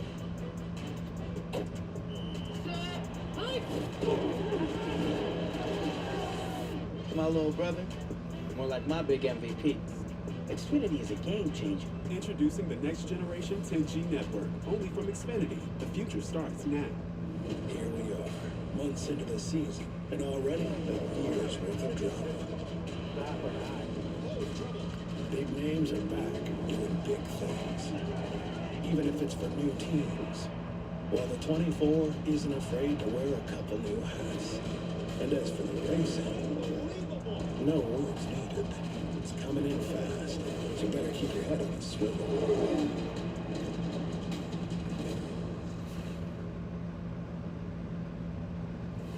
Mondays on USA. Do not miss the nonstop action of Monday Night Raw, featuring WWE superstars such as Cody Rhodes and Bianca Belair. That's Monday Night Raw live at 8 on USA. Sheldon Creed out of the race now, out of the car. You see some sparks still coming out underneath the 98. And want to take a look at the Toyota driver update, where they're running. John Hunter Nemechek highest scored right now in 4th. Sammy Smith in the 10th position. Kaz Grala there in 12th. So hands full for Ty Gibbs. He's back in 25th right now in that 19. But he's been all over the racetrack, catching that race car. And it's going to be a very interesting finish to this race, right? The drivers that won both Stage 1 and Stage 2, both involved in the accident now with Herbst and Creed. Sheldon Creed just had won Stage 2, and that fueling issue, lost his track position because of it, and then gets caught up in a wreck. I mean, that's kind of that, old saying where you kind of make your own luck. There's an example of it, right?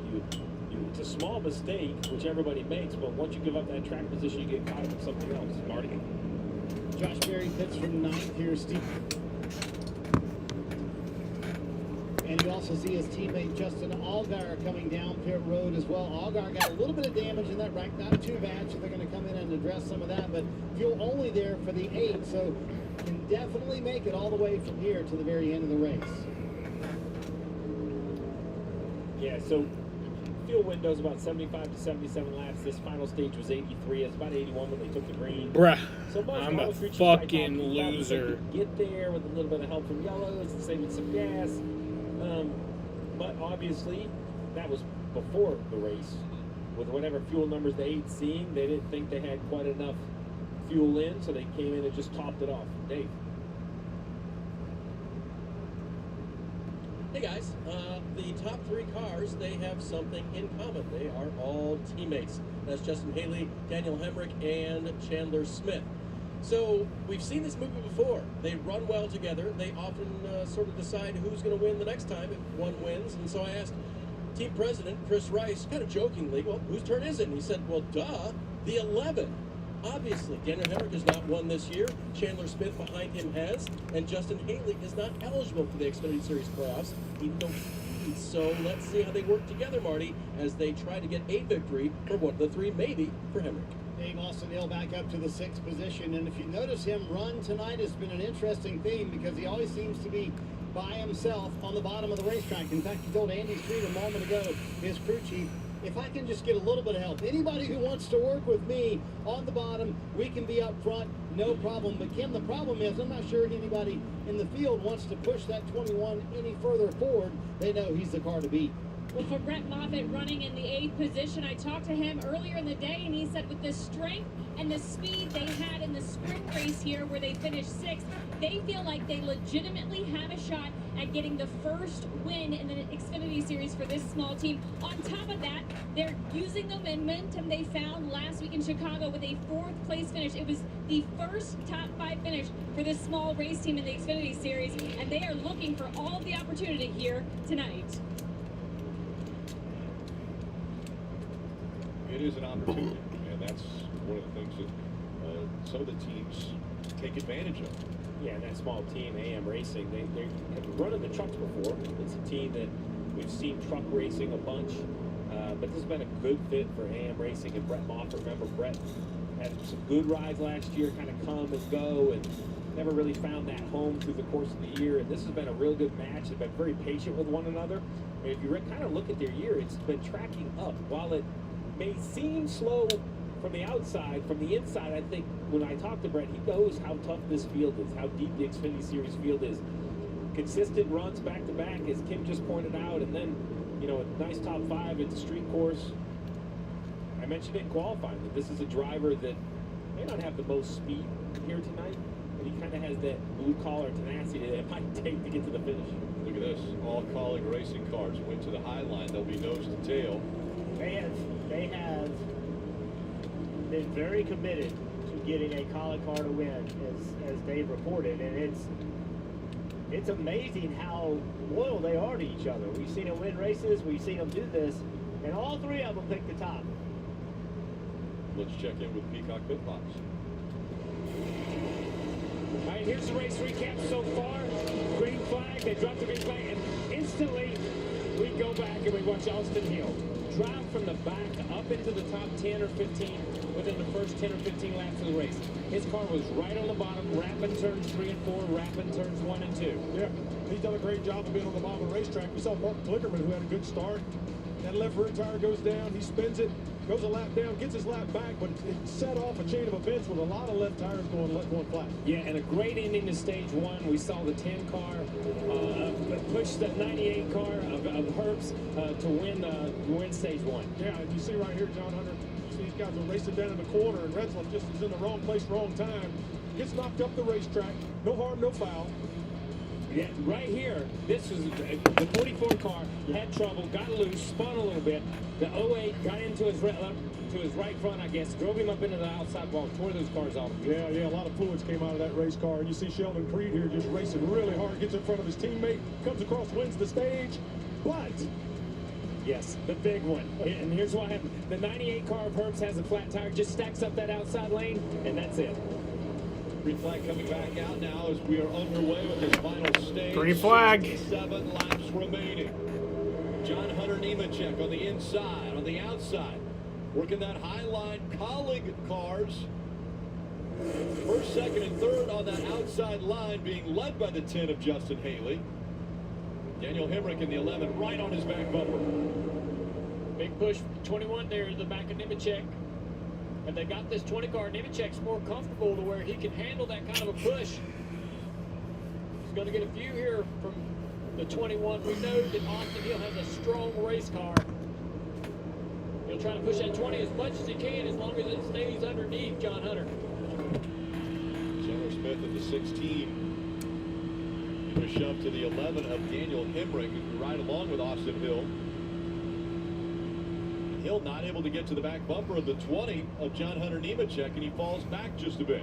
Yeah, John Hunter's car just does not drive well enough. Another car on the wall back there, Josh Berry. Josh Berry. Big damage to the right rear quarter panel here. It's gonna be a long night for him going forward. I agree, Josh. Bad tire rub. I think that's going to require a pit stop.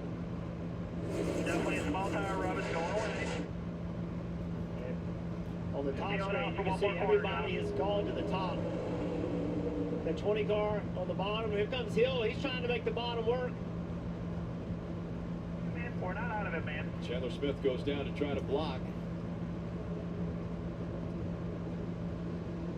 It's Justin Haley that's out front now. Daniel Hemrick running in the second spot. Chandler Smith is third. And it seems like this is very familiar. Calling Racing working together up front in pack racing style. Another thing we're seeing is the cars spreading back out like they did in the first stage. We had a lot of pack racing side by side, hard battling through stage 2. But it looks like now handling is again an issue. We heard drivers say the cars are getting looser as the race goes on. You see Austin Hill, he keeps trying to make the bottom work, but if nobody's going to go with him, every time he makes a move, he loses spots. And that's going to be the determining factor whether he can win or not. Can he get a run at the right time and then make the move and then find a hole to get in? Otherwise, he keeps trying to make moves and it doesn't work and he falls further to the back. Caution's just Caution. And a lot of damage for Kyle Weatherman. How did he get out that quickly? The right side of that car is destroyed. Kyle's been involved in a few accidents. Pretty hard. Fluid. You heard it on the radio. He's saying that the right front let go. Sounds like that's the spotter describing it to the team at times. When you're on pit road, you just know your driver's out of the race. You're as confused as anyone trying to put together what happened. You see a little fire. I would say that is where that right front suspension ended up into the engine compartment. So the 7th caution has come out here tonight.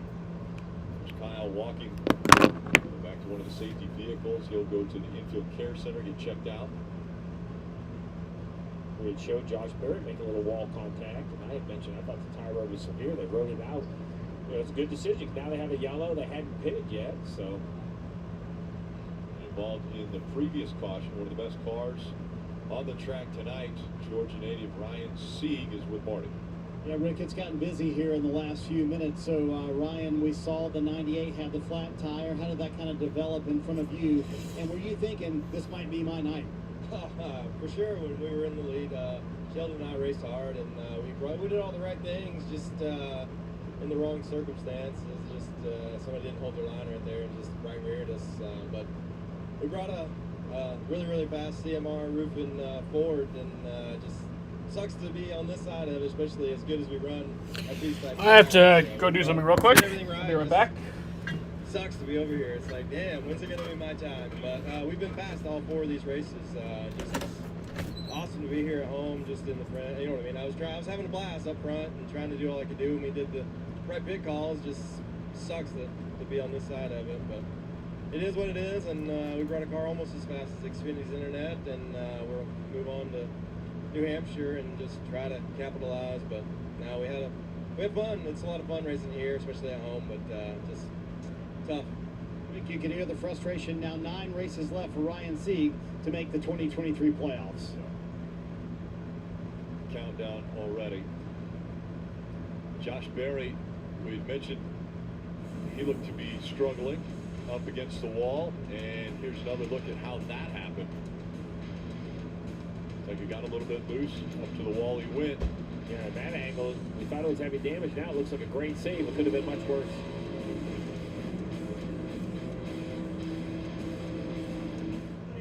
You don't have to be in the race to be in the race. Here comes the 94.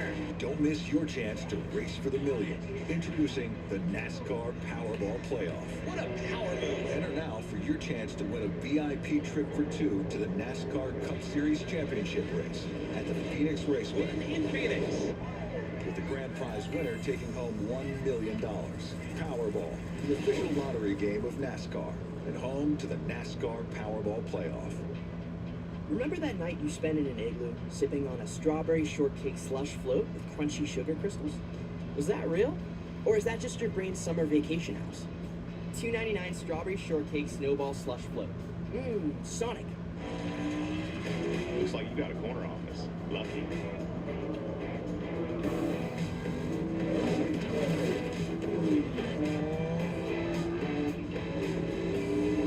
Being part of something greater. Moving this summer? Join the 6 million families who discovered a smarter, more flexible way to move with Pods. Save up to 30% off until July 10th. Whether you're moving across town or across the country, save up to 30% at pods.com today. Ashley's Stars and Stripes sale is happening now. Don't miss instant savings on select items up to $1,000 off. And all veterans and active military will receive 10% off their purchase. Plus, get 60-month special financing. Shop and save today, only at Ashley. The company goes to the firstborn, Audrey. The model train set is entrusted to Todd. Mr. Marbles will receive recurring deliveries for all of his needs in perpetuity, thanks to AutoShip from Chewy. I always loved that old man. What's it say about the summer house? Yeah, the summer residence goes to Mr. Marbles. Plot twist. I'm sorry, what? Doesn't make logistical sense. Unbelievable. Pets aren't just pets. They're more. You got a train set, Todd. Save more on what they love and never run out with AutoShip from Chewy. At Richmond Raceway, we race a little different. We celebrate a little different. Our way changes everything in this sport. We tailgate a little different. Even where we are is a little different. The only thing that isn't different is the amazing experience of being here for you and your family. It's the same as it's always been. NASCAR weekend at Richmond Raceway. Get your tickets now at richmondraceway.com. Fans, make sure to download the official app of NASCAR. It allows you to follow all the action with free live scoring. There's in-car cameras as well as a radio broadcast. You can search NASCAR in your app store, and you can start the free trial tonight. Back in 2001, it was after Dale Earnhardt Sr. passed away. Kevin Harvick took over and drove the 29 to victory for the very first time. It came here at Atlanta. Kevin Harvick's third start, he got the win and started what is going to end up being a Hall of Fame career.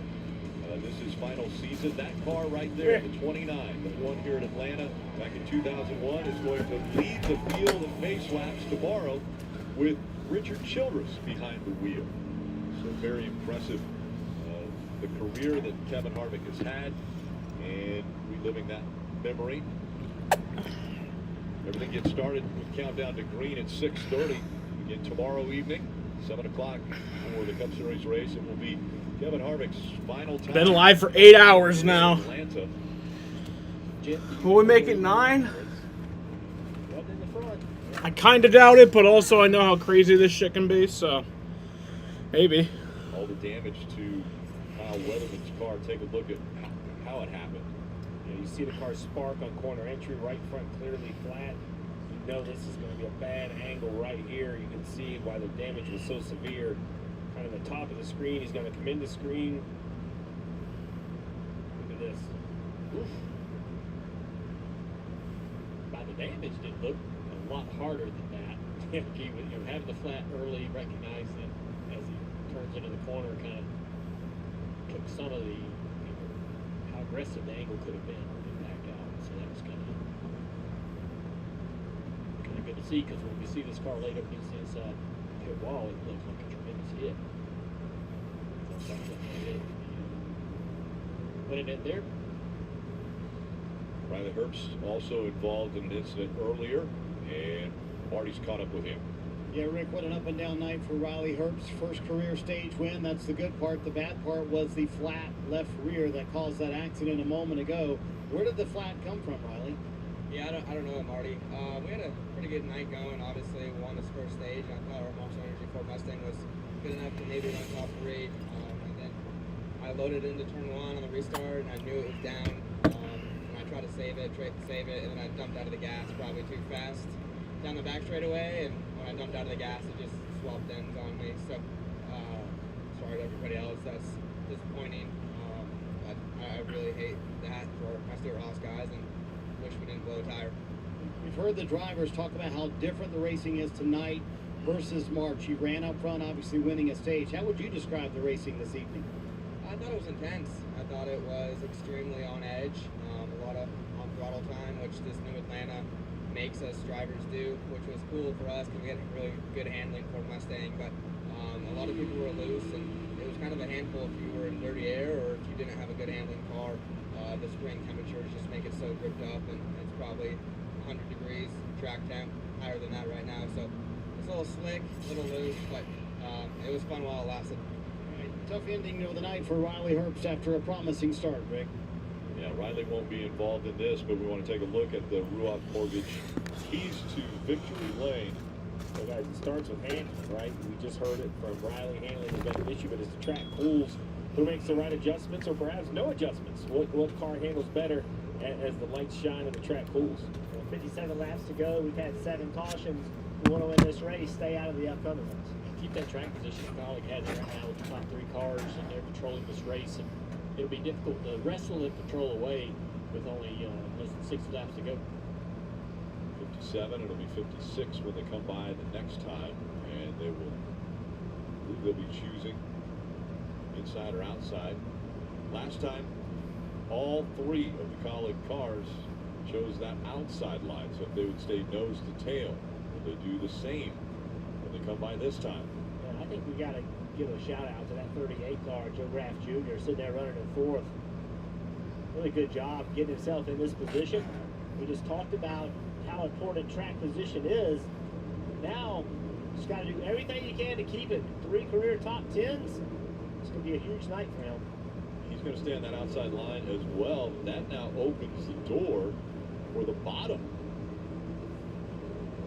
So, who was 5th? John Hunter Nemechek is now going to start on the front row in the 20. I want to know from the drivers, you mentioned that Joe Graff Jr. car, the windshield is, I don't know if that's speedy drive. Like, is that hard to look out of as it appears? I mean, look at that thing. Might not have been a tear off on there. Dave? Leader Justin Haley discussed a 2-part strategy with his team. You got to make the call.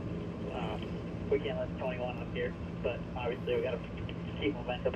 As long as you understand, it just depends on what the 16 does. As soon as we get one car between, it's all over. Oh yeah, I got you. So Chandler Smith in the 16 had gotten out of line earlier, but he was trying to block the 21 from coming. There's only forward. one car a lap Together. down. They're concerned about the 21. Sorry, there's only 9 or 10 cars a lap down. Look at the numbers for Colleague Racing. But the first car a lap down is 10 laps down. 7 wins. 66 starts. So I'm assuming that just means he's out of the race. Yeah. Everyone else who's in the race is on the lead lap. The last 18 races on these drafting type tracks. So again, Colleague, nose to tail. There are 3 cars on the outside line. On the inside, it's John Hunter Nemechek with Cole Custer behind him.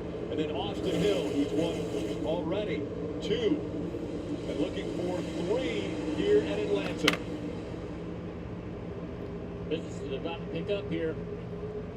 Drivers know we're closing in on the finish of this one, and they're going to need that track position. You see the 21 of Austin Hill jumping that outside line. He's already going to give up on this bottom. Get a push here from Joe Graff. 16's trying to go to the bottom here. 21 to the top. That's another spot. Austin Hill moving up to 4th now. They mentioned if the 21 would get in between any one of those 3, it could be the night over for the Colleague trio. And now, John Hunter Nemechek running in the 3rd And spot. now. Austin Hill is 4th, all chasing after Haley.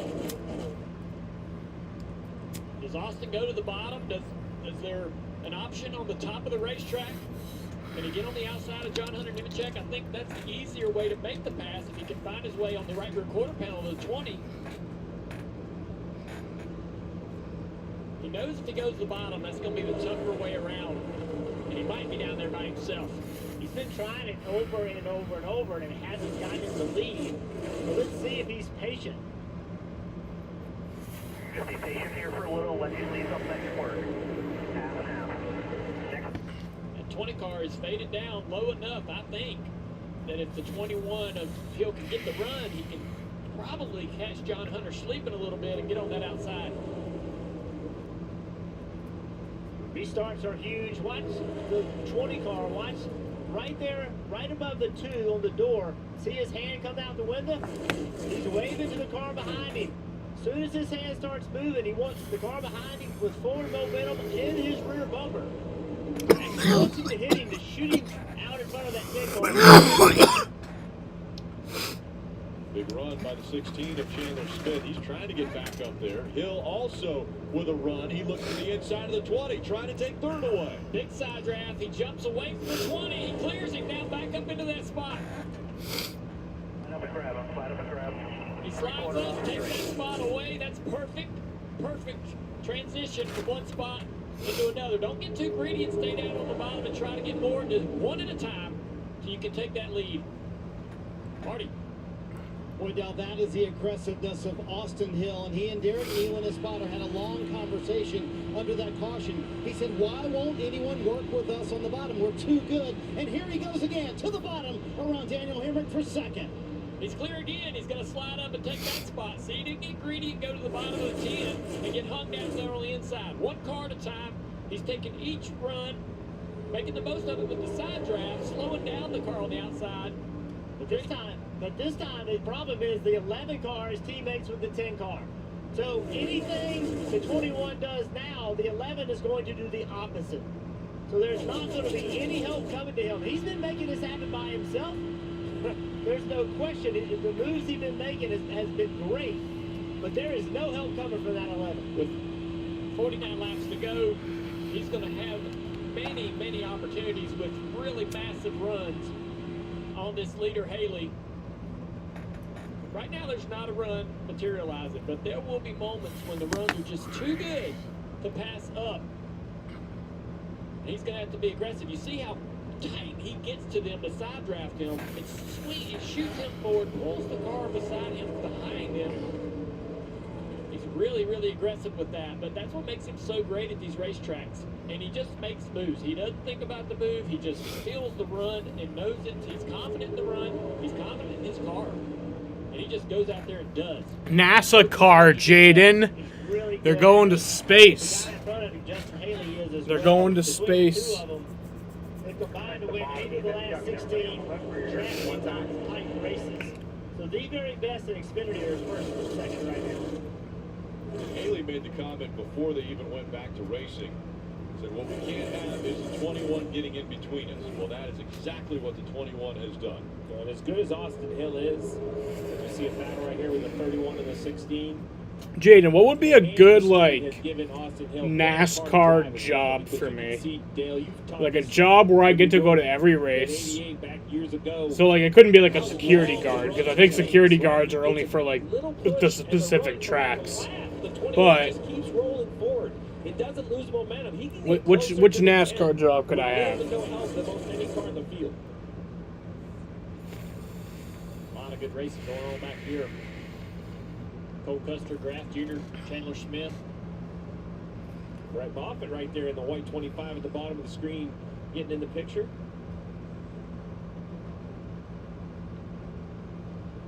Top two of the best at this style of racing.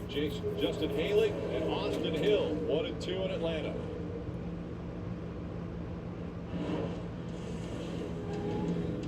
It's orientation day. Welcome to the One of those fat officials who sit around during pit stops and do nothing but stare. That would be a good job for me. I would be very good at that. I think that's my calling.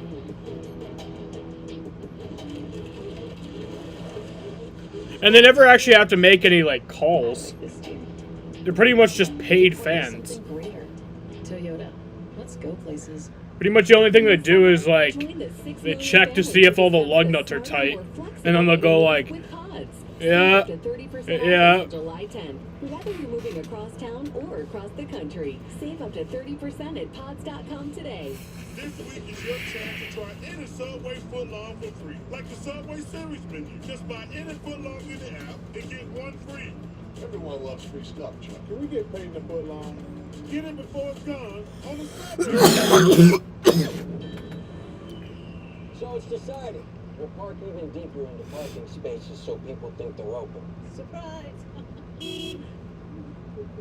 Can't hear you, Jerry. All right. Yeah, can we get a system where when someone's bike is in the shop, then we could borrow someone else's? No. Or you can get a quote with America's #1 motorcycle insurer and maybe You'll love it. money. I will love it, I'm in Jaden. favor of that. I would also love if Justin Haley could win this race. There's a thin line in the NASCAR Xfinity Series between winning and losing, between being the future and being past. Or Parker Kligerman, that'd be cool. He actually had a tire go down earlier in this. I don't know if you've been watching, Jaden, but he had a tire go down early in this race, and he spun out. And he's up to 9th. I think it's pretty awesome. In the NASCAR Xfinity Series, there's a thin line between being a name they know and being a name they'll never forget.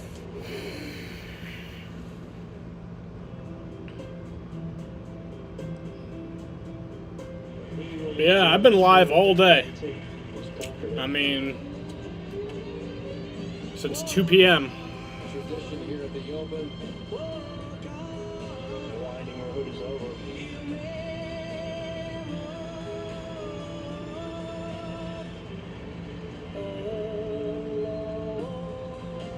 An absolute triumph.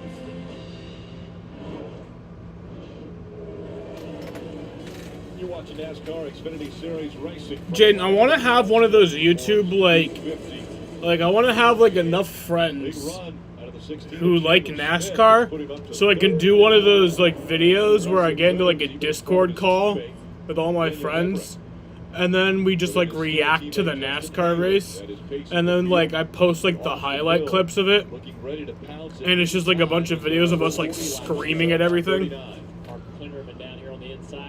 You know, like, there's like a million of those channels on YouTube. I gotta have one of those. The racetrack running right against the wall. Some still able to be comfortably running the bottom. I had the stream open for the entire time, but I was doing something else. For a little bit. Yeah, I was gaming and watching some baseball. Yeah. Chandler Smith making some great moves to the bottom of the 20 right here. He gets up beside his teammate. Didn't think he was going to make this pass happen, but slides right in front of Hemrick. I don't know that Hemrick was wanting to let him in because he pushes him all the way down the straightaway. And Parker Kligerman right here still talking about him. It's a big run on that outside. 18 car, Sammy Smith just says, hey, I'm not going to let you get that run. Pulls up in front of him. Oh, it's frustrating as a driver. You got to lift right there. It's going to be a big wreck. Somebody who's lifting is that 21 of Austin Hill. He's trying to... But are you watching the race, Jaden? Backing up a little bit to Haley. Packing up these cars behind him. And he's trying to create a run right here. Jumps to the outside. Haley blocks it. Now to the inside. Can he clear? Haley's got the help. And his teammates behind him. 3 colleague cars. I just didn't like that move. I just think it was a desperation move. You got 3 colleague cars right there running together. You know they're not going to help you. You got the fastest car with 37 laps to go. It wasn't the time. It wasn't the place. He's really good. He's really good at this, but I did not like that move. How does he form up with someone else? You say not the time, not the place. When is the right time and when is the right place? Well, the problem was he had the 16 of Chandler Smith behind him, and Chandler kept giving him a push, an air push. And I just feel like he fell into the trap thinking, hey, I got this big run. And as soon as he got the run, Chandler Smith said, I'm not helping you anymore. And now you have 3 colleague cars running first, second, and third. You just have to recognize the situation you're in. You're just up against it, and you know the reputation of the colleague drivers. They are going to help each other. We'll see if Austin Hill can battle his way back. He was all the way up running in the 2nd position, but now has dropped back to 6th. Yeah, we get to see him go back to work and try to figure out how to get around these cars, put himself back in that position, Jeff. Look at it. What a run. He flies up there. I was going to say, back to work. I don't think the 00 and the 20 are going to take as long, but then he has to get to that trio of column cars, Marty, and start picking them off one at a time. And Steve, here's been the frustration for Austin Hill all night long. It's very evident nobody wants to help him. He's going to have to do it on his own. Junior, you've been in this spot before, so now that he's fallen back, I love the phrase you use. He's got to go back to work. How does he go back to work? Clearly, he's going to have to do it on his own and pick his way from 6 up to the lead. I think he jumps on the right rear of that double zero. He's got it fast enough. Well, I think it's gonna go like 2 or 3 wide eventually. Hopefully we don't stay single file till the end. That'd be fucking stupid. You know, the leader's full throttle, but some of these guys right here are half throttle. Every once in a while checking up. I'd be on that top line. Just Most of this race has actually been pretty good, but now it's just fucking stupid in single file. That outside pass is automatic. We've seen how hard it is. I will say though that this has been the best single file racing I've seen So here he goes. at a drafting track. Like usually when they're single file, nothing's happening, but they actually are like they'll make little passes and then they'll just go back single file, which is nice, Parker fun. hasn't been up here running with the 21, but everybody else that's been up here hasn't wanted to run with Austin Hill. Kim? And at this point, Parker's willing to do anything to find track position because he said, my car is so good. We just need continuous green flag runs to show what it can do. So if anybody's going to work with Austin Hill, possibility of Parker Clearman just so he can show what his car can do, Dave. Let's continue this Parker update with Parker Red. Yeah, it's on USA. And white and red 31 car getting passed right now by Justin Allgaier, but a strong run for him. Are you not watching, Jaden? Have you not been watching the race? Here was the opener at Daytona. He's just a rookie, 20 years old, but he's doing a great job. Parker's running nose to tail here. Parker Kligerman, as well as Parker Retzlaff, the 48 and the 31. I think the Hill handling 20 is going to be the opportunity for Hill. The USA. Position. There's a lot What's of up, Rafa? blue and Welcome white back. out there, but the fourth one in line is the 20 of John Hunter Nemechek, and his seems to have some of the biggest handling issues as tires wear. And one of these times, he's going to have an issue move up the track. The double zero and him are going to get passing, and that'll be the momentum killer that the 21's looking for to try to get to that right rear of the 20, and the double zero for that matter. Dave, what are you hearing on the 20? Well, so that was one of the other things that the colleague teams talked about in the break. They were sure that the 20 car John Hunter Nemechek would get shuffled out because he's been handling so ill all night, and John has confirmed that on the radio. Just as he had the right downforce on the car. I was enchanted to meet you. Please don't be in love with someone else. Looking for opportunities. Please don't have somebody waiting on you. Going by now. We'll see if that creates an opportunity. Doesn't slow down the 10 of Haley at all. Haley running strong up front as his teammates Chandler Smith and Daniel Henry running right behind him in second and third.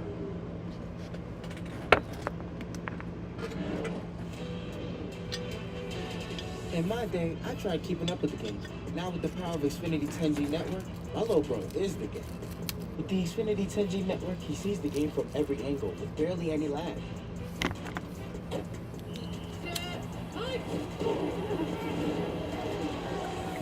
My little brother, more like my big MVP. Xfinity is a game changer. Introducing the next generation 10G network, only from Xfinity. The future starts now. Ashley's Stars and Stripes mattress sale is happening now.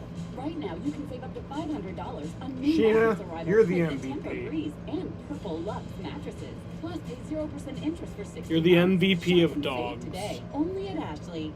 When you look back on this day, you might remember the heat wave, or the strawberry shortcake slush float with crunchy sugar crystals.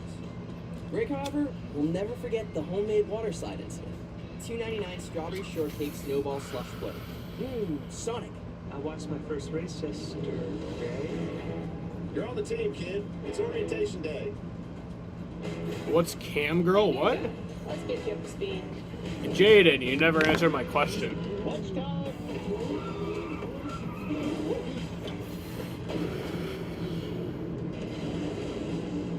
Your workspace is ready. Looks like you got a corner on this. To be part of something greater.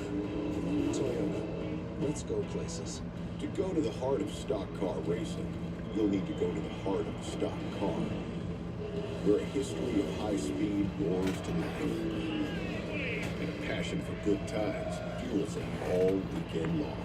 Where kids can be kids, and adults can be too. It's anything but slow at Michigan International Speedway. Come be a part of the action.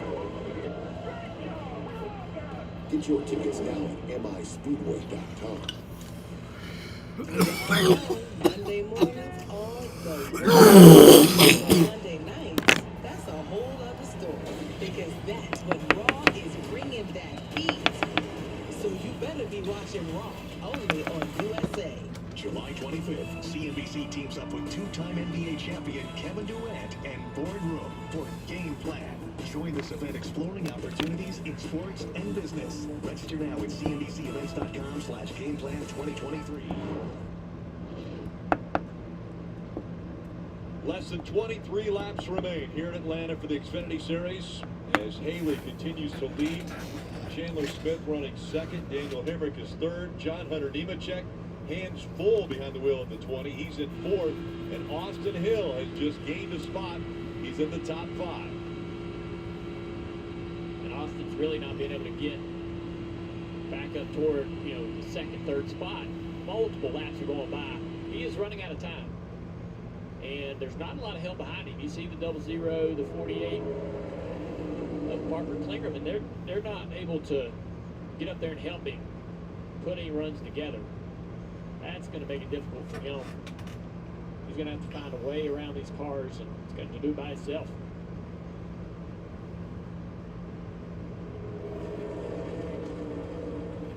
How long will the Colleague racing cars play nice with each other? All the way to the end.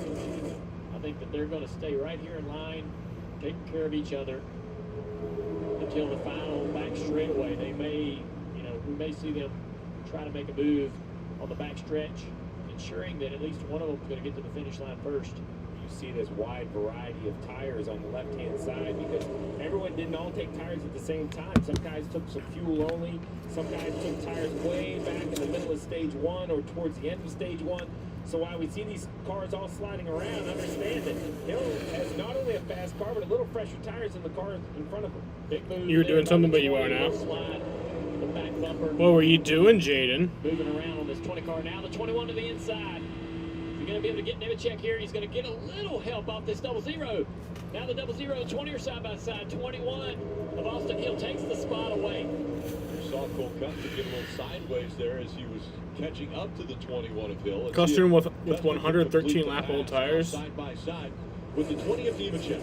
Who said that? Yeah, see, that's the problem right there. When you go to the bottom, There's no way that's true. they're going to stack up on you on the outside. Wait, did they actually say that? I'm sure Cole customers are watching that 20. Look at him. He's just way up the racetrack. Car drives horrible. I'm sure Cole saw that and thought he could clear him. Parker Kligerman trying to take advantage of the 20. Moving up high. And I think Parker could be the 21's best friend because he's one of the only cars I see that can carry that corner speed through the middle of the corner.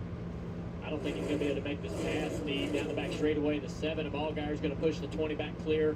Parker's going to continue to lose spots down the back straightaway. That was the moment, right? He needed that push from the 7. So now Austin Hill has got to the back of the Colin cars. It's going to have to happen somehow, one at a time. It's not going to have much help from behind. The 20 just does not have the drivability to do what the 21 can do. So how can Austin Hill make this happen? He's got to get forward momentum on him. Nah, I can't even rewind on this cable box. Preferably get on that right rear quarter panel.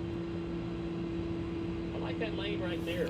Gives a little bit of distance in the corner, but should have a little bit of a run down the straightaway here.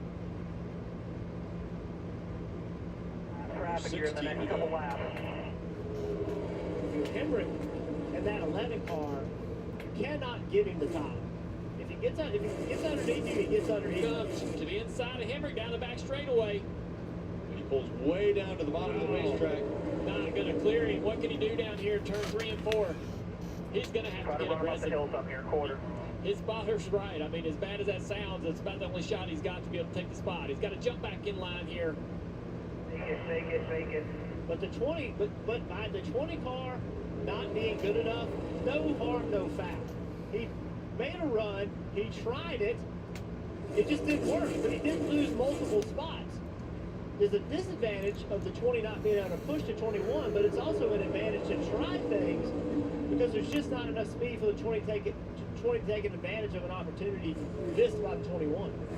You know, you said it the best. If I'm the crew chief of the 11 right now, I'm letting him know if the 21 passes us on the bottom, okay, but you cannot allow him to get to your outside because that's a free pass for the 21. The 20's right here too, Steve. This could be an opportunity for the 21 to put something together. Just don't think he can do it by himself. We also see a lot of lap traffic that could disturb the air for the leaders. Get them out of the throttle a little bit to create some opportunities for the 21 as well. Lap cars once again coming into play here. The whole time, Justin Haley, it's not easy, but making it look easy, probably easier with two teammates behind you, but Justin Haley just continues to lead this race up to 64 laps. Before Austin Hill became the best at the super speedways in the Xfinity Series, that was Justin Haley. He was, in my opinion, the best super speedway racer, the best drafter in this series. Then he moved into the Cup Series full time. No surprise to see him successful tonight. I thought he would be the one to be able to take the fight to the 21. Well, Dale Jr., he's going to love to hear that because he stopped me on pit road a couple weeks ago after you said you thought he might win a championship in his career, and he was shocked. He thought that was the best compliment he's ever had. So you put that one on top of it, I might get another text message from the driver of the 10. Well, he's led more tonight than he did in all four of his wins combined.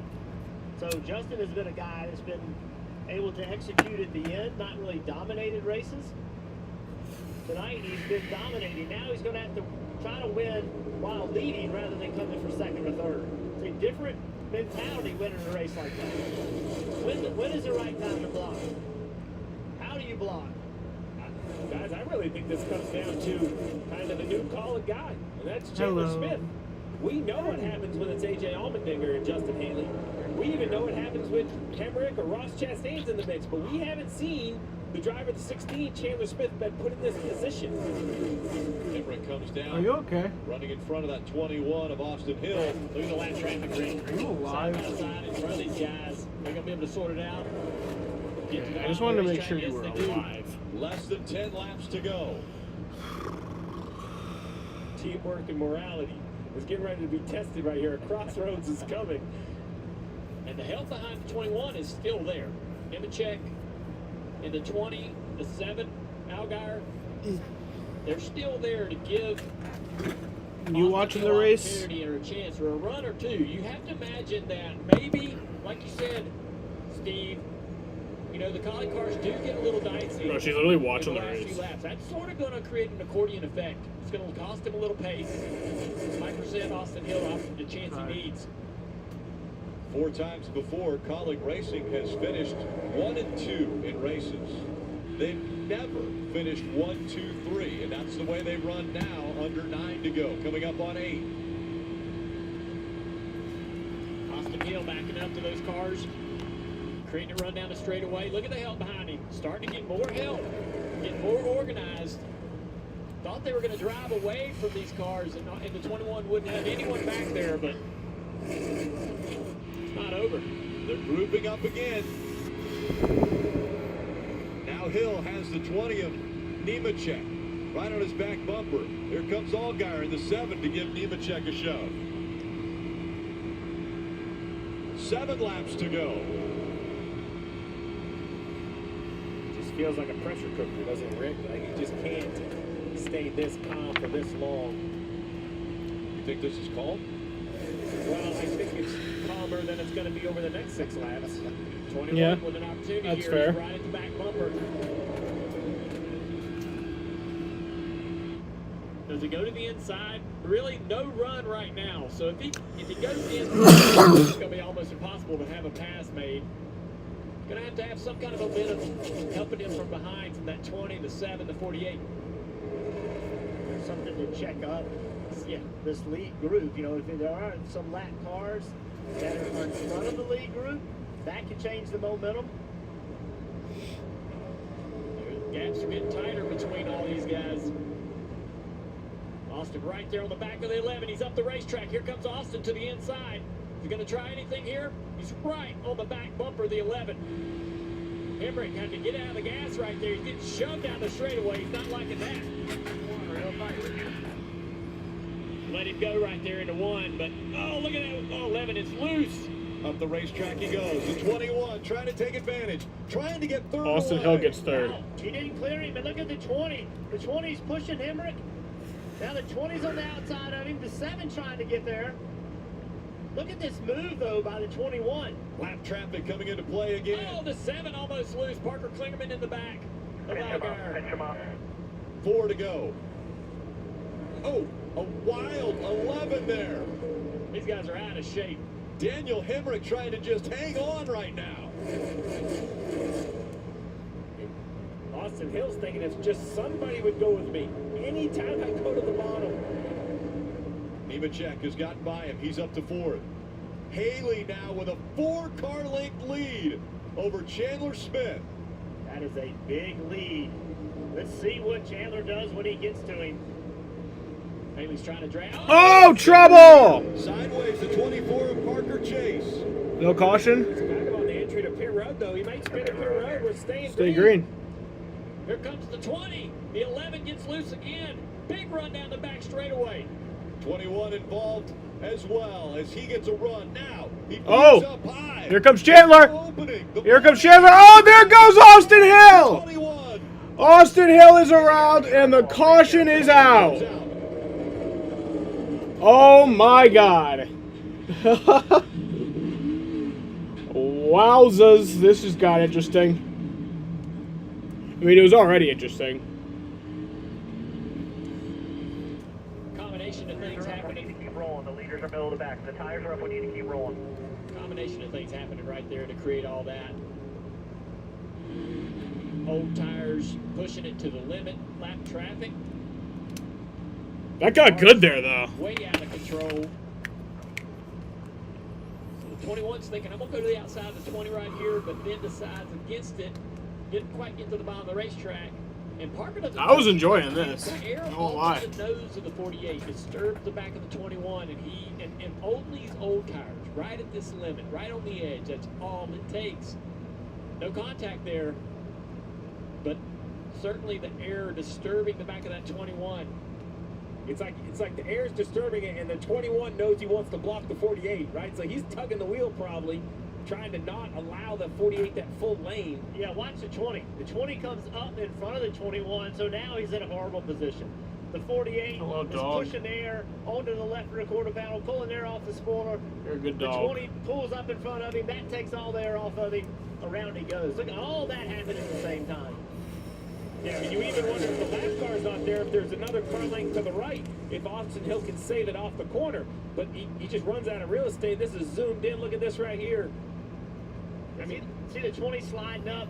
He's got the air off. The 48 is packing the air on the left rear quarter panel. Old tires, like you said, Junior, and around it goes. That isn't a wreck that happens on that 10 of a run. Yeah. Those old tires, you can see everybody sliding around. Okay. Hill riding around here on some tore up tires. Trying not to destroy this race car. So the question now is we've seen them sliding around so much, will people pit? There's only 18 cars in the lead lap, to your point, Jeff. Double file restart, so you'd line up in the front 9 rows. I guess the question is, with all the grip in the world, is there enough real estate for overtime, right? 2 laps, 3 miles.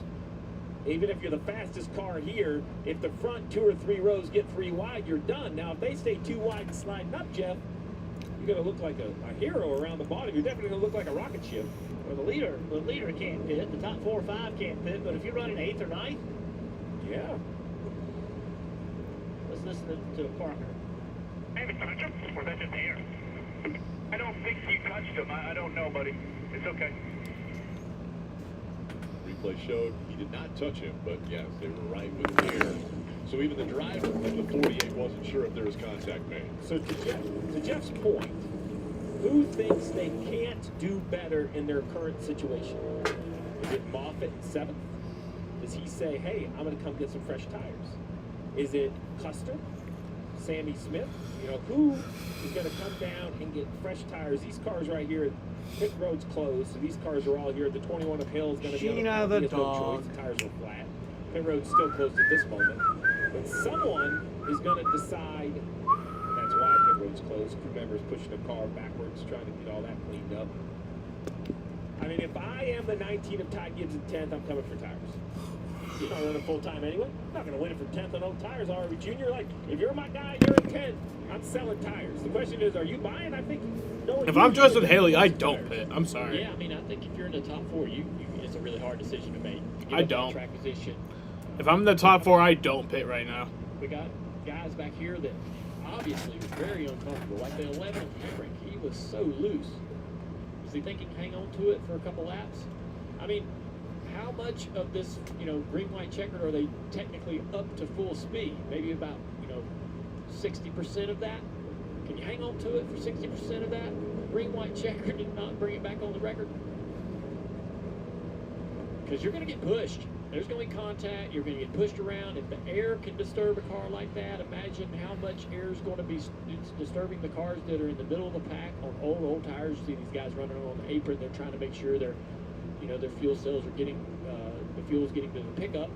Because a lot of people are kind of short on fuel, at least short enough that running on the banking might, create some problems, some stumbling and so forth when they go back to green. But it's a tough call, and I'm glad I'm not a crew chief. That's probably why I never was, because I wasn't much of a gambler. Well, we saw the 21 and the issue for Austin Hill, but prior to that, the 24 of Parker Chase also had his issues.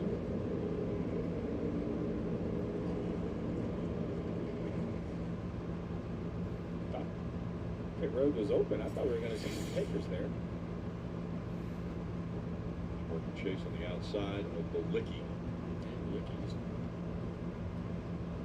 Gets into the left rear there. Not sure if the 24 was coming down the racetrack, side by side down the back straightaway. Hello, dog. Everything that happened. You're a good dog. Arm spin, but it does put us in a precarious situation. We talked a lot about tires, but you mentioned the cars on the apron. Let's talk about fuel. There's been 23 laps of yellow.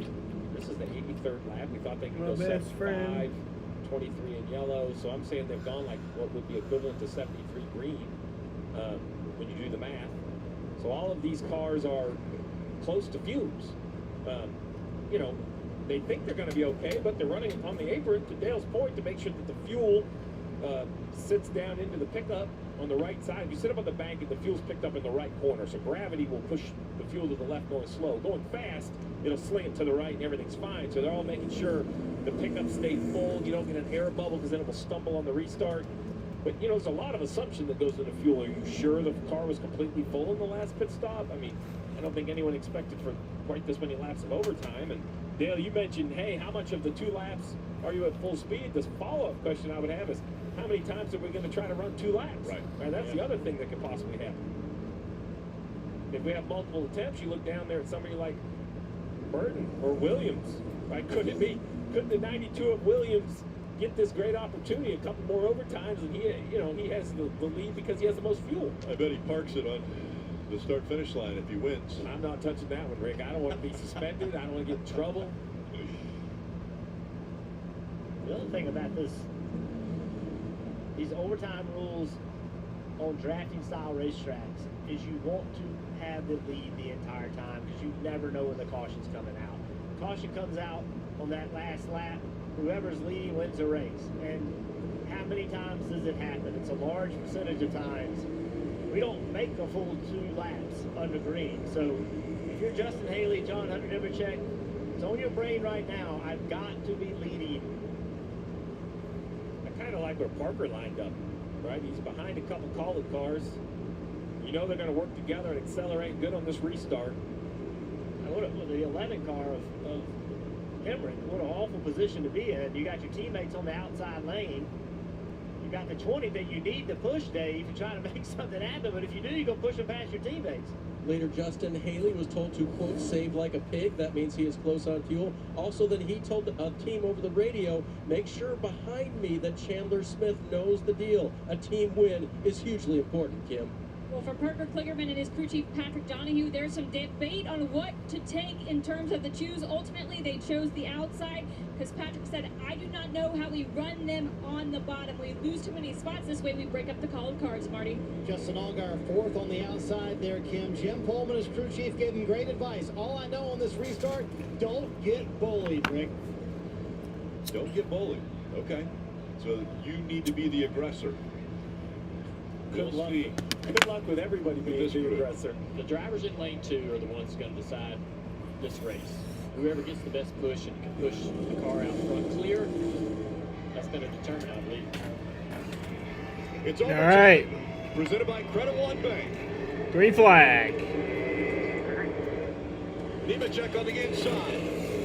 Haley on the outside. No help for Haley. Oh my They're God. running out of gas behind him. That's absolutely right, Rick. We have a car out of gas that ruined that run on the outside lane. Some falling back, some moving forward. Now John Hunter Nemechek has a car length in front of Daniel Hemrick in the 11. Daniel Hemrick coming to win this They race? get back around to the white flag before a caution comes out. Got his teammates' the help. next flag will end the race. Coming to the white flag. Big run coming out of turn 4. Haley trying to get the spot. One lap back. to go. White flag in the air one more time around. Whatever you need to send 1.5 off Tyson. John Hunter Nemechek. 2 wins already this year.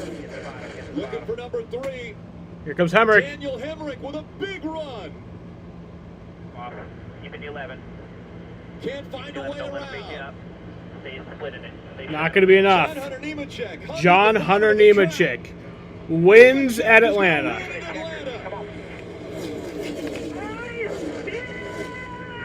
He's going to win the championship. John Hunter Nemechek's going to win the championship this year, y'all. I mean, he's just been so good. What is this, like his 4th win? Way to keep him up for all night. Smart driving there. Thank you guys. I appreciate it. Awesome. Heck yeah! I'm pumped. 5 wins for John Hunter Nemechek.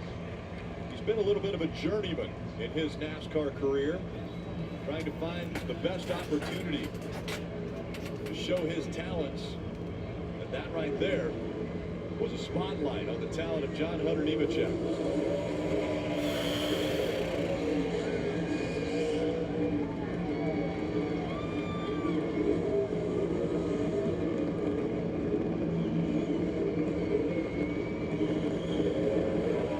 Burning it down. I wish I could burn it down with him, but my shit ain't working.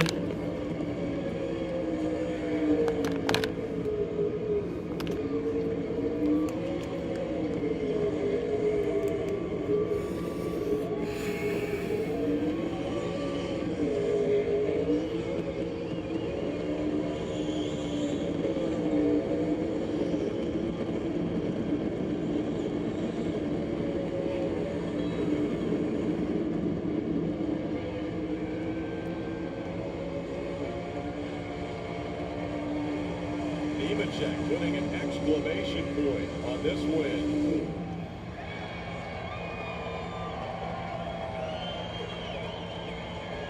That was a great burnout.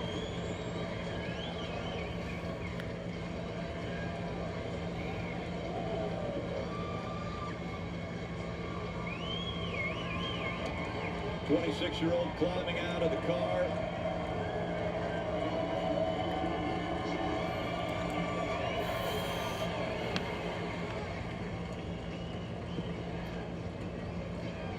Heading over to grab the checkered flag. 3rd win this season.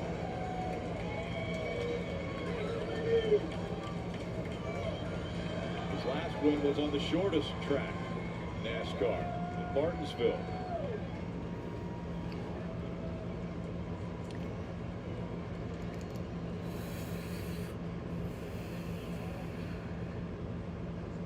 And Kim's right there with the winner. And John Hunter grabbed the checkered flag, like you said, walked back to the car. What a burnout. What a race. You've won at Atlanta. Let's talk about the overtime and the restart. The call cars, they had strength in numbers. How did you hold them off? I got a huge push from the 11 there, so thanks to Daniel for giving me that huge push. But man, hats off to all this 20 team. Early on in the race, if you would have said that we would have won the race, I definitely would have told you that that wasn't going to be the case. We didn't have the fastest car tonight. It wasn't quite as fast as Xfinity 10G, but I'm really proud of this whole 20 team. First win for Mobile One with me at JGR, won with them in the Truck Series. And man, this is special. Glad Aspen and Taylor are here where you get to go celebrate. And thank you to all the fans that came out tonight. I appreciate you guys. The track started with the sun still out and then went to darkness. How much did it change and how much were you having to keep up with what it was doing? I don't know if the track changed a ton. We just had to keep making our car better all night. You just wake up. And his wife Taylor's gonna come join them and his daughter Aspen to celebrate in her PJs. And a high five for Dad. Yeah, we just had to keep making our Mobile One Toyota GR Supra better all night. And Ben and the guys did awesome. They made the right adjustments all night, got us to where we needed to be, and came down to an overtime finish. And luckily, we were able to execute on that restart. So thank you to all the guys, men and women at Joe Gibbs Racing. I'm proud to be the one holding the wheel of this 20 car. And man, truck win for Toyota, Xfinity win for Toyota. Toyota boys have some work to do tomorrow. Congratulations. Thank you. John Hunter Nemechek, a winner at Atlanta as he continues to celebrate with his family. That's pretty cool. Taylor and Aspen both down there to celebrate that win with him. And now he has 3 wins on the 2023 season. Tying him for the most, but it wasn't without a lot of hard work. He didn't have the best handling car all night long, but in the end, the right moves were made. Alrighty, fuckers. A little help from the 11.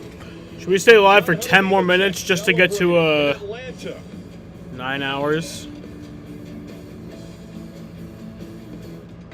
I mean, I think we got to.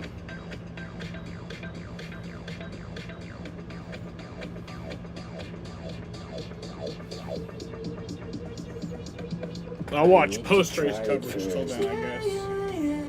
Unless there is none. You were in the military? No, my grandpa was. He passed membership to my mom, then me.